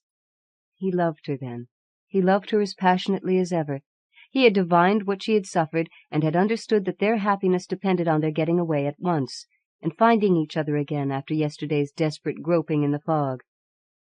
The nature of the influence that had come between them did not much matter to Charlotte now. She had faced the phantom and dispelled it. Courage. That's the secret. If only people who are in love weren't always so afraid of risking their happiness by looking it in the eyes. As she brushed back her light, abundant hair, it waved electrically above her head, like the palms of victory.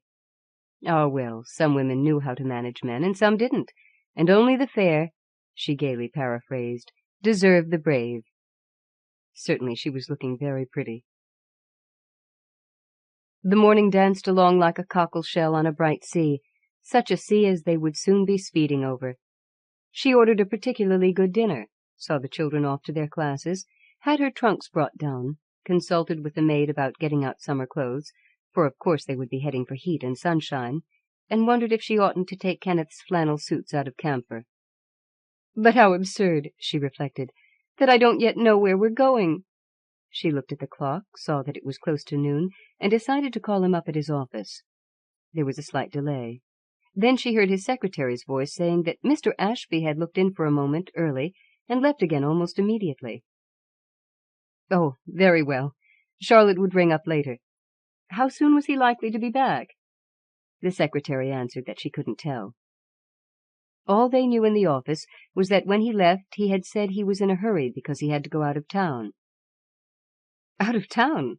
Charlotte hung up the receiver and sat blankly gazing into new darkness.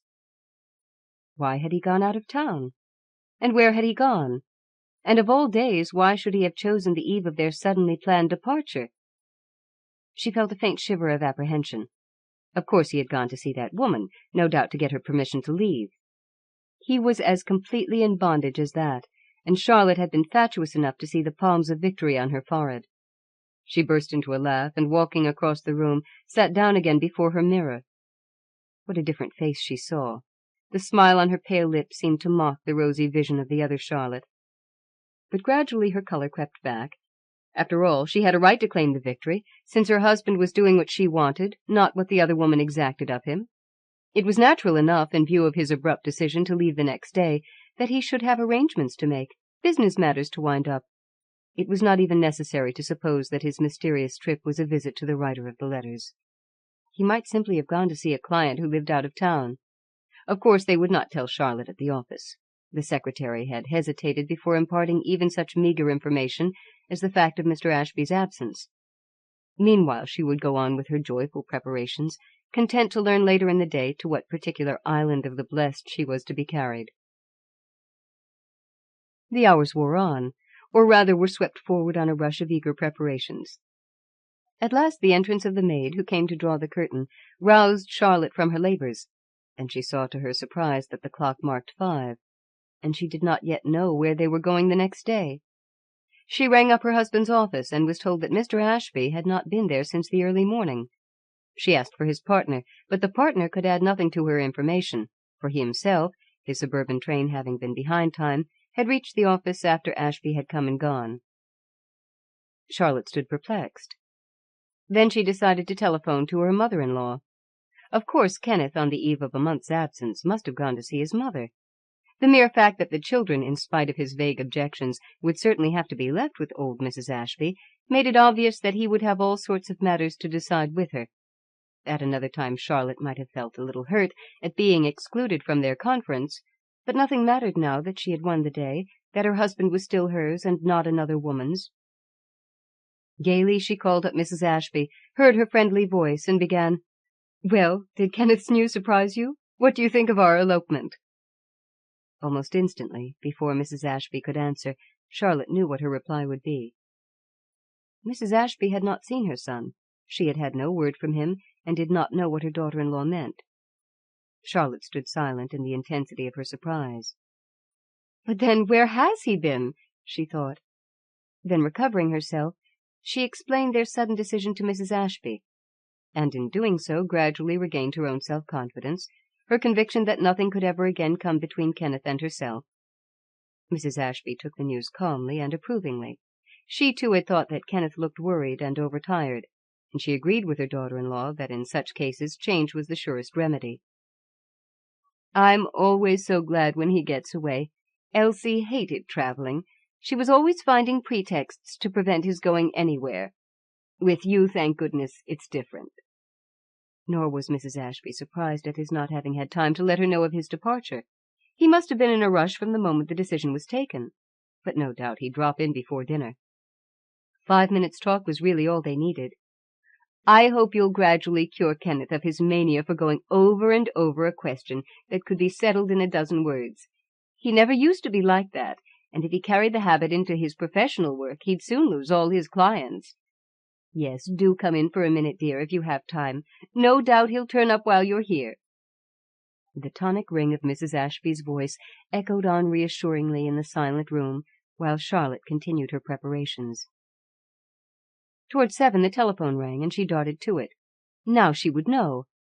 But it was only from the conscientious secretary, to say that Mr. Ashby hadn't been back or sent any word, and before the office closed she thought she ought to let Mrs. Ashby know. "Oh, that's all right.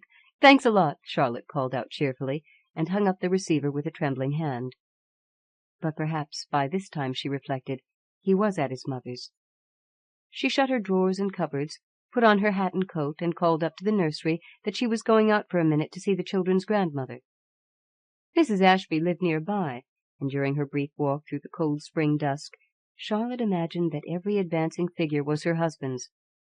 But she did not meet him on the way, and when she entered the house she found her mother-in-law alone. Kenneth had neither telephoned nor come. Old Mrs. Ashby sat by her bright fire, her knitting needles flashing steadily through her active old hands, and her mere bodily presence gave reassurance to Charlotte. Yes, it was certainly odd that Kenneth had gone off for the whole day without letting any of them know, but after all it was to be expected. A busy lawyer with so many threads in his hands that any sudden change of plan would oblige him to make all sorts of unforeseen arrangements and adjustments. He might have gone to see some client in the suburbs and been detained there. His mother remembered his telling her that he had charge of the legal business of a queer old recluse somewhere in New Jersey who was immensely rich but too mean to have a telephone. Very likely Kenneth had been stranded there. But Charlotte felt her nervousness gaining on her. When Mrs. Ashby asked her at what hour they were sailing the next day, and she had to say she didn't know, that Kenneth had simply sent her word he was going to take their passages, the uttering of the words again brought home to her the strangeness of the situation. Even Mrs. Ashby conceded that it was odd, but she immediately added that it only showed what a rush he was in. "But, Mother, it's nearly 8 o'clock. He must realize that I've got to know when we're starting tomorrow." "Oh, the boat probably doesn't sail till evening. Sometimes they have to wait till midnight for the tide. Kenneth's probably counting on that. After all, he has a level head." Charlotte stood up. "It's not that. Something has happened to him." Mrs. Ashby took off her spectacles and rolled up her knitting. "If you begin to let yourself imagine things—" "Aren't you in the least anxious?" "I never am till I have to be. I wish you'd ring for dinner, my dear. You'll stay and dine. He's sure to drop in here on his way home." Charlotte called up her own house. No, the maid said, Mr. Ashby hadn't come in and hadn't telephoned. She would tell him as soon as he came that Mrs. Ashby was dining at his mother's. Charlotte followed her mother-in-law into the dining-room and sat with parched throat before her empty plate, while Mrs. Ashby dealt calmly and efficiently with a short but carefully prepared repast. "You'd better eat something, child, or you'll be as bad as Kenneth. Yes, a little more asparagus, please, Jane." She insisted on Charlotte's drinking a glass of sherry and nibbling a bit of toast. Then they returned to the drawing-room, where the fire had been made up and cushions in Mrs. Ashby's armchair shaken out and smoothed. How safe and familiar it all looked. And out there, somewhere in the uncertainty and mystery of the night, lurked the answer to the two women's conjectures, like an indistinguishable figure prowling on the threshold. At last Charlotte got up and said, "I'd better go back. At this hour Kenneth will certainly go straight home." Mrs. Ashby smiled indulgently. "It's not very late, my dear. It doesn't take 2 sparrows long to dine." "It's after 9. Charlotte bent down to kiss her. "The fact is, I can't keep still." Mrs. Ashby pushed aside her work and rested her 2 hands on the arms of her chair. "I'm going with you," she said, helping herself up. Charlotte protested that it was too late, that it was not necessary, that she would call up as soon as Kenneth came in, but Mrs. Ashby had already rung for her maid. She was slightly lame, and stood resting on her stick while her wraps were brought. "If Mr. Kenneth turns up, tell him he'll find me at his own house," she instructed the maid, as the two women got into the taxi which had been summoned. During the short drive, Charlotte gave thanks that she was not returning home alone. There was something warm and substantial in the mere fact of Mrs. Ashby's nearness, something that corresponded with the clearness of her eyes and the texture of her fresh, firm complexion. As the taxi drew up, she laid her hand encouragingly on Charlotte's. "You'll see. There'll be a message." The door opened at Charlotte's ring, and the two entered. Charlotte's heart beat excitedly. The stimulus of her mother-in-law's confidence was beginning to flow through her veins. "You'll see." "You'll see," Mrs. Ashby repeated. The maid who opened the door said no, Mr. Ashby had not come in, and there had been no message from him. "You're sure the telephone's not out of order?" his mother suggested. And the maid said, "Well, it certainly wasn't half an hour ago, but she'd just go and ring up to make sure." She disappeared, and Charlotte turned to take off her hat and cloak. As she did so, her eyes lit on the hall table, and there lay a grey envelope, her husband's name faintly traced on it. "Oh!" she cried out, suddenly aware that for the first time in months she had entered her house without wondering if one of the grey letters would be there. "What is it, my dear?" Mrs. Ashby asked with a glance of surprise. Charlotte did not answer. She took up the envelope and stood staring at it as if she could force her gaze to penetrate to what was within. Then an idea occurred to her. She turned and held out the envelope to her mother-in-law. "Do you know that writing?" she asked. Mrs. Ashby took the letter. She had to feel with her other hand for her eyeglasses, and when she had adjusted them, she lifted the envelope to the light. "Why!" she exclaimed, and then stopped. Charlotte noticed that the letter shook in her usually firm hand. "But this is addressed to Kenneth," Mrs. Ashby said at length in a low voice. Her tone seemed to imply that she felt her daughter-in-law's question to be slightly indiscreet. "Yes, but no matter," Charlotte spoke with sudden decision. "I want to know. Do you know the writing?"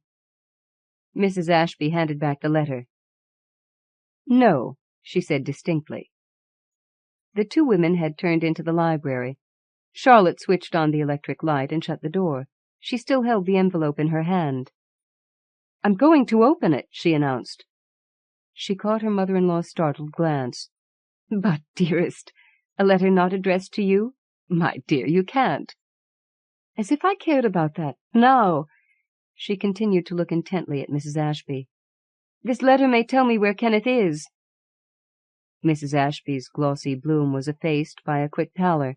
Her firm cheeks seemed to shrink and wither. "Why should it? What makes you believe—" "It can't possibly." Charlotte held her eyes steadily on that altered face. "Ah, then you do know the writing," she flashed back. "Know the writing? How should I, with all my son's correspondence?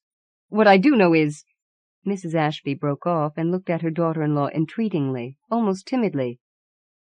Charlotte caught her by the wrist. "Mother, what do you know? Tell me, you must." "That I don't believe any good ever came of a woman's opening her husband's letters behind his back." The word sounded to Charlotte's irritated ears as flat as a phrase culled from a book of moral axioms.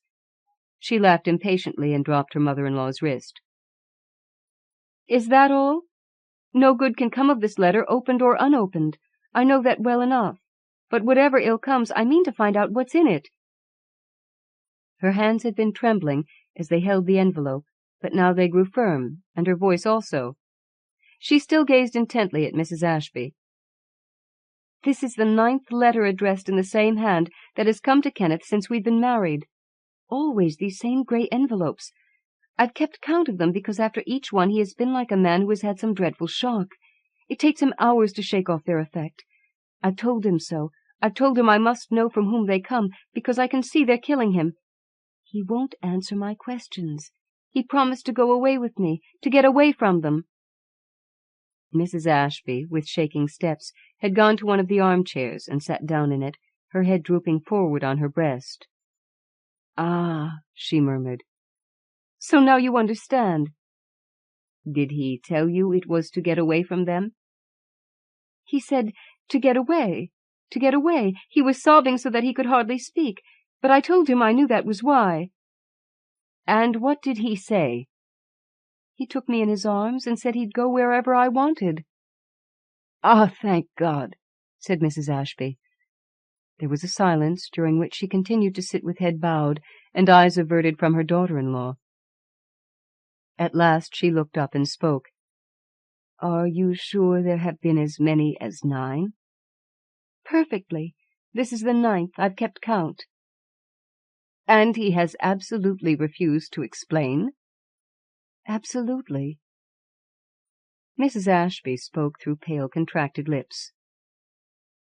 "When did they begin to come? Do you remember?"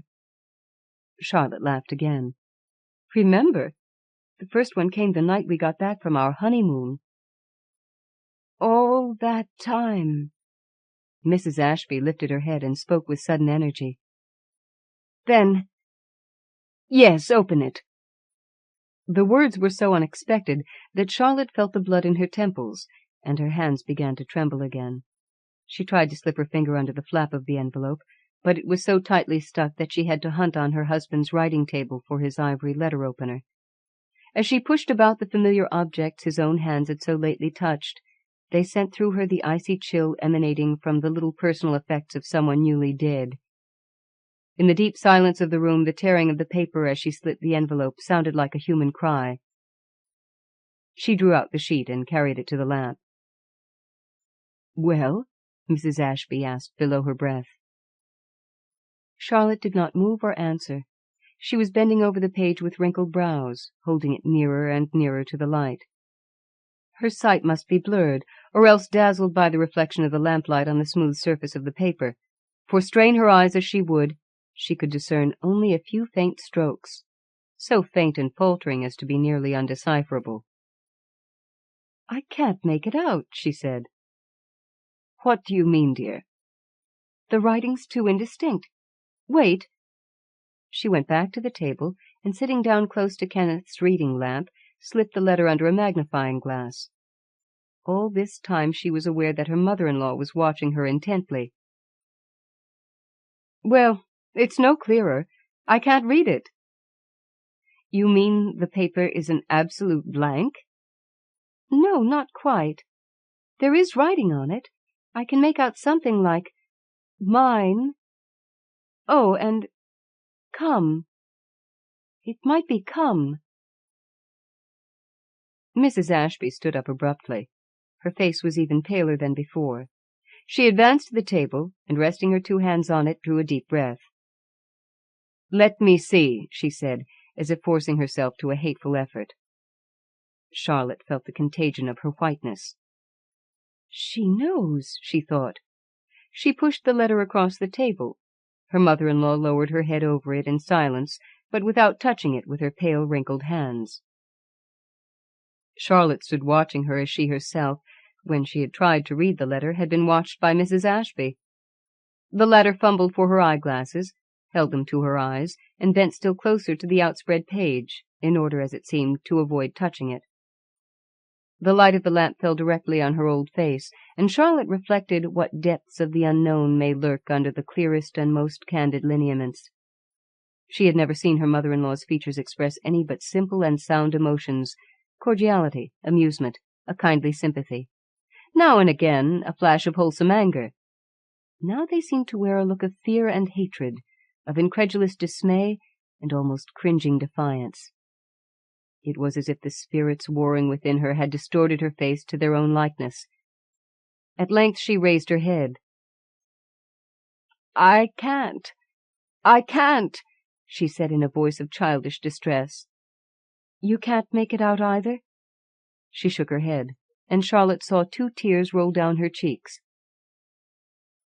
"Familiar as the writing is to you," Charlotte insisted with twitching lips, Mrs. Ashby did not take up the challenge. "I can make out nothing. Nothing." "But you do know the writing." Mrs. Ashby lifted her head timidly. Her anxious eyes stole with a glance of apprehension around the quite familiar room. "How can I tell?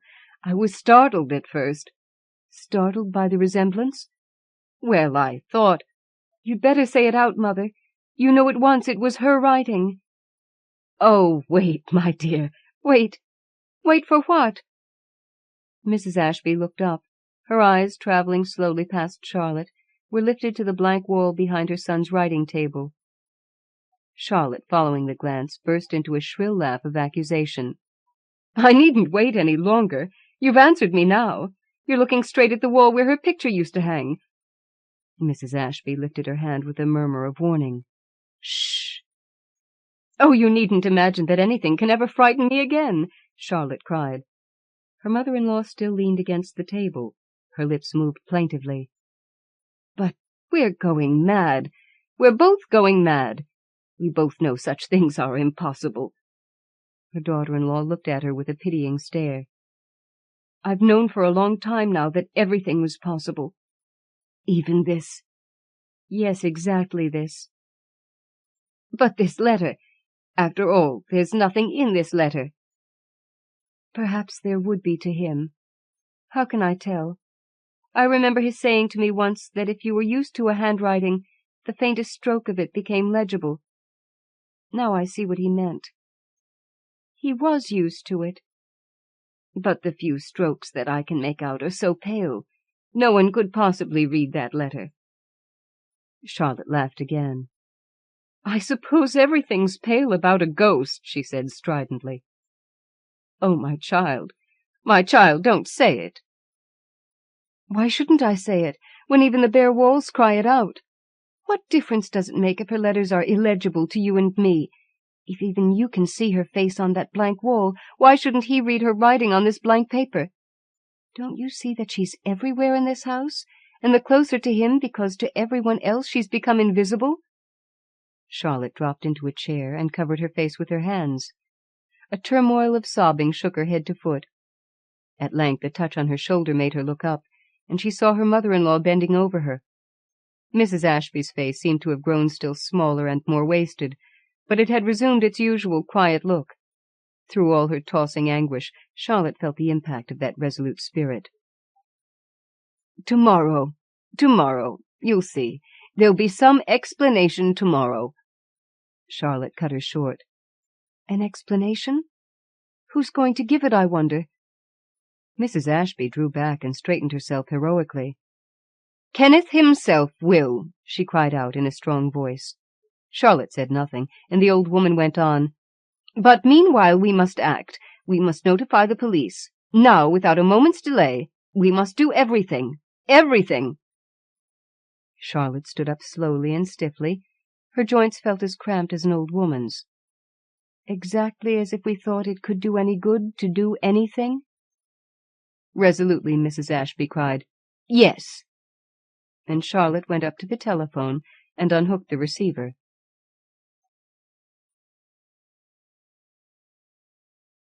Lacundu. Edward Lucas White, 1866 to 1934, was born in Bergen, New Jersey, but spent most of his life in Baltimore, attending Johns Hopkins University. He wrote poems and historical novels such as El Supremo and Andivius Edulio, as well as fantasy and horror stories, which he said came to him in dreams. "It stands to reason," said Twombly, "that a man must accept the evidence of his own eyes, and when eyes and ears agree, there can be no doubt. He has to believe what he has both seen and heard." "Not always," put in Singleton softly. Every man turned towards Singleton. Twombly was standing on the hearthrug, his back to the grate, his legs spread out, with his habitual air of dominating the room. Singleton, as usual, was as much as possible effaced in a corner. But when Singleton spoke, he said something. We faced him in that flattering spontaneity of expectant silence which invites utterance. "I was thinking," he said, after an interval, of something I both saw and heard in Africa." Now, if there was one thing we had found impossible, it had been to elicit from Singleton anything definite about his African experiences. As with the alpinist in the story, who could tell only that he went up and came down, the sum of Singleton's revelations had been that he went there and came away. His words now riveted our attention at once. Twombly faded from the hearthrug, but not one of us could ever recall having seen him go. The room readjusted itself, focused on Singleton, and there was some hasty and furtive lighting of fresh cigars. Singleton lit one also, but it went out immediately, and he never relit it. 1. We were in the great forest, exploring for pygmies. Van Rieten had a theory that the dwarves found by Stanley and others were a mere crossbreed between ordinary Negroes and the real pygmies. He hoped to discover a race of men 3 feet tall at most, or shorter. We had found no trace of any such beings. Natives were few, game scarce. Food, except game, there was none. And the deepest, dankest, drippingest forest all about. We were the only novelty in the country. No native we met had ever seen a white man before. Most had never heard of white men. All of a sudden, late one afternoon, there came into our camp an Englishman, and pretty well used up he was, too. We had heard no rumor of him. He had not only heard of us, but had made an amazing 5-day march to reach us. His guide and 2 bearers were nearly as done up as he. Even though he was in tatters and had 5 days' beard on, you could see he was naturally dapper and neat, and the sort of man to shave daily. He was small but wiry. His face was the sort of British face from which emotion has been so carefully banished that a foreigner is apt to think the wearer of the face incapable of any sort of feeling. The kind of face which, if it has any expression at all, expresses principally the resolution to go through the world decorously, without intruding upon or annoying anyone. His name was Echem. He introduced himself modestly, and ate with us so deliberately that we should never have suspected, if our bearers had not had it from his bearers, that he had had but 3 meals in the 5 days, and those small. After we had lit up, he told us why he had come. "My chief is very seedy," he said between puffs. "He is bound to go out if he keeps this way. I thought perhaps—" He spoke quietly, in a soft, even tone, but I could see little beads of sweat oozing out on his upper lip, under his stubby mustache, and there was a tingle of repressed emotion in his tone, a veiled eagerness in his eye, a palpitating inward solicitude in his demeanor that moved me at once. Van Rieten had no sentiment in him. If he was moved, he did not show it, but he listened. I was surprised at that. He was just the man to refuse at once. But he listened to Echem's halting, difficult hints. He even asked questions. "Who is your chief?" "Stone," Echem lisped. That electrified both of us. "Ralph Stone," we ejaculated together. Echem nodded. For some minutes Van Rieten and I were silent. Van Rieten had never seen him, but I had been a classmate of Stone's, and Van Rieten and I had discussed him over many a campfire.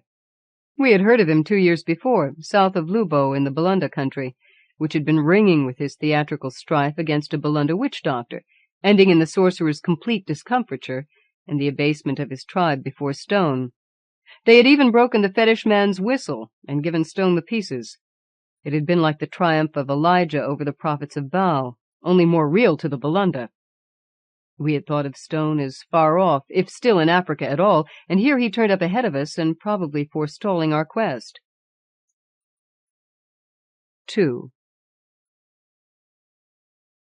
Echem's naming of Stone brought back to us all his tantalizing story, his fascinating parents, their tragic death, the brilliance of his college days, the dazzle of his millions, the promise of his young manhood, his wide notoriety, so nearly real fame, his romantic elopement with the meteoric authoress, whose sudden cascade of fiction had made her so great a name so young, whose beauty and charm were so much heralded, the frightful scandal of the breach of promise suit that followed, his bride's devotion through it all, their sudden quarrel after it was all over, their divorce, the too much advertised announcement of his approaching marriage to the plaintiff in the breach of promise suit, his precipitate remarriage to his divorced bride, their second quarrel and second divorce, his departure from his native land, his advent in the Dark Continent.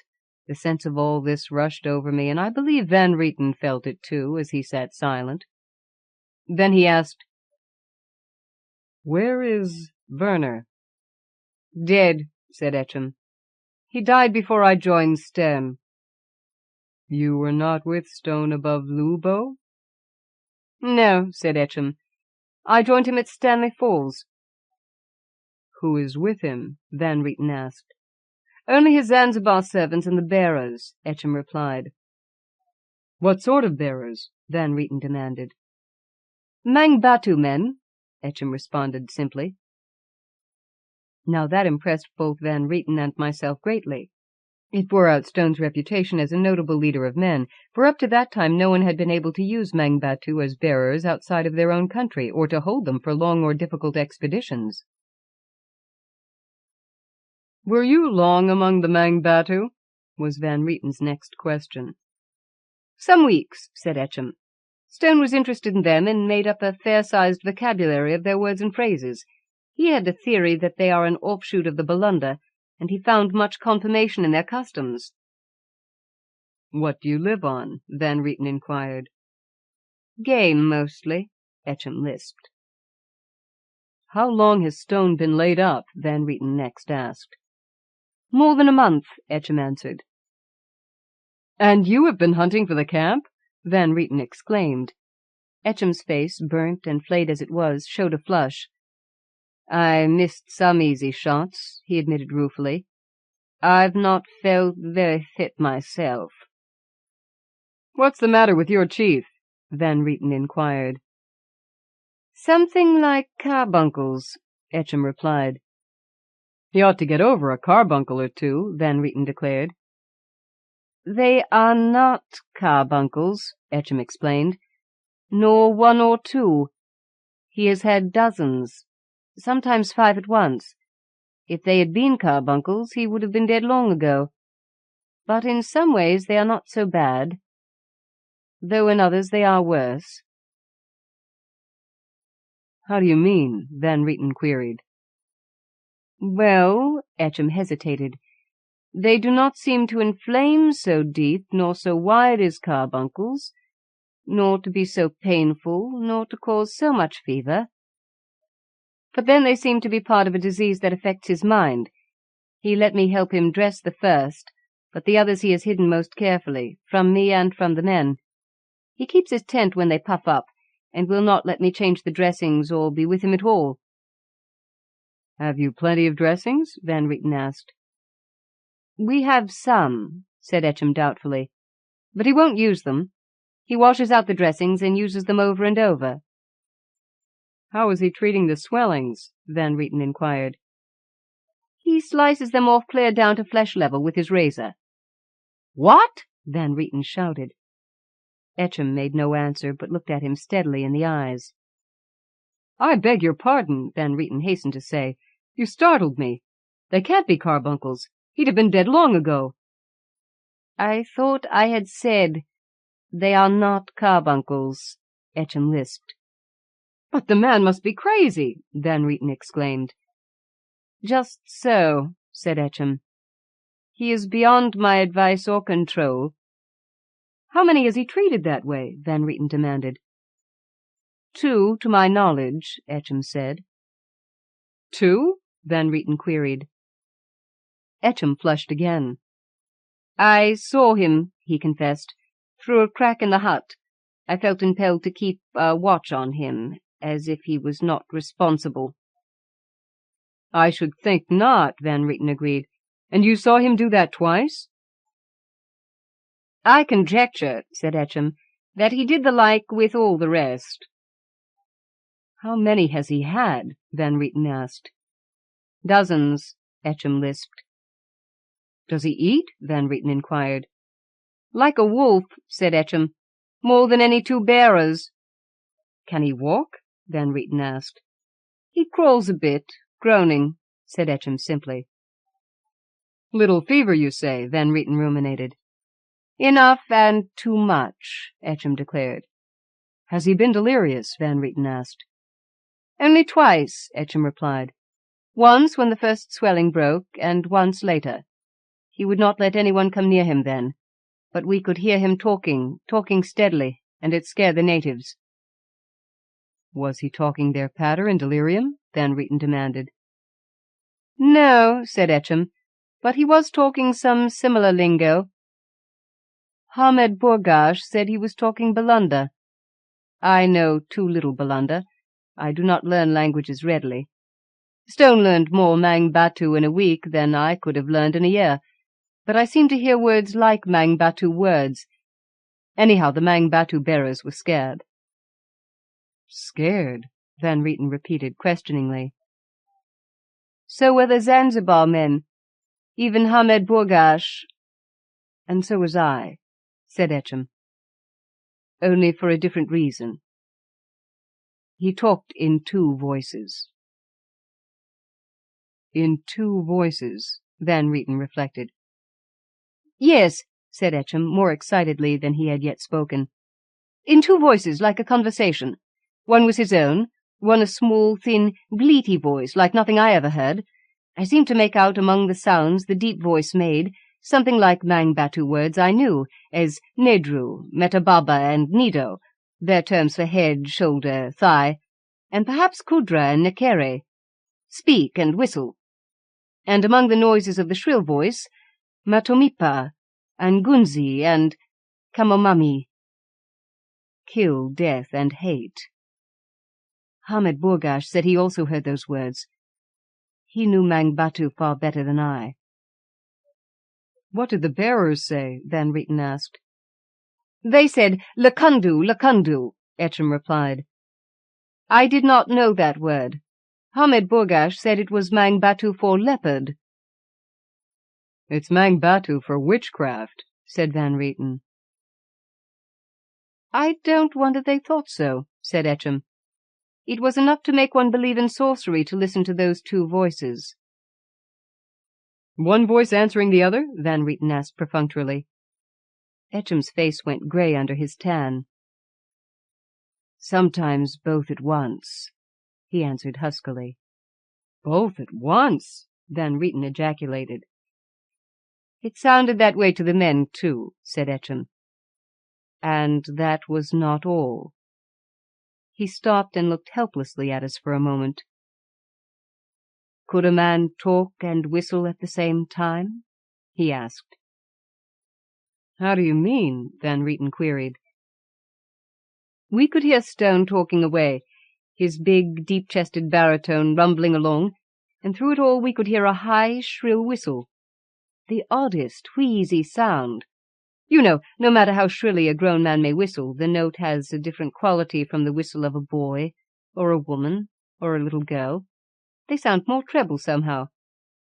Well, if you can imagine the smallest girl who could whistle, keeping it up tunelessly right along, that whistle was like that, only even more piercing, and it sounded right through Stone's bass tones. And you didn't go to him? Van Rieten cried. He is not given to threats, Echam disclaimed, but he had threatened, not volubly, nor like a sick man, but quietly and firmly, that if any man of us, he lumped me in with the men, came near him while he was in his trouble, that man should die. And it was not so much his words as his manner. It was like a monarch commanding respected privacy for a deathbed. One simply could not transgress. I see, said Van Rieten shortly. He's very seedy, Echam repeated helplessly. I thought perhaps... His absorbing affection for Stone, his real love for him, shone out through his envelope of conventional training. Worship of Stone was plainly his master passion. Like many competent men, Van Rieten had a streak of hard selfishness in him. It came to the surface then. He said we carried our lives in our hands from day to day just as genuinely as Stone, that he did not forget the ties of blood in imperiling one party for a very problematical benefit to a man probably beyond any help, that it was enough of a task to hunt for one party, that if two were united, providing food would be more than doubly difficult, that the risk of starvation was too great. Deflecting our march 7 full days' journey, he complimented Echam on his marching powers, might ruin our expedition entirely. 3. Van Rieten had logic on his side, and he had a way with him. Echam sat there, apologetic and deferential, like a fourth-form schoolboy before a headmaster. Van Rieten wound up. "I am after pygmies at the risk of my life. After pygmies I go." "Perhaps, then, these will interest you," said Echam very quietly. He took 2 objects out of the side pocket of his blouse and handed them to Van Rieten. They were round, bigger than big plums, and smaller than small peaches, about the right size to enclose in an average hand. They were black, and at first I did not see what they were. "Pygmies!" Van Rieten exclaimed. "Pygmies, indeed! Why, they wouldn't be 2 feet high. Do you mean to claim that these are adult heads?" "I claim nothing," Echam answered evenly. "You can see for yourself." Van Rieten passed one to me. The sun was just setting, and I examined it closely. A dried head it was, perfectly preserved, and the flesh as hard as Argentine jerked beef. A bit of a vertebra stuck out where the muscles of the vanished neck had shriveled into folds. The puny chin was sharp on a projecting jaw, the minute teeth white, and even between the retracted lips the tiny nose was flat, the little forehead retreating. There were inconsiderable clumps of stunted wool on the Lilliputian cranium. There was nothing babyish, childish, or youthful about the head. Rather, it was mature to senility. "Where did these come from?" Van Rieten inquired. "I do not know," Echam replied precisely. "I found them among Stone's effects while rummaging for medicines or drugs or anything that could help me to help him. I do not know where he got them, but I'll swear he did not have them when we entered this district." "Are you sure?" Van Rieten queried, his eyes big and fixed on Echam's. "Very sure," lisped Echam. "But how could he have come by them without your knowledge?" Van Rieten demurred. "Sometimes we were apart 10 days at a time hunting," said Echam. "Stone is not a talking man. He gave me no account of his doings, and Hamed Burgash keeps a still tongue and a tight hold on the men." "You have examined these heads?" Van Rieten asked. "Minutely," said Echam. Van Rieten took out his notebook. He was a methodical chap. He tore out a leaf, folded it, and divided it equally into 3 pieces. He gave one to me and one to Echam. "Just for a test of my impressions," he said, "I want each of us to write separately just what he is most reminded of by these heads. Then I want to compare the writings." I handed Echam a pencil, and he wrote. Then he handed the pencil back to me, and I wrote. "Read the 3, said Van Rieten, handing me his piece. Van Rieten had written, "An old Belunda witch-doctor." Echam had written, "An old Mangbatu fetish man." I had written, "An old Katongo magician." "There!" Van Rieten exclaimed. "Look at that. There is nothing Wagabi or Batwa or Wambutu or Waboto about these heads. Nor anything pygmy either." "I thought as much," said Echam. "And you say he did not have them before?" "To a certainty he did not," Echam asserted. "It is worth following up," said Van Rieten. "I'll go with you. And first of all, I'll do my best to save Stone." He put out his hand, and Echam clasped it silently. He was grateful all over. 4. Nothing but Echam's fever of solicitude could have taken him in 5 days over the track. It took him 8 days to retrace with full knowledge of it, and our party to help. We could not have done it in 7, and Echam urged us on in a repressed fury of anxiety. No mere fever of duty to his chief, but a real ardor of devotion, a glow of personal adoration for Stone which blazed under his dry, conventional exterior and showed in spite of him. We found Stone well cared for. Echem had seen to a good high-thorn zareba round the camp. The huts were well built and thatched, and Stone's was as good as their resources would permit. Hamed Borgash was not named after two Sayyids for nothing. He had in him the making of a sultan. He had kept the Mangbatu together. Not a man had slipped off, and he had kept them in order. Also, he was a deft nurse and a faithful servant. The two other Zanzibaris had done some creditable hunting. Though all were hungry, the camp was far from starvation. Stone was on a canvas cot, and there was a sort of collapsible camp stool table, like a Turkish taboret, by the cot. It had a water bottle and some vials on it, and Stone's watch, also his razor in its case. Stone was clean and not emaciated, but he was far gone, not unconscious, but in a daze, past commanding or resisting anyone. He did not seem to see us enter or to know we were there. I should have recognized him anywhere. His boyish dash and grace had vanished utterly, of course, but his head was even more leonine. His hair was still abundant, yellow and wavy. The close, crisp, blonde beard he had grown during his illness did not alter him. He was big and big-chested yet. His eyes were dull, and he mumbled and babbled mere meaningless syllables, not words. Echem helped Van Rieten to uncover him and look him over. He was in good muscle for a man so long bedridden. There were no scars on him, except about his knees, shoulders, and chest. On each knee and above it he had a full score of roundish cicatrices, and a dozen or more on each shoulder, all in front. 2 or 3 were open wounds, and 4 or 5 barely healed. He had no fresh swellings, except 2, one to each side on his pectoral muscles, the one on the left being higher up and farther out than the other.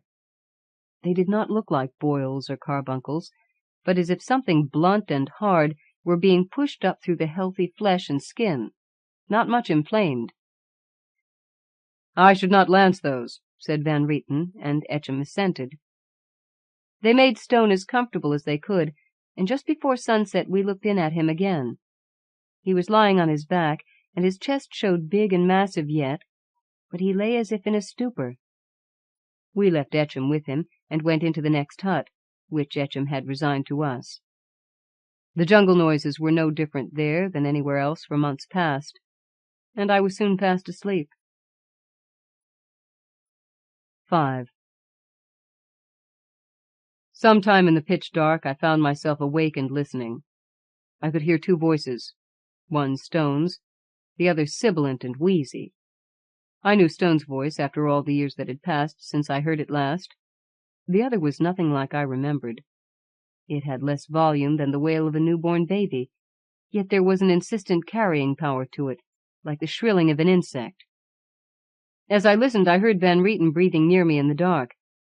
Then he heard me and realized that I was listening too. Like Echem, I knew little Belunda, but I could make out a word or two. The voices alternated, with intervals of silence between.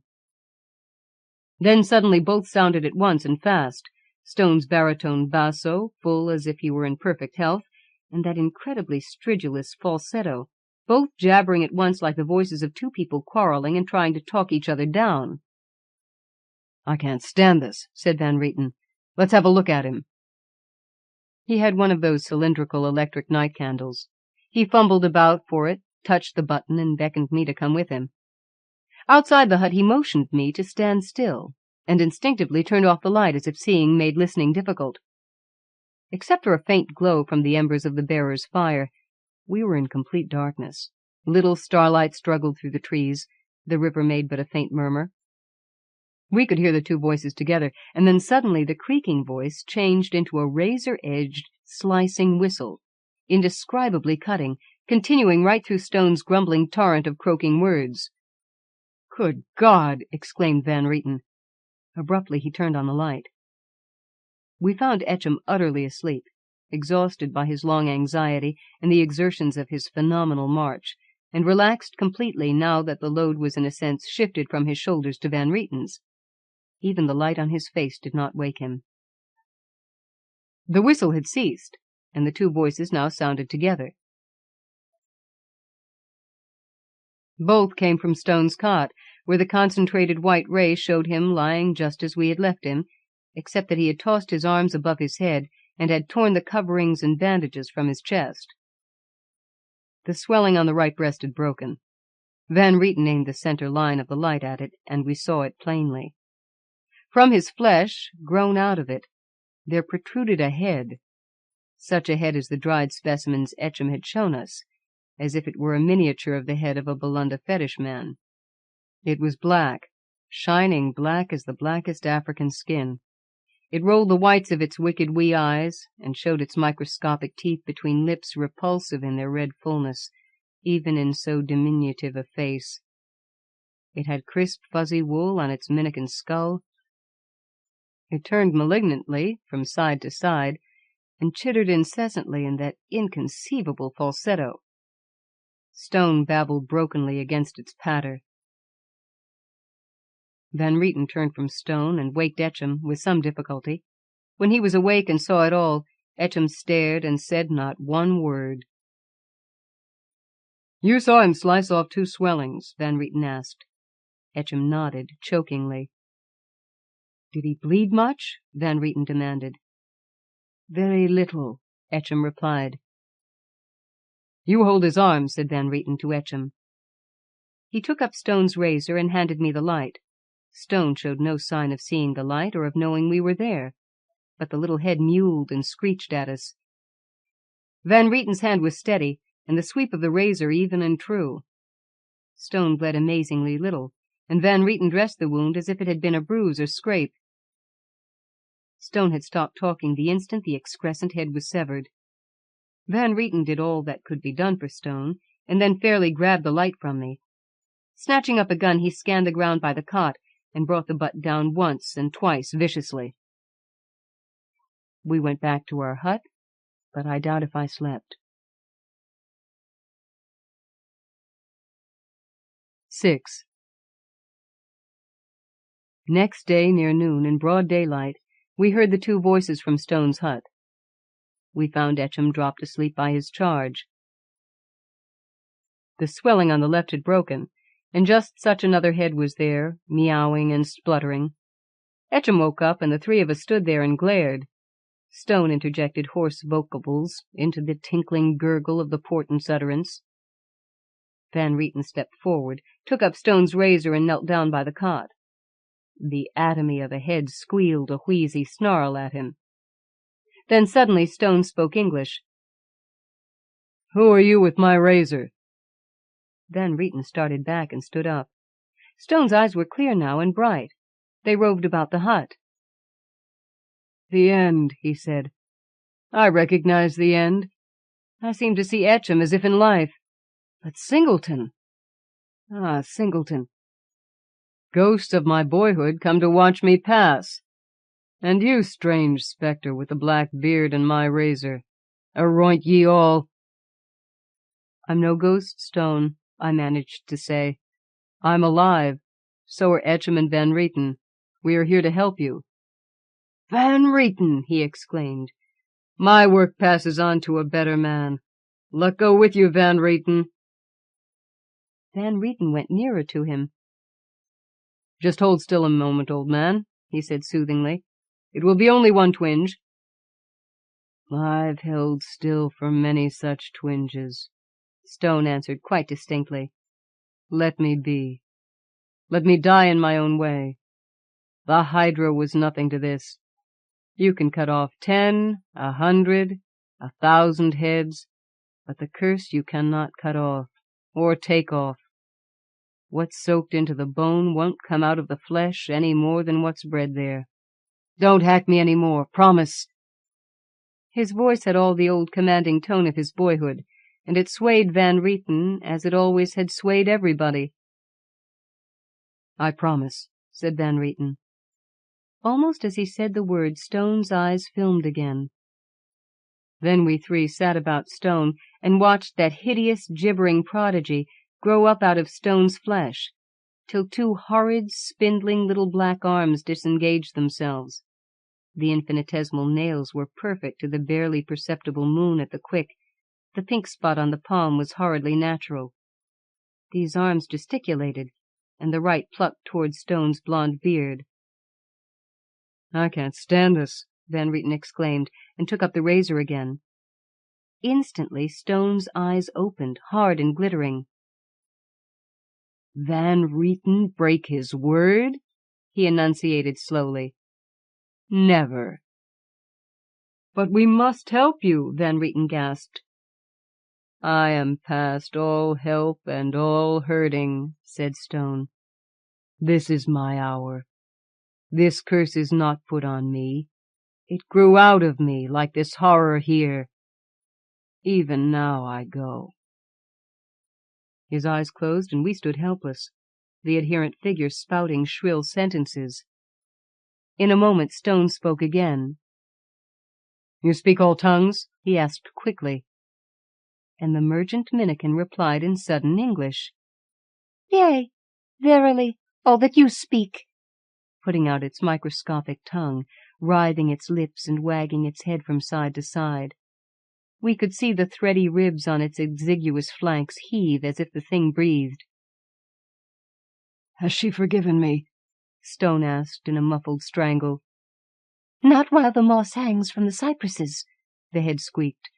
"Not while the stars shine on Lake Pontchartrain will she forgive." And then Stone, all with one motion, wrenched himself over on his side. The next instant he was dead. When Singleton's voice ceased, the room was hushed for a space. We could hear each other breathing. Twombly, the tactless, broke the silence. "I presume," he said, "you cut off the little Minikin and brought it home in alcohol." Singleton turned on him a stern countenance. "We buried Stone," he said, "unmutilated, as he died." "But," said the unconscionable Twombly, "the whole thing is incredible." Singleton stiffened. "I did not expect you to believe it," he said. "I began by saying that although I heard and saw it, when I look back on it, I cannot credit it myself."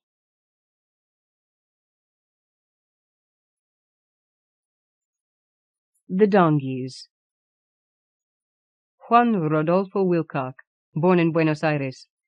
He has published poetry and prose books in Spanish and Italian, including Libro de Poemas y Canciones, 1940, Ensayos de Poesía Lírica, 1945, Persecución de las Musas Menores, 1945, Paseo Sentimental, 1946, Sexto, 1953, Il Caos, 1960, Fatti Inquietanti, 1961, Luoghi Comuni, 1961, Teatro in prosa e versi, 1962.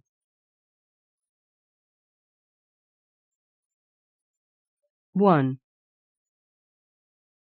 Suspended vertically from the grayness like those curtains of little chains which keep out the flies in dairies, whilst shutting out neither the air which sustains them nor people, the rain was falling between the Andes and me when I reached Mendoza, making it impossible to see the mountains, although I could sense their presence in the gullies, which all seemed to be descending from the same pyramid.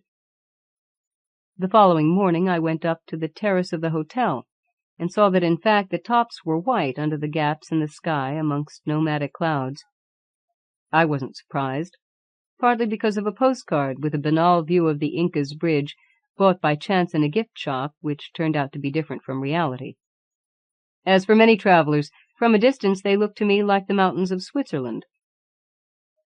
The day I was transferred, I rose before dawn and got ready in the damp and the faint light. We left by car at 7 o'clock.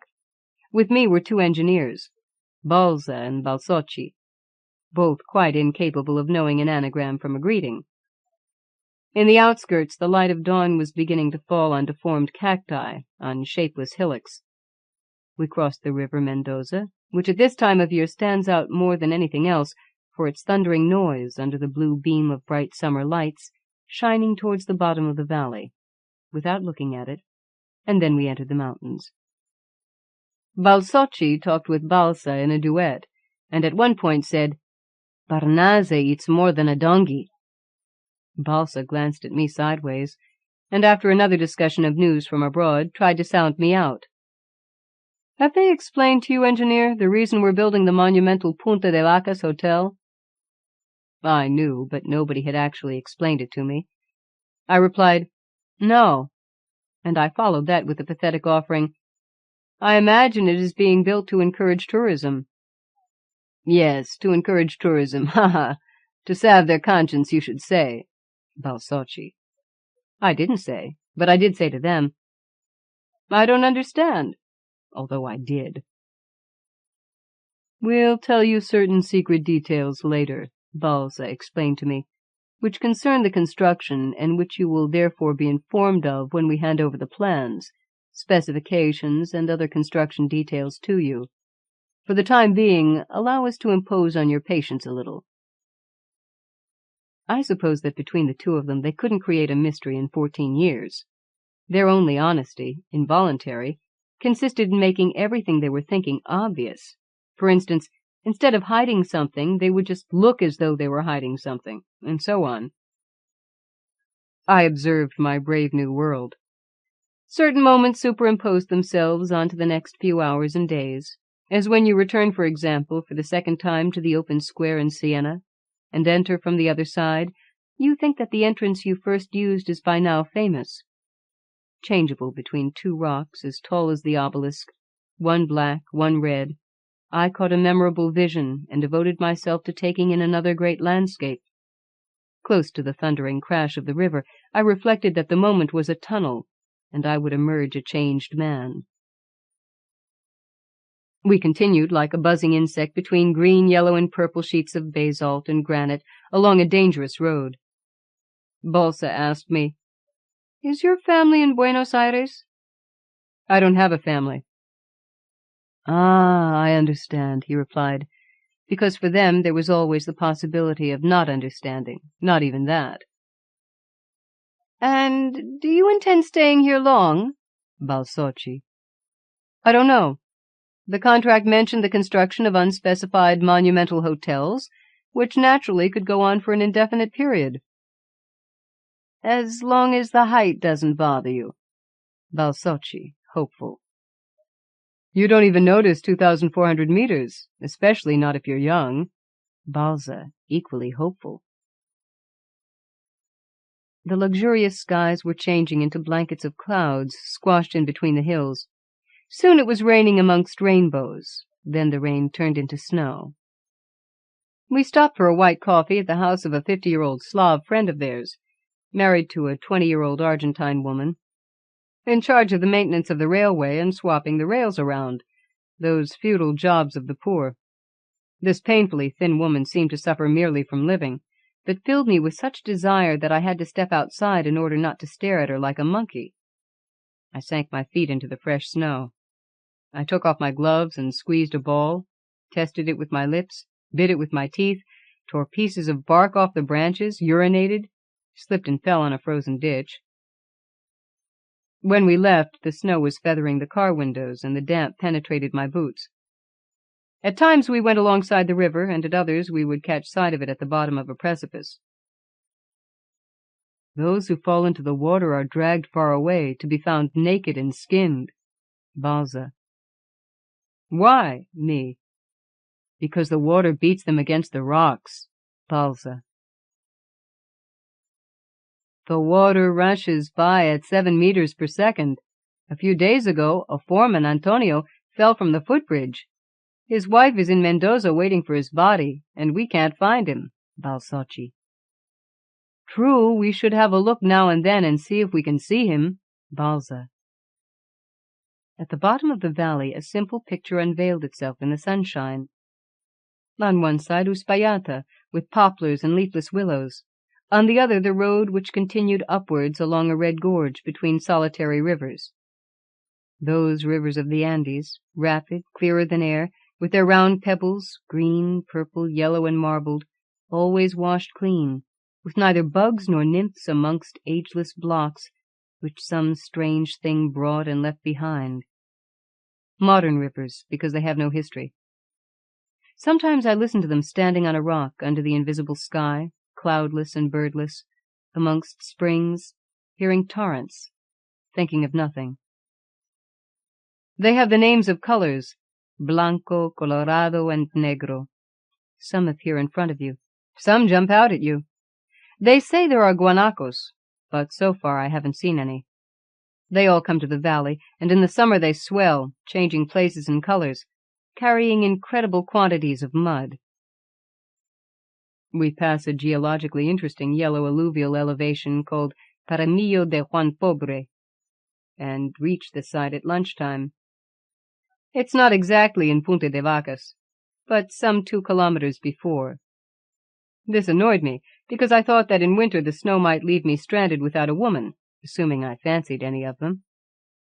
Later I calmed down as I understood that in any case I could always walk there, even though the moraines fell. These are cones of mineral detritus which periodically slide down, covering roads and railways. The building occupies a sort of platform, a good way away from the landslides. The ground is sloping, bordered on one side by a stream, which, after forming a respectable 7-meter waterfall, falls pathetically into the valley like a trickle from a tap. In this place, anything that didn't get here on wheels is basalt, slate, or arum, and similar weeds. A hill like a red saw, or the roof of a church, or rather that of St. Pancras Station in London, closes the other side of the gorge.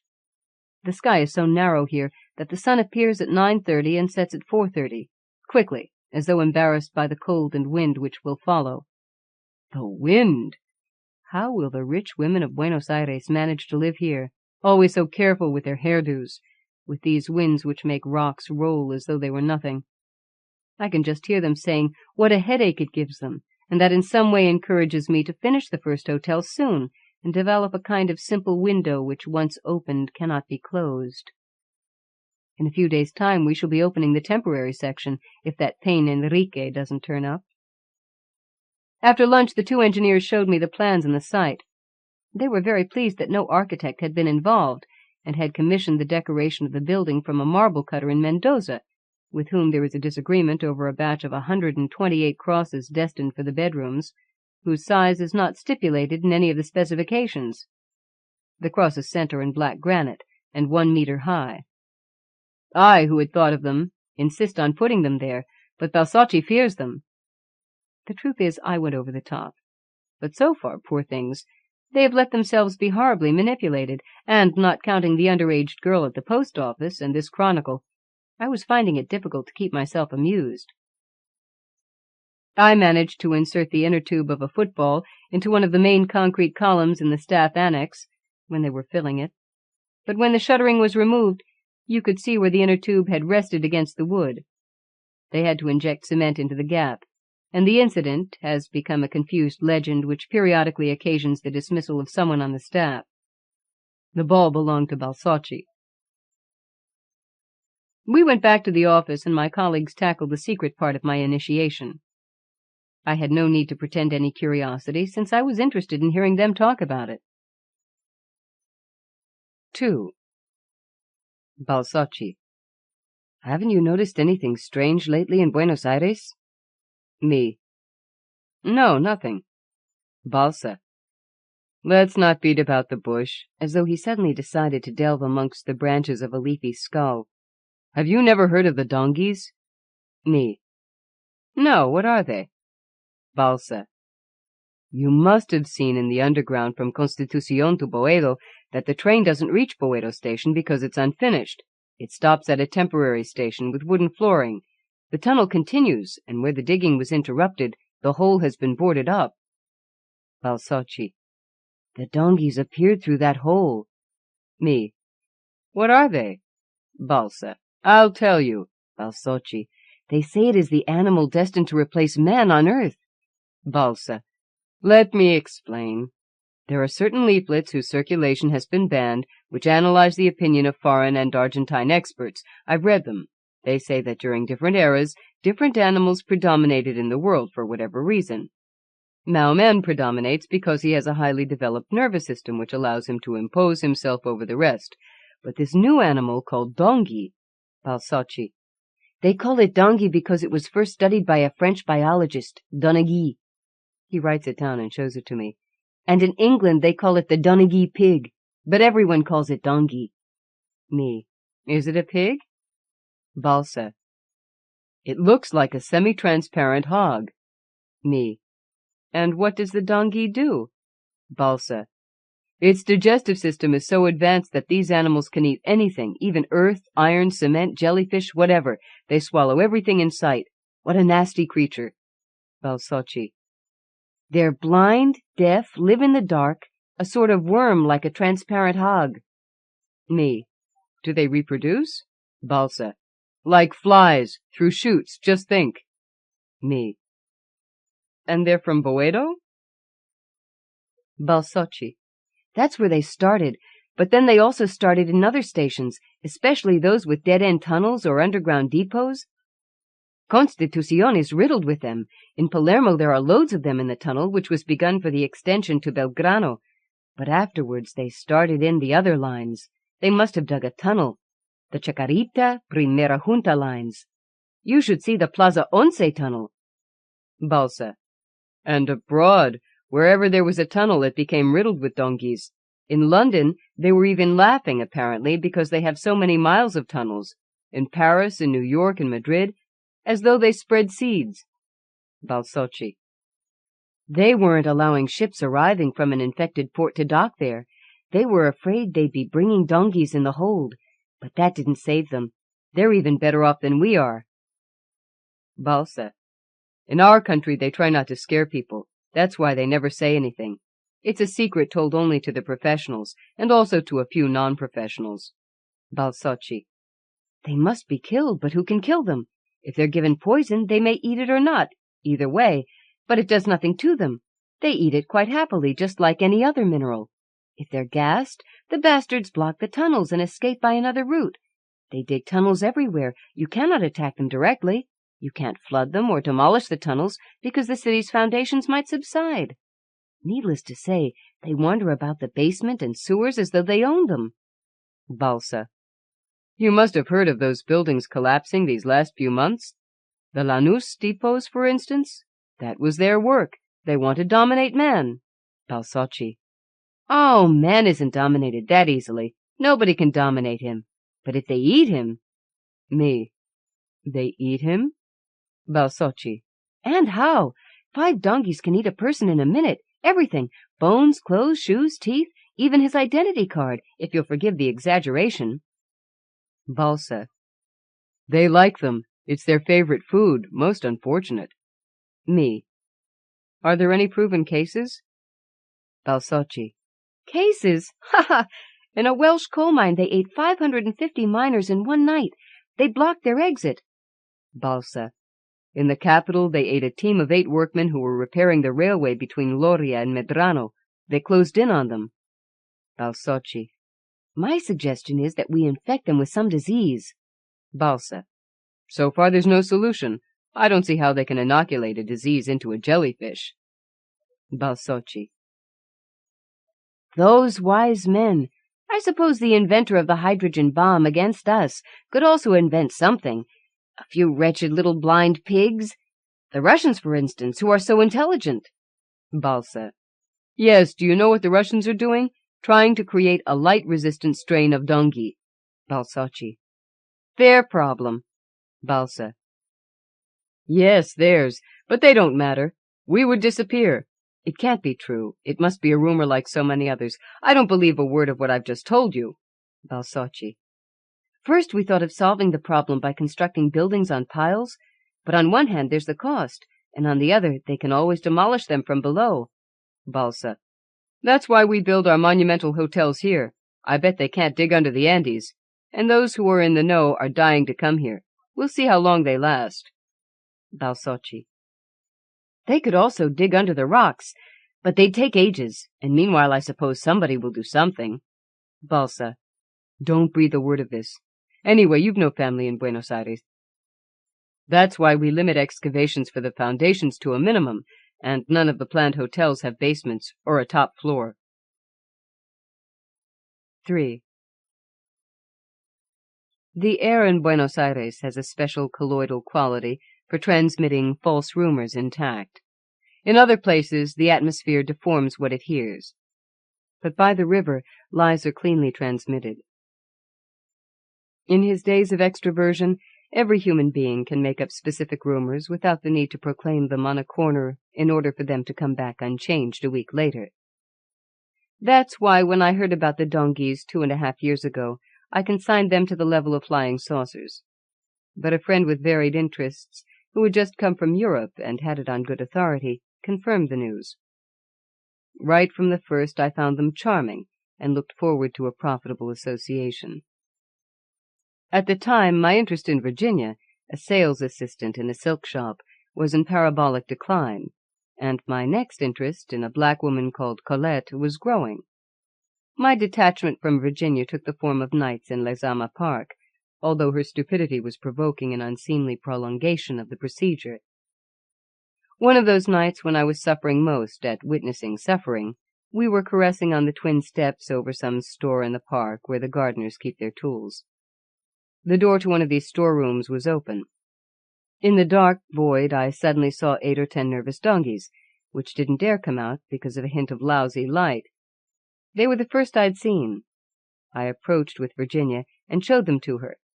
Virginia was wearing a light-colored skirt with a pattern of large pots of chrysanthemums. I remember it because she fainted in my arms with fright, and luckily stopped crying that night for the first time. I took her unconscious to the open door and threw her in. The donkey's mouth is a cylinder lined with horn-like teeth and shredding in a helical motion. I watched with natural curiosity. In the dark I could make out the chrysanthemum skirt, and on it the epileptic movement of the huge masticating slugs. I went home disgusted but happy. I was singing as I left the park. That deserted, damp park with broken statues and 1,000 modern vulgarities for the ignorami, with flowers like stars and only one good fountain, almost a South American park. How many liaisons of people who call plumbago jasmine has it seen die away under its dusty palm trees? There I got rid of Colette, of a Polish woman who lent me the money for my motorbike, an untrustworthy miner, and finally Rosa, putting them to sleep with a special suite. But Rosa at one point excited me so much that I was reckless enough to give her my telephone number, and although she promised to destroy the scrap of paper and learn it by heart, her brother once saw her call me, and saw the number she was dialing, such that soon after her disappearance Enrique turned up and started pestering me. That's why I accepted this job, temporarily giving up all enjoyment like the prehistoric kings who had to fast for 40 days in the mountains. I find distraction from this vow of chastity in my own way, solving hieroglyphs and preparing things for Enrique. For instance, when I arrived, the footbridge over the river Mendoza was nothing but one of those scattered by the deluge in the 30s, which twisted the bridges, and a cable along the side to hold on to. A certain Antonio fell from there, and on that pretext I had the cable removed and replaced by a long pipe hooked onto a pole at each end. Now it's easier to hold on to when you cross, and to unhook the pipe when somebody else is crossing. Other distractions might be setting fire with a match to the bushes surrounding the workmen's tents when it's cold, because they are so resinous that they burn on their own. Once I organized a one-person picnic, which consisted of always going up and up with several ham, egg, and lettuce sandwiches, but I got so fed up with climbing that I turned back at midday. That morning I saw inexplicably dirty glaciers, and on the boulders above found black flowers, the first I've seen. As there was no earth, only sharp blue stones, I was interested in seeing the roots. The flower measured some 5 centimeters, but clearing the stones I uncovered some 2 meters of soft stem, which disappeared into the rubble like a smooth black string. I thought it would continue for another 100 meters, and I found it rather disgusting. Another time I saw a black sky over fluorescent snow, which absorbed all the light of the moon. It looked like a negative of the world, and was worth seeing. Lord Arthur Savile's Crime, A Study of Duty. Oscar Wilde, 1854 to 1900. Irish-born poet, dramatist, and writer of stories and fables who enjoyed brilliant success with plays like Lady Windermere's Fan and The Importance of Being Earnest. A homosexual scandal wrecked his life, but produced masterpieces in The Ballad of Reading Gaol and De Profundis. It was Lady Windermere's last reception before Easter, and Bentinck House was even more crowded than usual. 6 cabinet ministers had come on from the Speaker's levee in their stars and ribbons. All the pretty women wore their smartest dresses. And at the end of the picture gallery stood the Princess Zofia of Karlsruhe, a heavy Tartar-looking lady with tiny black eyes and wonderful emeralds, talking bad French at the top of her voice and laughing immoderately at everything that was said to her. It was certainly a wonderful medley of people. Gorgeous peeresses chatted affably to violent radicals. Popular preachers brushed coat-tails with eminent skeptics. A perfect bevy of bishops kept following a stout prima donna from room to room. On the staircase stood several royal academicians, disguised as artists. And it was said that at one time the supper-room was absolutely crammed with geniuses. In fact, it was one of Lady Windermere's best nights, and the princess stayed till nearly 11:30. As soon as she had gone, Lady Windermere returned to the picture gallery, where a celebrated political economist was solemnly explaining the scientific theory of music to an indignant virtuoso from Hungary, and began to talk to the Duchess of Paisley.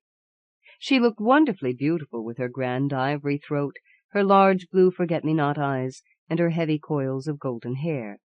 Or pur, they were, not that pale straw color that nowadays usurps the gracious name of gold, but such gold as is woven into sunbeams or hidden in strange amber. And they gave to her face something of the frame of a saint, with not a little of the fascination of a sinner.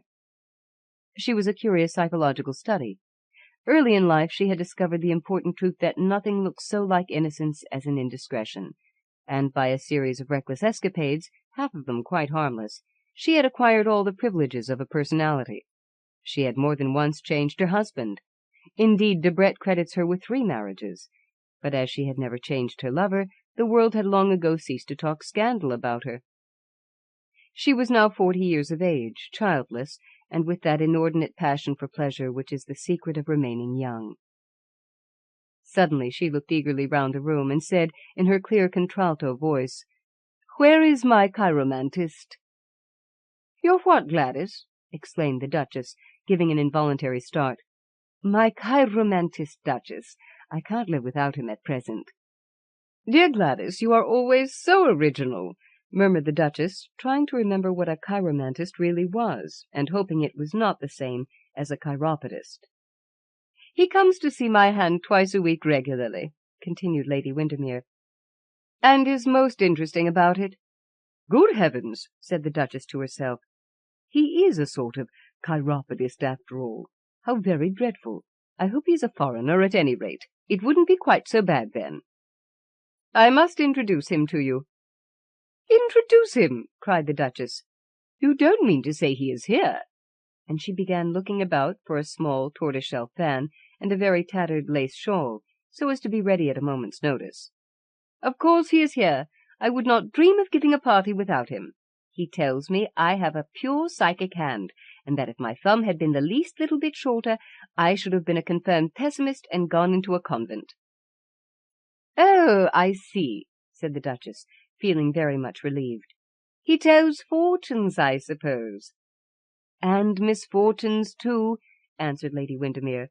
"Any amount of them. Next year, for instance, I am in great danger both by land and sea, so I am going to live in a balloon and draw up my dinner in a basket every evening. It is all written down on my little finger, or on the palm of my hand, I forget which." "But surely that is tempting Providence, Gladys." "My dear Duchess, surely Providence can resist temptation by this time. I think everyone should have their hands told once a month so as to know what not to do. Of course one does it all the same, but it is so pleasant to be warned. Now if someone doesn't go and fetch Mr. Podgers at once, I shall have to go myself."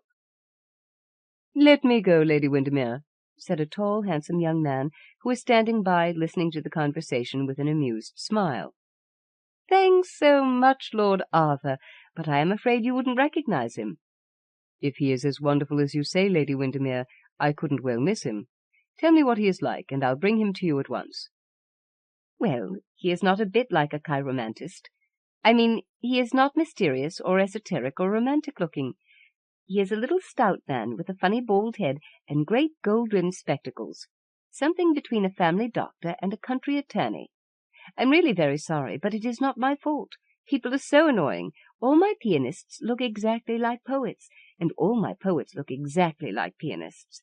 And I remember last season asking a most dreadful conspirator to dinner, a man who had blown up ever so many people, and always wore a coat of mail, and carried a dagger up his shirt-sleeve. And you know that when he came, he looked just like a nice old clergyman, and cracked jokes all the evening. Of course, he was very amusing and all that, but I was awfully disappointed, and when I asked him about the coat of mail, he only laughed, and said it was far too cold to wear in England. Ah, here is Mr. Podgers. Now, Mr. Podgers, I want you to tell the Duchess of Paisley's hand. Duchess, you must take your glove off.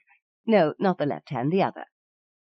Dear Gladys, I really don't think it is quite right, said the Duchess feebly, unbuttoning a rather soiled kid glove. Nothing interesting ever is, said Lady Windermere. On a fait le monde ainsi. But I must introduce you. Duchess, this is Mr. Podgers, my pet chiromantist. Mr. Podgers, this is the Duchess of Paisley, and if you say that she has a larger mountain of the moon than I have, I will never believe in you again. I am sure, Gladys, there is nothing of the kind in my hand, said the Duchess gravely. Your Grace is quite right, said Mr. Podgers, glancing at the little fat hand with its short square fingers. The mountain of the moon is not developed. The line of life, however, is excellent. Kindly bend the wrist. Thank you. 3 distinct lines of the rascette. You will live to a great age, Duchess, and be extremely happy. Ambition, very moderate. Line of intellect, not exaggerated. Line of heart. Now do be discreet, Mr. Podgers, cried Lady Windermere. Nothing would give me greater pleasure, said Mr. Podgers, bowing, if the Duchess ever had been, but I am sorry to say that I see great permanence of affection, combined with a strong sense of duty. Pray, go on, Mr. Podgers, said the Duchess, looking quite pleased. Economy is not the least of your Grace's virtues, continued Mr. Podgers, and Lady Windermere went off into fits of laughter. Economy is a very good thing, remarked the Duchess complacently. When I married Paisley, he had 11 castles, and not a single house fit to live in. And now he has 12 houses and not a single castle, cried Lady Windermere. Well, my dear, said the Duchess, I like comfort, said Mr. Podgers, and modern improvements, and hot water laid on in every bedroom. Your Grace is quite right. Comfort is the only thing our civilization can give us. You have told the Duchess's character admirably, Mr. Podgers, and now you must tell Lady Flora's. And in answer to a nod from the smiling hostess, a tall girl with sandy Scotch hair and high shoulder-blades stepped awkwardly from behind the sofa and held out a long, bony hand with spatulate fingers. Ah, a pianist, I see, said Mr. Podgers. An excellent pianist, but perhaps hardly a musician. Very reserved, very honest, and with a great love of animals. Quite true, exclaimed the Duchess, turning to Lady Windermere. Absolutely true. Flora keeps 24 collie dogs at McCloskey, and would turn our townhouse into a menagerie if her father would let her. Well, that is just what I'd do with my house every Thursday evening, cried Lady Windermere, laughing. Only I like lions better than collie dogs. Your one mistake, Lady Windermere, said Mr. Podgers with a pompous bow. If a woman can't make her mistakes charming, she is only a female, was the answer. But you must read some more hands for us. Come, Sir Thomas, show Mr. Podgers yours. And a genial-looking old gentleman in a white waistcoat came forward and held out a thick, rugged hand with a very long third finger. An adventurous nature. 4 long voyages in the past and 1 to come. Been shipwrecked 3 times. No, only twice, but in danger of a shipwreck your next journey. A strong conservative, very punctual, and with a passion for collecting curiosities. Had a severe illness between the ages of 16 and 18. Was left a fortune when about 30. Great aversion to cats and radicals. "Extraordinary!" exclaimed Sir Thomas. "You must really tell my wife's hand, too." "Your second wife's," said Mr. Podgers quietly, still keeping Sir Thomas's hand in his. "Your second wife's. I shall be charmed." But Lady Marvel, a melancholy-looking woman with brown hair and sentimental eyelashes, entirely declined to have her past or her future exposed. And nothing that Lady Windermere could do would induce Monsieur de Koloff, the Russian ambassador, even to take his gloves off. In fact, many people seemed afraid to face the odd little man with his stereotyped smile, his gold spectacles, and his bright beady eyes, and when he told poor Lady Fermor, right out before everyone, that she did not care a bit for music, but was extremely fond of musicians, it was generally felt that chiromancy was a most dangerous science, and one that ought not to be encouraged except in a tete-a-tete. Lord Arthur Savile, however, who did not know anything about Lady Fermor's unfortunate story, and who had been watching Mr. Podgers with a great deal of interest, was filled with an immense curiosity to have his own hand read, and feeling somewhat shy about putting himself forward, crossed over the room to where Lady Windermere was sitting, and with a charming blush, asked her if she thought Mr. Podgers would mind. "Of course he won't mind," said Lady Windermere. "That is what he is here for. All my lions, Lord Arthur, are performing lions, and jump through hoops whenever I ask them. But I must warn you beforehand that I shall tell Sybil everything. She is coming to lunch with me tomorrow to talk about bonnets, and if Mr. Podgers finds out that you have a bad temper, or a tendency to gout, or a wife living in Bayswater, I shall certainly let her know all about it." Lord Arthur smiled and shook his head. "I am not afraid," he answered. "Sybil knows me as well as I know her." "Ah, I am a little sorry to hear you say that. The proper basis for marriage is a mutual misunderstanding. No, I am not at all cynical. I have merely got experience, which, however, is very much the same thing. Mr. Podgers, Lord Arthur Savile is dying to have his hand read. Don't tell him that he is engaged to one of the most beautiful girls in London, because that appeared in the Morning Post a month ago." "Dear Lady Windermere," cried the Marchioness of Jedburgh, "do let Mr. Podgers stay here a little longer. He has just told me I should go on the stage, and I am so interested." "If he has told you that, Lady Jedburgh, I shall certainly take him away. Come over at once, Mr. Podgers, and read Lord Arthur's hand." "Well," said Lady Jedburgh, making a little moue as she rose from the sofa, "if I am not allowed to go on the stage, I must be allowed to be part of the audience at any rate." "Of course we are all going to be part of the audience," said Lady Windermere. "And now, Mr. Podgers, be sure and tell us something nice. Lord Arthur is one of my special favourites." But when Mr. Podgers saw Lord Arthur's hand, he grew curiously pale, and said nothing. A shudder seemed to pass through him, and his great bushy eyebrows twitched convulsively in an odd, irritating way they had when he was puzzled. Then some huge beads of perspiration broke out on his yellow forehead, like a poisonous dew, and his fat fingers grew cold and clammy.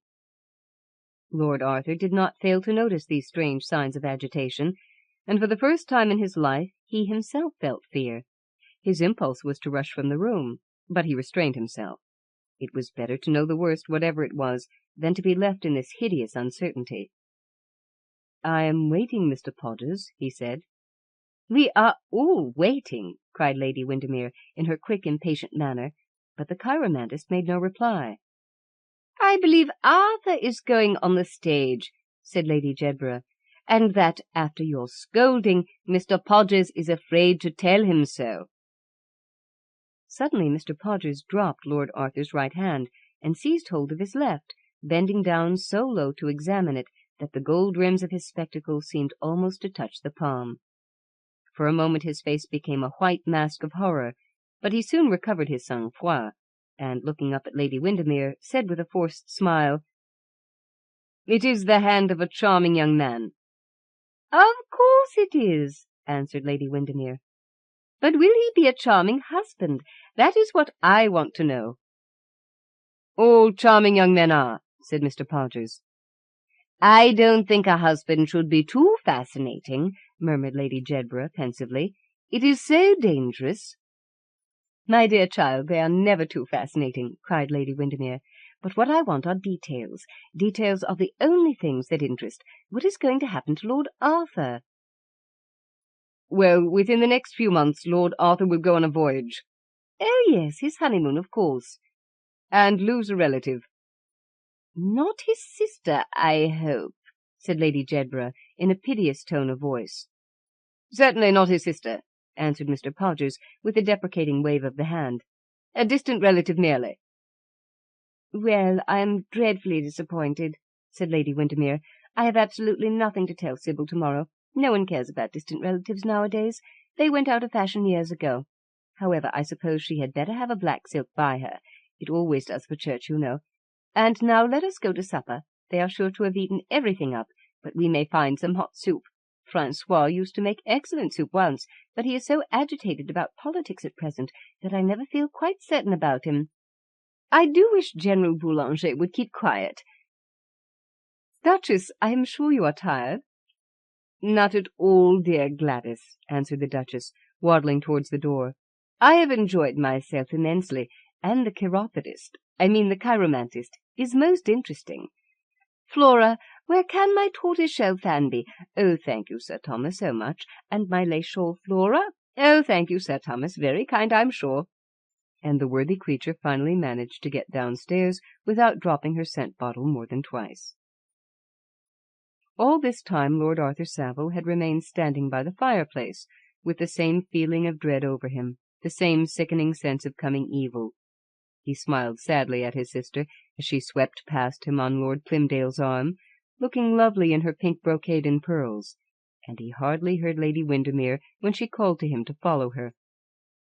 He thought of Sybil Merton, and the idea that anything could come between them made his eyes dim with tears. Looking at him, one would have said that Nemesis had stolen the shield of Pallas and shown him the Gorgon's head. He seemed turned to stone, and his face was like marble in its melancholy. He had lived the delicate and luxurious life of a young man of birth and fortune, a life exquisite in its freedom from sordid care, its beautiful boyish insouciance, and now for the first time he had become conscious of the terrible mystery of destiny, of the awful meaning of doom. How mad and monstrous it all seemed! Could it be that written on his hand, in characters that he could not read himself, but that another could decipher, was some fearful secret of sin, some blood-red sign of crime? Was there no escape possible? Were we no better than chessmen moved by an unseen power, vessels the potter fashions at his fancy, for honour or for shame? His reason revolted against it, and yet he felt that some tragedy was hanging over him, and that he had been suddenly called upon to bear an intolerable burden. Actors are so fortunate. They can choose whether they will appear in tragedy or in comedy, whether they will suffer or make merry, laugh or shed tears. But in real life it is different. Most men and women are forced to perform parts for which they have no qualifications. Our Guildensterns play Hamlet for us, and our Hamlets have to jest like Prince Hal. The world is a stage, but the play is badly cast. Suddenly Mr. Podgers entered the room. When he saw Lord Arthur, he started, and his coarse, fat face became a sort of greenish-yellow colour. The two men's eyes met, and for a moment there was silence. "The Duchess has left one of her gloves here, Lord Arthur, and has asked me to bring it to her," said Mr. Podgers finally. "Ah, I see it on the sofa. Good evening." "Mr. Podgers, I must insist on your giving me a straightforward answer to a question I am going to put to you." "Another time, Lord Arthur, but the Duchess is anxious. I am afraid I must go." "You shall not go. The Duchess is in no hurry."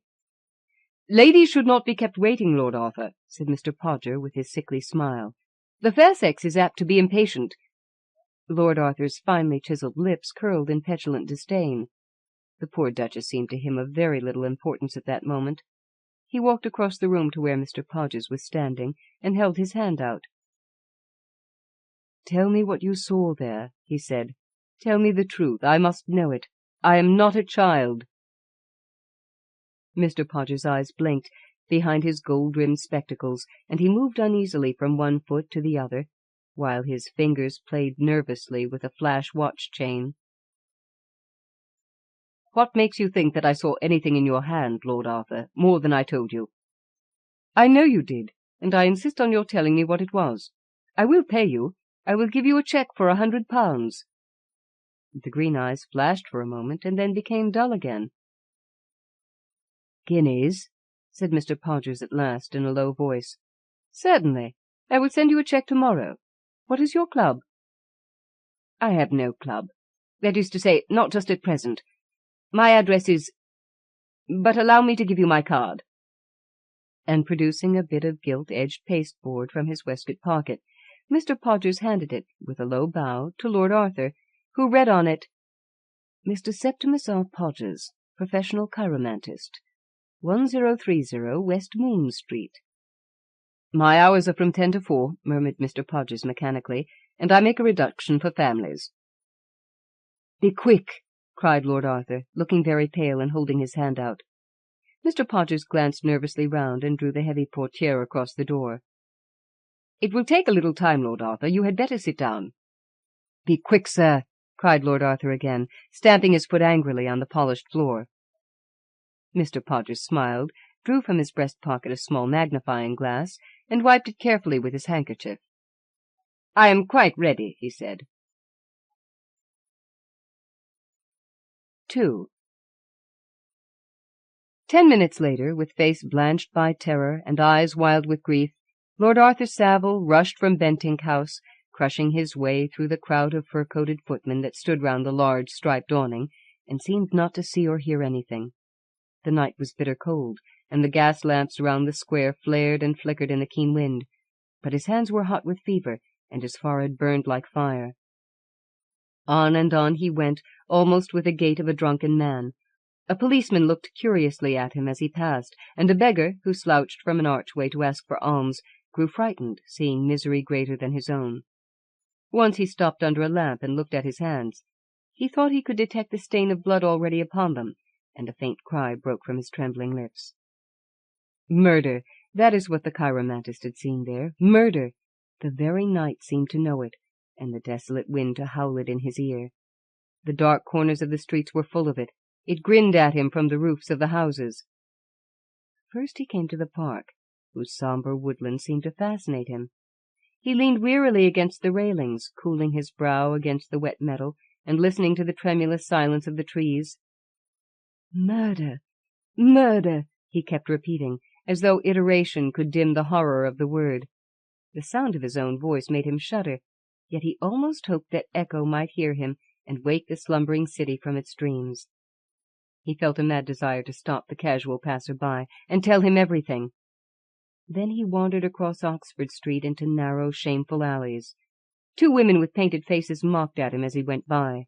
From a dark courtyard came a sound of oaths and blows, followed by shrill screams, and huddled upon a damp doorstep he saw the crooked-backed forms of Poverty and Eld.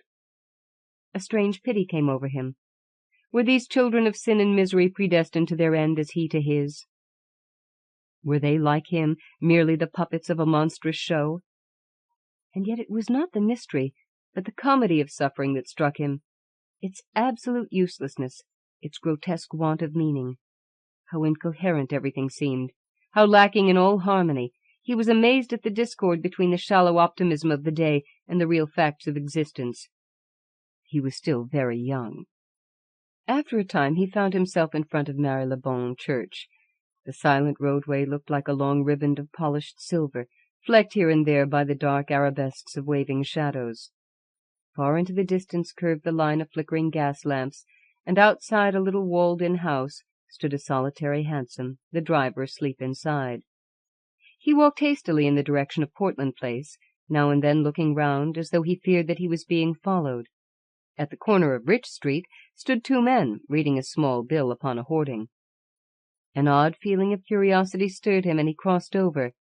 As he came near, the word murder, printed in black letters, met his eye. He started, and a deep flush came into his cheek. It was an advertisement offering a reward for any information leading to the arrest of a man of medium height, between 30 and 40 years of age, wearing a billycock hat, a black coat, and check trousers, and with a scar upon his right cheek. He read it over and over again, and wondered if the wretched man would be caught, and how he had been scarred. Perhaps some day his own name might be placarded on the walls of London. Some day, perhaps, a price would be set on his head also. The thought made him sick with horror. He turned on his heel and hurried into the night. Where he went he hardly knew. He had a dim memory of wandering through a labyrinth of sordid houses, and it was bright dawn when he found himself at last in Piccadilly Circus. As he strolled home towards Belgrave Square, he met the great wagons on their way to Covent Garden.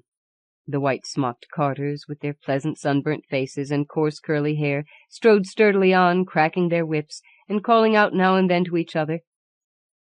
On the back of a huge grey horse, the leader of a jangling team, sat a chubby boy with a bunch of primroses in his battered hat, keeping tight hold of the mane with his little hands and laughing, and the great piles of vegetables looked like masses of jade against the morning sky, like masses of green jade against the pink petals of some marvellous rose.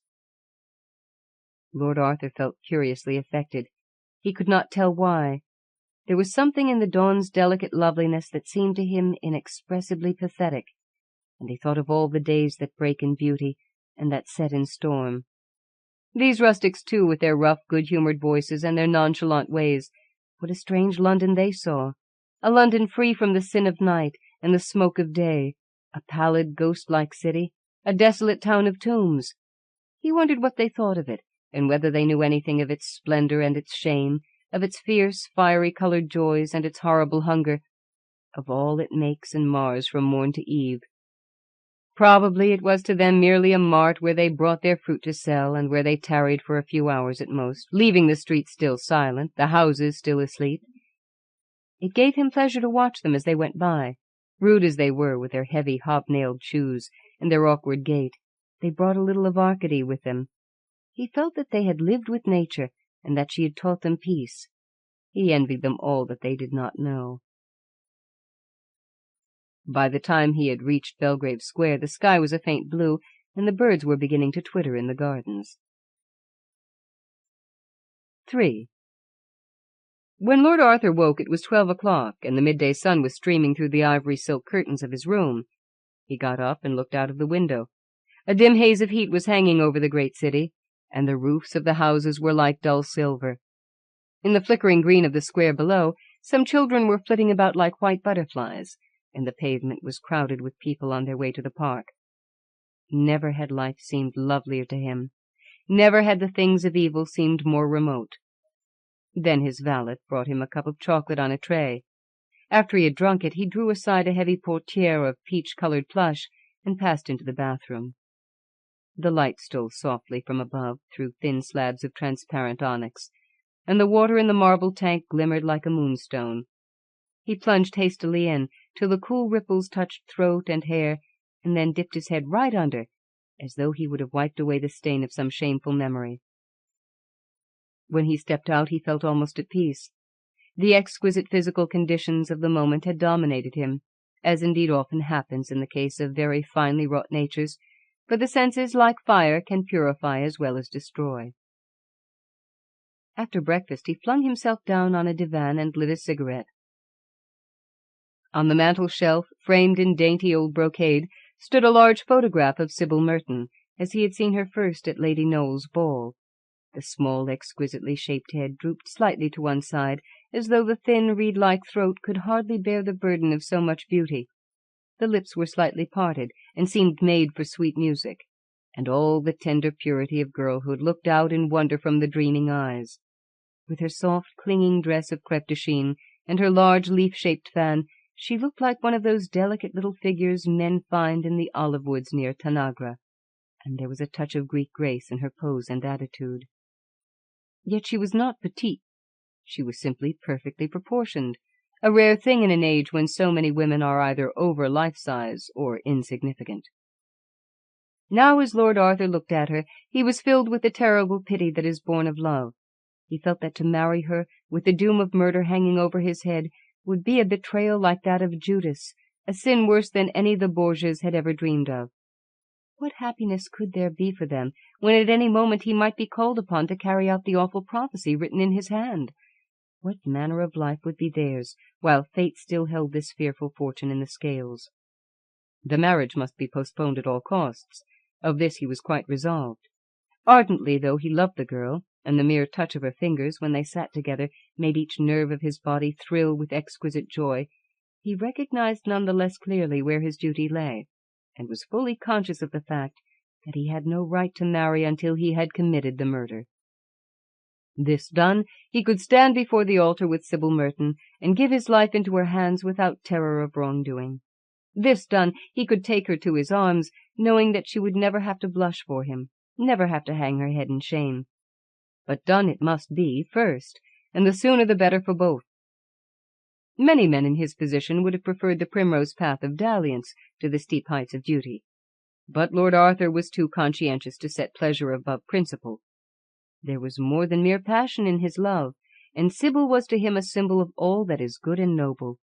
For a moment he had a natural repugnance against what he was asked to do, but it soon passed away. His heart told him that it was not a sin, but a sacrifice. His reason reminded him that there was no other course open. He had to choose between living for himself and living for others, and terrible though the task laid upon him undoubtedly was, yet he knew that he must not suffer selfishness to triumph over love. Sooner or later we are all called upon to decide on the same issue. Of us all the same question is asked.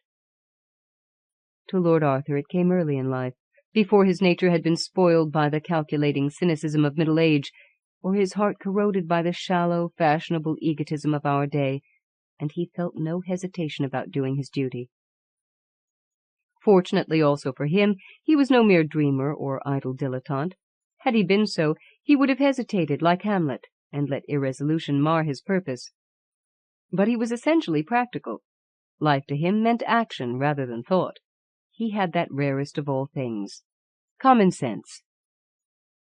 The wild, turbid feelings of the previous night had by this time completely passed away, and it was almost with a sense of shame that he looked back upon his mad wanderings from street to street, his fierce emotional agony. The very sincerity of his sufferings made them seem unreal to him now. He wondered how he could have been so foolish as to rant and rave about the inevitable. The only question that seemed to trouble him was whom to make away with, for he was not blind to the fact that murder, like the religions of the pagan world, requires a victim as well as a priest. Not being a genius, he had no enemies, and indeed he felt this was not the time for the gratification of any personal pique or dislike, the mission in which he was engaged being one of great and grave solemnity. He accordingly made out a list of his friends and relatives on a sheet of notepaper, and after careful consideration decided in favor of Lady Clementina Beauchamp, a dear old lady who lived in Curzon Street, and was his own second cousin by his mother's side.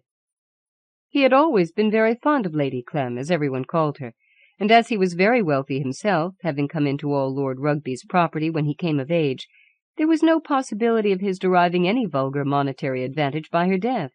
In fact, the more he thought over the matter, the more she seemed to him to be just the right person, and feeling that any delay would be unfair to Sybil, he determined to make his arrangements at once. The first thing to be done was, of course, to settle with the chiromantist. So he sat down at a small Sheraton writing-table that stood near the window, drew a cheque for £105, payable to the order of Mr. Septimus Podgers, and, enclosing it in an envelope, told his valet to take it to West Moon Street. He then telephoned to the stables for his hansom and dressed to go out.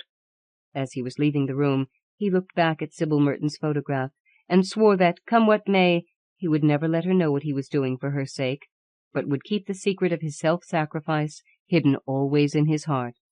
On his way to the Buckingham, he stopped at a florist's and sent Sybil a beautiful basket of narcissi, with lovely white petals and staring pheasant's eyes, and on arriving at the club went straight to the library, rang the bell, and ordered the waiter to bring him a lemon and soda and a book on toxicology. He had fully decided that poison was the best means to adopt in this troublesome business. Anything like personal violence was extremely distasteful to him, and besides he was very anxious not to murder Lady Clementina in any way that might attract public attention, as he hated the idea of being lionized at Lady Windermere's, or seeing his name figuring in the paragraphs of vulgar society newspapers.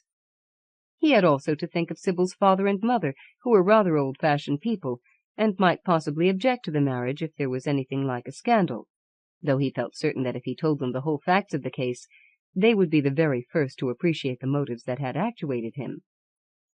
He had every reason, then, to decide in favor of poison. It was safe, sure, and quiet, and did away with any necessity for painful scenes, to which, like most Englishmen, he had a rooted objection. Of course, of the science of poisons, however, he knew absolutely nothing, and as the waiter seemed quite unable to find anything in the library but Ruff's Guide and Bailey's Magazine, he examined the bookshelves himself, and finally came across a handsomely bound edition of the Pharmacopoeia and a copy of Erskine's Toxicology, edited by Sir Matthew Reed, the president of the Royal College of Physicians, and one of the oldest members of the Buckingham, having been elected in mistake for somebody else. A contretemps that so enraged the committee that when the real man came up they blackballed him unanimously. Lord Arthur was a good deal puzzled at the technical terms used in both books, and had begun to regret that he had not paid more attention to his classics at Oxford, when in the second volume of Erskine he found a very interesting and complete account of the properties of aconitine, written in fairly clear English. It seemed to him to be exactly the poison he wanted. It was swift, indeed almost immediate in its effect, perfectly painless, and when taken in the form of a gelatin capsule, the mode recommended by Sir Matthew, not by any means unpalatable.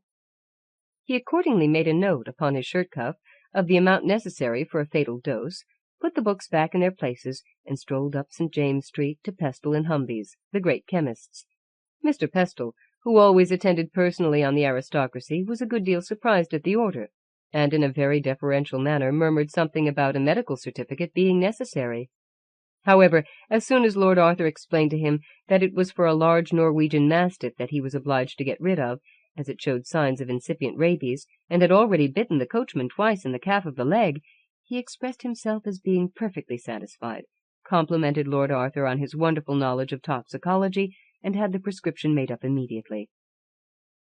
Lord Arthur put the capsule into a pretty little silver bonbonniere that he saw in a shop window in Bond Street, threw away Pestle and Humby's ugly pill-box, and drove off at once to Lady Clementina's. "Well, monsieur le mauvais sujet," cried the old lady as he entered the room, "why haven't you been to see me all this time?" "My dear Lady Clem, I never have a moment to myself," said Lord Arthur, smiling. "I suppose you mean that you go about all day long with Miss Sybil Merton, buying chiffon and talking nonsense. I cannot understand why people make such a fuss about being married. In my day we never dreamed of billing and cooing in public, or in private for that matter." "I assure you I have not seen Sybil for 24 hours, Lady Clem. As far as I can make out, she belongs entirely to her milliners." "Of course, that is the only reason you come to see an ugly old woman like myself. I wonder you men don't take warning. On a fait des folies pour moi, and here I am, a poor rheumatic creature, with a false front and a bad temper. Why, if it were not for dear Lady Jansen, who sends me all the worst French novels she can find, I don't think I could get through the day. Doctors are no use at all, except to get fees out of one. They can't even cure my heartburn." "I have brought you a cure for that, Lady Clem," said Lord Arthur gravely. "It is a wonderful thing, invented by an American." "I don't think I like American inventions, Arthur. I am quite sure I don't. I've read some American novels lately, and they were quite nonsensical." "Oh, but there is no nonsense at all about this, Lady Clem. I assure you it is a perfect cure. You must promise to try it." And Lord Arthur brought the little box out of his pocket and handed it to her. "Well, the box is charming, Arthur. Is it really a present? That is very sweet of you. And is this the wonderful medicine? It looks like a bonbon. I'll take it at once." "Good heavens, Lady Clem!" cried Lord Arthur, catching hold of her hand. "You mustn't do anything of the kind. It is a homeopathic medicine, and if you take it without having heartburn, it might do you no end of harm. Wait till you have an attack, and take it then. You will be astonished at the result." "I should like to take it now," said Lady Clementine, holding up to the light the little transparent capsule with its floating bubble of liquid aconitine. "I am sure it is delicious. The fact is that, though I hate doctors, I love medicines. However, I'll keep it till my next attack." "And when will that be?" asked Lord Arthur eagerly. "Will it be soon?" "I hope not for a week. I had a very bad time yesterday morning with it, but one never knows." "You are sure to have one before the end of the month, then, Lady Clem?" "I am afraid so. But how sympathetic you are today, Arthur. Really, Sybil has done you a great deal of good. And now you must run away, for I am dining with some very dull people who won't talk scandal, and I know that if I don't get my sleep now, I shall never be able to keep awake during dinner. Good-bye, Arthur. Give my love to Sybil, and thank you so much for the American medicine." "You won't forget to take it, Lady Clem, will you?" said Lord Arthur, rising from his seat. "Of course I won't, you silly boy. I think it is most kind of you to think of me, and I shall write and tell you if I want any more." Lord Arthur left the house in high spirits, and with a feeling of immense relief. That night he had an interview with Sybil Merton. He told her how he had been suddenly placed in a position of terrible difficulty, from which neither honour nor duty would allow him to recede. He told her that the marriage must be put off for the present, as until he had got rid of his fearful entanglements he was not a free man. He implored her to trust him, and not to have any doubts about the future. Everything should come right, but patience was necessary. The scene took place in the conservatory of Mr. Merton's house in Park Lane, where Lord Arthur had dined as usual. Sybil had never seemed more happy, and for a moment Lord Arthur had been tempted to play the coward's part, to write to Lady Clementina for the pill, and to let the marriage go on as if there was no such person as Mr. Podgers in the world. His better nature, however, soon asserted itself, and even when Sybil flung herself weeping into his arms, he did not falter. The beauty that stirred his senses had touched his conscience also. He felt that to wreck so fair a life for the sake of a few months' pleasure would be a wrong thing to do. He stayed with Sybil till nearly midnight, comforting her and being comforted in turn, and early the next morning he left for Venice, after writing a manly, firm letter to Mr. Merton about the necessary postponement of the marriage. 4. In Venice he met his brother, Lord Surbiton, who happened to have come over from Corfu in his yacht. The two young men spent a delightful fortnight together. In the morning they rode on the Lido, or glided up and down the green canal in their long black gondola. In the afternoon they usually entertained visitors on the yacht, and in the evening they dined at Florian's and smoked innumerable cigarettes on the piazza. Yet somehow Lord Arthur was not happy. Every day he studied the obituary column in the Times, expecting to see a notice of Lady Clementina's death. But every day he was disappointed. He began to be afraid that some accident had happened to her, and often regretted that he had prevented her taking the aconitine when she had been so anxious to try its effect. Sybil's letters, too, though full of love and trust and tenderness, were often very sad in their tone, and sometimes he used to think that he was parted from her forever.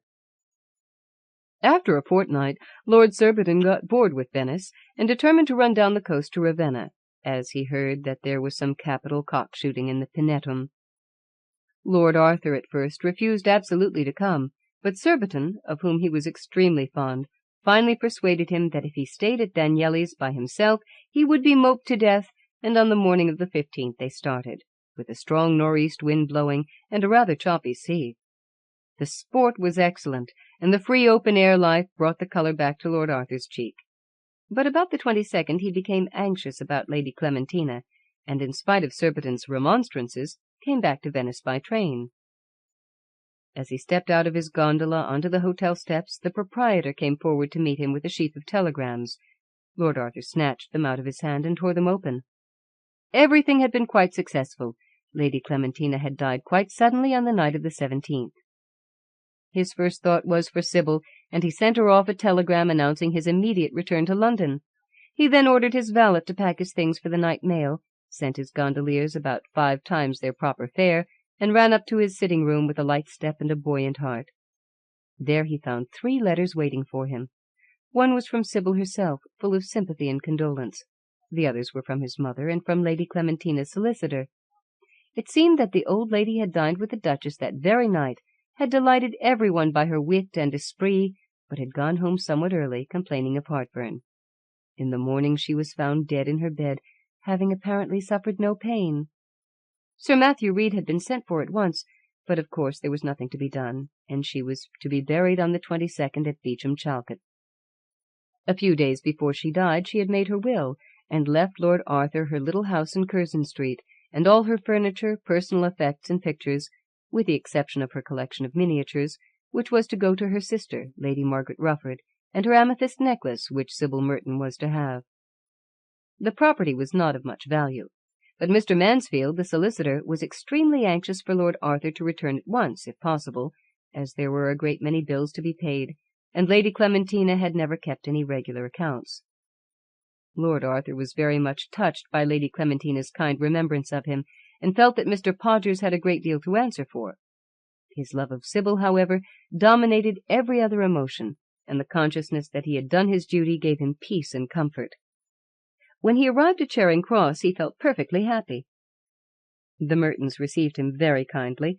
Sybil made him promise that he would never again allow anything to come between them, and the marriage was fixed for the 7th June. Life seemed to him once more bright and beautiful, and all his old gladness came back to him again. One day, however, as he was going over the house in Curzon Street, in company with Lady Clementina's solicitor and Sybil herself, burning packages of faded letters and turning out drawers of odd rubbish, the young girl suddenly gave a cry of delight. "What have you found, Sybil?" said Lord Arthur, looking up from his work and smiling. "This lovely little silver bonbonniere, Arthur. Isn't it quaint and Dutch? Do give it to me. I know amethysts won't become me till I am over 80. It was the box that had held the aconitine. Lord Arthur started, and a faint blush came into his cheek. He had almost entirely forgotten what he had done, and it seemed to him a curious coincidence that Sybil, for whose sake he had gone through all that terrible anxiety, should have been the first to remind him of it. "Of course you can have it, Sybil. I gave it to poor Lady Clem myself." "Oh, thank you, Arthur. And may I have the bonbon, too?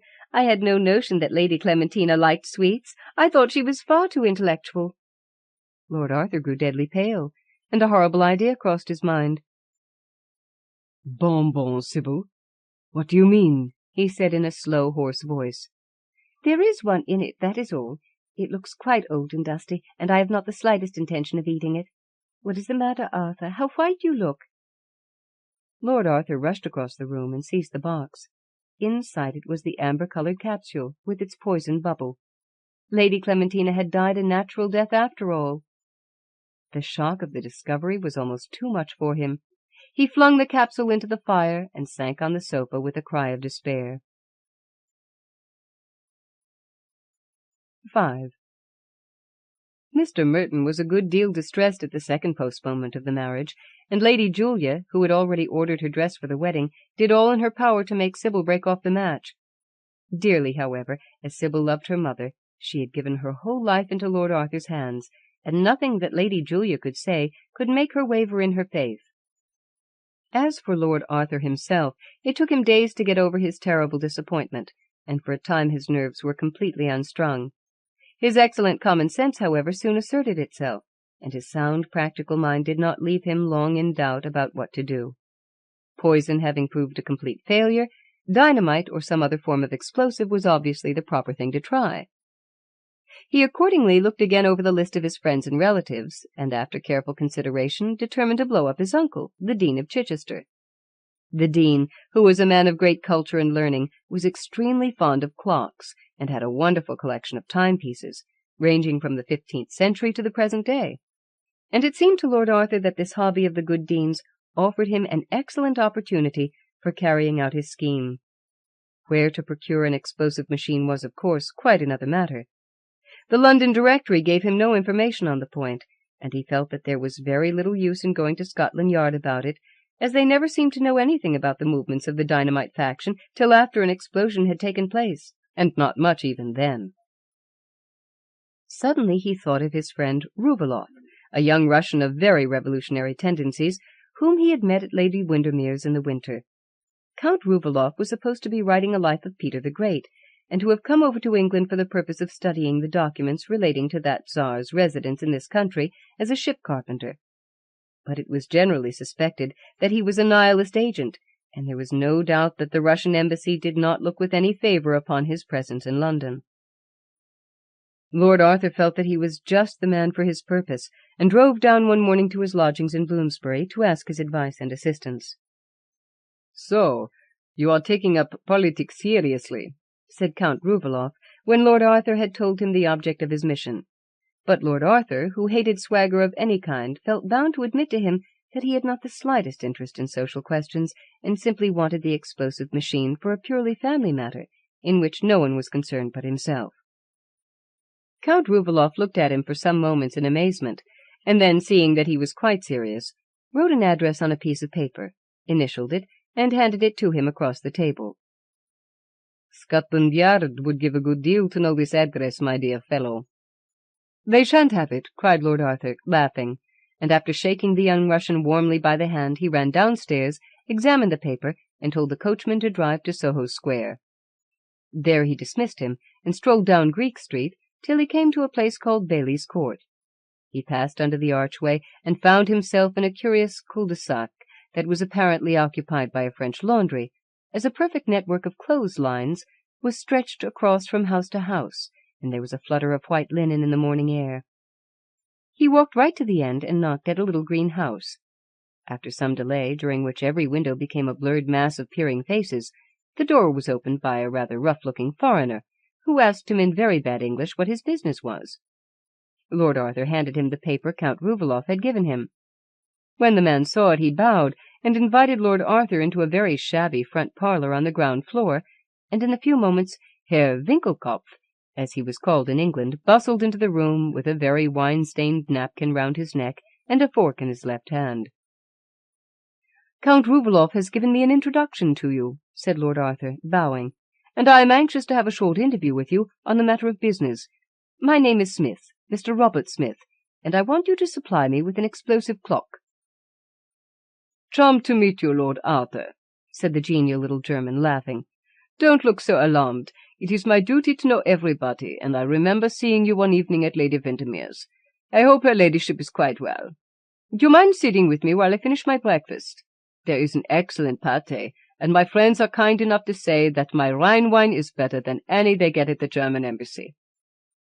And before Lord Arthur had got over his surprise at being recognized, he found himself seated in the back room, sipping the most delicious Marco Brunner out of a pale yellow hot glass marked with the imperial monogram, and chatting in the friendliest manner possible to the famous conspirator.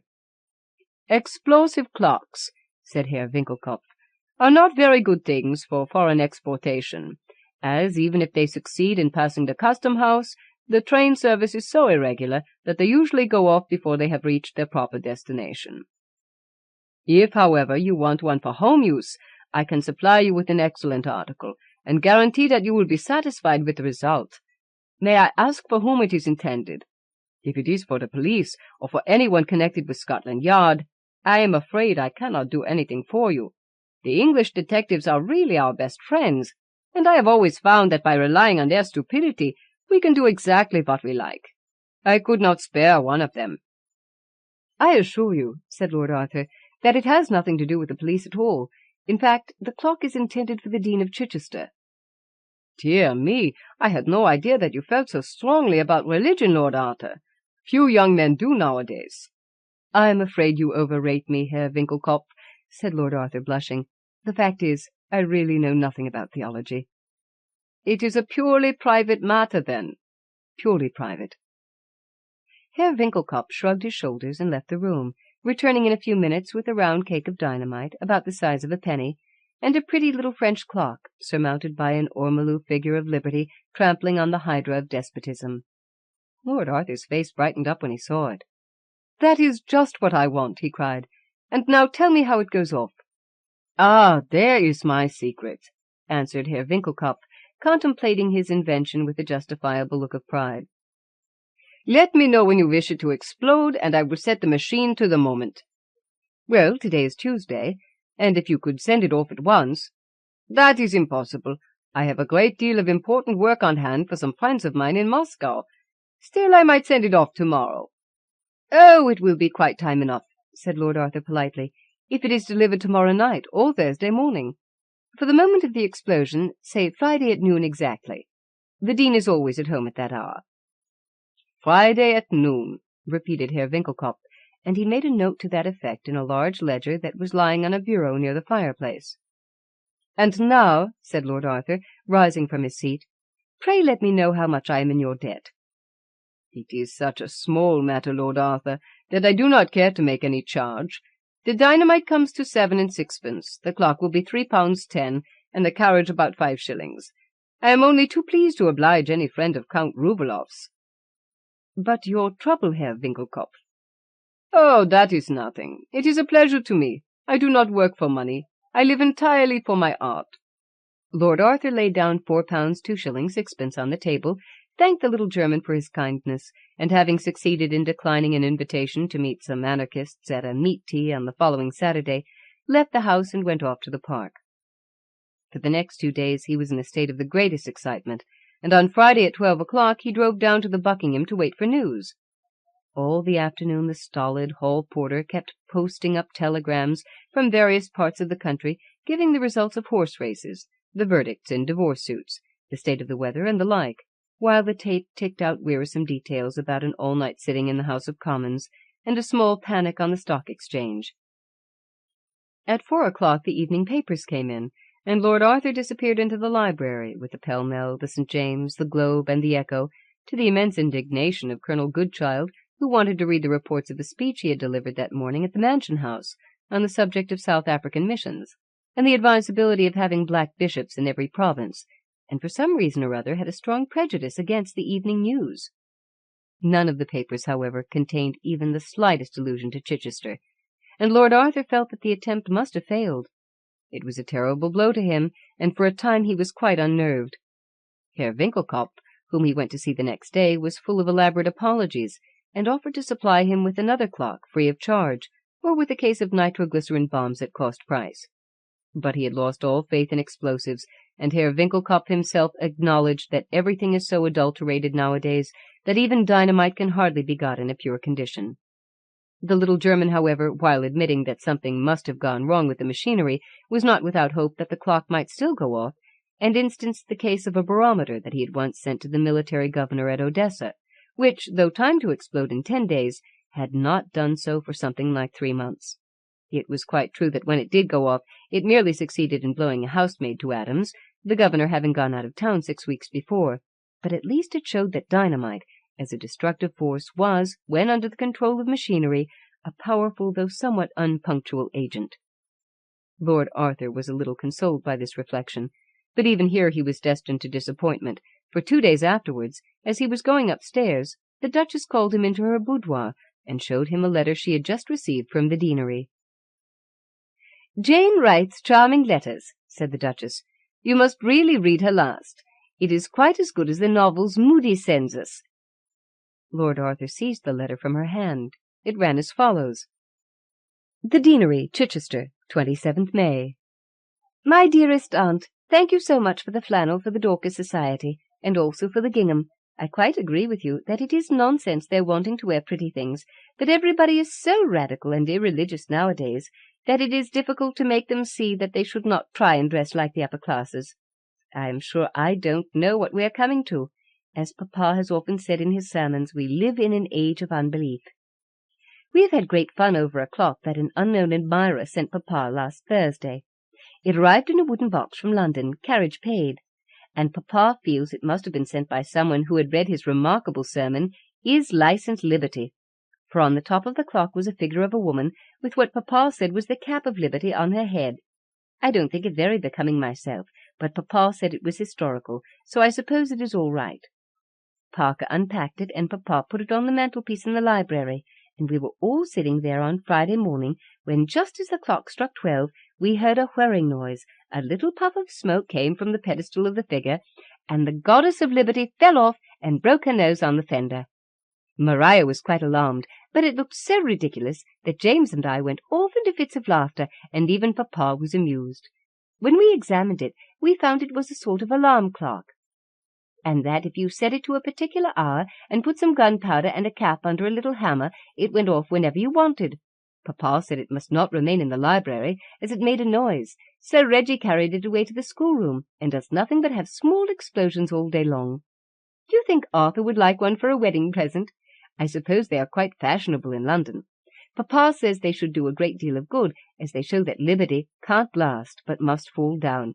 Papa says liberty was invented at the time of the French Revolution. How awful it seems!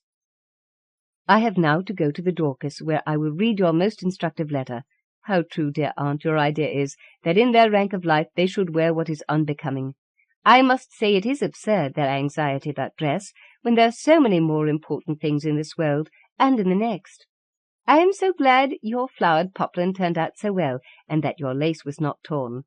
I am wearing my yellow satin that you so kindly gave me at the bishop's on Wednesday, and think it will look all right. Would you have bows or not? Jennings says that everyone wears bows now, and that the underskirt should be frilled. Reggie has just had another explosion, and Papa has ordered the clock to be sent to the stables. I don't think Papa likes it so much as he did at first, though he is very flattered at being sent such a pretty and ingenious toy. It shows that people read his sermons and profit by them. Papa sends his love, in which James and Reggie and Maria all unite, and hoping that Uncle Cecil's gout is better, believe me, dear aunt, ever your affectionate niece, Jane Percy. P.S. Do tell me about the bows. Jennings insists they are the fashion. Lord Arthur looked so serious and unhappy over the letter that the Duchess went into fits of laughter. "My dear Arthur," she cried, "I shall never show you a young lady's letter again. But what shall I say about the clock? I think it is a capital invention, and I should like to have one myself." "I don't think much of them," said Lord Arthur with a sad smile, and after kissing his mother he left the room. When he got upstairs he flung himself on a sofa, and his eyes filled with tears. He had done his best to commit this murder, but on both occasions he had failed, and through no fault of his own. He had tried to do his duty, but it seemed as if destiny herself had turned traitor.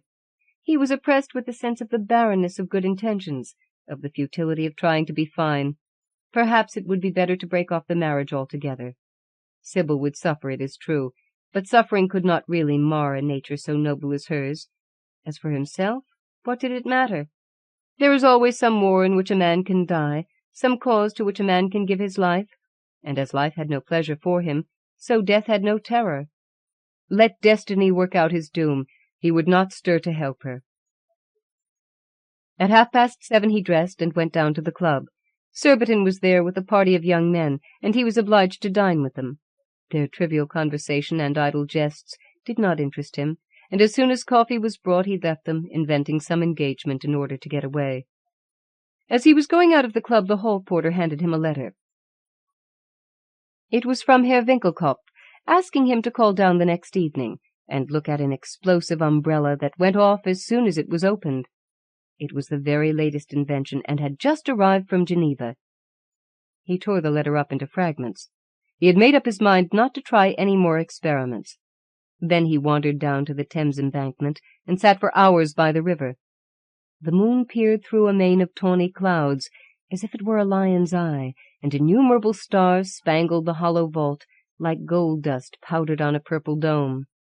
Now and then a barge swung out into the turbid stream, and floated away with the tide, and the railway signals changed from green to scarlet, as the trains ran shrieking across the bridge. After some time, 12 o'clock boomed from the tall tower at Westminster, and at each stroke of the sonorous bell the night seemed to tremble. Then the railway lights went out, one solitary lamp left gleaming like a large ruby on a giant mast, and the roar of the city became fainter. At 2 o'clock he got up and strolled towards Blackfriars. How unreal everything looked, how like a strange dream! The houses on the other side of the river seemed built out of darkness. One would have said that silver and shadow had fashioned the world anew. The huge dome of St. Paul's loomed like a bubble through the dusky air. As he approached Cleopatra's Needle, he saw a man leaning over the parapet, and as he came nearer the man looked up, the gaslight falling full upon his face. It was Mr. Podgers, the chiromantist. No one could mistake the fat, flabby face, the gold-rimmed spectacles, the sickly, feeble smile, the sensual mouth. Lord Arthur stopped. A brilliant idea flashed across him, and he stole softly up behind. In a moment he had seized Mr. Podgers by the legs and flung him into the Thames. There was a coarse oath, a heavy splash, and all was still. Lord Arthur looked anxiously over, but could see nothing of the chiromantist, but a tall hat pirouetting in an eddy of moonlit water. After a time it also sank, and no trace of Mr. Podgers was visible. Once he thought that he caught sight of the bulky, misshapen figure striking out for the staircase by the bridge, and a horrible feeling of failure came over him, but it turned out to be merely a reflection, and when the moon shone out from behind a cloud it passed away. At last he seemed to have realized the decree of destiny. He heaved a deep sigh of relief, and Sybil's name came to his lips. "Have you dropped anything, sir?" said a voice behind him suddenly. He turned round and saw a policeman with a bull's-eye lantern. "Nothing of importance, Sergeant," he answered, smiling. And hailing a passing hansom, he jumped in and told the man to drive to Belgrave Square. For the next few days he alternated between hope and fear. There were moments when he almost expected Mr. Podgers to walk into the room, and yet at other times he felt that fate could not be so unjust to him. Twice he went to the chiromatist's address in West Moon Street, but he could not bring himself to ring the bell. He longed for certainty, and was afraid of it. Finally it came. He was sitting in the smoking-room of the club having tea, and listening rather wearily to Surbiton's account of the last comic song at the Gaiety, when the waiter came in with the evening papers. He took up the St. James, and was listlessly turning over its pages when this strange heading caught his eye. "Suicide of a chiromantist." He turned pale with excitement and began to read. The paragraph ran as follows. "Yesterday morning at 7 o'clock, the body of Mr. Septimus R. Podgers, the eminent chiromantist, was washed on shore at Greenwich, just in front of the Ship Hotel. The unfortunate gentleman had been missing for some days, and considerable anxiety for his safety had been felt in chiromantic circles. It is supposed that he committed suicide under the influence of a temporary mental derangement caused by overwork, and a verdict to that effect was returned this afternoon by the coroner's jury. Mr. Podgers had just completed an elaborate treatise on the subject of the human hand that will shortly be published, when it will no doubt attract much attention. The deceased was 65 years of age, and does not seem to have left any relations." Lord Arthur rushed out of the club with the paper still in his hand, to the immense amazement of the hall porter, who tried in vain to stop him, and drove at once to Park Lane. Sybil saw him from the window, and something told her that he was the bearer of good news. She ran down to meet him, and when she saw his face she knew that all was well. "My dear Sybil," cried Lord Arthur, "let us be married tomorrow." "You foolish boy! Why, the cake is not even ordered," said Sybil, laughing through her tears. 6. When the wedding took place, some 3 weeks later, St. Peter's was crowded with a perfect mob of smart people. The service was read in the most impressive manner by the Dean of Chichester, and everybody agreed that they had never seen a handsomer couple than the bride and bridegroom. They were more than handsome, however. They were happy. Never for a single moment did Lord Arthur regret all that he had suffered for Sybil's sake, while she, on her side, gave him the best things a woman can give any man: worship, tenderness, and love. For them, romance was not killed by reality. They always felt young. Some years afterwards, when 2 beautiful children had been born to them, Lady Windermere came down on a visit to Alton Priory, a lovely old place that had been the Duke's wedding present to his son. And one afternoon, as she was sitting with Lady Arthur under a lime tree in the garden, watching the little boy and girl as they played up and down the rose walk, like fitful sunbeams, she suddenly took her hostess's hand in hers and said, "Are you happy, Sybil?" "Dear Lady Windermere, of course I am happy. Aren't you?" "I have no time to be happy, Sybil. I always like the last person who is introduced to me, but as a rule, as soon as I know people, I get tired of them." "Don't your lions satisfy you, Lady Windermere?" "Oh dear, no. Lions are only good for one season. As soon as their manes are cut, they are the dullest creatures going. Besides, they behave very badly if you are really nice to them. Do you remember that horrid Mr. Podgers? He was a dreadful impostor. Of course, I didn't mind that at all, and even when he wanted to borrow money I forgave him, but I could not stand his making love to me. He has really made me hate chiromancy. I go in for telepathy now. It is much more amusing."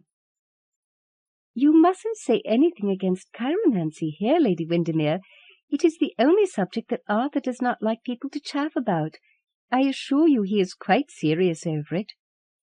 "You don't mean to say that he believes in it, Sybil?" "Ask him, Lady Windermere. Here he is."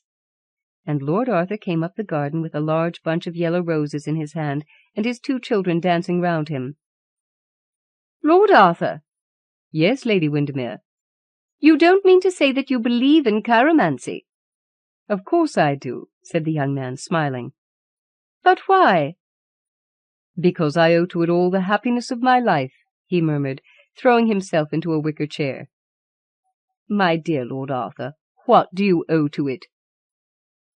"Sybil," he answered, handing his wife the roses and looking into her violet eyes. "What nonsense!" cried Lady Windermere. "I never heard such nonsense in all my life." The Sorcerer of the White Lotus Lodge. Once upon a time there was a sorcerer who belonged to the White Lotus Lodge. He knew how to deceive the multitude with his black arts, and many who wished to learn the secret of his enchantments became his pupils. One day the sorcerer wished to go out. He placed a bowl, which he covered with another bowl, in the hall of his house, and ordered his pupils to watch it. But he warned them against uncovering the bowl to see what might be in it. No sooner had he gone than the pupils uncovered the bowl and saw that it was filled with clear water, and floating on the water was a little ship made of straw with real masts and sails. They were surprised and pushed it with their fingers till it upset. Then they quickly righted it again and once more covered the bowl. By that time the sorcerer was already standing among them. He was angry and scolded them, saying, "Why did you disobey my command?" His pupils rose and denied that they had done so. But the sorcerer answered, "Did not my ship turn turtle at sea, and yet you try to deceive me?" On another evening he lit a giant candle in his room, and ordered his pupils to watch it lest it be blown out by the wind. It must have been at the second watch of the night, and the sorcerer had not yet come back. The pupils grew tired and sleepy, so they went to bed and gradually fell asleep. When they woke up again, the candle had gone out, so they rose quickly and relit it. But the sorcerer was already in the room, and again he scolded them. "Truly, we did not sleep. How could the light have gone out?" Angrily, the sorcerer replied, "You let me walk 15 miles in the dark, and still you can talk such nonsense." Richard Wilhelm. The Celestial Stag. An unaccountable tale is told in the Zhu-Bu-Yu of the Celestial Stag, which lives in underground mines and guides the workmen to the veins of gold and silver. If these creatures are hauled up into the daylight, they change into an offensively smelling liquid which deals pestilence and death around. If the miners refuse to haul them up, apparently they can speak and are anxious to get out, the stags molest the miners and have to be overpowered, immured in the mine, and firmly embedded in clay. Where the stags outnumber the miners, they sometimes torment the men and cause their death. G. Willoughby-Meade. Saved by the Book. The literate Wu of Sung-Ling on a certain occasion insulted the magician. Expecting the latter to try some trick on him, Wu sat up the following night with his lamp alight, and the I Ching before him. Suddenly a wind was heard rushing round the outside of his house, and a man-at-arms came in at the door, brandishing a spear, and threatening to strike him. Wu knocked him down with the book. When he stooped to look at him, he saw that he was merely a doll cut out in paper. He slipped the paper figure between the leaves of the sacred classic. Presently entered 2 little Kui with black faces, armed with axes. These, when knocked down with the book, turned out to be paper figures also, and were slipped between the leaves. In the middle of the night a woman, weeping and wailing, came knocking at the door. "I am the wife of Zhang the magician," she said. "My husband and sons came to attack you, and you have imprisoned them in your book. I beg you to set them free." "I have neither your husband nor your sons in my book," replied Wu. "I have only these little paper figures." "Their souls are in those figures," said the woman. "Unless they return by the morning, their bodies lying at home will not revive." "Cursed magicians," cried Wu. "What can you justly expect after what you have done to other people? I shall certainly not set them free. Out of compassion, I will let you have one of your sons back, but do not ask more." Whereupon he handed her one of the little paper Kui. The next day he had inquiries made at Zhang's house, and learned that he and his elder son had died in the night, leaving a widow and a younger son. G. Willoughby-Meade. The Reanimated Englishman. Mary Wollstonecraft Shelley, 1797 to 1851. Born in London, was the only child of William Godwin and Mary Wollstonecraft. In 1814, she went to the Continent with Shelley, marrying him 2 years later, and at Byron's villa at Lake Geneva she conceived the idea for her famous novel Frankenstein, or the Modern Prometheus. Animation, I believe physiologists agree, can as easily be suspended for 100 or 2 years as for as many seconds. A body hermetically sealed up by the frost is of necessity preserved in its pristine entireness. That which is totally secluded from the action of external agency can neither have anything added to nor taken away from it. No decay can take place, for something can never become nothing. Under the influence of that state of being which we call death, change but not annihilation removes from our sight the corporeal atoms. The earth receives sustenance from them, the air is fed by them. Each element takes its own, thus seizing forcible repayment of what it had lent. But the elements that hovered around Mr. Dodsworth's icy shroud had no power to overcome the obstacle it presented. No zephyr could gather a hair from his head, nor could the influence of dewy night or genial morn penetrate his more than adamantine panoply. The story of the 7 sleepers rests on a miraculous interposition. They slept. Mr. Dodsworth did not sleep. His breast never heaved, his pulses were stopped. Death had his finger pressed on his lips, which no breath might pass. He has removed it now. The grim shadow is vanquished, and stands wondering. The sentence. That night, at the hour of the rat, the emperor dreamt that he went out of his palace to walk under the blossoming trees by moonlight. Suddenly someone knelt before him, saying, "Save me, your majesty, save me." "Who are you?" asked the emperor. "Of course I'll help you." "Your majesty," said the Dragon King, "is a true dragon. I am but a dragon by karma. I have disobeyed heaven's instructions, and am to be executed by your minister, Wei-Jeng. I have come to ask you to help me." "If it is Wei-Jeng who is to execute you," said the emperor, "I can certainly put things right. You needn't worry." The dragon thanked him profusely and went off. Scanning the ranks of his ministers at court next morning, the emperor noticed that Wei-Jeng was not in his usual place. "You must get him to come here at once and keep him occupied all day," said one of the other ministers when he heard the emperor's dream.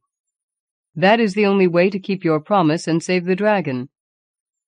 Meanwhile, Wei-Jeng, sitting in his house at night, surveying the constellations and burning rare incense, suddenly heard the cry of a crane high up in the sky, and in a moment there alighted a heavenly messenger, bearing instructions from the Jade Emperor that Wei-Jeng was in dream to execute the Dragon King of the Jing River at noon next day.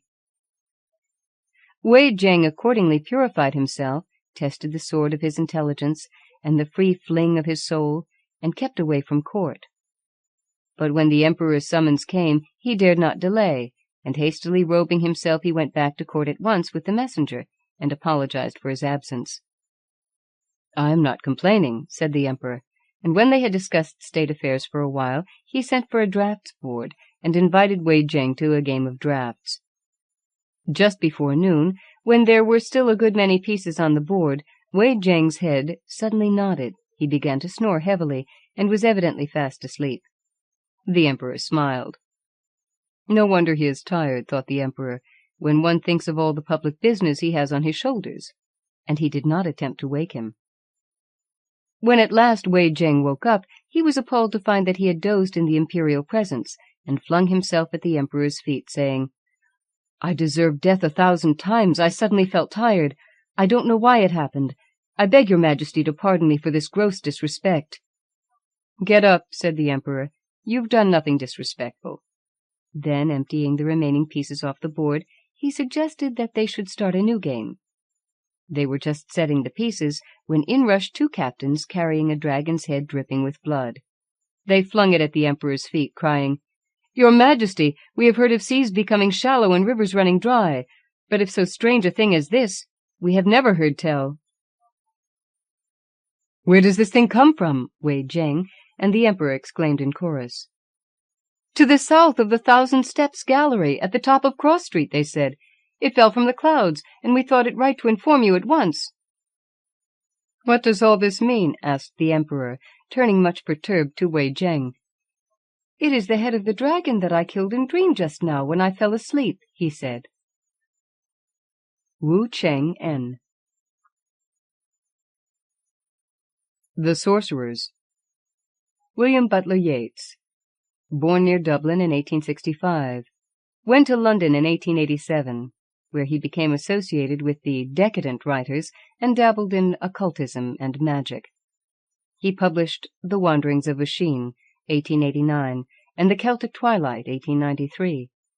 After his return to Ireland, he was involved with the Abbey Theatre, and many of his best poems come from this period, in The Wild Swans at Coole, 1917, The Tower, 1928, and The Winding Stair, 1929. He died in 1939.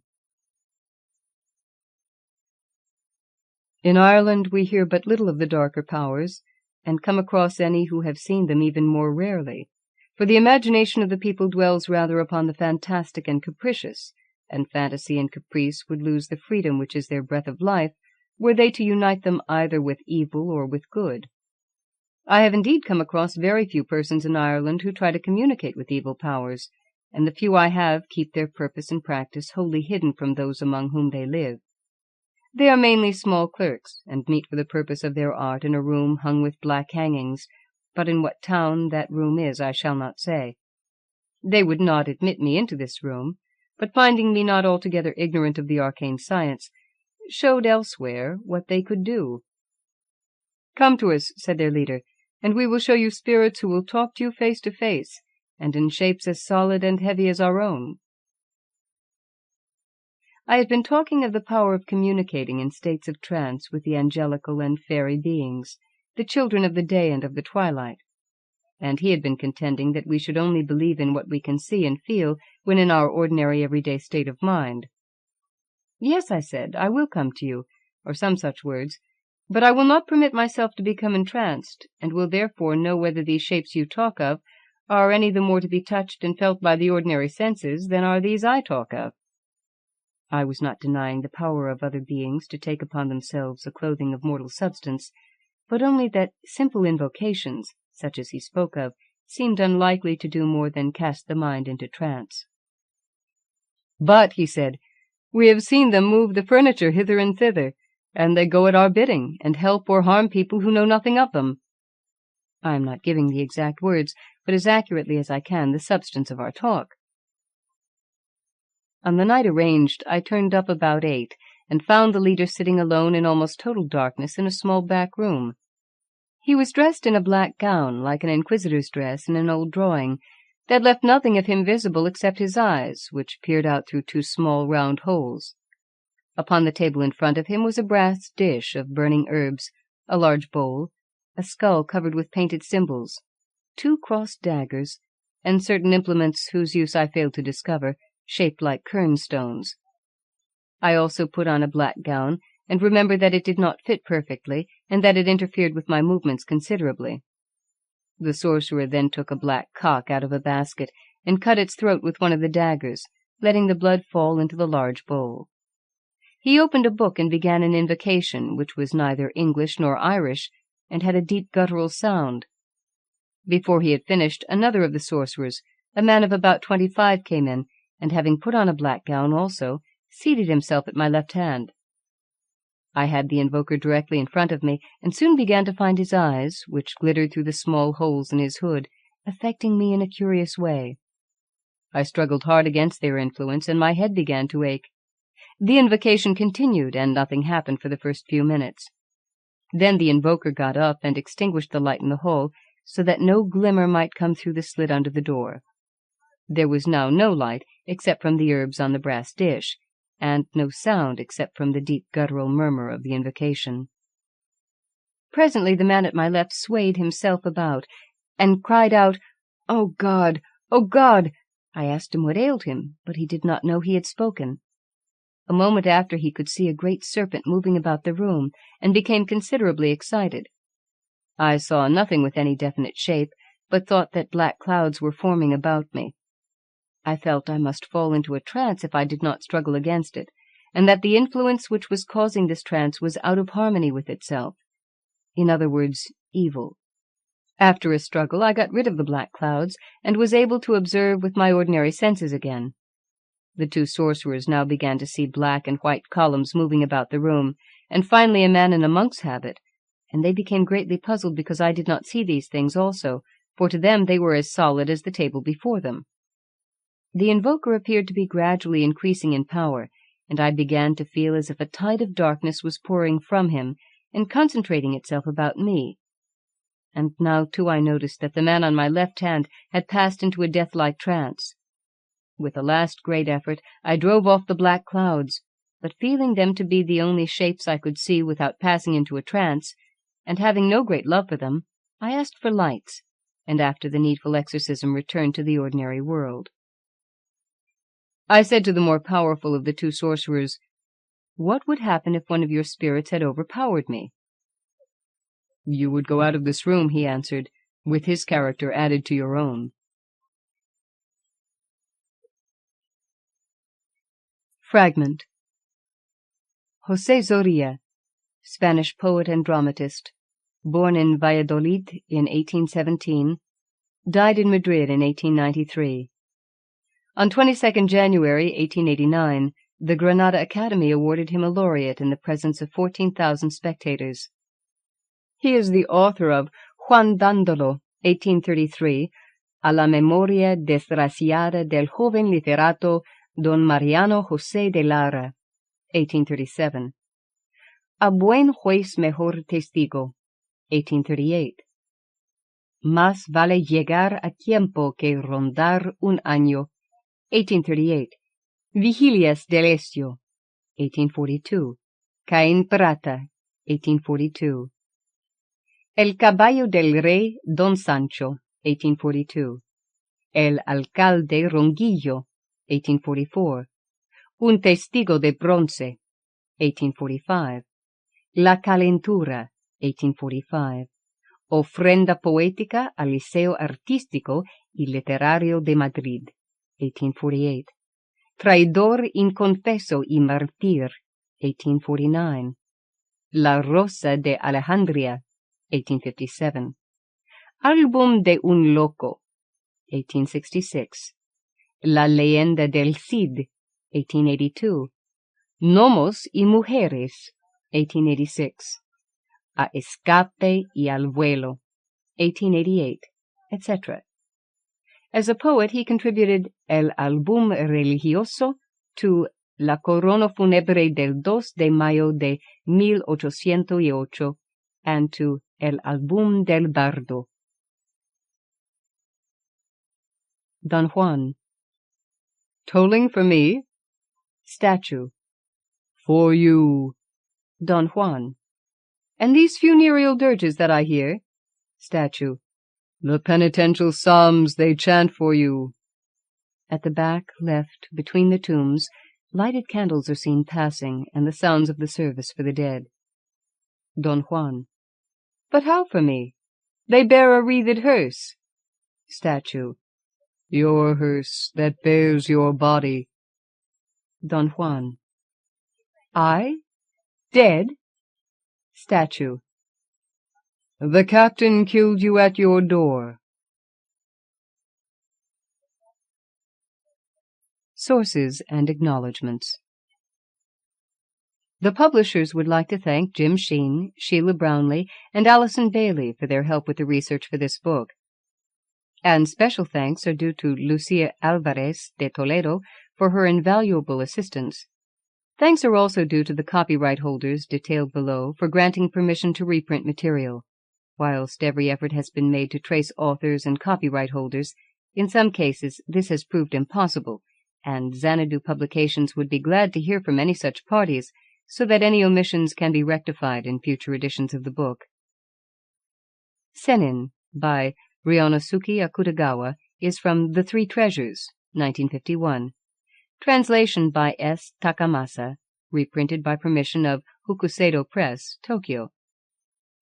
A Woman Alone with Her Soul by Thomas Bailey Aldrich is from his Works, Volume 9, 1912. Ben Tobit by Leonid Andreev is from A Treasury of Russian Literature, no date. Translation by Bernard Gilbert Gurney. Reprinted by permission of the Budley Head Limited. The Phantom Basket is from John Aubrey's Miscellanies, 1696. The Drowned Giant by J.G. Ballard was originally published under the title Souvenir in Playboy, Copyright 1965 by H.M.H. Publications. Reprinted by permission of the author. Enoch Soames by Sir Max Beerbohm is from Seven Man, 1919. Reprinted by permission of William Heinemann Limited. The Tale of the Sphinx by Ambrose Bierce is from Fantastic Fables. The Squid in Its Own Ink by Adolfo Bioy Casares is from El Lado de la Sombra, 1962. Copyright A. Bioy Casares, 1962. Reprinted by permission of the author and MSA Editores. Translated by Lucia Alvarez de Toledo and Alexandra Potts. Anything You Want by Léon Bois is from Histoire désobligéante, 1894. Translated by Moira Banks. Plön Ucbar Orbis Tertius by Jorge Luis Borges, translated by James E. Irby, is from Labyrinths, and reprinted by permission of New Directions Publishing Corporation. Copyright The Estate of Jorge Luis Borges, 1941. The Golden Kite, The Silver Wind by Ray Bradbury is from The Golden Apples of the Sun. Copyright Ray Bradbury, 1952, 1953. Reprinted by permission of Don Condon Associates Incorporated. The Man Who Collected the 1st of September, 1973 by Tor Åge Bringsværd is translated by Odrin Grönvik. Copyright Tor Åge Bringsværd, 1973. Reprinted by permission of the author.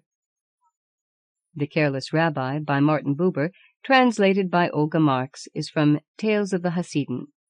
Volume 1, 1956. Reprinted by permission of Thames and Hudson Limited.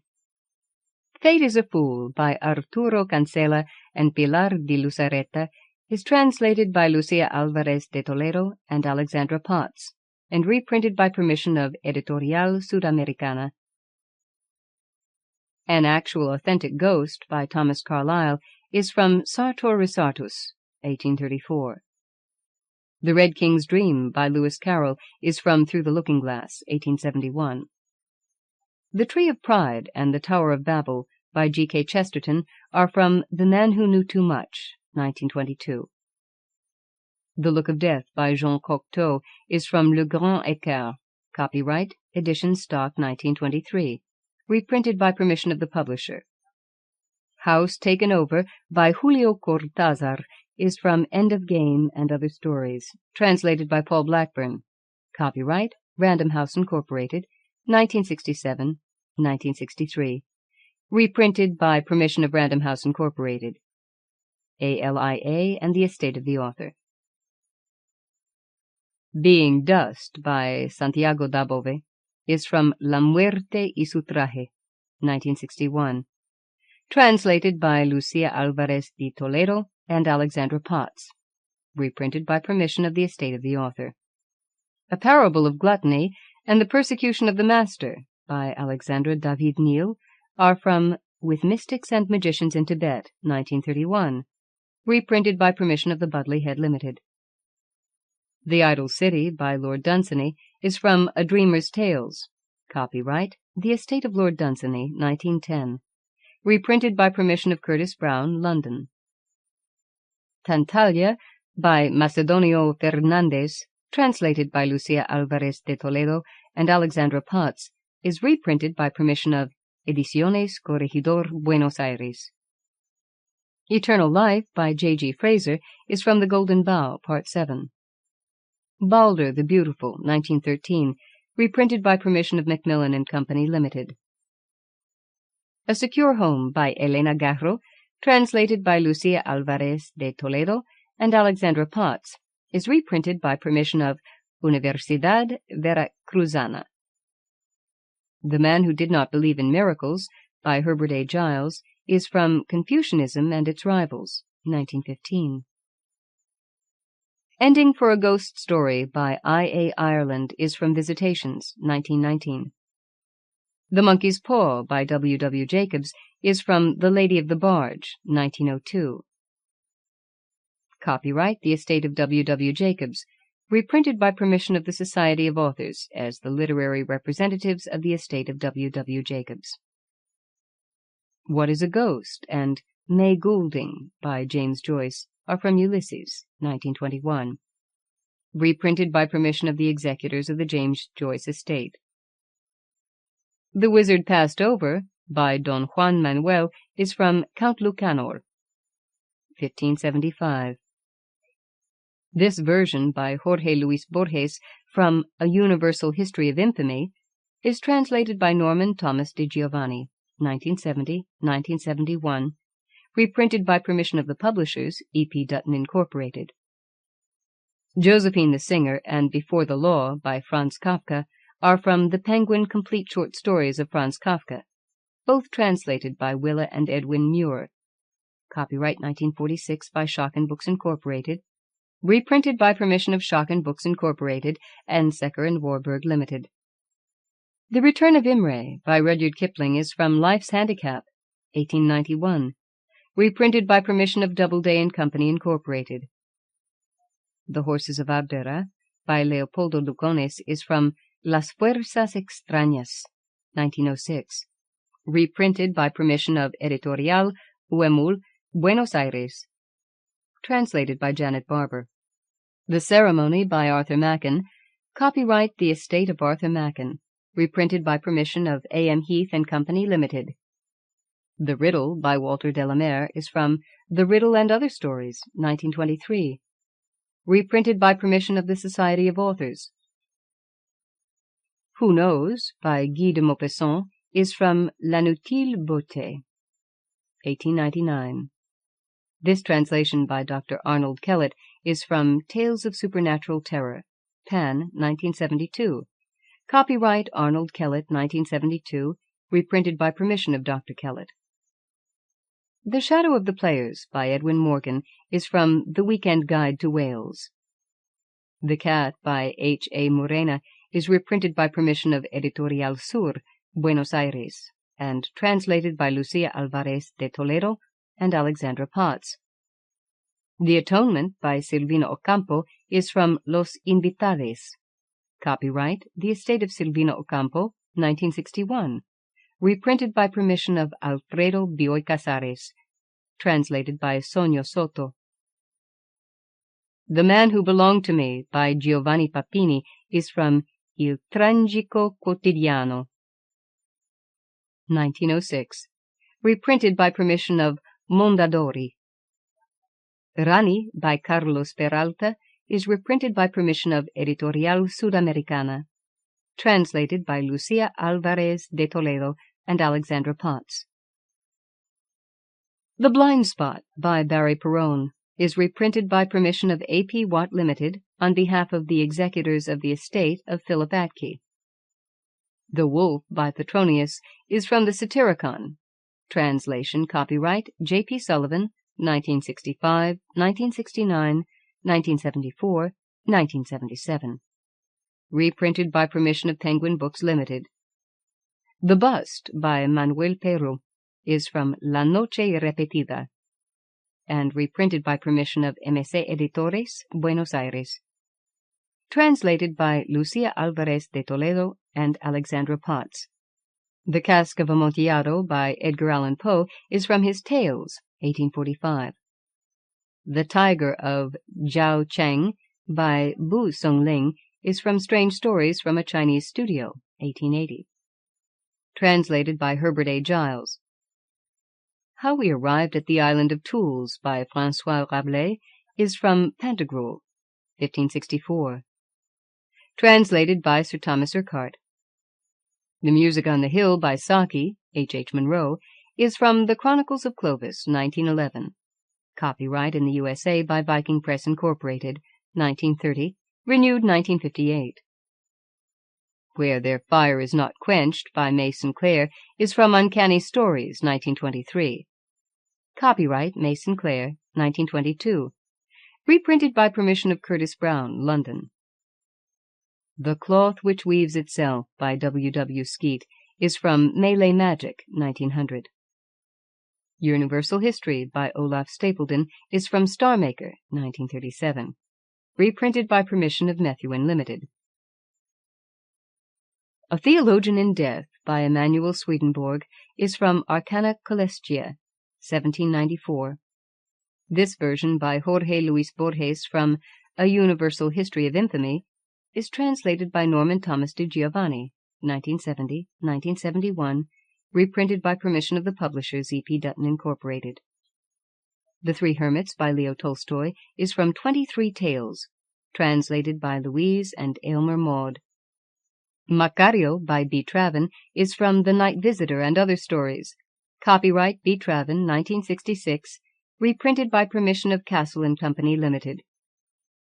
The Infinite Dream of Pao-Yu and The Mirror of Wind to Moon by Hsueh-Chin are from Dream of the Red Chamber, translated by Arthur Whaley, reprinted by permission of Rutledge and Keegan Paul Limited. The Desire to be a Man by Villiers de l'Isle Adam is from Sardonic Tales, translated by Hamish Miles. Reprinted by permission of Alfred A. Knopf Incorporated. Memon, or Human Wisdom, by Voltaire, is from Romances, Tales, and Smaller Pieces of Monsieur de Voltaire, Volume 1, 1794, translated anonymously. The Man Who Liked Dickens by Evelyn Waugh, copyright The Estate of Evelyn Waugh, is reprinted by permission of A.D. Peters and Company Limited. Pomegranate Seed by Edith Wharton, copyright Curtis Publishing Company, 1931. Copyright renewed A. Watkins, Incorporated, and Constable Publishers, 1959. Lacundu by Edward Lucas White is from Lacundu and Other Stories, 1927. The Donkeys by Juan Rodolfo Wilcock is reprinted by permission of the author. Translated by Lucia Alvarez de Toledo and Alexandra Potts. Lord Arthur Saville's Crime by Oscar Wilde is from Lord Arthur Saville's Crime and Other Stories, 1891. The Sorcerer of the White Lotus Lodge by Richard Wilhelm is from Chinesische Volksmärchen, 1924. Translated by F. H. Martins. The Celestial Stag and Saved by the Book by G. Willoughby-Meade are from Chinese Schools and Goblins, 1928, reprinted by permission of Constable and Company, Limited. The Reanimated Englishman by Mary Wollstonecraft Shelley is from Roger Dodsworth, 1826. The Sentence by Wu Cheng-en is from Monkey, translated by Arthur Whaley, reprinted by permission of Unwin Hyman Limited. The Sorcerers by W. B. Yeats, copyright W. B. Yeats, undated, reprinted by permission of Macmillan and Company Limited. Fragment from Don Juan Tenorio by José Zorrilla, translated by Walter Owen, reprinted by permission of the translator. Biographical Notes, copyright The Estate of Jorge Luis Borges, Adolfo Bioy Casares, The Estate of Silvina Ocampo, and Xanadu Publications Limited, 1988. English translations of stories by A. Bioy Casares, Arturo Cancela and Pilar de Luzareta, Santiago Dabove, Macedonio Fernández, Elena Garro, H. A. Murena, Carlos Peralta, Manuel Pereyro, and Juan Rodolfo Wilcock are copyright Lucia Alvarez de Toledo, Alexandra Potts, and Xanadu Publications Limited, 1988. English translation of story by Léon Blois, copyright Moira Banks and Xanadu Publications Limited, 1987. English translation of story by Leopoldo Lugones, copyright Janet Barber and Xanadu Publications Limited, 1987. English translation of story by Silvina Ocampo, copyright Sonia Soto and Xanadu Publications Limited, 1988, with thanks to Translation Express. End of The Book of Fantasy, edited by Jorge Luis Borges, Silvina Ocampo, A. Bioy Casares. Introduced by Ursula K. Le Guin. Narrated by Mary Woods in the studios of the Cutting Corporation for the Library of Congress, October 1990. For special distribution is authorized by Act of Congress under Public Law 89-522, with the permission of the copyright holder and the publisher, Viking Penguin Incorporated, 40 West 23rd Street, New York, New York, 10010. End of book.